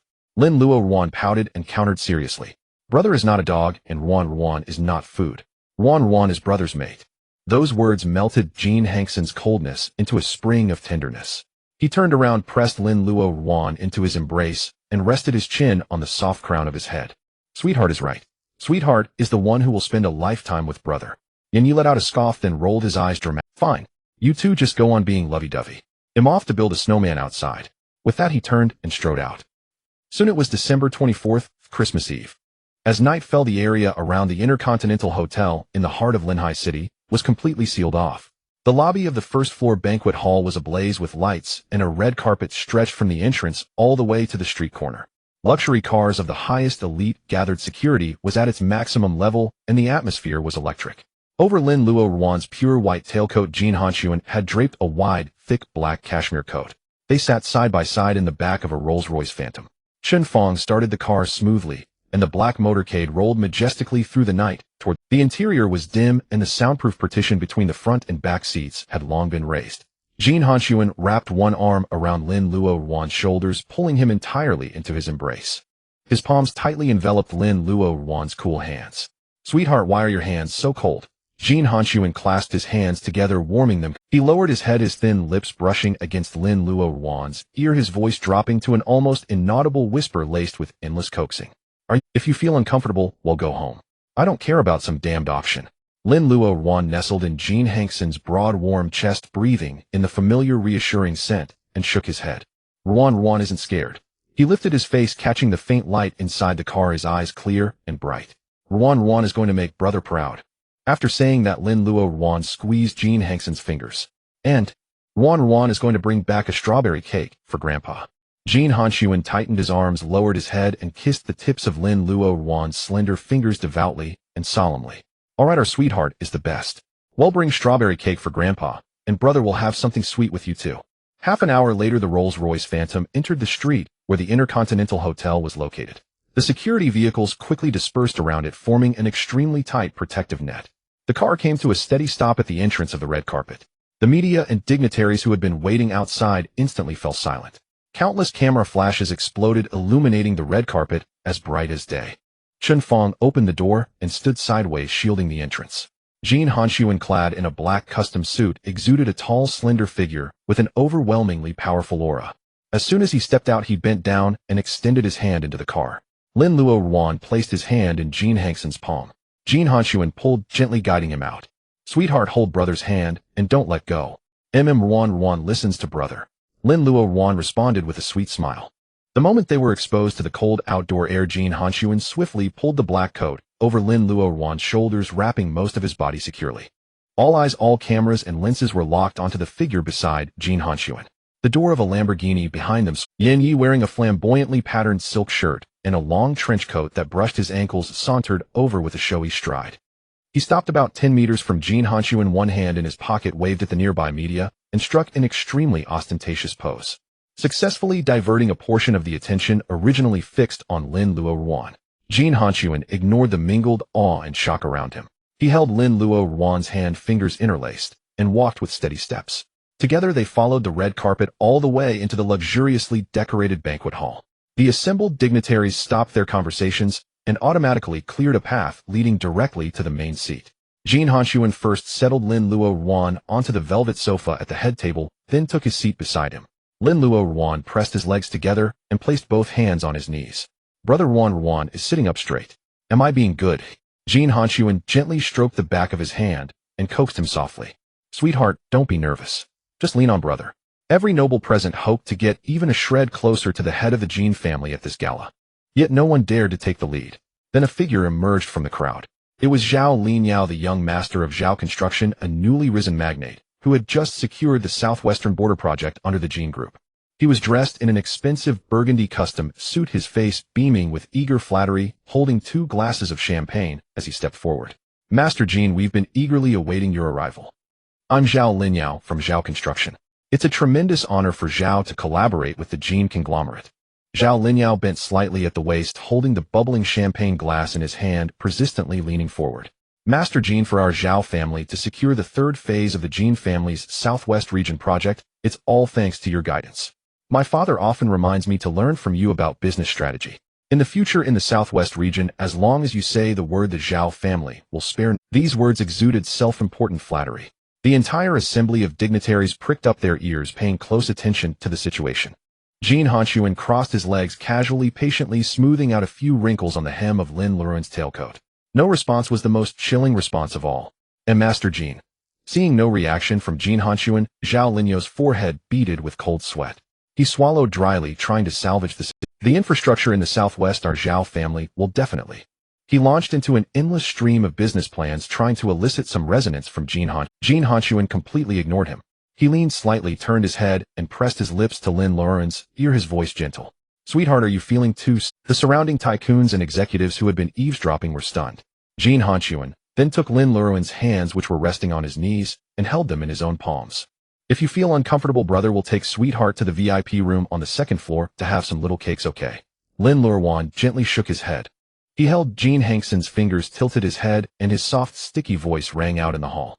Luoruan isn't bored. Luoruan is fine as long as Jin Hanxun's face was full of doting affection, and he gently pinched his cheek. Then Lin Luoruan blinked, his eyes curved like crescent moons as he looked at Jin Hanxun. But if there were little cakes, that would be even better. Luoruan wants strawberry flavor. Jin Hanxun let out a low chuckle. All right, let sweetheart have strawberry cake. He raised his free left hand and snapped his fingers at Chun Fong, who was not far away. Zhao Linyo's back was already soaked with cold sweat through his shirt, yet he still braced himself to continue his spiel. Before he could spit out the next word, Jin Hanxun's peripheral vision swept over like a blade. Chun Fong stepped forward at the right moment, completely blocking Zhao Linyo's view, and placed a small, exquisite plate of strawberry mousse steadily on the low table. Jin Hanxun scooped up a piece of cake, dipped it in some pink strawberry jam, and brought it to Lin Luoruan's lips. Sweetheart, open wide. Lin Luoruan opened his mouth and took the spoon, his cheeks puffing as he chewed with immense satisfaction. One spoonful after another. Only when Lin Luoruan tilted his head and whispered that he couldn't eat anymore did Jin Hanxun put the white porcelain plate back, pull out a wet wipe, and clean the little bit of cream on Lin Luoruan's lips. The smile on Zhao Linyo's face completely froze. His hand holding the wine glass, suspended in midair, caught in a dilemma. He could barely breathe. The faint whispers around him also drifted into his ears. Is this young master of the Zhao family out of his mind? Does he really think the Southwest Project is a Gatuda fail-free card? Can't he see that Master Jin simply doesn't want to deal with him? Zhao Linyo's throat was almost parched. He couldn't find any more words to flatter. His voice grew softer and softer until he fell completely silent. Only then did Jin Hanxun leisurely lift his eyelids to look at him. Are you done? Zhao Linyao felt his forced dignity crumble, and he could only stutter, done, but he still wouldn't give up. In order to forcibly retrieve the face that had long since fallen to the ground, Zhao Linyao swallowed hard. His eyes darted around, and his gaze landed on Lin Luoruan. Master Jin, is this the young Master Lin? Young Master Lin has a pure temperament. Sitting with you, you truly make a perfect match. At these words, Chun Fong secretly drew a cold breath. Crazy. The temperature in Jin Hanxun's eyes plummeted. At this moment, with just one slightest gesture from him, Chun Fong would immediately give the order, and the surrounding bodyguards would rush up to drag this fool out. But just then Lin Luoruan, who had been obediently leaning against Jin Hanxun, looked up. Meeting Zhao Linyo's gaze, he politely nodded slightly, then revealed a faint smile. Hello, my name is Lin Luoruan. I am brother's partner. This tiny gesture stirred an indescribable surge of ecstasy and shock in Jin Hanxun's heart. His sweetheart was truly improving. Facing a stranger, not only did he no longer tremble with fear, but he even managed a generous response. Jin Hanxun withdrew his raised hand, his entire heart softening. He was in an excellent mood now and no longer wanted to bother with Zhao Linyao. Chun Fong also breathed a sigh of relief. The crisis was temporarily resolved. At this moment, Lin Luoruan's attention shifted from Zhao Linyo's face to the wine glass in the other man's hand. He tugged at Jin Hanxun's tie and pointed at the wine glass, speaking. Brother, the water in that cup keeps blowing bubbles upward. What is that? Can one drink it too? These words were very soft, fading into the gentle music of the hall, but they landed in Zhao Linyo's ears, and his hand holding the wine glass trembled. What did that mean? Water that blows bubbles. Zhao Linyao was stunned at first, then couldn't help raising his eyes to secretly observe Lin Luoruan nestled in Jin Hanxun's arms. That face was stunningly beautiful, but those eyes were as clean as a blank sheet of paper, without a trace of the scheming an adult should have. Recalling Jin Hanxun's actions of feeding cake and wiping his mouth like coaxing a child, combined with the previous secret rumors in the circle, an unbelievable thought exploded in his mind. The precious treasure by Master Jin's side, proclaimed to the world and held in the palm of his hand, was actually a fool with the mental capacity of a few-year-old child. Jin Hanxun actually took a fool as his only legal partner. With this earth-shattering secret in hand, Zhao Linyo's heart pounded wildly, and his hand, holding the champagne glass, trembled with excitement. Jin Hanxun wrapped his arm around Lin Luoruan's slender waist, gently pulling him into his embrace. He pointed at the wine glass in Zhao Linyo's hand, his tone gentle. That thing, sweetheart, can't drink it yet. Later, brother will have Chun Fong bring sweetheart something sweet. Upon hearing that there was something sweet to drink, Lin Luoruan immediately forgot about the bubble-blowing cup. Okay. He nodded vigorously. Wan will drink something sweet. After soothing the person in his arms, Jin Hanxun turned his head, his expression, toward Zhao Linyao, already frozen to the extreme. Get lost. Zhao Linyao quickly concealed the shock on his face, bowing repeatedly with trepidation. Yes, Master Jin, please rest. They'll leave now. Holding 2 glasses of champagne, he stepped back a few paces before turning to leave. But in the instant he turned, a barely concealed gleam of ecstasy and calculation flashed in Zhao Linyao's downcast eyes. Jin Hanxun's only partner turned out to be a mentally deficient fool. This was a huge joke. And this smug, scheming expression of his was captured perfectly in the eyes of Yan Yi, who was leaning against a Roman column not far away. He swirled the champagne glass in his hand, wearing an expression of eager to see chaos. Tisk, where did this fool come from? Tonight there's going to be a good show. In the hotel lobby, crystal chandeliers cast a soft halo of light. Chen Fong, holding a specially mixed strawberry milk tea, handed it to Jin Hanxun. Jin Hanxun took the cup, inserted the pink thick straw, and stirred the milk tea. Sweetie, your sweetheart is here. He brought the straw to Lin Luoruan's lips. Lin Luoruan immediately reached out with both hands, cupped the edge of the glass, and sucked hard on the straw. The rich aroma of strawberry and milk spread through his mouth. He squinted with satisfaction, leaning back against the wide velvet sofa back. His slender legs, clad in a pure white tailcoat, dangled over the edge of the sofa, swinging gently back and forth in delight. Brother, this is delicious. Lin Luoruan's cheeks bulged as he chewed the fruit pulp, his voice sweet and crisp. Ruan Yuan likes it. Jin Hanxun pinched his soft cheek. If Sweetie likes it, he'll have Chen Fong get another one after you finish. Lin Luoruan nodded vigorously and continued holding the cup to sip the milk tea. The guests around the hall all held their breath, but unanimously lowered their heads, not daring to look too much. Meanwhile, in the banquet side hall, Zhao Linyao, who had just been rebuffed in front of the main seat and retreated in disgrace, was huddled in a corner ring-shaped sofa. He held the 2 glasses of champagne, tilted his head back, and gulped down a large mouthful, trying to swallow the humiliation. Several second-generation rich kids who usually kept close to the Zhao family gathered around with their glasses, their words dripping with sarcasm. Yo, Brother Yao, what big project were you discussing with Master Jin up front? Yeah, I saw you were so close. Is the Southwest Border Region project going to be entirely contracted by the Zhao family again? Tisk, but Master Jin only replied with a get lost to you.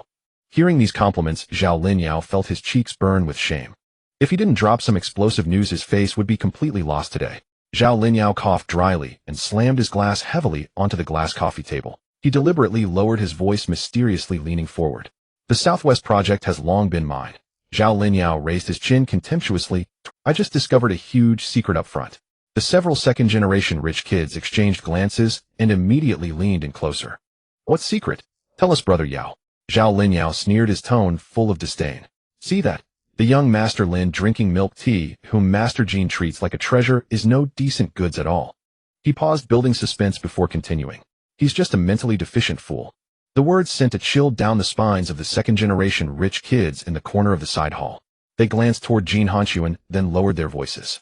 Whoa, Brother Yao, are you drunk? His looks are top-notch. You couldn't find a second in the whole Linhai City. How could he be a fool? Zhao Linyao, seeing their disbelief, let out a low tsk. Just an empty, pretty face. He tapped the table and put on a profound air as he laid out his reasoning. Think about it. What did that Zhou Jifeng say in her online live stream? That little thing has a mental illness, was sold by the Lin family into the Elysium Black Market, and Jin Hanxun spent 100 million to buy him. Zhao Linyao grew more confident as he spoke. What good goods could come out of a black market? I reckon he was drugged in the cage, his brain completely ruined, turned into a brainwashed reject. The second-generation rich kids were stunned. Seeing this, Zhao Linyao's vanity swelled completely, and his words became crude. This kind of plaything that can't appear in public, he only relies on that pretty face to act slutty in bed. He let out an oily laugh. I think he's just pretending to be innocent and naive, using this trick to wrap Master Jin around his finger. Just as Zhao Linyao was spraying saliva in his mockery, Yan Yi, wearing a flamboyant floral shirt and holding a glass of Bordeaux red wine, strolled over from the corner of the corridor. He raised an eyebrow, a flash of extreme excitement and mischief in his eyes. Ahem. Yan Yi adjusted his trench coat collar, cleared his throat, and smilingly inserted himself into the group of second-generation rich kids, glass in hand. Oh, brother, is this information accurate? He feigned an amazed look of a novice. Is he really that skilled? Can he even wrap the legendary living devil around his finger? Zhao Linyao turned to look at Yan Yi. Who are you? Yan Yi waved his hand, haying. Brother Zhao, don't worry about who I am.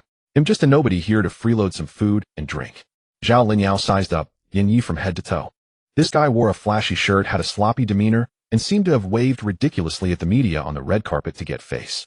Zhao Linyao sneered and naturally took him for a nouveau riche second-generation kid. Of course it's accurate. I was the closest, standing right in front of them, and I saw it clearly. That little thing didn't even know what champagne was. He actually asked why it was bubbling up. He grew more excited, laughing uncontrollably. Tell me, if that's not a fool, what is he? Then Zhao Linyao swirled his glass and spoke with absolute certainty. Jin Hanxun is protecting him now, but it's just a passing fancy. Tell me if that's not a fool, what is he?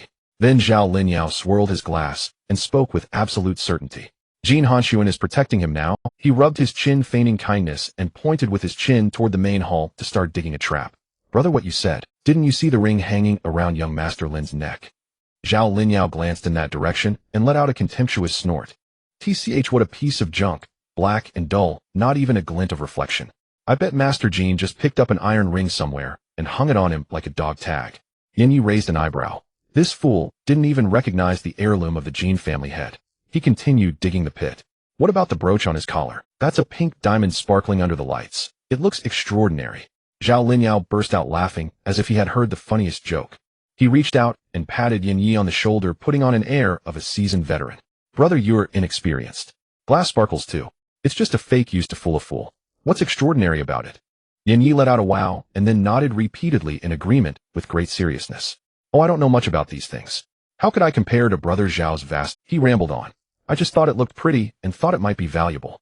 Zhao Linyan's alcohol had fully taken effect, and these flattering nods stripped away the last of his reason. Valuable, my ass. He glanced brazenly toward the main seat. When Master Jin gets tired of him and kicks that fool out. Such a fine face, would be a pity to see him on the streets. I wouldn't mind keeping him in my private mansion as a caged bird to amuse myself. Then I'll make sure he blows bubbles properly in bed, ha. Yin Yes' smile instantly turned radiant. He nodded slowly, sipped his red wine, and when he looked up at Zhao Linyao again, his gaze was cold and lifeless. Zhao Linyao was still spraying saliva. Yin Yi chuckled and interrupted him directly. Well said, but what a pity for Brother Zhao's mouth. He casually placed his wine glass on the nearby table and slowly uttered the second half of his sentence. Master Jin's 3 purebred Tibetan Mastiffs at the back mountain will get an extra meal tonight. Zhao Linyao let out a drunken belch upon hearing this. Well, what? Extra meal? Yin Yi swept his gaze over Zhao Linyao from head to toe and let out a Master Zhao's tender skin and delicate flesh. Those 3 Tibetan Mastiffs should be quite fond of them. Zhao Linyao froze, then rage surged to the top. He was a figure of some standing in the nouveau riche circles of Linhai City, accustomed to being flattered, and could not bear such a direct provocation. He opened his mouth to curse the lunatic in the floral shirt. But before the words left his lips, Zhao Linyao sensed something was wrong. The several spoiled heirs who had been fawning over him moments ago were now all pale-faced, their legs trembling uncontrollably. Their gazes were fixed rigidly behind him, not daring to breathe. A heavy, sinking feeling gripped Zhao Linyao's heart, and a foreboding sense crept over him. He turned around stiffly. Jin Hanxun held a milk teacup in one hand, the other hand clasping Lin Luoruan's, and stopped 2 paces away with steady steps. An overwhelming aura stunned everyone present. Zhao Linyao's legs went weak, his knees trembling uncontrollably. He forced out an extremely ugly smile, his throat tightening, his voice completely distorted. And Master Jin. Yin Yi shoved his hands into the pockets of his trench coat, stepped forward, and stood before Zhao Linyao. Master Zhao. Yin Yi reached out and pointed in Lin Luoruan's direction. Did you just say that this Jin family head's black gold ring is a dog tag? He watched Zhao Linyao's face growing paler and continued to twist the knife. And you also said that this Jin family head's partner's pink diamond brooch is glass. As soon as these words were spoken, 2 of the nearby spoiled heirs instantly collapsed. Yin Yi shrugged, letting out a feigned pitying sigh.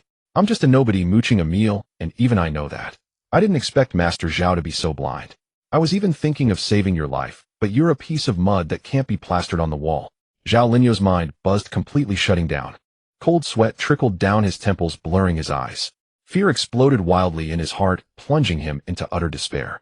Yin Yi no longer bothered with this doomed man. He leaned down directly, getting close to Lin Luoruan's face, beaming a brilliant smile. Little ancestor, is the strawberry sweet drink good? Lin Luoruan nodded. It's good. Uncle Crazy Dog, do you want some too? Yin Yi shook his head, his smile widening, teeth gleaming white. No, Uncle Crazy Dog doesn't drink sweet stuff. Uncle Crazy Dog eats meat. Upon hearing this, Zhao Linyao's entire body stiffened. It was only then that he belatedly realized. How could a man who could directly address Lin Luoruan as Little Ancestor and naturally accept the name Uncle Crazy Dog be just some nobody? This man in the floral shirt was a top-tier big shot he couldn't afford to provoke. He had dug a pit for himself and even handed over the shovel. Jin Hanxun's dark, deep eyes pierced through Zhao Linyao. Then he turned his head slightly. Shen Fong stepped forward immediately. Terminate all project cooperation between Jin Corporation and the Zhao family. Full-scale blacklist. With these simple words, the Zhao family was sentenced to death. Zhao Linyao's knees gave way completely, and he fell heavily onto the wool carpet with a thud. Master Jin, I was wrong, Master Jin. He kowtowed frantically, his forehead thudding against the floor. Just let me go like a piece of fart. Please. This sudden outburst startled Lin Luoruan, who stepped back half a pace. Brother, what's wrong with him? Jin Hanxun handed the milk teacup to Lin Luoruan. Be good, sweetheart, have a drink. Then he raised both hands and gently covered Lin Luoruan's ears. Lin Luoruan obediently leaned against that warm chest, biting the straw. Maintaining this extremely gentle protective posture, Jin Hanxun uttered his next command. Drag him to the back mountain and feed the dogs. Chun Fong made a gesture, and two black-suited bodyguards silently approached. A precise chop to the back of Zhao Linyo's neck silenced him, and they swiftly dragged him out of the hall. Jin Hanxun used his body to completely block Lin Luoruan's view, not allowing him to see any filthy scene. In less than a minute, a once promising nouveau riche family was utterly ruined. After disposing of the trash, Jin Hanxun lowered his hands. He took Lin Luoruan's hand, interlacing their fingers. The few spoiled heirs had long since collapsed in terror, not daring to breathe, afraid they might be the next ones fed to the dogs. Jin Hanxun looked down at Lin Luoruan, his eyes full of adoration. Sweetheart, besides milk tea, do you want some strawberry fruit? Lin Luoruan was completely unaware of what had just happened. Upon hearing there were strawberries, his eyes lit up. There are strawberries here too. Ruan wants to eat. Just then Yin Yi happened to walk over with a plate of washed fresh strawberries, planning to tease the little ancestor. He had just handed it to Lin Luoruan when Jin Hanxun snatched the plate away. He picked the largest, reddest strawberry, removed the stem, and brought it to Lin Luoruan's lips. Lin Luoruan opened his mouth and bit off the tip of the strawberry. The sweet, clear juice stained his lips, making him look even more tender and tempting. The tip of the strawberry is sweet. Jin Hanxun tossed the remaining strawberry bottom into his own mouth and picked another from the plate. Lin Luoruan's joy eating brightened his mood as well. Yin Yi, having had his strawberries snatched away, rolled his eyes at Jin Hanxun. Then he raised an eyebrow, his gaze sweeping over the spoiled heirs cowering in the corner. Brothers, what do you think of tonight's extra meal? The spoiled heirs trembled in terror, shaking their heads frantically. No opinion. No opinion at all. Zhao Linyao is a lunatic. He's got a loose tongue. He brought it on himself. Right? He deserves it. He's beyond redemption. We have nothing to do with him. Yin Yi let out a scoff and ignored these worthless creatures. Jin Hanxun took a wet wipe handed by an attendant and cleaned the strawberry juice from Lin Luoruan's mouth. Sweetheart, the auction is about to start. Brother will take you to see something fun. Lin Luoruan nodded vigorously and walked out holding Jin Hanxun's hand. As he walked, he turned his head to look at Yin Yi, who was following behind. Uncle Crazy Dog, are you coming too? Yin Yi shoved his hands into his pockets and followed with a smile. Of course. Uncle is here to protect you. The three left the side hall and headed straight for the SVP box directly above the auction hall on the second floor. One-way transparent floor-to-ceiling glass completely blocked outside views and noise, yet offered a full view of the auction hall below. Lin Luoruan sat beside Jin Hanxun, curiously looking down at the giant screen below through the glass. Jin Hanxun leaned over to adjust his jacket. Sweetheart, if you see anything you like later, just tell brother, and brother will buy it all for you. Lin Luoruan tilted his head, thought for a moment, then shook his head. Ruan doesn't want anything. Ruan has brother, and that's enough. Does brother have anything he likes? Jin Hanxun pinched his nose adoringly. Brother has you, sweetheart, and that's enough. As soon as he finished speaking, the lights in the hall below went out, and a spotlight hit the auction stage. The host's impassioned voice came through the wall-mounted speakers in the box. First came a rousing speech, and then the first lot was presented by a hostess. The image on the large screen shifted with the lighting change. The auctioneer grasped a corner of the red silk and pulled it open with force. A pair of exquisite imperial green jade ruby with exceptional water content and flawless emerald hue came into view. Distinguished guests, the first lot of this auction. A pair of supreme imperial green jade ruby. The auctioneer raised the gavel in his hand. The starting bid, 10 million. A wave of suppressed gasps swept through the venue. The auctioneer cleared his throat and announced loudly into the microphone. Here we would like to extend a special thanks to the original owner of this pair of jade ruby. This is the first major donor of this New Year's Eve charity auction, a private collection of Mr. Lin Luoruan. The moment those words were spoken, a collective gasp echoed through the spacious banquet hall on the first floor. The dignitaries who had been secretly speculating about Lin Luoruan's identity now felt as if they had been choked. The entire hall was filled with nothing but the sound of sharp intakes of breath. A donor who casually gave away a private collection worth tens of millions of imperial jade. The few pampered scions who had listened to Zhao Linyao's arrogant boasts in the side hall moments ago now wished they could find a hole to crawl into, terrified that they too would end up dragged to the back mountain to feed the dogs. Inside the SVP box on the second floor, it was very quiet. Jin Hanxun lounged lazily on the leather sofa. Hearing the auctioneer announce the name, Lin Luoruan, he slightly furrowed his brow and turned his head. His gaze locked onto Yin Yi, who was wearing a floral shirt in the back right corner. Yin Yi was caught grinning, then shamelessly leaned in closer. How about it, old Jean? He leaned on the back of the sofa with one hand, his face full of smug pride. As the crazy dog uncle, my generosity is decent, isn't it? He continued, the little ancestor is stepping out to meet outsiders for the first time. I had to give him a proper show of support. Surprised. Unexpected. Happy. Lin Luoruan leaned against Jin Hanxun's chest. Hearing someone downstairs calling his name, he felt puzzled. Turning around and hearing Yin Yi's words, although he had no concept of 10 million, he understood that it was a gift from Uncle Crazy Dog. Lin Luoruan obediently nodded at Yin Yi. Thank you, Uncle Crazy Dog. Yin Yi felt extremely pleased and was about to wave his hand to say no thanks when Jin Hanxun let out a very faint snort. He pulled Lin Luoruan tighter into his embrace. Sweetie, no need to thank him. He ate the ribs you gave him. This is the meal money he ought to pay. Yin Yi wasn't annoyed. Instead, his smile grew even brighter as he seized the opportunity to climb up the pole. Right. Meal money. Just a bit expensive, but no other complaints. Yin Yi's shameless behavior made Lin Luoruan laugh heartily. Downstairs, the bidding in the hall had reached a fever pitch. The tycoons of Linhai City were like they had been injected with adrenaline, raising their numbered paddles one after another. This was an item donated by the partner of the Jin family patriarch. Buying it meant directly offering a pledge of allegiance to Master Jin. 12 million. 15 million. The price skyrocketed, and finally, it was won by a southern infrastructure tycoon for 50 million. The moment the gavel fell, Lin Luoruan's unshakable position within the Jin family was sealed by this wild display of money. The auctioneer wiped the sweat from his forehead, his voice already hoarse, and immediately instructed the hostesses to bring the second lot onto the stage. A brighter spotlight hit the stage. The close-up shot on the large screen instantly captivated the attention of all the socialites present. It was a top-tier jewelry piece shimmering with an alluring luster. Ladies and gentlemen, this magnificent pigeon egg-sized red diamond platinum ring features a main stone weighing 15 carats. The auctioneer explained with great emotion. The rarest part is that this main stone has been perfectly cut by world-class craftsmen into a plump, three-dimensional strawberry shape. The auctioneer continued, the outer ring is set with high-clarity white diamonds as flawless as fresh snow, symbolizing innocence and sweetness. On the large screen, the red diamond was crystal clear. As the display rotated, it refracted a rich, brilliant strawberry red, delicate and luxurious. Lin Luoruan, who had been quietly leaning against Jin Hanxun, instantly brightened. He immediately sat up straight, his eyes fixated on the red diamond on the screen. Brother, that shiny red stone looks just like a strawberry. Ruan likes it. All right. Jin Hanxun's eyes instantly filled with adoration. Without any further words, he raised his right hand and placed his finger on a red button beside the right armrest of the sofa. A soft click sounded. The next second, a glaring red light suddenly lit up at the top of the glass exterior wall of the SVIP box. Everyone's gazes turned in horror toward that red light on the second floor. Master Jin's box had lit the sky lantern. The few tycoons who had been bidding fiercely just moments ago immediately placed their paddles on their laps. Who would be tired of living to dare bid against Master Jin when he lit the sky lantern? The entire hall fell into dead silence. The auctioneer's hand holding the gavel trembled like a sieve. He swallowed hard and immediately canceled the bidding process. Congratulations to the distinguished guest in the second floor SVIP box. With a starting bid of 90 million, congratulations to Master Jin for winning this exquisite strawberry red diamond ring at 180 million.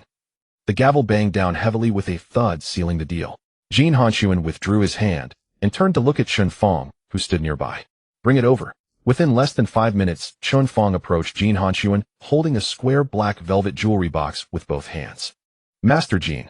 Jin Hanxun took the box and flipped open the clasp with one hand. Inside the pure black velvet lining, the large strawberry-shaped red diamond glowed with an enticing luster under the warm light of the box. Lin Luoruan's gaze was completely captivated by this strawberry candy, staring at it with wonder. Sweetie, give your hand to brother. Jin Hanxun took Lin Luoruan's hand, gently stroking the back of it with his thumb twice. Then he took out the ring worth 180 million and slipped it onto the ring finger of Lin Luoruan's left hand. The size was perfect, fitting snugly on that slender fair finger. The brilliant, radiant red diamond rested quietly on that slender snow-white finger. Luxury and purity intertwined under the warm light, breathtakingly beautiful.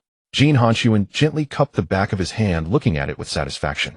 Does the little sweetie like the strawberry candy brother bought? Lin Luoruan raised his left hand, waving it in the air, watching the sparkling light. His eyes and brows curved with joy.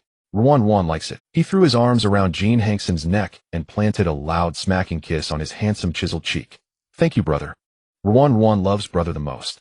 The interest voluntarily offered made Jin Hanxun extremely pleased.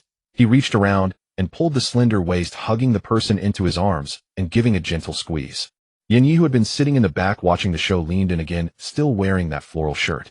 He stared at the red diamond on Lin Luoruan's finger and let out an exaggerated ew. Tisk, tisk, tisk, old Jin. Putting such a big ring on someone's ring finger. With this posture you're not proposing. Lin Luoruan heard the word proposal and lifted his pretty face to look at Jin Hanxun, his eyes filled with confusion and curiosity. Brother, what does proposal mean? Yes' eyes lit up and he leaned forward half a step ready to deliver a crude adult explanation. Shen Fong, standing behind him, reacted swiftly. From the platter of pastries, he grabbed 2 colorful macarons and shoved them straight into the mouth that was about to spout nonsense. MMPH'd. Yes' impending lecture was forcefully blocked, leaving him choking and rolling his eyes. Shen Fong, without changing his expression, wiped his hands and retreated silently into the shadows, concealing his merit. Jin Hanxun paid no attention to the commotion behind him. He tightened his powerful arms, holding Lin Luoruan securely against his chest, his fingertips gently stroking the edge of the brilliant red diamond. Proposal means that I am asking you, my sweetheart, to stay with me forever from now on. Jin Hanxun lowered his head, his voice soft, every word wrapped in a solemn. Upon hearing this explanation, Lin Luoruan did not hesitate at all. He nestled his head against Jin Hanxun's chest and rubbed it gently. There's no need to ask. Luoruan was always meant to be with you. This straightforward declaration sweetened Jin Hanxun's heart. The arm around Lin Luoruan's waist tightened slightly, and he lowered his head to place a kiss on the fluffy crown of his hair. When you turn 20, my sweetheart, I will formally propose to you. I will give you the most magnificent wedding and announce to the world that we will be together forever. Lin Luoruan, upon hearing the age of 20, immediately began counting earnestly on his fingers. January, February, March. He counted until the end of summer, and a hint of grievance colored his clear eyes. My birthday is at the tail end of summer. There are still over half a year before I turn 20. That's such a long wait. The soft, aggrieved tone made Jin Hanxun's. He took hold of Lin Luoruan's hand, which was still counting on his fingers, and brought the knuckles to his lips. It's not long. They'll be here to watch you slowly grow. Then Jin Hanxun lowered his head and whispered a new promise into Lin Luoruan's ear. By the time next summer's tale arrives, I will prepare a surprise for you that is even bigger than the Candy Castle. Really? Lin Luoruan looked up, stars sparkling in his eyes. I will come to you under the starry sky. The private room was filled with an indescribable warmth. Yanyi, who had finally managed to swallow the 5 damn macarons, wiped the sweet residue from his mouth and leaned over the back of the sofa again. Little one, after you get married, he won't be your brother anymore. He raised an eyebrow. You'll have to call him husband. Lin Luoruan looked bewildered by the unfamiliar term. He looked up at Jin Hanxun, his lips parted slightly, and stammered the word. Husband. The soft, sweet ending reached Jin Hanxun's ears. The muscles in his back tightened violently, his breathing grew heavy, and his eyes held a dark, predatory desire. Yanyi, with a mischievous grin, continued to and let me tell you, once you're married, you'll find out that this gentle brother of yours has a way of bullying people in private. Hearing the word bullying, Lin Luoruan shrank back into Jin Hanxun's arms and whispered his rebuttal. Uncle Mad Dog is lying. Brother would never bully me. Brother is the best to me. Yanyi laughed uncontrollably, bending over the back of the sofa. When you turn 20, just see if he doesn't bully you until you. MMPH. Before the lewd nonsense could leave his throat, Shen Fong, expressionless, grabbed the cream mousse from the low table and precisely slapped it onto Yanyi's face. Since President Yin can't keep his mouth shut, he might as well eat something sweet.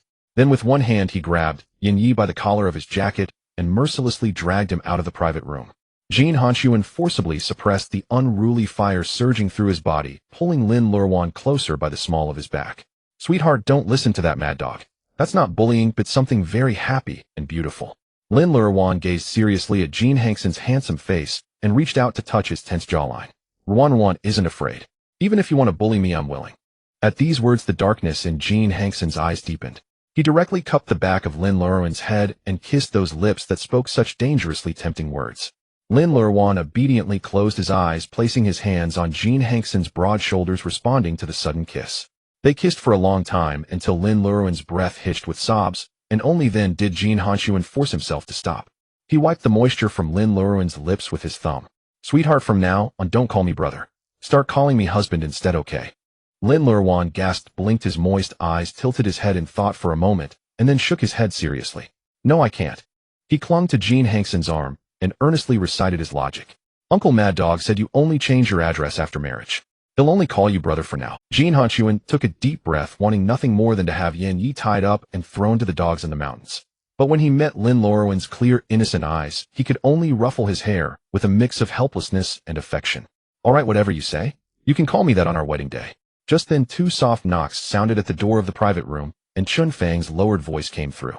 Master Jin, the dinner on the first floor is about to begin. The cloyingly sweet atmosphere in the SVIP room finally subsided. Jin Hanxun slowly released his arm from around Lin Luoruan's waist, rubbing his thumb against his flushed cheek. Sweetheart, are you hungry? Let me take you downstairs to get something good to eat and fill your stomach. Lin Luoruan nodded eagerly. Ruan is hungry. I want to eat meat. All right, meat it is.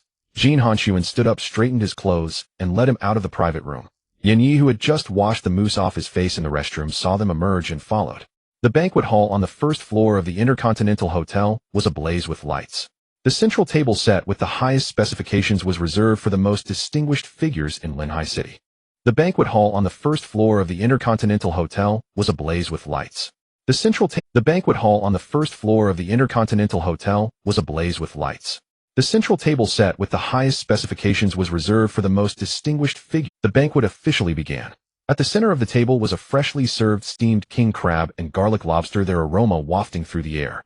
Jin Hanxun picked up the communal chopsticks, selected a crab leg, and began to shell it for Lin Luoruan. 2 seats away, Yin Yi watched the scene and burst out laughing. Old Jin, you've really mastered the art of crab peeling. Jin Hanxun pushed a small bowl full of crab meat in front of Lin Luoruan, then casually wiped his hands with a wet napkin. Eat your meal and stop talking. After finishing the crab meat, Lin Luoruan picked up his silver spoon, scooped a piece of the fish in front of him, and brought it to Jin Hanxun's lips. Brother, eat too. This is delicious. Just as Lin Luoruan was happily eating, Chen Fong came around from behind the main table, leaned in slightly. Just as Lin Luoruan was happily eating, Chen Fong came around from behind the main table, leaned in slightly, and whispered close to Jin Hanxun's ear. Master Jin, the organizers of the charity banquet would like to ask if they could come over and toast you, and also express their gratitude in person.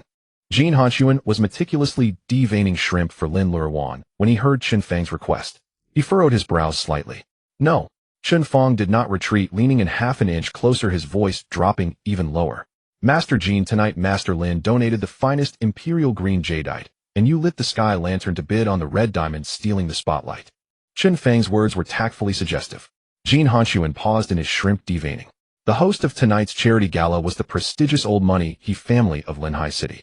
He lifted his gaze to scan the person waiting respectfully not far behind Chen Fong. It was He Boizhou, the head of the He financial conglomerate. He came to offer a toast, seizing this opportunity to etch Lin Luoruan's significance into the bones of Linhai's elite. Jin Hanxun placed the peeled shrimp into Lin Luoruan's small dish and said calmly, "Let him come."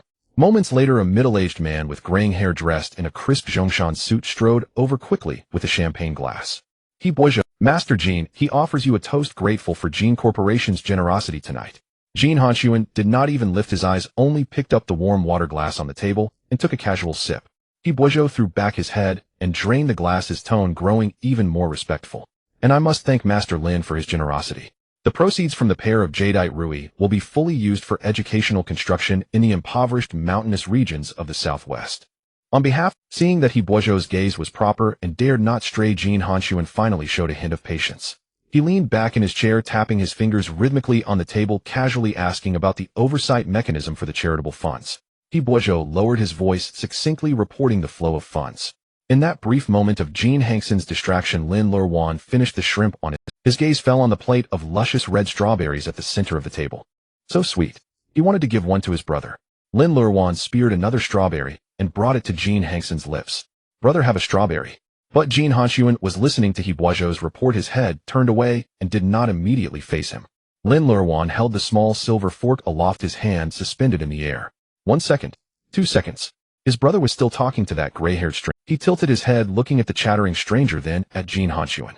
His once sparkling eyes slowly clouded with grievance. Lin Luoruan pouted slightly and withdrew his hand. He gently set the small silver fork on the porcelain dish, producing a crisp ding sound. Jin Hanxun heard the noise, stopped his conversation, and turned to look at him. Baby. Lin Luoruan did not speak.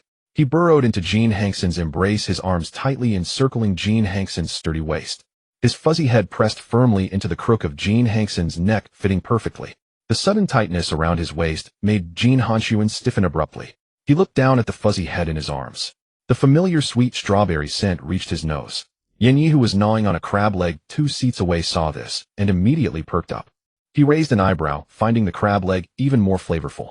Jin Hanxun keenly sensed the obvious grievance mixed into Lin Luoruan's tense emotion. Jealousy. His baby was jealous. The moment this realization took shape in Jin Hanxun's mind, ecstasy and joy burst forth from the depths of his heart, spreading wildly through every limb. Jin Hanxun directly cut off He Boizhou's words. Excuse me. He Boizhou, a shrewd old fox, immediately shut his mouth, pulled out a gold-embossed business card, and handed it with both hands to Chen Fong, who stood nearby. Master Jin, please attend to your affairs.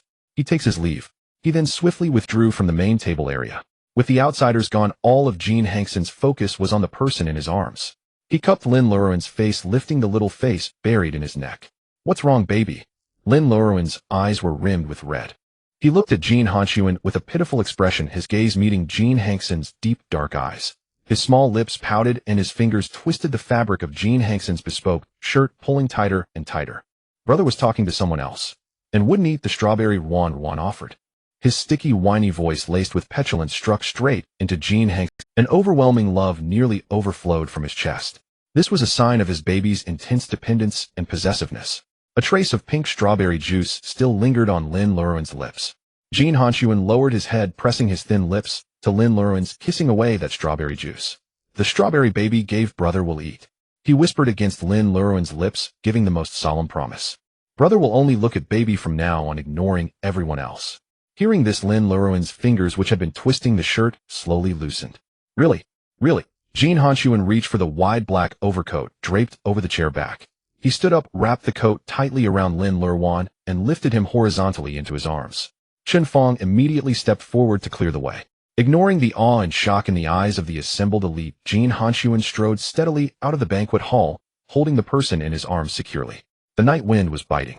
Outside the Intercontinental Hotel, most of the media on the red carpet had dispersed, leaving only a few security personnel on duty. A Rolls-Royce Phantom waited at the entrance. Chen Fong opened the rear door. Jin Hanxun placed Lin Luoruan into the cabin and slid in beside him. The door slammed shut, sealing out the cold and noise. Chen Fong started the car, but did not drive away immediately. He raised the thick soundproof partition, then got out and retreated 20 meters away. The spacious rear cabin became a private sanctuary. The overcoat slipped from Lin Luoruan's shoulders, revealing his pure white fitted tailcoat. Jin Hanxun reached out, grasped Lin Luoruan's waist, and lifted him directly onto his own lap. His palm slid upward along the slender waistline. Brother, it tickles. Lin Luoruan writhed uncomfortably, trying to evade. Jin Hanxun did not speak. He stared at the man straddling his lap, a predatory glint churning in the depths of his eyes. The pleasure from Lin Luoruan's jealousy had now fermented into a fierce desire in a confined space. Brother. Lin Luoruan braced his hands against Jin Hanxun's broad chest. Are we going home? Jin Hanxun cradled the back of his head, his rough thumb stroking back and forth across the pale nape of his neck. Baby was jealous just now and brother is very happy. Now brother is going to make baby feel good. Upon hearing Jin Hanxun say he would make him feel good once, Lin Luoruan's mind was flooded with images from 2 months ago in the bathroom. Scalding steam, the ambiguous sound of water, and the brother's palm with its thin calluses. Lin Luoruan's cheeks instantly flushed scarlet, the heat spreading wildly, staining his ears and neck red. He tightly covered his burning cheeks with both hands, his small frame burrowing deeper into Jin Hanxun's neck. Brother is bad. A sticky, coquettish voice leaked through his fingers. Luoruan doesn't want. Jin Hanxun held him on the car seat, his tall body leaning over to trap him in the spacious leather seat. He gently wrapped around Lin Luoruan's hands, covering his face, and with a slight force fully revealed that flushed face. He looked up, his eyes misty and hazy, at Jin Hanxun. Jin Hanxun lowered his head slightly, his hot lips brushing against his reddened ear tip. Does baby really not want it? Lin Luoruan shrank back, turned his face away, bit his lower lip, and dared not speak. But Jin Hanxun did not intend to. Does baby really not want it? Lin Luoruan shrank back, turned his face away, bit his lower lip, and dared not speak. But Jin Hanxun did not intend to. Lin Luoruan couldn't lie. Being so bluntly exposed by Jin Hanxun, his mind was left with nothing but helpless blankness. His eyelashes fluttered. Following his Buddhist instinct, he murmured in a tiny voice, I like it. Upon receiving this affirmative answer, Jin Hanxun's eyes darkened instantly, and his palm slowly slid up along the slender waist. His fingers unclasped the waist buckle of the pure white tailcoat. With a gentle flick of the knuckles, the fabric loosened. His palm adhered to the soft, tender skin on the side waist, smooth, warm, and lethally enticing. The car's climate control system was continuously delivering warm air, and with the two of them pressed together, without any gap, the temperature climbed higher and higher. The rustling sound of fabric rubbing was magnified infinitely in the sealed back seat. Jin Hanxun was restrained and gentle, patiently guiding Lin Luoruan to feel and gradually sink. Lin Luoruan soon went limp in his arms. He unconsciously climbed onto Jin Hanxun's broad shoulders, the corners of his eyes tinged with moist redness, and only sweet cat-like breathing sounds escaped his lips. But just as he was sinking into this gentle comfort, Jin Hanxun stopped his movements and pulled away slightly. Lin Luoruan curled his toes, let out a few soft whimpers, and looked at Jin Hanxun with longing, gripping the fabric of his shirt even tighter. "Brother." A soft voice carried urgency and grievance. "Help Ruan." Jin Hanxun bent down close to his face, flushed with desire, and kissed his lips that tasted of strawberry sweetness. "Baby, do you want brother to continue?" Lin Luoruan nodded vigorously. Jin Hanxun's voice was hoarse, and he threw out the bait he had long been plotting. "If you want brother to continue, change the address. Call me husband." Hearing those two words, Lin Luoruan bit his lip and shook his head like a rattledrum. "We're not married. I can't call you that." Jin Hanxun wanted to kill Yin Yi. He stopped all movements and lightly bit Lin Luoruan's. "Others can't call it if not married, but baby can. Baby, just call it once. Only by calling husband can baby feel good. Just one call." This feeling of being stuck in between was driving him mad. Lin Luoruan couldn't care about anything anymore. He only wanted the person in front to hold him, only wanted to experience that dizzying pleasure again. The long condensed teardrop at the corner of his eye finally rolled down. Lin Luoruan wrapped his arms around Jin Hanxun's neck with a small sob and extreme dependence. "Husband." His body trembling, he completed the last few words. "Ruan feels uncomfortable. Husband, help Ruan." Jin Hanxun, having received the satisfactory answer, no longer paused or teased. He clasped the back of Lin Luoruan's head, and along with a deeply lingering kiss, Lin Luoruan completely indulged in this overwhelming affection. When everything finally subsided, Lin Luoruan hummed comfortably, nestling softly in the leather seat. Jin Hanxun pulled out a silk handkerchief and meticulously cleaned Lin Luoruan. He grabbed the black coat that had slipped off earlier, wrapped him tightly again, and held him horizontally on his lap. "Baby, did you like it?" Lin Luoruan's eyelids were fighting fiercely, drowsiness flooding in like a tide. Hearing the question, he only rubbed gently and didn't make it. Jin Hanxun kissed his crown again and again, soothing him slowly along his spine. Half asleep, Lin Luoruan drowsily reached out and grabbed Jin Hanxun. With his eyes closed, he mumbled incoherently, "Husband, Ruan still has to bring strawberry cake for Grandpa."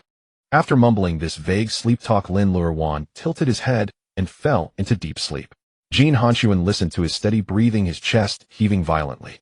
This little ungrateful one, after enjoying himself, just left everything behind, and even in sleep, he was still thinking about bringing cake to that old man in the old mansion. Yet this casual call of husband made Jin Hanxun feel that even if he had to give his life now, he would do so willingly. He took out his phone and dialed Chen Fang's number. "Go to the banquet kitchen and pack a strawberry cake." Chen Fang responded quickly, "Yes." Jin Hanxun hung up, tossed the phone aside, and tightened his arms to hold the person closer. 5 minutes later, Chen Fang was carrying a dessert takeaway box, jogging back to the car. He didn't dare open the car door, but through the bulletproof window, he asked in a very low voice, "Master Jin, the cake is here. Should we go straight back to the Half-Mountain Manor now?" Inside the dimly lit car, Jin Hanxun was looking down at Lin Luoruan's peaceful sleeping face. "Tonight we go back to the old mansion. Keep it quiet, don't disturb the old master." "Yes." In the early hours, the snow in Linhai City was falling heavier and heavier. The black Rolls-Royce Phantom rolled over the snow, silently entering the Jin family's old mansion. Butler He had received the security alert. He put on his coat, took a black umbrella, and quietly came to the steps to greet them. The car door opened. Jin Hanxun, using his wide black coat, wrapped the sleeping Lin Luoruan from head to toe tightly and completely shielding him in his arms as he stepped steadily out of the car. Chen Fang walked over from the side and handed the takeaway box to He. "Uncle He, this is the cake that young Master Lin brought for the old master." He looked at Lin Luoruan in Jin Hanxun's arms, whose face was slightly flushed and the corners of his eyes still moist, and his heart skipped a beat. "Young master, this is." Jin Hanxun, without taking his eyes off the person in his arms, said in a low voice, "Prepare the guest room, turn up the heating, and change the bedding to the softest." The next morning the snow had stopped, and the sky had cleared. Jin Guanghua had just gotten up and was holding a cup of hot tea when He approached with a complicated expression. "Master, the young master brought young Master Lin back last night in the middle of the night." Jin Guanghua paused for a moment. He hesitated for a moment before speaking. Young Master Lin was carried and wrapped in the young master's coat. "He hasn't woken up yet. He looks extremely exhausted. What a... Jin Guanghua's voice instantly rose, and with a loud bang the teacup slammed heavily onto the... In the main hall of the Jin family's old mansion, over a dozen exquisite breakfast dishes were laid out on a rosewood round table, steam rising from them. Jin Guanghua sat upright in a purple sandalwood armchair, both hands gripping his rosewood walking stick tightly, his face stern as his gaze bored down on Qin Fang, who stood below. Speak. What exactly happened last night? Qin Fang's forehead beaded with sweat. He kept his eyes fixed on the tip of his nose and his mind on his heart, burying his head low. Please calm down, Grand Elder. Last night after Master Jin took young Master Lin into the car, I raised the soundproof partition and withdrew. I truly do not know what happened inside the car. Jin Guanghua was so furious that he panted heavily. According to He's report, Lin Luoruan had been wrapped in a trench coat and carried upstairs by Jin Hanxun, unable to walk at all. This body, which had just barely recovered, how could it withstand such torment from that scoundrel? Seeing the old master so enraged, he quickly picked up the warm tea from the table and handed it over. Master, why don't I go knock on the guest room door on the second floor and wake the young master to ask him clearly? Nonsense. Jin Guanghua slammed his walking stick heavily against the floor tiles. If you knock, what if you wake Lin Luoruan? He pushed the teacup away, gnashing his teeth. He'll sit right here and wait for that beastly scoundrel to come crawling down himself. Meanwhile, inside the guest room on the second floor of the old mansion, the heavy blackout curtains were drawn tightly, blocking the blinding snowlight entirely out. In the soft bedding, Lin Luoruan let out a soft whimper and drowsily opened his eyes. What met his gaze was an intricately carved ceiling and unfamiliar dark solid wood furnishings. His body stiffened, and instinctively he tried to shrink back. But the moment he moved, a muscular arm tightened firmly around his slender waist. Sweetheart, awake. Lin Luoruan turned his head and met Jin Hanxun's handsome face close at hand. Instantly reassured, he wrapped his arms and legs. Brother. Jin Hanxun's eyes were bloodshot from holding back all night. Last night in the car, he had devotedly served the little darling in his arms, making sure he was comfortable, while he himself had swallowed a bellyful of pent-up fire and lay awake all night. He nestled into Jin Hanxun's embrace, tilting his face up to ask in a soft, sticky voice. Brother, where is this? Jin Hanxun suppressed the raging heat surging through his body gently. He nestled into Jin Hanxun's embrace, tilting his face up to ask in a soft, sticky voice. Brother, where is this? Jin Hanxun suppressed the raging heat surging through his body, gently stroking down Lin Luoruan's spine. Last night, sweetheart, was so tired you fell asleep, so brother brought you directly back to grandfather's old mansion. At the word grandfather, the drowsiness in Lin Luoruan's head vanished completely. He sat up from Jin Hanxun's arms, threw off the cashmere blanket, and without even bothering to put on shoes, barefoot, he was about to scramble off the bed. Strawberry cake. Lin Luoruan promised to bring grandfather a strawberry cake. Jin Hanxun, quick as a flash, scooped the slender figure back into the warm bedding. Don't rush. He picked up the thick fleece loungewear prepared by the bedside and slipped it onto Lin Luoruan. Then, holding Lin Luoruan's slender ankle, he pulled on a pair of thick cotton socks, and only then took his hand and led him out of the bedroom. The two had just reached the corner of the staircase. In the main hall, Jin Guanghua, who had been stewing in anger, looked up and saw this scene, and his fury shot straight to the top of his head. You beast! You still have the nerve to come down. Jin Hanxun paused slightly, his gaze sweeping over Qin Fang, who was cowering in the corner, and saw him frowning and waving at him. Jin Guanghua pointed at Jin Hanxun's nose, scolding him with bitter pain. You know perfectly well that Lin Luoruan has a weak constitution. Huiyun repeatedly warned that he must not be overtired.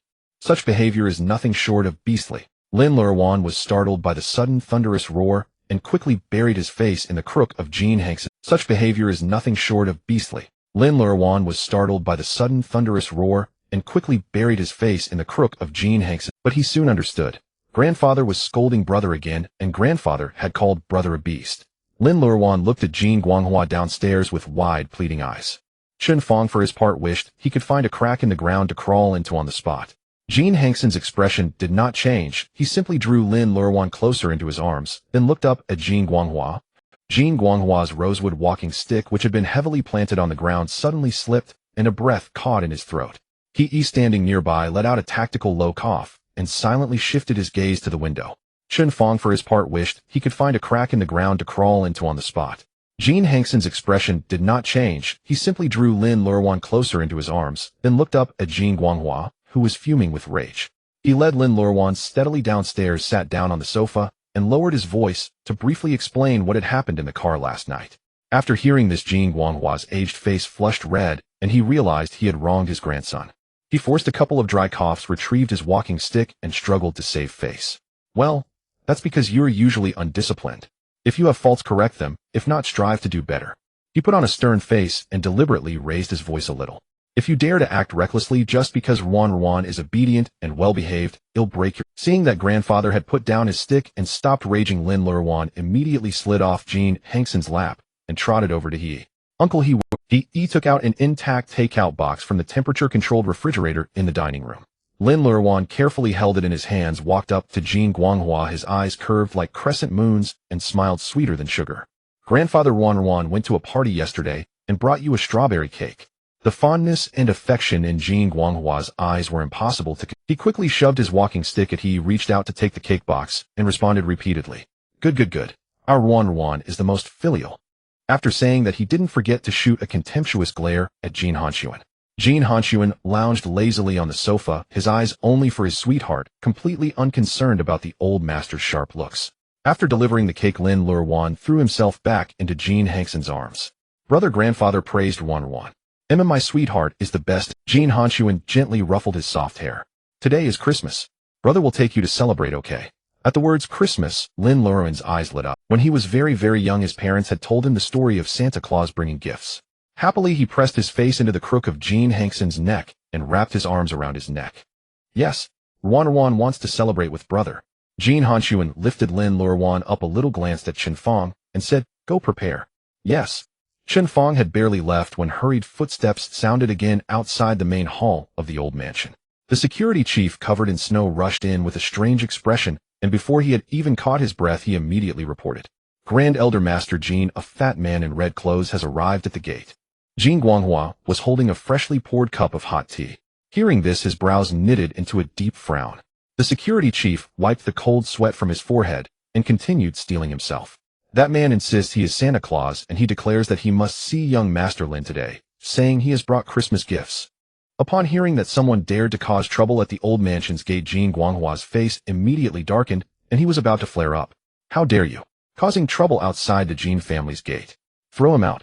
Jin Hanxun, sitting across from him, let out an extremely faint cold snort.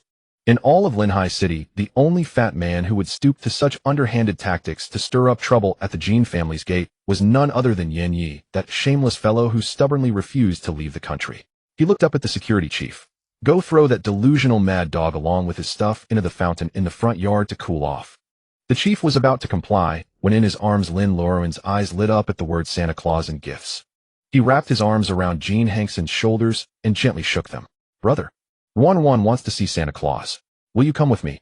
Jin Hanxun looked down, and the anger that had surged to his throat instantly dissolved into helplessness and adoration the moment he met Lin Luoruan. He sighed, drawing the boy close with a long arm. "All right, I'll take you to see him." Jin Hanxun took a thick cashmere shawl prepared by the servants and draped it over Lin Luoruan, then held that warm, soft hand and walked steadily toward the old mansion's main gate. Outside the heavy wrought iron gate, snowflakes danced wildly in the air. Yan Yi, dressed in a red Santa suit with a plump cushion stuffed in his belly and a large fake white beard glued to his chin, stood there. In one hand he carried a large red sack with golden trim, the other hand was on his hip as he argued fervently with two elite bodyguards of the old mansion whose faces were ashen but who dared not lay a hand on him. Seeing Jin Hanxun leading Lin Luoruan bundled up like a ball out of the gate, Yan Yi immediately rushed forward and shouted in a strange dubbed film accent, "Oh, my little darling, look who's here. Oh my goodness, Santa's here to bring gifts for the little darling." Startled by the exaggerated red fat man, Lin Luoruan instinctively shrank back into Jin Hanxun's arms. Jin Hanxun immediately shielded him and shot a cold glare at Yan Yi. Lin Luoruan nestled in Jin Hanxun's arms and watched for a long while before recognizing the face. "Mad dog uncle, you're dressed so weirdly." Yan Yi triumphantly untied the sack and began pulling out items. A meter-tall strawberry bear plush, a chubby tiger-shaped pillow. One after another they were tossed onto the snow. Finally, he held out a whole box of European exclusive strawberry-flavored filled candies. "Little darling, this is a polar region special.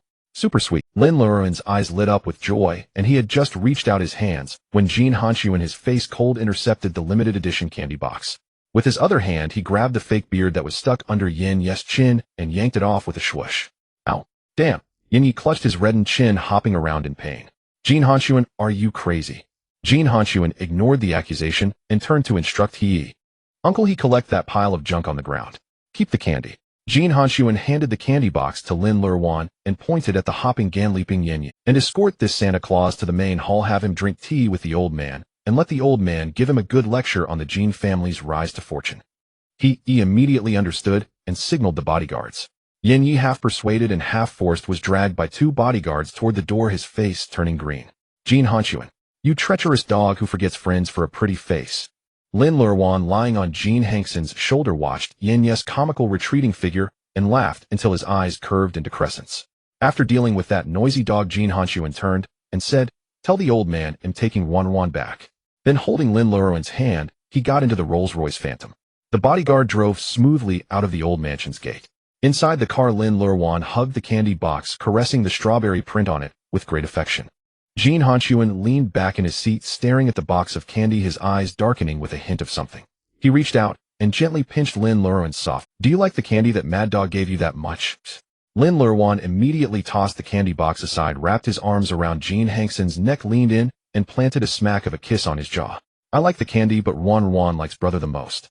He blinked his clear eyes, his tone straightforward and earnest. "What brother gives is the best thing in the whole world." This sudden direct confession caught Jin Hanxun off guard, and the jealousy in his heart instantly dissipated. When the car entered the main building of the hillside estate, the snow had already stopped. Following Jin Hanxun's prior arrangements, Chun Fong had finished decorating the estate's sunlit glass conservatory. Jin Hanxun led Lin Luoruan and pushed open the glass door of the conservatory. The moment the door opened, the splendor inside the conservatory unfolded before Lin Luoruan's eyes. In the very center stood a fir tree over 2 meters tall. Amid the lush, verdant branches, warm yellow starry lights had been entwined in advance. The floor was also covered with a thick, soft, pure white longpaw. That little tiger that usually ran around everywhere was also wearing a custom-made red Christmas outfit. It was rolling around at the base of the fir tree, meowing softly at the 2 of them. The entire space was decorated like a fairy tale world. Lin Luoruan was stunned, his eyes full of disbelief and sparkling light. "Brother, what a beautiful Christmas tree." Jin Hanxun took off their heavy outer coats, reached out, and gently lifted Lin Luoruan's chin. "Not enough, my good little one. The Christmas tree will be even more beautiful with you." Chun Fong pushed a solid wood cart overladen with various custom-made Christmas ornaments. Strawberry glass baubles, little tiger wood carvings, everything. "Come, my good little one." Jin Hanxun's large palm wrapped around Lin Luoruan's hand, and together they hung the ornaments one by one on the branches. Finally, only the crystal star of Bethlehem that needed to be placed at the top of the tree remained. Lin Luoruan held the huge crystal star with both hands and stood on tiptoe to try. Brother Luoruan can't reach. He turned back a little discouraged. Jin Hanxun let out a low chuckle, slid his right arm under Lin Luoruan's knees, and lifted him high into the air with one hand. Lin Luoruan reached up and securely placed the crystal star on the very tip of the tree. The moment it was placed, Chun Fong pressed the remote control. The main lights went out and hundreds of thousands of starry lights suddenly lit up, brilliant, like a galaxy of... Seeing the task complete, Chun Fong quietly slipped away. Jin Hanxun set Lin Luoruan down on the pure white carpet, his voice in the quiet environment sounding especially low and bewitching. "My good little one, this is the Christmas gift your brother has prepared for you. Do you like it?" "Yes, Luoruan loves it." Lin Luoruan threw himself into Jin Hanxun's arms, hugging his neck tightly, his little face rubbing against him in excitement. Jin Hanxun held him, lowering his head to kiss the soft crown of his hair. "If my good little one likes it, your brother will decorate it with you every year from now on." His eyes deepened and his voice took on a dangerous warmth. "But this tree is just the beginning. The real gift your brother has prepared for you is in the bedroom upstairs. Do you want to go see it?" At the words, "the real gift is upstairs in the bedroom," Lin Luoruan's eyes lit up. "There's another gift upstairs. Did Santa bring it?" Jin Hanxun gently stroked his cool cheek with his fingertips, his voice low and husky with laughter. "Brother is only Santa for Guai Guai. Wanna see?" Jin Hanxun gently stroked his cool cheek with his fingertips, his voice low and husky with laughter. "Brother is only Santa for Guai Guai. Wanna see?" He lowered his head and pressed a deep kiss to the side of Lin Luoruan's neck. "All right, taking Guai Guai to see it now." The winter night was bitterly cold. Let his eager little... He lowered his head and pressed a deep kiss to the side of Lin Luoruan's neck. "All right, taking Guai Guai to see it now." The winter night was bitterly cold. Let his... Jin Hanxun grabbed the coat hanging nearby, wrapped Lin Luoruan in it, and carried him out of the glass greenhouse with large strides, walking along the snow-covered flagstone path toward the main building.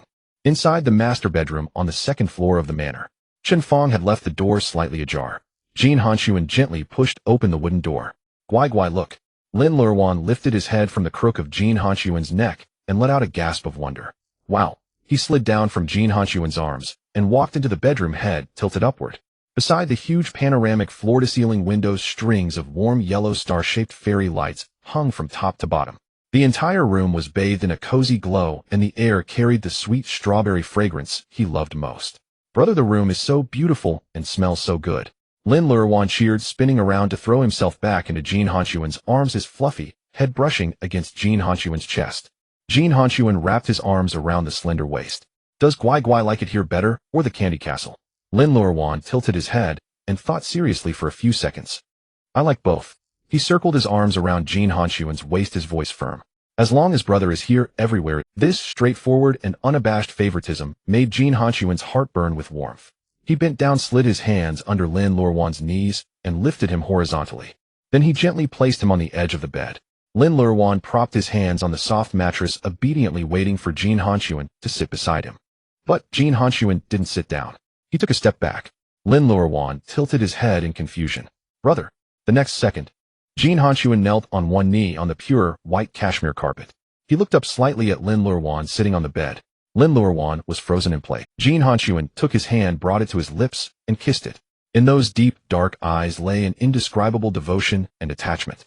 Then from the bedside table, he took out a square black velvet box and presented it to Lin Luoruan with both hands. "Guai Guai, open it and see." Lin Luoruan held his breath, his pale fingers gripping the metal clasp of the box. With a soft click, the lid sprang open. Inside the pure black velvet lining lay a delicate tiara. Its frame was made of pure white gold, and around it were set a full circle of dazzling, and at the center of the tiara was a flawless cashmere sapphire. Under the star fairy lights by the window, the sapphire reflected a profound, deep glow. Lin Luoruan extended a single index finger and gently touched the cool sapphire. Such a beautiful stone. His eyes grew hot, and he slowly lowered his long lashes, looking away from the tiara. His gaze fell on the face of the man kneeling before him. Jin Hanxuan had been watching him all along, not missing a single change in his expression. Seeing Lin Luoruan look at him, Jin Hanxuan reached out with both hands, took the platinum tiara from the box, and gently placed it on top of Lin Luoruan's soft hair. It fit perfectly. The cashmere sapphire came to rest just above Lin Luoruan's fair, full forehead. Jin Hanxuan's fingers combed through Lin Luoruan's hair, smoothing the slightly messy strands near his ear. Then his fingertips lingered on Lin Luoruan's delicate cheek, gently stroking the soft skin. In brother's heart. Every word from the depths of Jin Hanxuan's voice was extremely solemn. "My Guai Guai is the one and only little prince of the candy castle." Lin Luoruan listened in a daze, gripping the bed sheet tightly. Jin Hanxuan stood up, sat beside him, and pulled Lin Luoruan into his arms, letting him lean against his chest. Their breaths intertwined. "And brother is the exclusive knight who only listens to the little prince and protects him for life." Lin Luoruan was completely still. Little Prince Knight. These two words were like a rusty key, unlocking the deepest memories sealed for 10 years. He stared intently at Jin Hanxuan, feeling the scorching warmth from his brother's chest. The bedtime story that night in the candy castle. Just when the knight was in so much pain he was about to die, a little prince passed by. He walked over to the knight, took a fruit candy from his pocket, and fed it into the knight's mouth. Lin Luoruan stared fixedly into Jin Hanxuan's deep, focused. The images in his mind began to flash rapidly. The dark alley 12 years ago, the air thick with the pungent smell of blood. Those fragments of memory that had been suppressed by the terror of 10 years of suffering. Those blurry lights and shadows he had long since completely forgotten. Now in this heartfelt confession of Jin Hanxuan's, they were forcibly tearing open a crack. He remembered the youth lying in a pool of blood covered in wounds. He remembered searching through his own clothes and finding the fruit candy he had been saving for so long. He peeled off the wrapper and stuffed the candy into the youth's mouth. He said, "Eat the candy, and it won't hurt anymore." That blood-smeared youth grabbed his hand, his grip strong, and his palm burning hot. Lin Luoruan's breathing grew rapid. His eyes suddenly reddened, hot tears swirling in their sockets.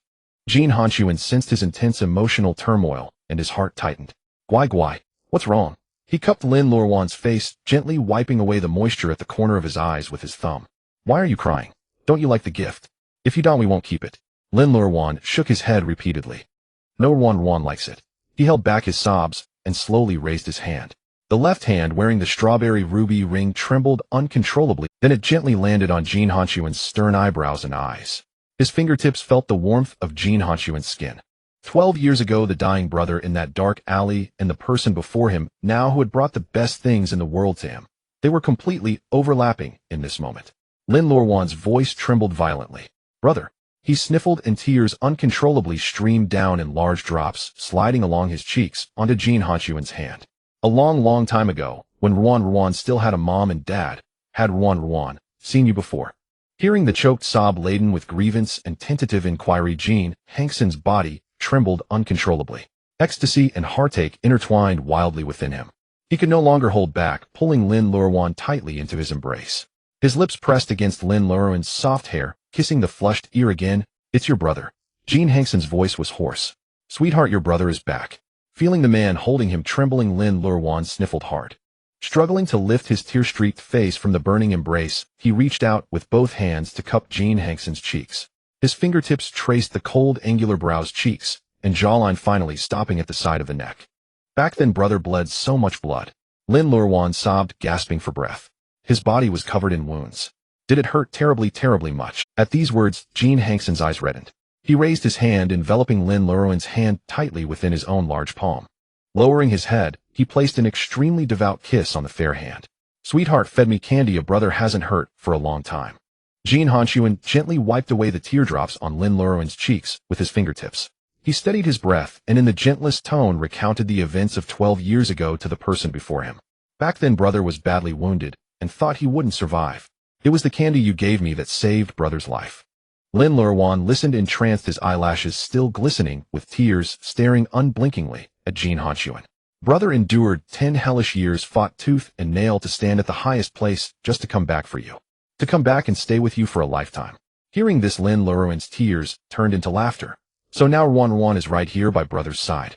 With his reddened eyes, he sniffled and softly made a promise to the man before him.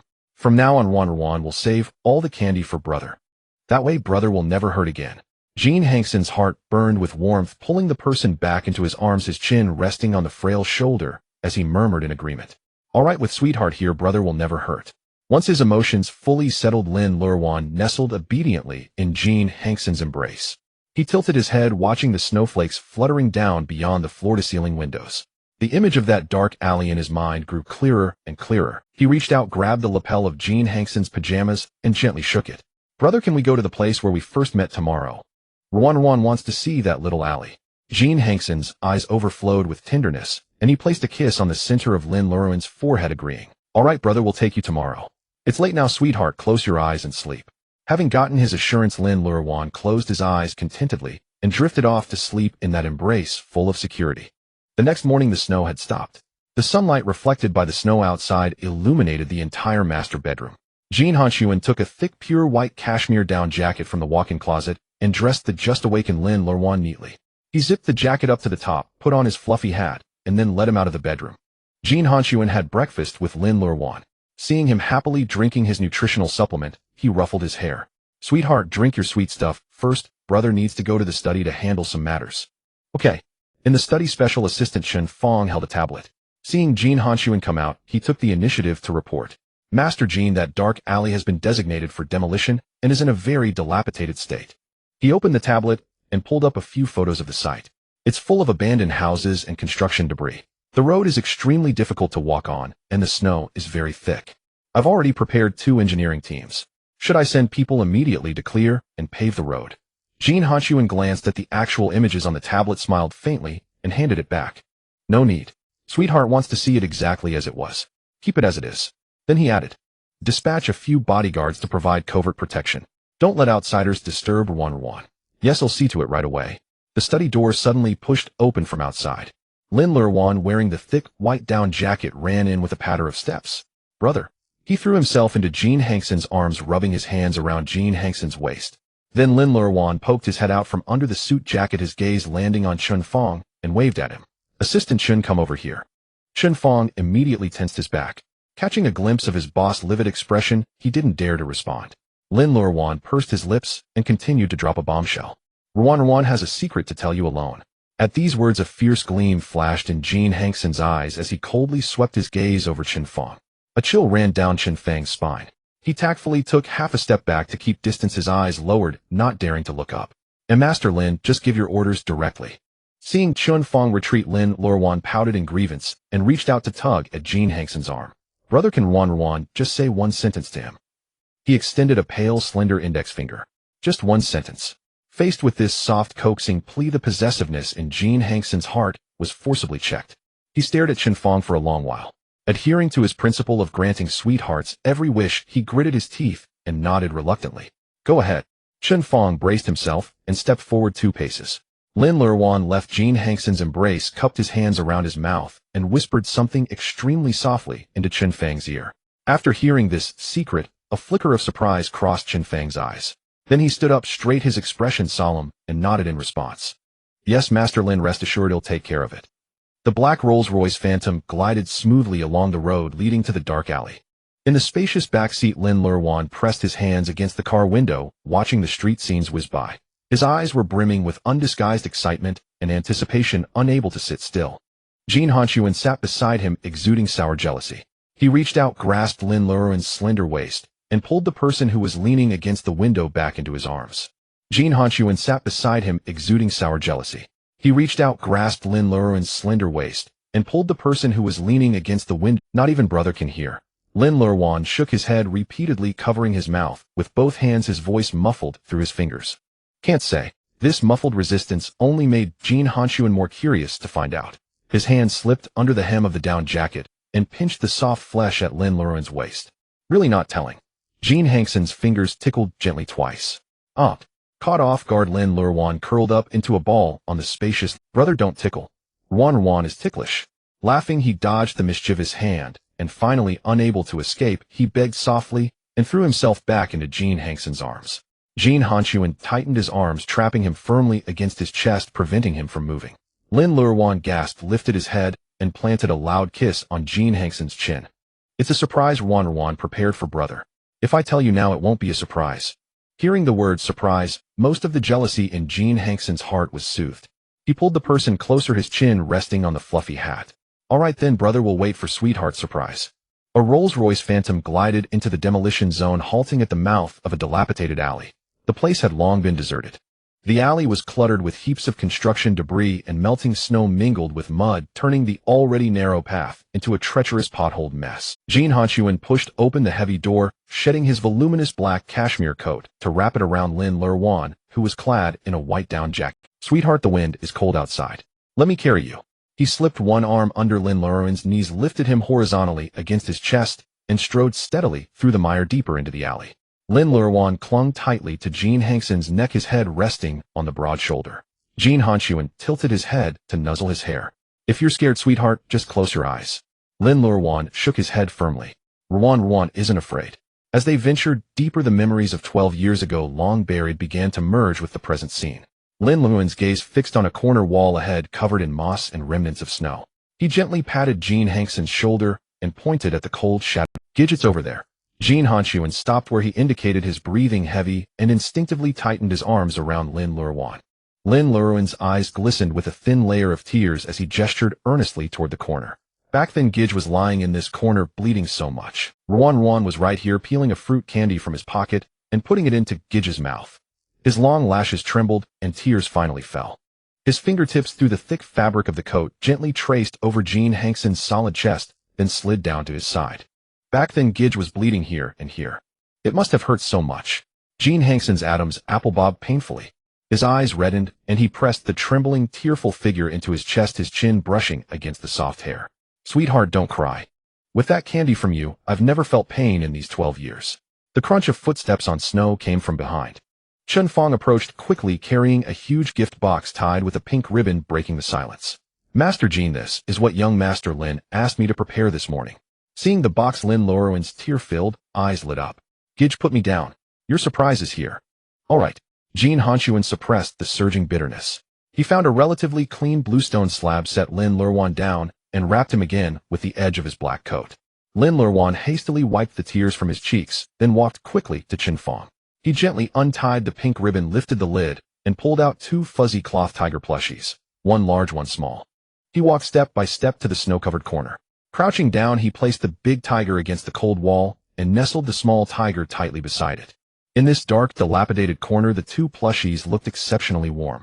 Lin Luoruan stood up, raised his tear-streaked face, and smiled at Jin Hanxun. Gidge, look, the big tiger is you, and the little tiger is me. He pointed earnestly at the plushies on the ground.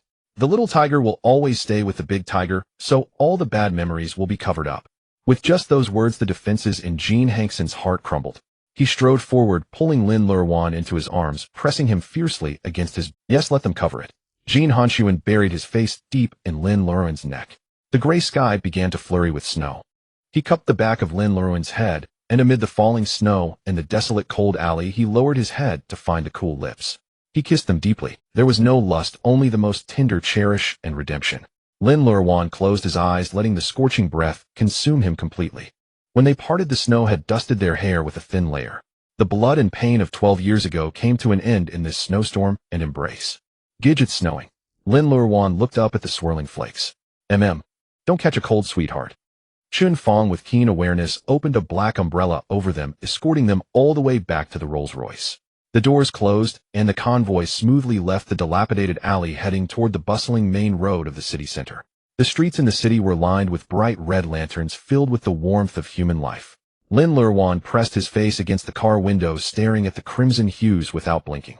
Gidge, there are so many red lanterns outside. They're beautiful. Jin Hanxun reached out, clasped the slender waist, and pulled him back from the window. He rested his chin in Lin Luoruan's neck, his voice colored with cheerful clarity. The new year is coming. A time to end the old year and welcome new beginnings. New year.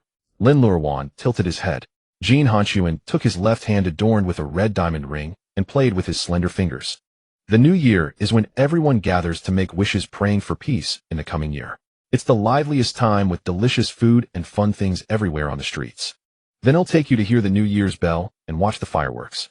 Lin Luoruan cheered, wrapped his arms around the broad shoulders, and happily planted a kiss on Jin Hanxun's cheek. Ruan loves fireworks the most. He swung his legs joyfully, his mind already planning New Year's wishes. If I can make a wish on New Year's Eve, will all my wishes come true? Jin Hanxun pinched his soft earlobe. As long as it's my sweetheart's wish, I can make it all come true. Lin Luoruan's eyes sparkled with excitement. He looked down at his slender fingers, muttering as he counted seriously. After counting for a while, he tentatively leaned close to Jin Hanxun's ear and asked, "Can Ruan wish to eat 10 strawberry cakes every day from now on?" Hearing this greedy request, Jin Hanxun let out a soft laugh. He reached out and pinched Lin Luoruan's slightly red nose. "Eating 10 strawberry cakes a day will upset your stomach, sweetheart. I can't just agree to that wish." Hearing his wish flatly denied, Lin Luoruan pouted and protested in a small voice, but Gidge said all wishes would come true. "Then, can I change 10 to 9? Jin Hanxun slid his hand to Lin Luoruan's back, patting it soothingly, and dangled the long-prepared bait. "Dr. We're said you can have at most 3. If sweetheart is willing to bribe me properly in other ways, I might consider allowing you an extra half a cake each day." Lin Luoruan's fingers twisted and rubbed the bullhorn-shaped button on Jin Hanxun's black cashmere coat. At the word bribe, he looked up in confusion. "Brother, what does bribe mean?" Jin Hanxun wrapped his palm around the pale fingers and spoke in a gentle, coaxing tone. "A bribe is when my dear one willingly gives me what I desire most, or what I cherish above all else. If you are willing to give it, I will be overjoyed to the point of dizziness, and then I will agree to any request you make." Hearing that any request would be granted, Lin Luoruan wrapped his arms around Jin Hanxun's neck and leaned close to his chin. "Then what do you want most, brother? Tell me quickly, and I'll go find it right now." Jin Hanxun smiled, raised his hand, and gently tapped Lin Luoruan on the tip of his nose. "You have to figure it out yourself, my dear. If I say it outright, it won't count, and the half piece of cake will be lost." Lin Luoruan wrinkled his nose, sulkily retreated into the seat, and crossed his arms. "You're mean, brother, making me guess on purpose." Jin Hanxun chuckled and pinched his puffed cheek. "If you can't think of it, the cake stays at the usual amount. 3. Lin Luoruan pouted and silently made a decision. He had to find the most powerful thing to bribe his brother in exchange for that half slice of strawberry cake. That afternoon at Banchon Manor, Jin Hanxun sat behind the rosewood desk in his study, grim-faced, listening to the year-end summary from a Jin Corporation executive. Taking advantage of the moment, Lin Luoruan slipped quietly to the main hall on the first floor, seeking aid. At that moment, Chen Fong entered from the corridor outside, carrying a thick stack of documents needing signatures. As he straightened the papers to head upstairs, a milk-white figure darted toward him. "Executive Assistant Chun." Lin Luoruan stopped at the stairway, looking up earnestly. "Do you know how to bribe my brother?" Chun Fong froze, his fingers whitening around the documents. Alarms blared in his mind. "Teach this little master how to bribe Mr. Jin. Bribe him how?" Chun Fong made a swift decision, stepped back 3 paces, and bowed deeply. "Young Master Lin, the legal department has 3 urgent contracts that need my stamp and confirmation immediately. It's an emergency. I must leave now." Lin Luoruan tilted his head in confusion.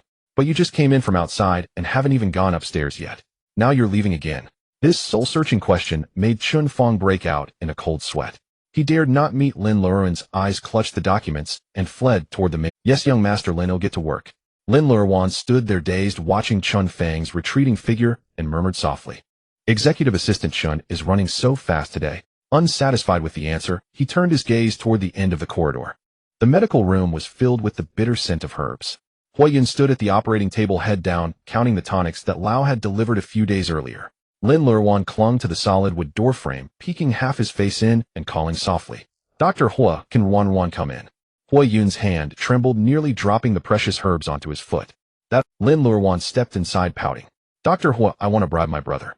How do I do it? At those words, Huiyun rushed around the operating table in 3 strides and braced himself against the doorframe. He took a deep breath and launched into a lecture about, young Master Lin, you must never touch bribery. Please delete that word from your mind, all right? Lin Luoruan's eyes were full of confusion, his voice carrying a plaintive protest. Why can't I? Brother said if I give a bribe, he'll be overjoyed. I want an extra half piece of strawberry cake, and he said a bribe would get it for me. Huiyun looked at the innocent blank face and cursed his boss under his breath for being so unscrupulous.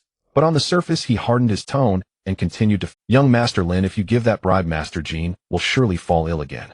Do you remember how much he suffered when he was sick? To add credibility, Huiyun's voice grew more stern. And it might even make you cry from the pain along with him. Lin Luoruan's mind flashed back to the sight of Jin Hanxun burning with fever and the ache in his own wrist after treating his brother. He dropped his head in disappointment, his voice muffled. Then I won't bribe. I don't want my brother to get sick. Lin Luoruan, like a wilted little cabbage, turned and trudged slowly back, abandoning the half slice of strawberry cake entirely. Huiyun watched him leave, wiped the cold sweat from his forehead, and let out a long sigh. His life was saved after all.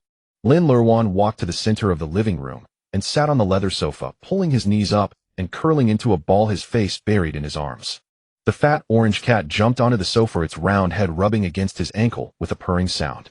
Lin Luoruan didn't even bother to look, just moved his foot aside and spoke glumly to the cat. Little tiger, I'm not in the mood to play with you. I can't have the cake. The cat, rebuffed, slipped away. Just then a piercing roar of a supercar engine came from outside the manor gates.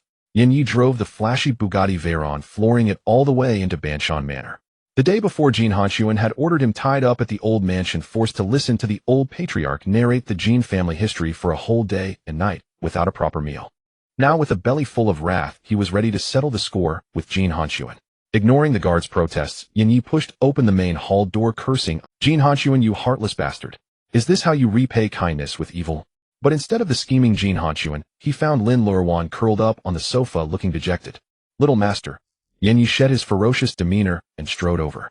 He pulled a single sofa opposite Lin Luoruan and leaned in to probe. What's wrong, little master? Why are you hiding here growing mold? Who upset you? Tell uncle, and ill vent your anger. Lin Luoruan hugged his knees, burying half his face in his arms, his voice muffled as it came through the fabric. No one is upsetting Ruan. Ruan just doesn't know how to bribe brother. He sniffled, and with a voice full of disappointment and grievance, he repeated word for word what he had heard from Huiyun.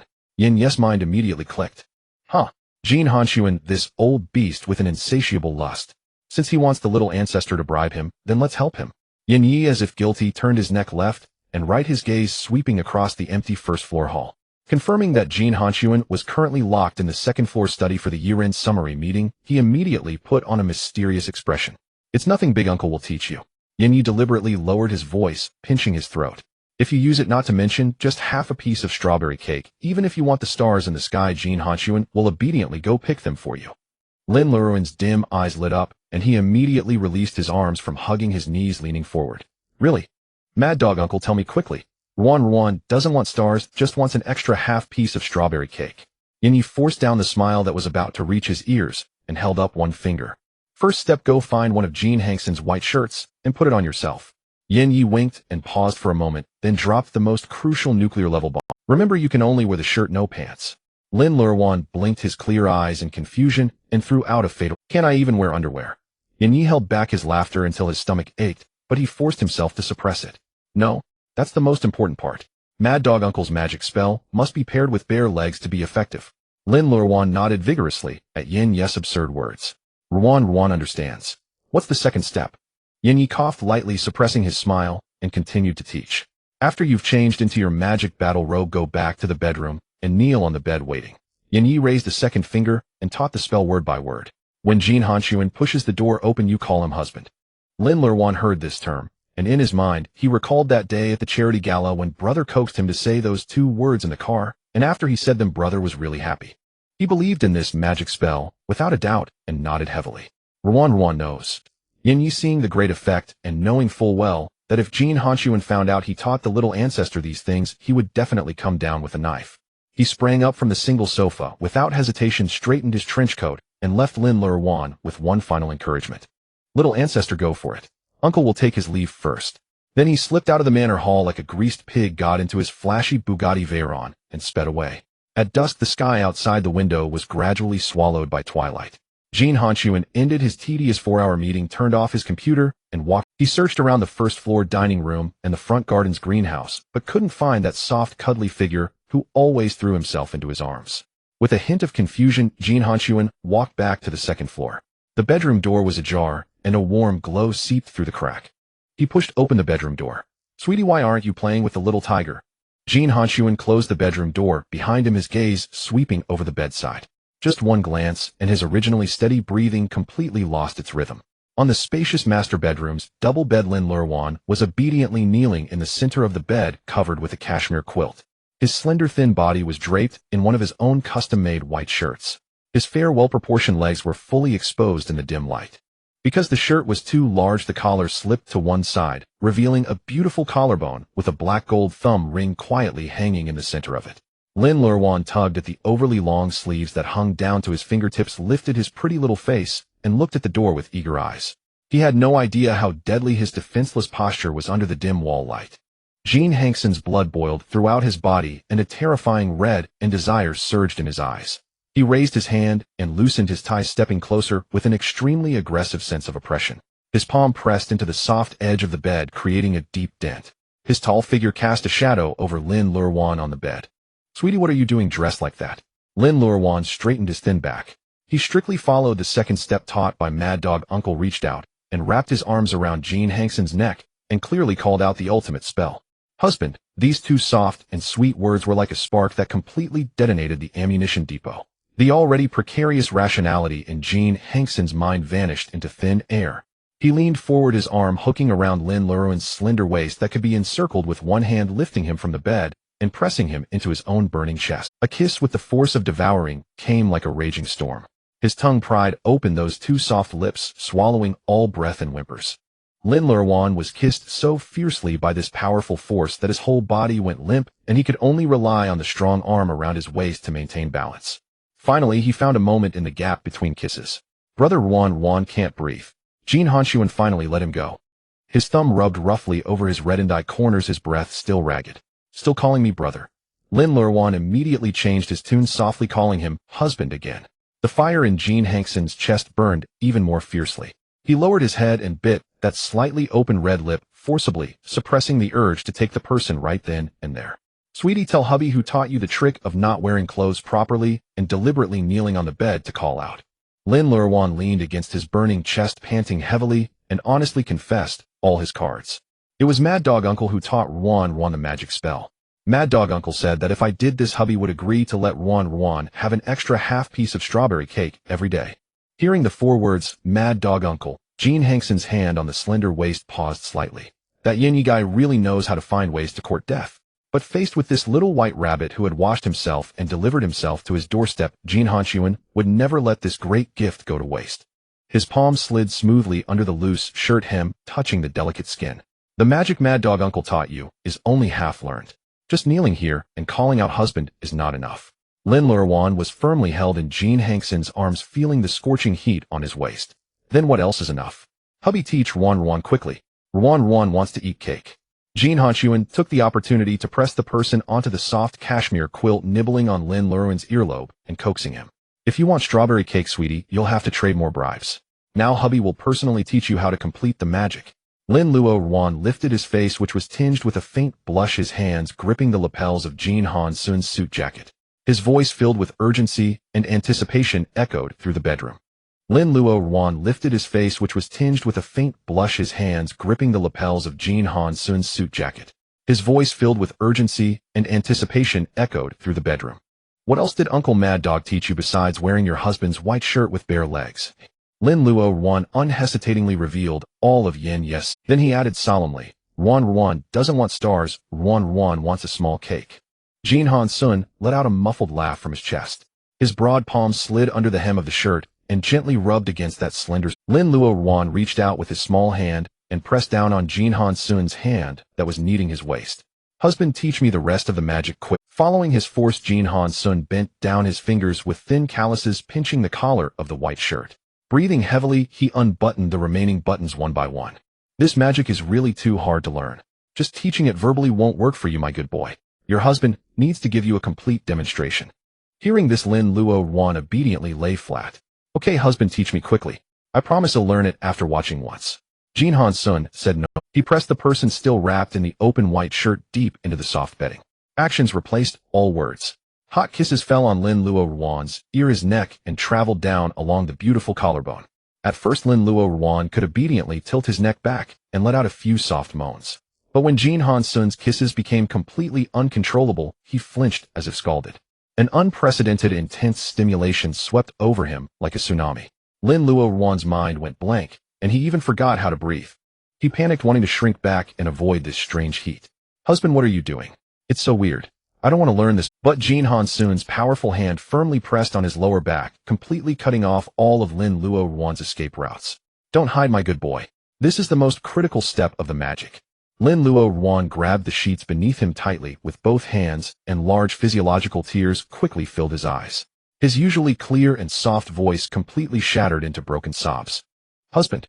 No. Jin Hanxun looked up, his thin lips still glistening with moisture. You just promised to learn seriously, didn't you? How can you want to give up as soon as I start teaching? Lin Luoruan was so anxious that his eyes turned red and large tears rolled down onto the white pillow. I don't want to learn anymore. I don't want that half piece of strawberry cake anymore. Please stop, husband, okay? Can't stop now.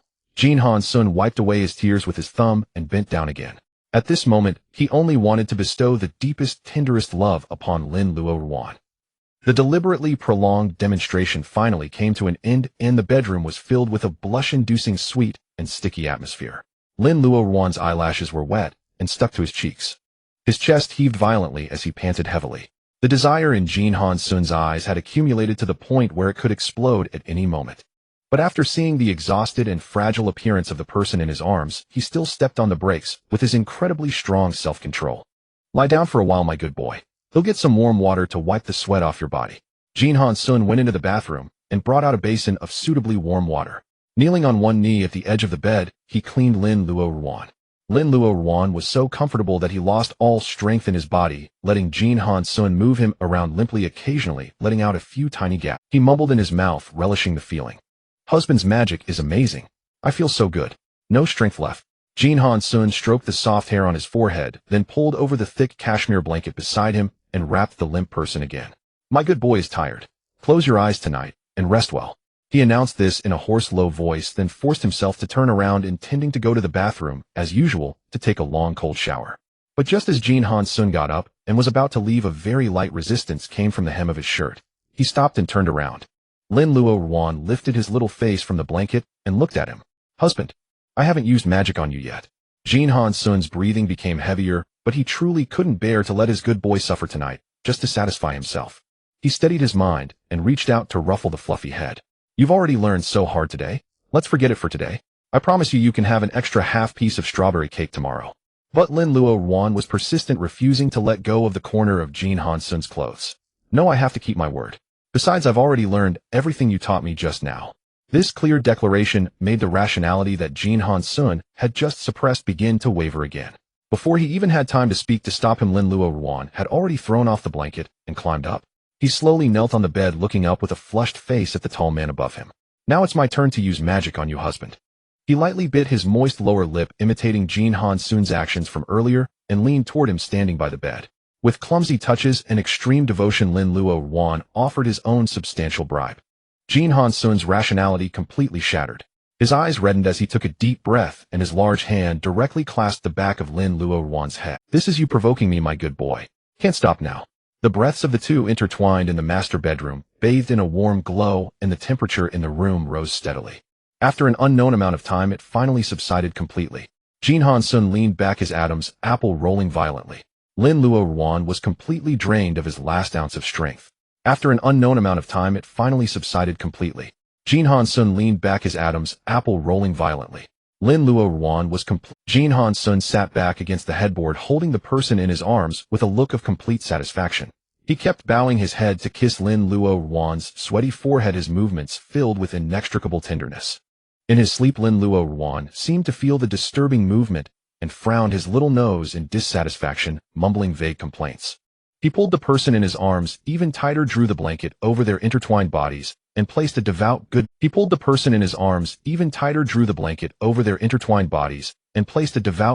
kiss on Lin Luoruan's ear. I won't lie to you. Tomorrow I'll let you, my good boy, have an extra half piece of strawberry cake.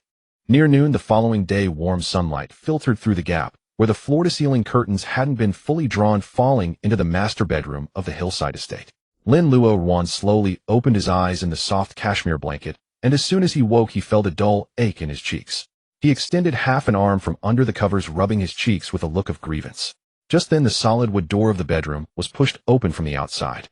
Jin Hanxun walked in carrying a glass of warm honey water. Lin Luoruan immediately pulled the cashmere blanket up to cover most of his face, leaving only his watery eyes visible, staring at the newcomer with a mixture of grievance and wariness. Jin Hanxun's eyes were filled with a satisfied tenderness and concern. He walked over and sat down on the edge of the bed. Why are you hiding, sweetie? I brought you some honey water. You're mean, came a muffled accusation from under the blanket. Ruan will never be greedy again.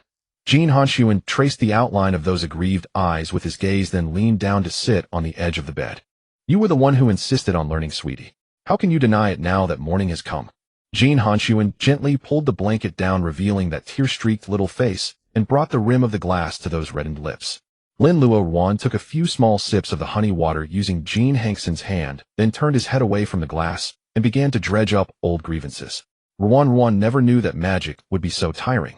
Jin Hanxun casually placed the empty glass on the bedside table and pressed his palm against Lin Luoruan's cheek. All right, it's my fault. Let me rub it for you, sweetie. Is the pressure right? He asked softly, his fingertips circling on the still flushed skin. Lin Luoruan leaned into that broad chest and pointed to a spot below his cheekbone. It's sore here too. Rub here gently. All right. Jin Hanxun lowered his head and planted a heavy kiss on that soft crown of hair, his touch growing. Lin Luoruan squinted in contentment. After a long moment, he turned his head and looked at Jin Hanxun with an utterly serious expression. Brother Ruan has made a decision. Jin Hanxun paused his movements. What decision, sweetie? Tell me. Before you and I get married, I absolutely refuse to call you husband anymore. Lin Luoruan set the rule with a serious face, then afraid that Jin Hanxun might not agree, he squeezed himself more firmly into that broad embrace. Although Jin Hanxun was reluctant to part with that spine-tingling term of endearment, he still complied with Lin Luoruan's wish. All right, whatever you say, sweetie. Before marriage, I'm just brother. Satisfied with the answer, Lin Luoruan relaxed his body. But the more he thought about it, the more he felt something was off about what had happened last night. Why had Mad Dog Uncle run off so fast after teaching him that magic yesterday? The thoughts circled in his mind, and then Lin Luoruan had an epiphany. He grabbed Jin Hanxun's arm indignantly. Mad Dog Uncle is not a good person at all. He taught me bad magic and bullied me. Lin Luoruan angrily denounced the culprit who had fled, even waving his fist vigorously in the air. Jin Hanxun gently stroked his fluffy head, smoothly shifting the blame for Lin Luoruan's sore cheeks. You're right, sweetie. This score can't be settled so easily. Next time I see him, I'll give him a beating for you to let off some steam. Hearing that Jin Hanxun would stand up for him, Lin Luoruan's grievance eased a little. If Mad Dog Uncle comes to our house again, I won't even give him any ribs. Then he wrapped his arms around Jin Hanxun's neck and gave a loud kiss on his stubbled chin. But when you hit him, be gentle so you don't hurt your hands. I do feel bad. Here, I'll give you some interest first.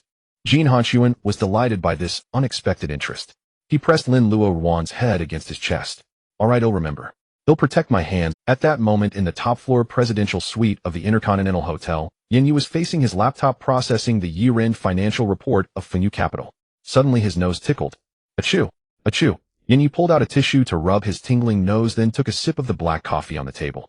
That old beast Jin Hanxun must have had a good meal last night. He's probably thinking of my kindness right now. He put down his coffee cup, feeling that everything was under control. A smile of hidden merit and fame spread across his face. The bodyguard standing nearby, seeing his boss' abnormally smug expression, quietly swallowed. Then without a sound, he took a few steps back to increase the distance. As noon arrived, the fragrance of food wafted through the dining room on the first floor of the estate. Lin Luoruan sat at the dining table in thick cotton loungewear. In his hands, he held the half slice of strawberry mousse cake that he had earned with a night of hard work, eating each bite with care and preciousness. Jin Hanxun sat beside him, using a warm towel to wipe away the pale pink cream from the corner of his lips.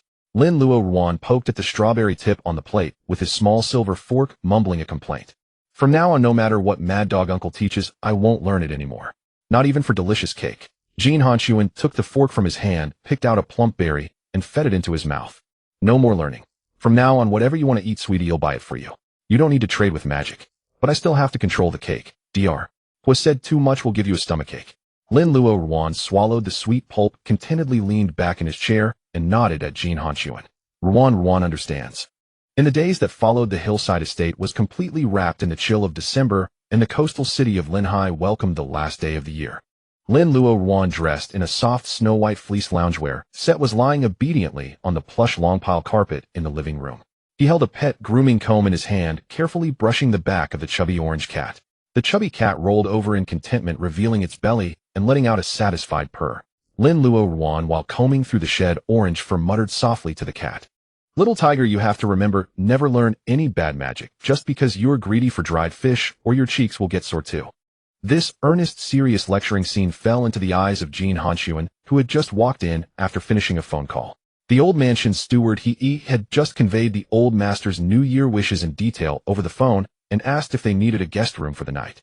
Jin Hanxun glanced at the figure lying on the carpet, replied briefly, and hung up. He placed the dedicated phone on the side cabinet, crouched down, and pressed his palm against the back of Lin Luoruan's head, ruffling his soft hair. Little tiger isn't greedy, so he won't learn magic. Then Jin Hanxun lifted him up.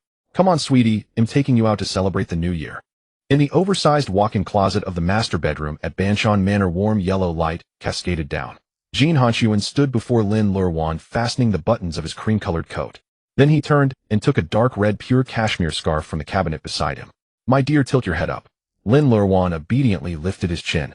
Most of his delicate face was wrapped in the thick wool, leaving only a pair of clear, innocent eyes visible. Jin Hanxun surveyed his masterpiece and reached out to gently rub the cheek that was slightly bulging from the scarf. Big brother will take you to Grandpa's house for dinner first, and then we'll go celebrate New Year's Eve. Lin Luoruan nodded.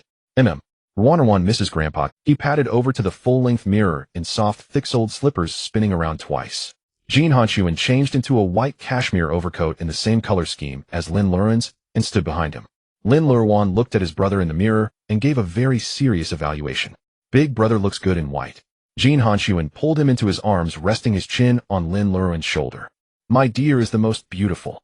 Just then the chubby orange cat sauntered in with light steps. It first rubbed affectionately against Lin Luoruan's ankle, then sprawled out in front of the mirror, purring contentedly with a low rumble. Lin Luoruan crouched down, scooped up the orange cat, and held it tightly. Big brother Ruan wants to take little tiger to the old mansion to show Grandpa. Lin Luoruan crouched down, scooped up the orange cat, and held it tightly. Big brother Ruan wants to take little tiger to the old mansion to show Grandpa. Jin Hanxun wrapped both the boy and the cat in his arms. All right, well, take it together to pay New Year's respects to Grandpa. The chubby orange cat was a bit breathless from being squeezed and let out an ungracious meow of complaint. The Rolls-Royce Phantom drove out of Banshan Manor along the cleared mountain road all the way to the front gate of the Jin family mansion. He had been waiting early by the steps, holding a huge black umbrella. Seeing the Phantom stop, he immediately stepped forward and opened the car door. Jin Hanxun took the cashmere coat from the seat and covered Lin Luoruan and the cat entirely, then let Lin Luoruan get out of the car. Lin Luoruan blinked and called out to He outside. Hello, Uncle He. He was flattered, his wrinkles all crinkling into a blooming Hello, young Master Lin, Happy New Year. He led the way while urging, It's too cold outside. Please go inside with the young master. The old master has been waiting for quite a while. He's already drunk 2 cups of cold tea. Jin Hanxun wrapped an arm around Lin Luoruan and walked through the front courtyard directly into the main hall of the old mansion. The underfloor heating was blazing. Jin Guanghua held a roux kiln teacup sitting in the center on a carved rosewood armchair. He forced himself to maintain a dignified and composed patriarch demeanor, but every few seconds his gaze would uncontrollably drift toward the door. As soon as Lin Luoruan entered the main hall, he ran toward the armchair with the chubby orange cat. Grandpa, Happy New Year. He stopped in front of Jin Guanghua and lifted the cat by its armpits, holding it up. Grandpa, look, this is Ruan's little tiger. Ruan brought it to show you. Jin Guanghua quickly set the teacup on the side table, his stern expression instantly melting. Good.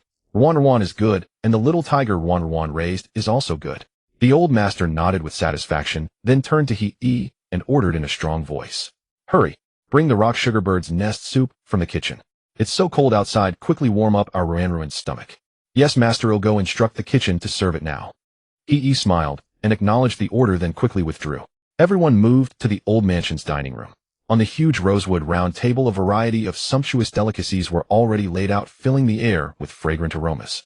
Lin Luoruan was respectfully guided by He to the seat on the right of the host's place. Jin Hanxun then pulled out the chair next to him and sat down. The reunion dinner had just begun. Lin Luoruan held a pair of small serving chopsticks specially prepared for him. His movements were a bit clumsy, but very earnest as he picked up a round braised lion's head meatball from the plate in front of him and placed it on the small dish in front. Grandpa, eat the meat. He looked up, his voice clear and soft, wishing Grandpa a happy new year, good health and happiness every day. After saying that, he put down the serving chopsticks and pointed to the floor. The chubby orange cat was lying there devouring deep-sea fish. Little tiger also wishes Grandpa a happy new year, he added seriously on behalf of the cat. Jin Guanghua's eyes immediately grew warm and moist at the soft words. He cleared his throat and took out a gold-embossed red envelope from his tang suit pocket, pressing it into Lin Luoruan's hand. Here, this is Grandpa's New Year gift for Ruan. Lin Luoruan held the exquisitely crafted red envelope, curiously pinching it. It was thin and firm. Jin Guanghua urged with affectionate impatience. Quick, open it and see if our Ruan likes it. Lin Luoruan nodded, tore open the red envelope, and took out a card with a black background and gold edges. He held the unlimited black card, looking confused, and turned to seek help. Big brother, what is this? Before Jin Hanxun could speak, Jin Guanghua waved his hand and announced with full authority. From now on, if Ruan wants to buy anything, just use this card. Don't beg your brother. Lin Luoruan's pure eyes instantly lit up, curving into two. Then, can this buy lots of little cakes? Of course. If Ruan likes, you can even buy a cake shop. Upon hearing this, Lin Luoruan's eyes curved even more. Thank you, Grandpa. Grandpa is the best. He cheerfully tucked the black card into his coat pocket and patted it with his hand. Jin Hanxun affectionately pinched his nose, then turned to Jin Guanghua with a serious expression. What? Ian said Ruan can't eat too many sweets. Jin Guanghua coughed lightly and gave him a glare.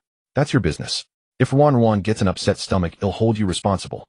For the rest of the meal, Jin Hanxun, as usual, peeled shrimp and cracked crab for Lin Luoruan.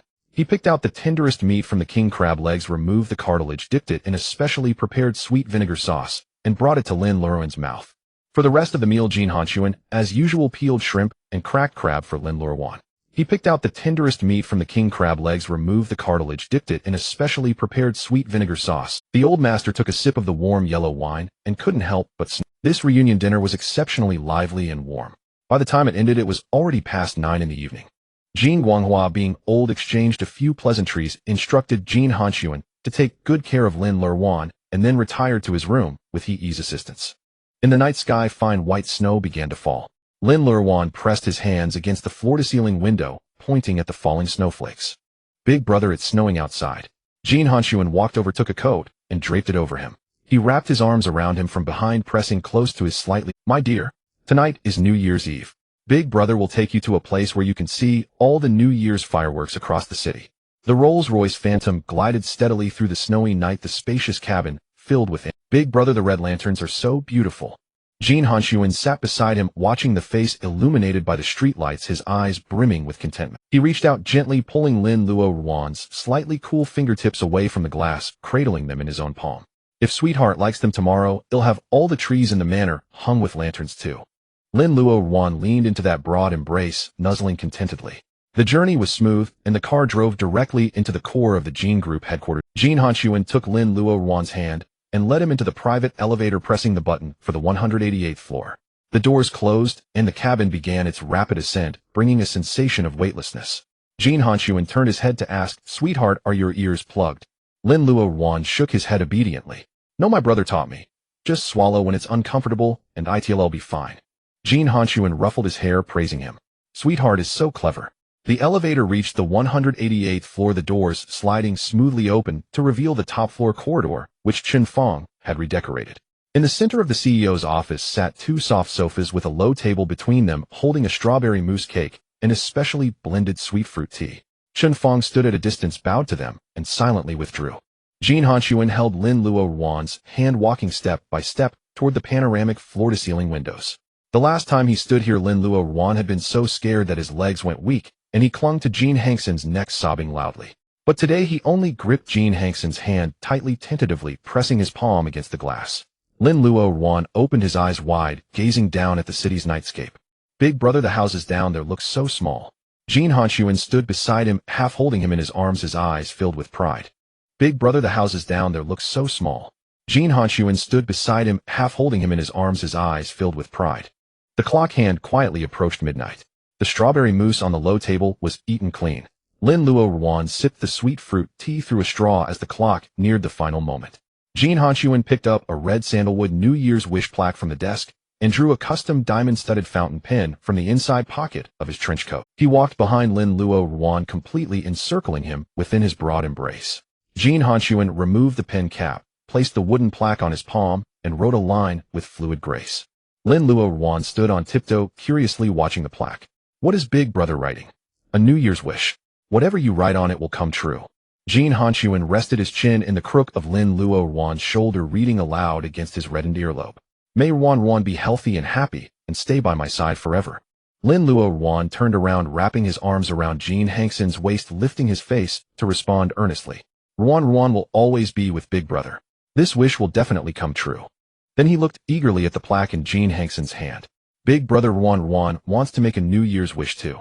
Jin Hanxun smiled and handed him the black diamond pen and the plaque. All right, sweetheart, you write yours too. Lin Luoruan took the pen with delight, turned around, and leaned over the low table, ready to write on the blank space of the red sandalwood plaque. But the moment he was about to write, his entire body froze. Confined for 10 years in the Lin family's basement, whips and hunger had stripped him of all his right to live. His fingertips holding the pen trembled slightly. He bit his lower lip hard, feelings of loss and inferiority welling up. Jin Hanxun's gaze caught Lin Luoruan's reddened eyes, and his heart clenched tightly.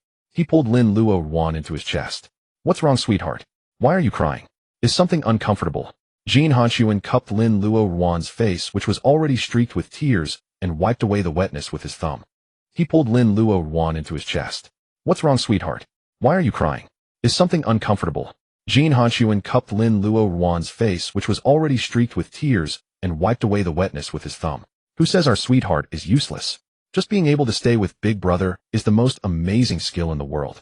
Sweetheart's wish, just say it out loud. The gods can hear it, and Big Brother can hear it too.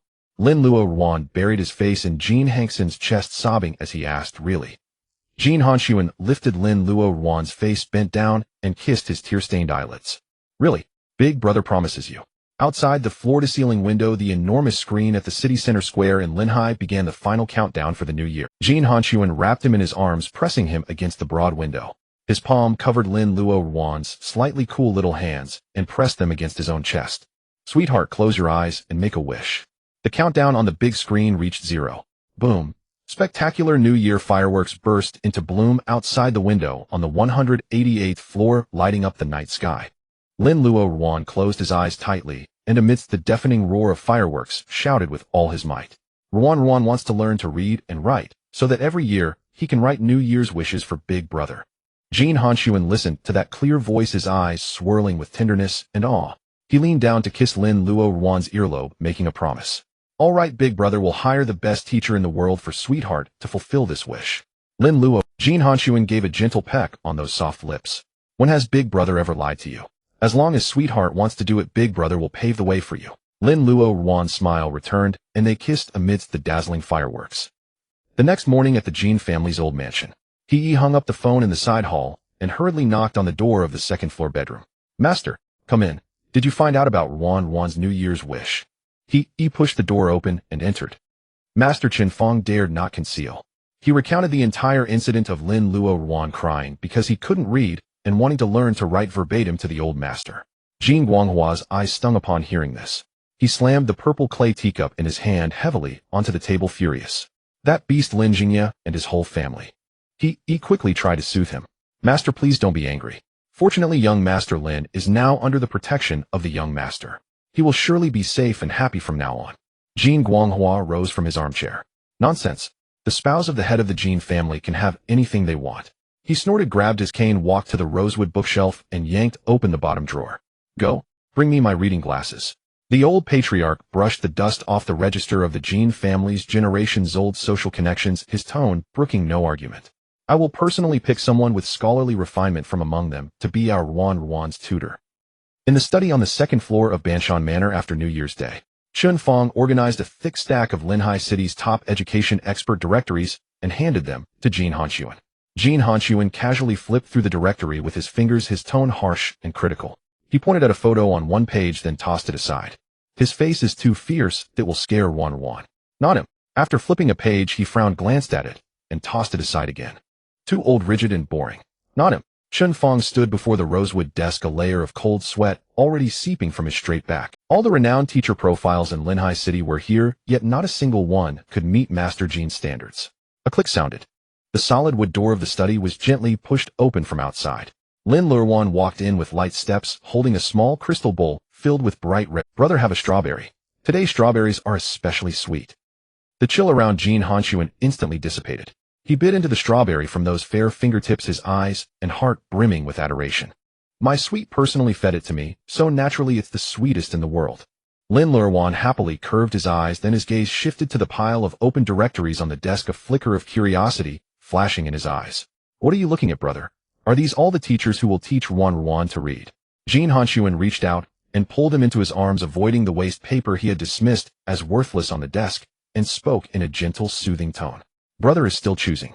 I must find the best teacher for my sweet. As soon as he finished speaking, Qin Fang's phone vibrated in his pocket. He took a step back and answered the call. After listening for a moment, his expression changed slightly. Then he quickly walked back to the desk and reported to Jin Hanxun in a lowered voice. Master Jin, steward, he has brought someone. They are about to enter the main hall of the manor. Jin Hanxun frowned slightly and hummed in acknowledgement. Let's go down and have a look. In the main hall on the first floor, he stood quietly with a young man wearing a long smoke green coat. The young man had a tall, straight posture, exuding a gentle and refined scholarly aura, neither humble nor arrogant. Jin Hanxun took Lin Luoruan's hand and slowly descended the spiral staircase, his gaze fixed firmly on the uninvited guest. He stepped forward respectfully and conveyed Jin Guanghua's intention. Young master, this is a talented young man, personally selected by the old master from the directory of old family friends. He is from Linhai City's top scholarly family, the second son of the Shun family, Shun Qingchuan. He turned sideways and formally introduced the young man's purpose to the two. Mr. Shun's grandfather is an old acquaintance of the grand old master, so his background is well known. Mr. Shun is erudite and of excellent character. The old master specifically invited him to stay at the manor to provide private tutoring to young Master Lin. Jin Hanxun held Lin Luoruan's waist and stood on the last step of the staircase. How did the old master find out? Chun Fong swallowed a mouthful of saliva and stepped back half a pace. Jin Hanxun snorted coldly, his gaze piercing straight at Shen Qingchuan. Shen Qingchuan maintained his gentle and composed demeanor, slightly nodding in response to Jin Hanxun's scrutinizing gaze. Master Jin Shun was entrusted by the grand old master to come here, solely responsible for imparting knowledge and resolving doubts. Jin Hanxun turned his head and glanced at Chun Fong, then his face darkened as he spoke in a cold, harsh tone. Since it's the old master's arrangement, you can stay at the manor for a trial lesson. If Luoruan doesn't like it, then take your belongings and go back the way you came. Lin Luoruan nestled in Jin Hanxun's arms, curiously examining Shen Qingchuan. So this was the teacher Grandpa had arranged for him. He raised his face and obediently called out to the young man across from him. Hello, Teacher Shun. Shen Qingchuan met those pure, flawless eyes, a gentle smile curling at the corners of his lips as he nodded politely in response. The first enlightenment lesson was held in the temperature-controlled sunroom of the manor. Shen Qingchuan unhurriedly spread a piece of white paper on the desk and took out a red watercolor pen. With a few strokes, he drew a red sun. Then he changed to an orange pen and sketched a crescent moon. Young Master Lin, look on the left is the sun, on the right is the... He wrote a neat Chinese character below the drawing, lightly tapping the paper with the tip of the pen to guide him. When the sun and the moon come together, they shine, so this character is pronounced Ming, meaning bright. Lin Luoruan propped his cheeks with both hands, staring unblinkingly at the colorful patterns on the paper. He followed where Shen Qingchuan was pointing and stammered. Ming. Yes, the pronunciation is very accurate. Shen Qingchuan put down the watercolor pen and praised warmly. Young Master Lin is very clever, you remembered it after just one time. Praised by the teacher, Lin Luoruan happily nodded repeatedly. Yes, teacher Jin Hanxun wants to learn more characters. The corners of his mouth lifted and his clear eyes curved into crescent moons. Jin Hanxun unhurried used simple drawings of a strawberry and a chubby orange cat to teach through play. A few steps away at the rosewood tea table, Jin Hanxun held the group's financial statements. From the time Lin Luoruan started the lesson until now, that document had not been turned a single page. His gaze was firmly locked on the desk over there. Staring at the distance between Jin Hanxun and Lin Luoruan, Jin Hanxun had to admit that the extremely scholarly young man, the old master, had found really had some skills. He could make his sweet learn things in a happy and relaxed state. The 1-hour teaching session soon ended. Jin Hanxun politely bid farewell to Jin Hanxun, then Chun Fong led him to the guest rooms at the back of the manor to settle his luggage.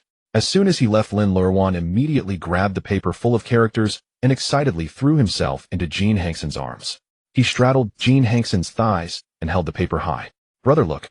Teacher Shun is so amazing.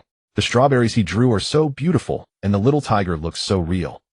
Teacher Shin also said Luoruan is smart.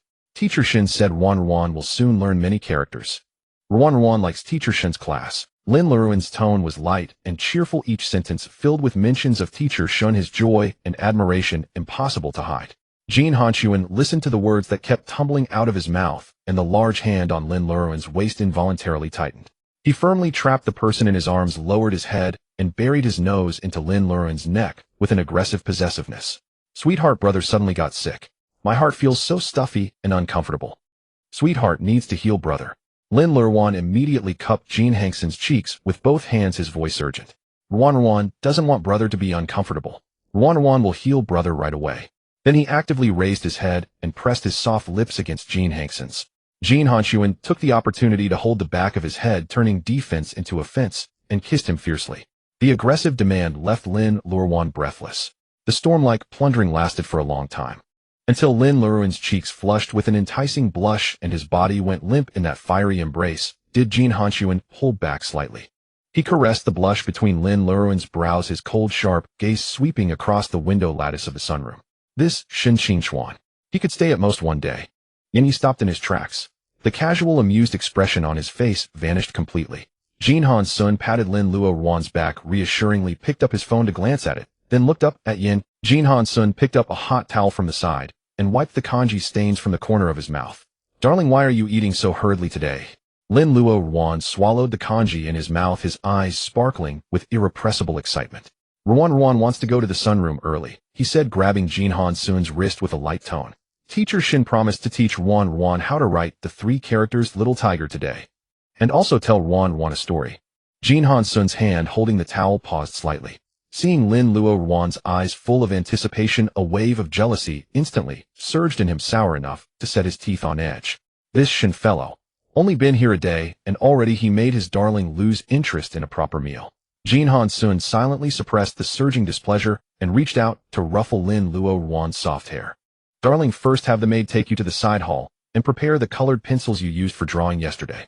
Lin Luoruan nodded obediently, stood on tiptoe to plant a noisy kiss on Jin Hanxun's rigid jaw, then ran off in his soft-soled slippers. The moment that slender figure disappeared around the corner of the corridor, Jin Hanxun slammed the hot towel heavily onto the dining table. He abruptly stood up and strode directly to the study on the 2nd floor. Chun Fong sensed the murderous aura emanating from his boss and quickly followed, clutching the encrypted tablet with trepidation. In the 2nd floor study, Jin Hanxun sat behind the rosewood desk, his expression dark. Write a check, double the pay. He leaned back in the leather chair, took out a blank checkbook, and tapped his knuckles on the desk. Within 10 minutes, get that Shin fellow. Chun Fong broke out in a cold sweat on his back. He steeled himself and took a small step forward, then reminded, Master Jin, Mr. Shin was personally selected by the old master. If we drive him away directly, the old master might get angry. Jin Hanxun raised his eyelids and shot a merciless glare at Chun Fong. Are you tired of living? Just do it. Chun Fong immediately shut his mouth, tore off a blank check, nodded repeatedly, and backed out. 10 minutes later, 2 soft knocks sounded on the slightly ajar solid wood door of the study. Then it was pushed open from the outside. Shin Xingchuan, wearing a long smoke gray coat and carrying no luggage, still exuded that cool scholarly aura. He stepped into the study, placed the check on the desk, and slid it toward Jin Hanxun. Master Jin is generous, but I am unworthy of this sum. Shin Xingchuan stood straight, neither servile nor arrogant, looking directly at Jin Hanxun seated in the chair. I have come to resign of my own accord. Jin Hanxun leaned forward slightly, interlocking his fingers and resting his elbows on the desk. Please go ahead. Shin Qingchuan's expression was gentle, but his words were like a soft knife. Master Jin's influence reaches the heavens. Naturally, I dare not defy you. He twitched the corner of his mouth, but the smile did not reach his eyes. But young Master Lin is now striving to explore the outside world. If you cut off his chance to learn a few more characters, or to have contact with one more outsider, is this protection or another form of imprisonment? Jin Hanxun's eyes flared with murderous intent. Shin Qingchuan, you are asking for death. If it weren't for the old man's sake, you wouldn't even have the chance to stand here and speak today. He maintained the dignity of a scholar, smiled faintly, and gave a slight bow. Since Master Jin cannot tolerate me, I will take my leave. With that he maintained the dignity of a scholar, smiled faintly, and gave a slight bow.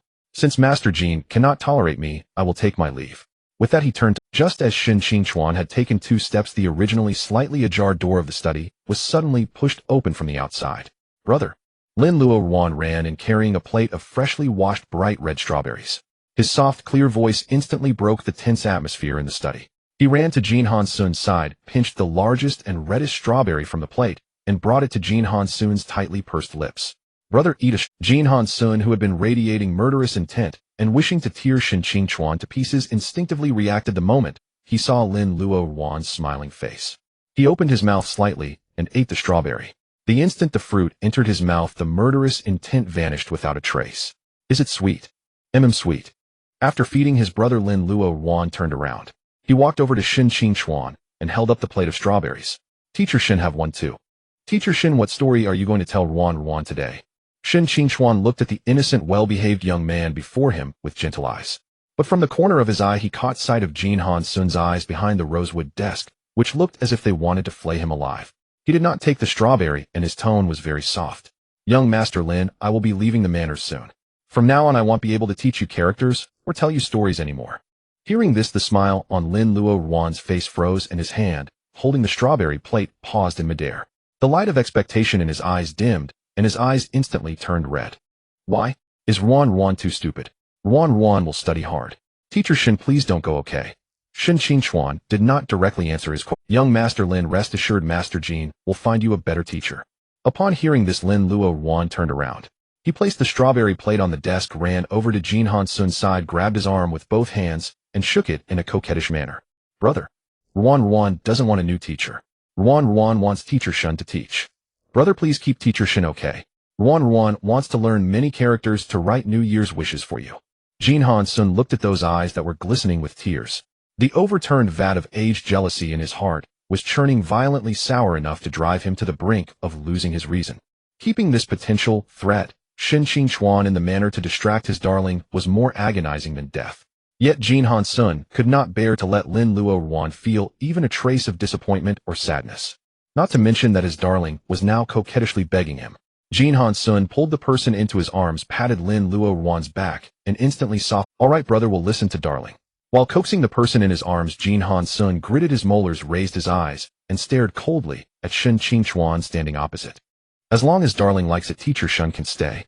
Shin Qingchuan raised an eyebrow slightly, said nothing more. He nodded at Jin Hanxun and tactfully turned to leave the study. Lin Luoruan wrapped his arms around Jin Hanxun's neck, leaned in, and planted a big kiss on his cheek. Thank you, brother. Brother is the best. That night, in the master bedroom of Banshan Manor. After his bath, Lin Luoruan was lying on the bed, kicking up his 2 fair, tender feet, flipping through the picture book that Shin Qingchuan had given him during the day. Jin Hanxun finished washing up and walked out of the bathroom. His gaze swept over the cat, teasing wand that the fat orange tabby had played with during the day, lying on the carpet. He bent down, picked it up, stroked the small tuft of orange soft feathers at the end, and slowly walked to the edge of the bed to sit down.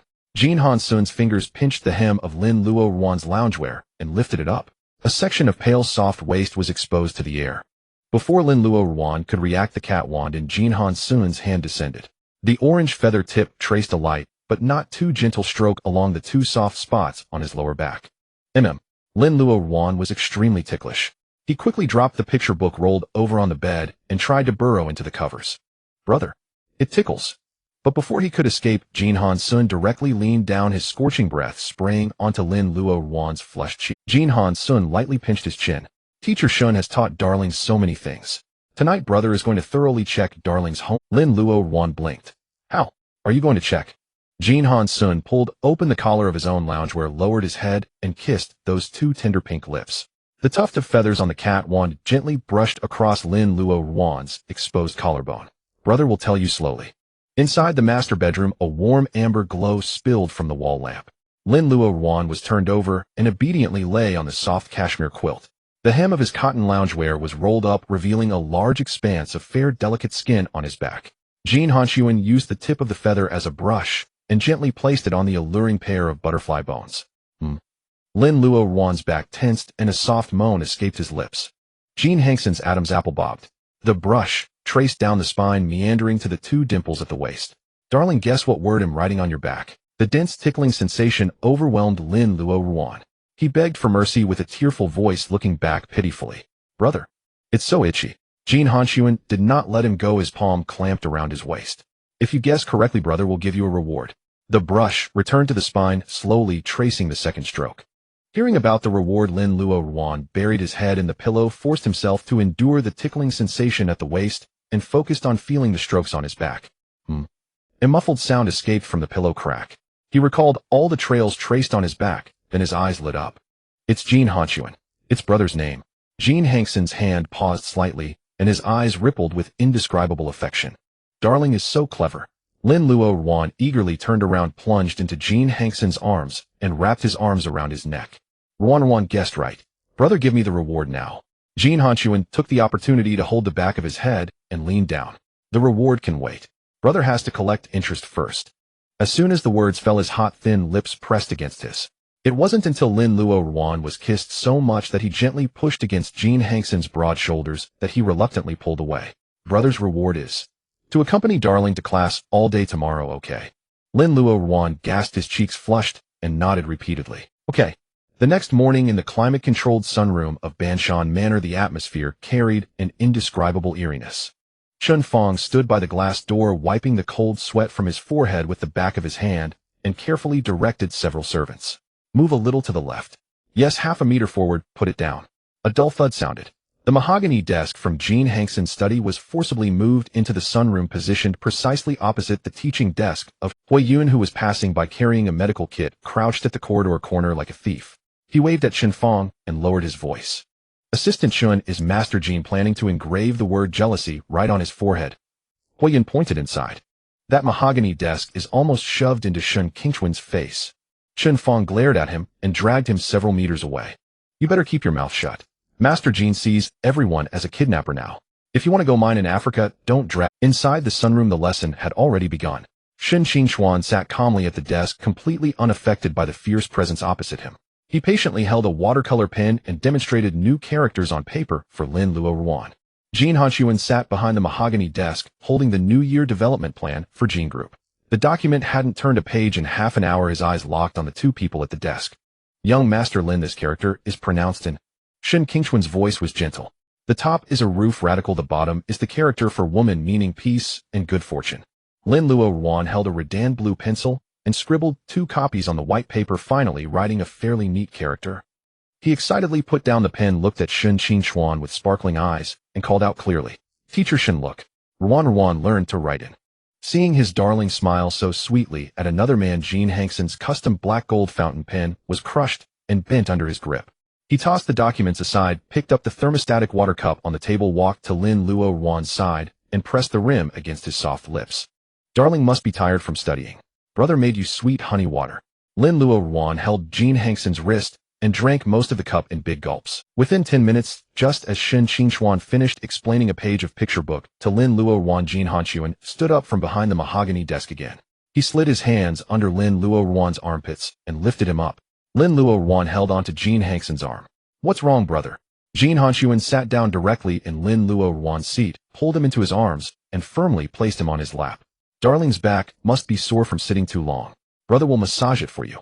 Jin Hanxun placed his hands on Lin Luoruan's waist, dimples rested his chin on his shoulder, and lifted his eyes to shoot a cold glare at Shun Qingchuan. Shun Qingchuan stopped what he was doing and looked up to meet that murderous gaze. Master Jin, within 10 minutes you have interrupted twice. Jin Hanxun continued his actions without pausing and snorted coldly. Shun Qingchuan picked up his teacup to moisten his throat, a flawless faint smile on his face. Master Jin's deep affection for young Master Lin is understandable. However, the worst enemy of learning is distraction. If Master Jin comes to feed water and massage the waist every 10 minutes, young Master Lin's lessons will not advance even half a page in 3 to 5 years. To live up to the old master's trust, I will have to extend the teaching period. It seems I will be staying in the guest room of Banshan Manor for a long time. At these words, the veins on Jin Hanxun's temple throbbed violently. Shin Qingchuan, do you think? Jin Hanxun's furious words were cut off as Lin Luoruan, sitting on his lap, nodded vigorously, looking at Shin Qingchuan with, Teacher Shun is right. Lin Luoruan turned around, grabbed Jin Hanxun's collar with both hands, looked at him with pleading eyes, and begged softly. Brother, please don't keep interrupting Luoruan, okay? Luoruan wants to learn to write many characters quickly to make a New Year wish plaque for brother. Hearing that his darling was learning to write just to make a wish plaque for him, Jin Hanxun suppressed the murderous intent in his chest. All right. He held back his anger and ruffled Lin Luoruan's hair. Brother promises, darling, no more interruptions. Lin Luoruan's face instantly bloomed with smiles. He wrapped his arms around Jin Hanxun's neck and gave him a big kiss on the cheek. Brother is so nice. Jin Hanxun responded with, in the top-floor CEO office, Yin Yi sat bored in the leather executive chair, spinning around, his brows knitted into a knot. A few days ago, he had just taught the little ancestor to wear a white shirt and no pants to seduce Jin Hanxun.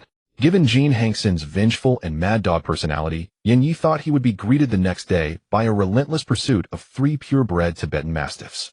But all was calm.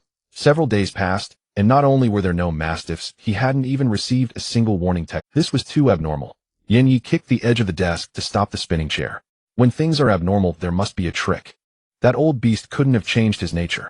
Could it be that Jin Hanxun has been coaxed into a fetus by the little ancestor? A surge of curiosity and gossipy impulses stormed through his chest. Yin Yi could no longer remain seated. He grabbed the supercar keys from his office desk and strode out the door. Relying on years of friendship with Jin Hanxun and his thick skin, he ignored the guard's obstruction and charged into the estate. Old Jin Hanxun, you didn't actually hit a home run, did you? Inside the temperature-controlled sunroom of the hillside estate, Lin Luoruan sat at the desk, holding a Redan blue pencil, writing earnestly. Jin Hanxun, as usual, sat at the mahogany desk keeping watch. The glass door was pushed open forcefully from outside. Before his figure even appeared, Yin Yi's piercing loud voice echoed through the entire sunroom. Precious, did that magic trick Uncle Mad Dog taught you actually work or not? Shin Qingchuan frowned. Lin Luoruan paused his writing, turned his head. Yin Yi, wrapped in his green coat embroidered with peonies, swaggered into the room. Seeing him, Lin Luoruan immediately put down the pencil, slipped off his chair with a pout. Uncle Mad Dog is a big liar. That magic trick was useless. It made Ruan's cheeks sore for ages, and I couldn't even eat my favorite strawberry cake properly. Lin Luoruan straightened his slender back hands on his hips, his face full of indignation. Ruan will never learn any bad magic ever again. Yin Yi had just pulled out a stool and sat down. Hearing Lin Luoruan's complaint, he froze. Then in an instant he understood the mature truth behind the sore cheeks. Slapping one hand on his thigh and pointing the other at Jin Hanxun behind the mahogany desk, he laughed until tears formed at the corners of his eyes. Jin Hanxun, have you no shame? Yin Yi stood up, walked to the desk, placed both hands on the surface, and stared at Jin Hanxun as he continued. You tricked such an innocent little one into doing that kind of thing. You're worse than a beast. Even Fingyu Capital isn't as black-hearted as you. A glint of satisfaction flickered in Jin Hanxun's eyes. He glanced at Yin Yi, then beckoned to Lin Luoruan. Sweetie, come here. Lin Luoruan obediently ran over to Jin Hanxun. Jin Hanxun pulled him into his arms, picked up a glass of honey water, and brought it to Lin Luoruan's lips. Sweetie, moisten your throat. Don't bother with the mad dog. Lin Luoruan nodded, obediently held the cup with both hands, and took small sips.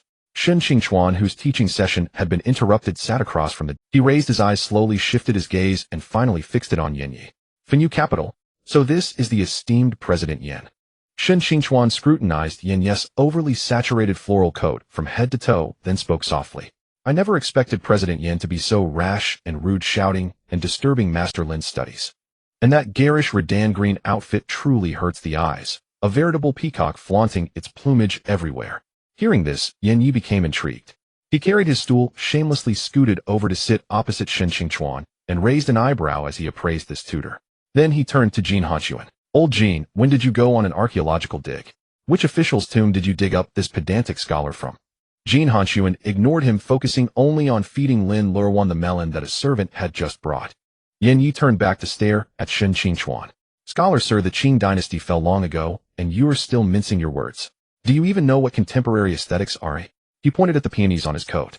These are peonies, the king of flowers. Paired with my dopamine dressing, it's a tangible expression of artistic diversity. Yin Yes gaze swept over Jin Hanxun's elegant smoke gray coat, and he clicked his tongue twice. Then he turned to look at Lin Luoruan, who was cradled in Jin Hanxun. Precious, why are you learning to read from this old fossil? Hell turn you into a block of wood sooner or later. He fished an imported fruit soft candy from his pocket and slid it across the table. Skip class. Come with Uncle Mad Dog to the amusement park. He'll buy you as many big teddy bears as you want. Lin Luoruan glanced at the candy on the table, then at Yin Yi, and shrank his head into Jin Hanxun's embrace. Teacher Shun is not an old fossil.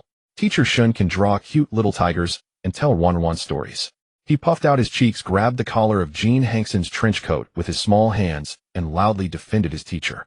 Uncle Mad Dog is just a big liar who only bites.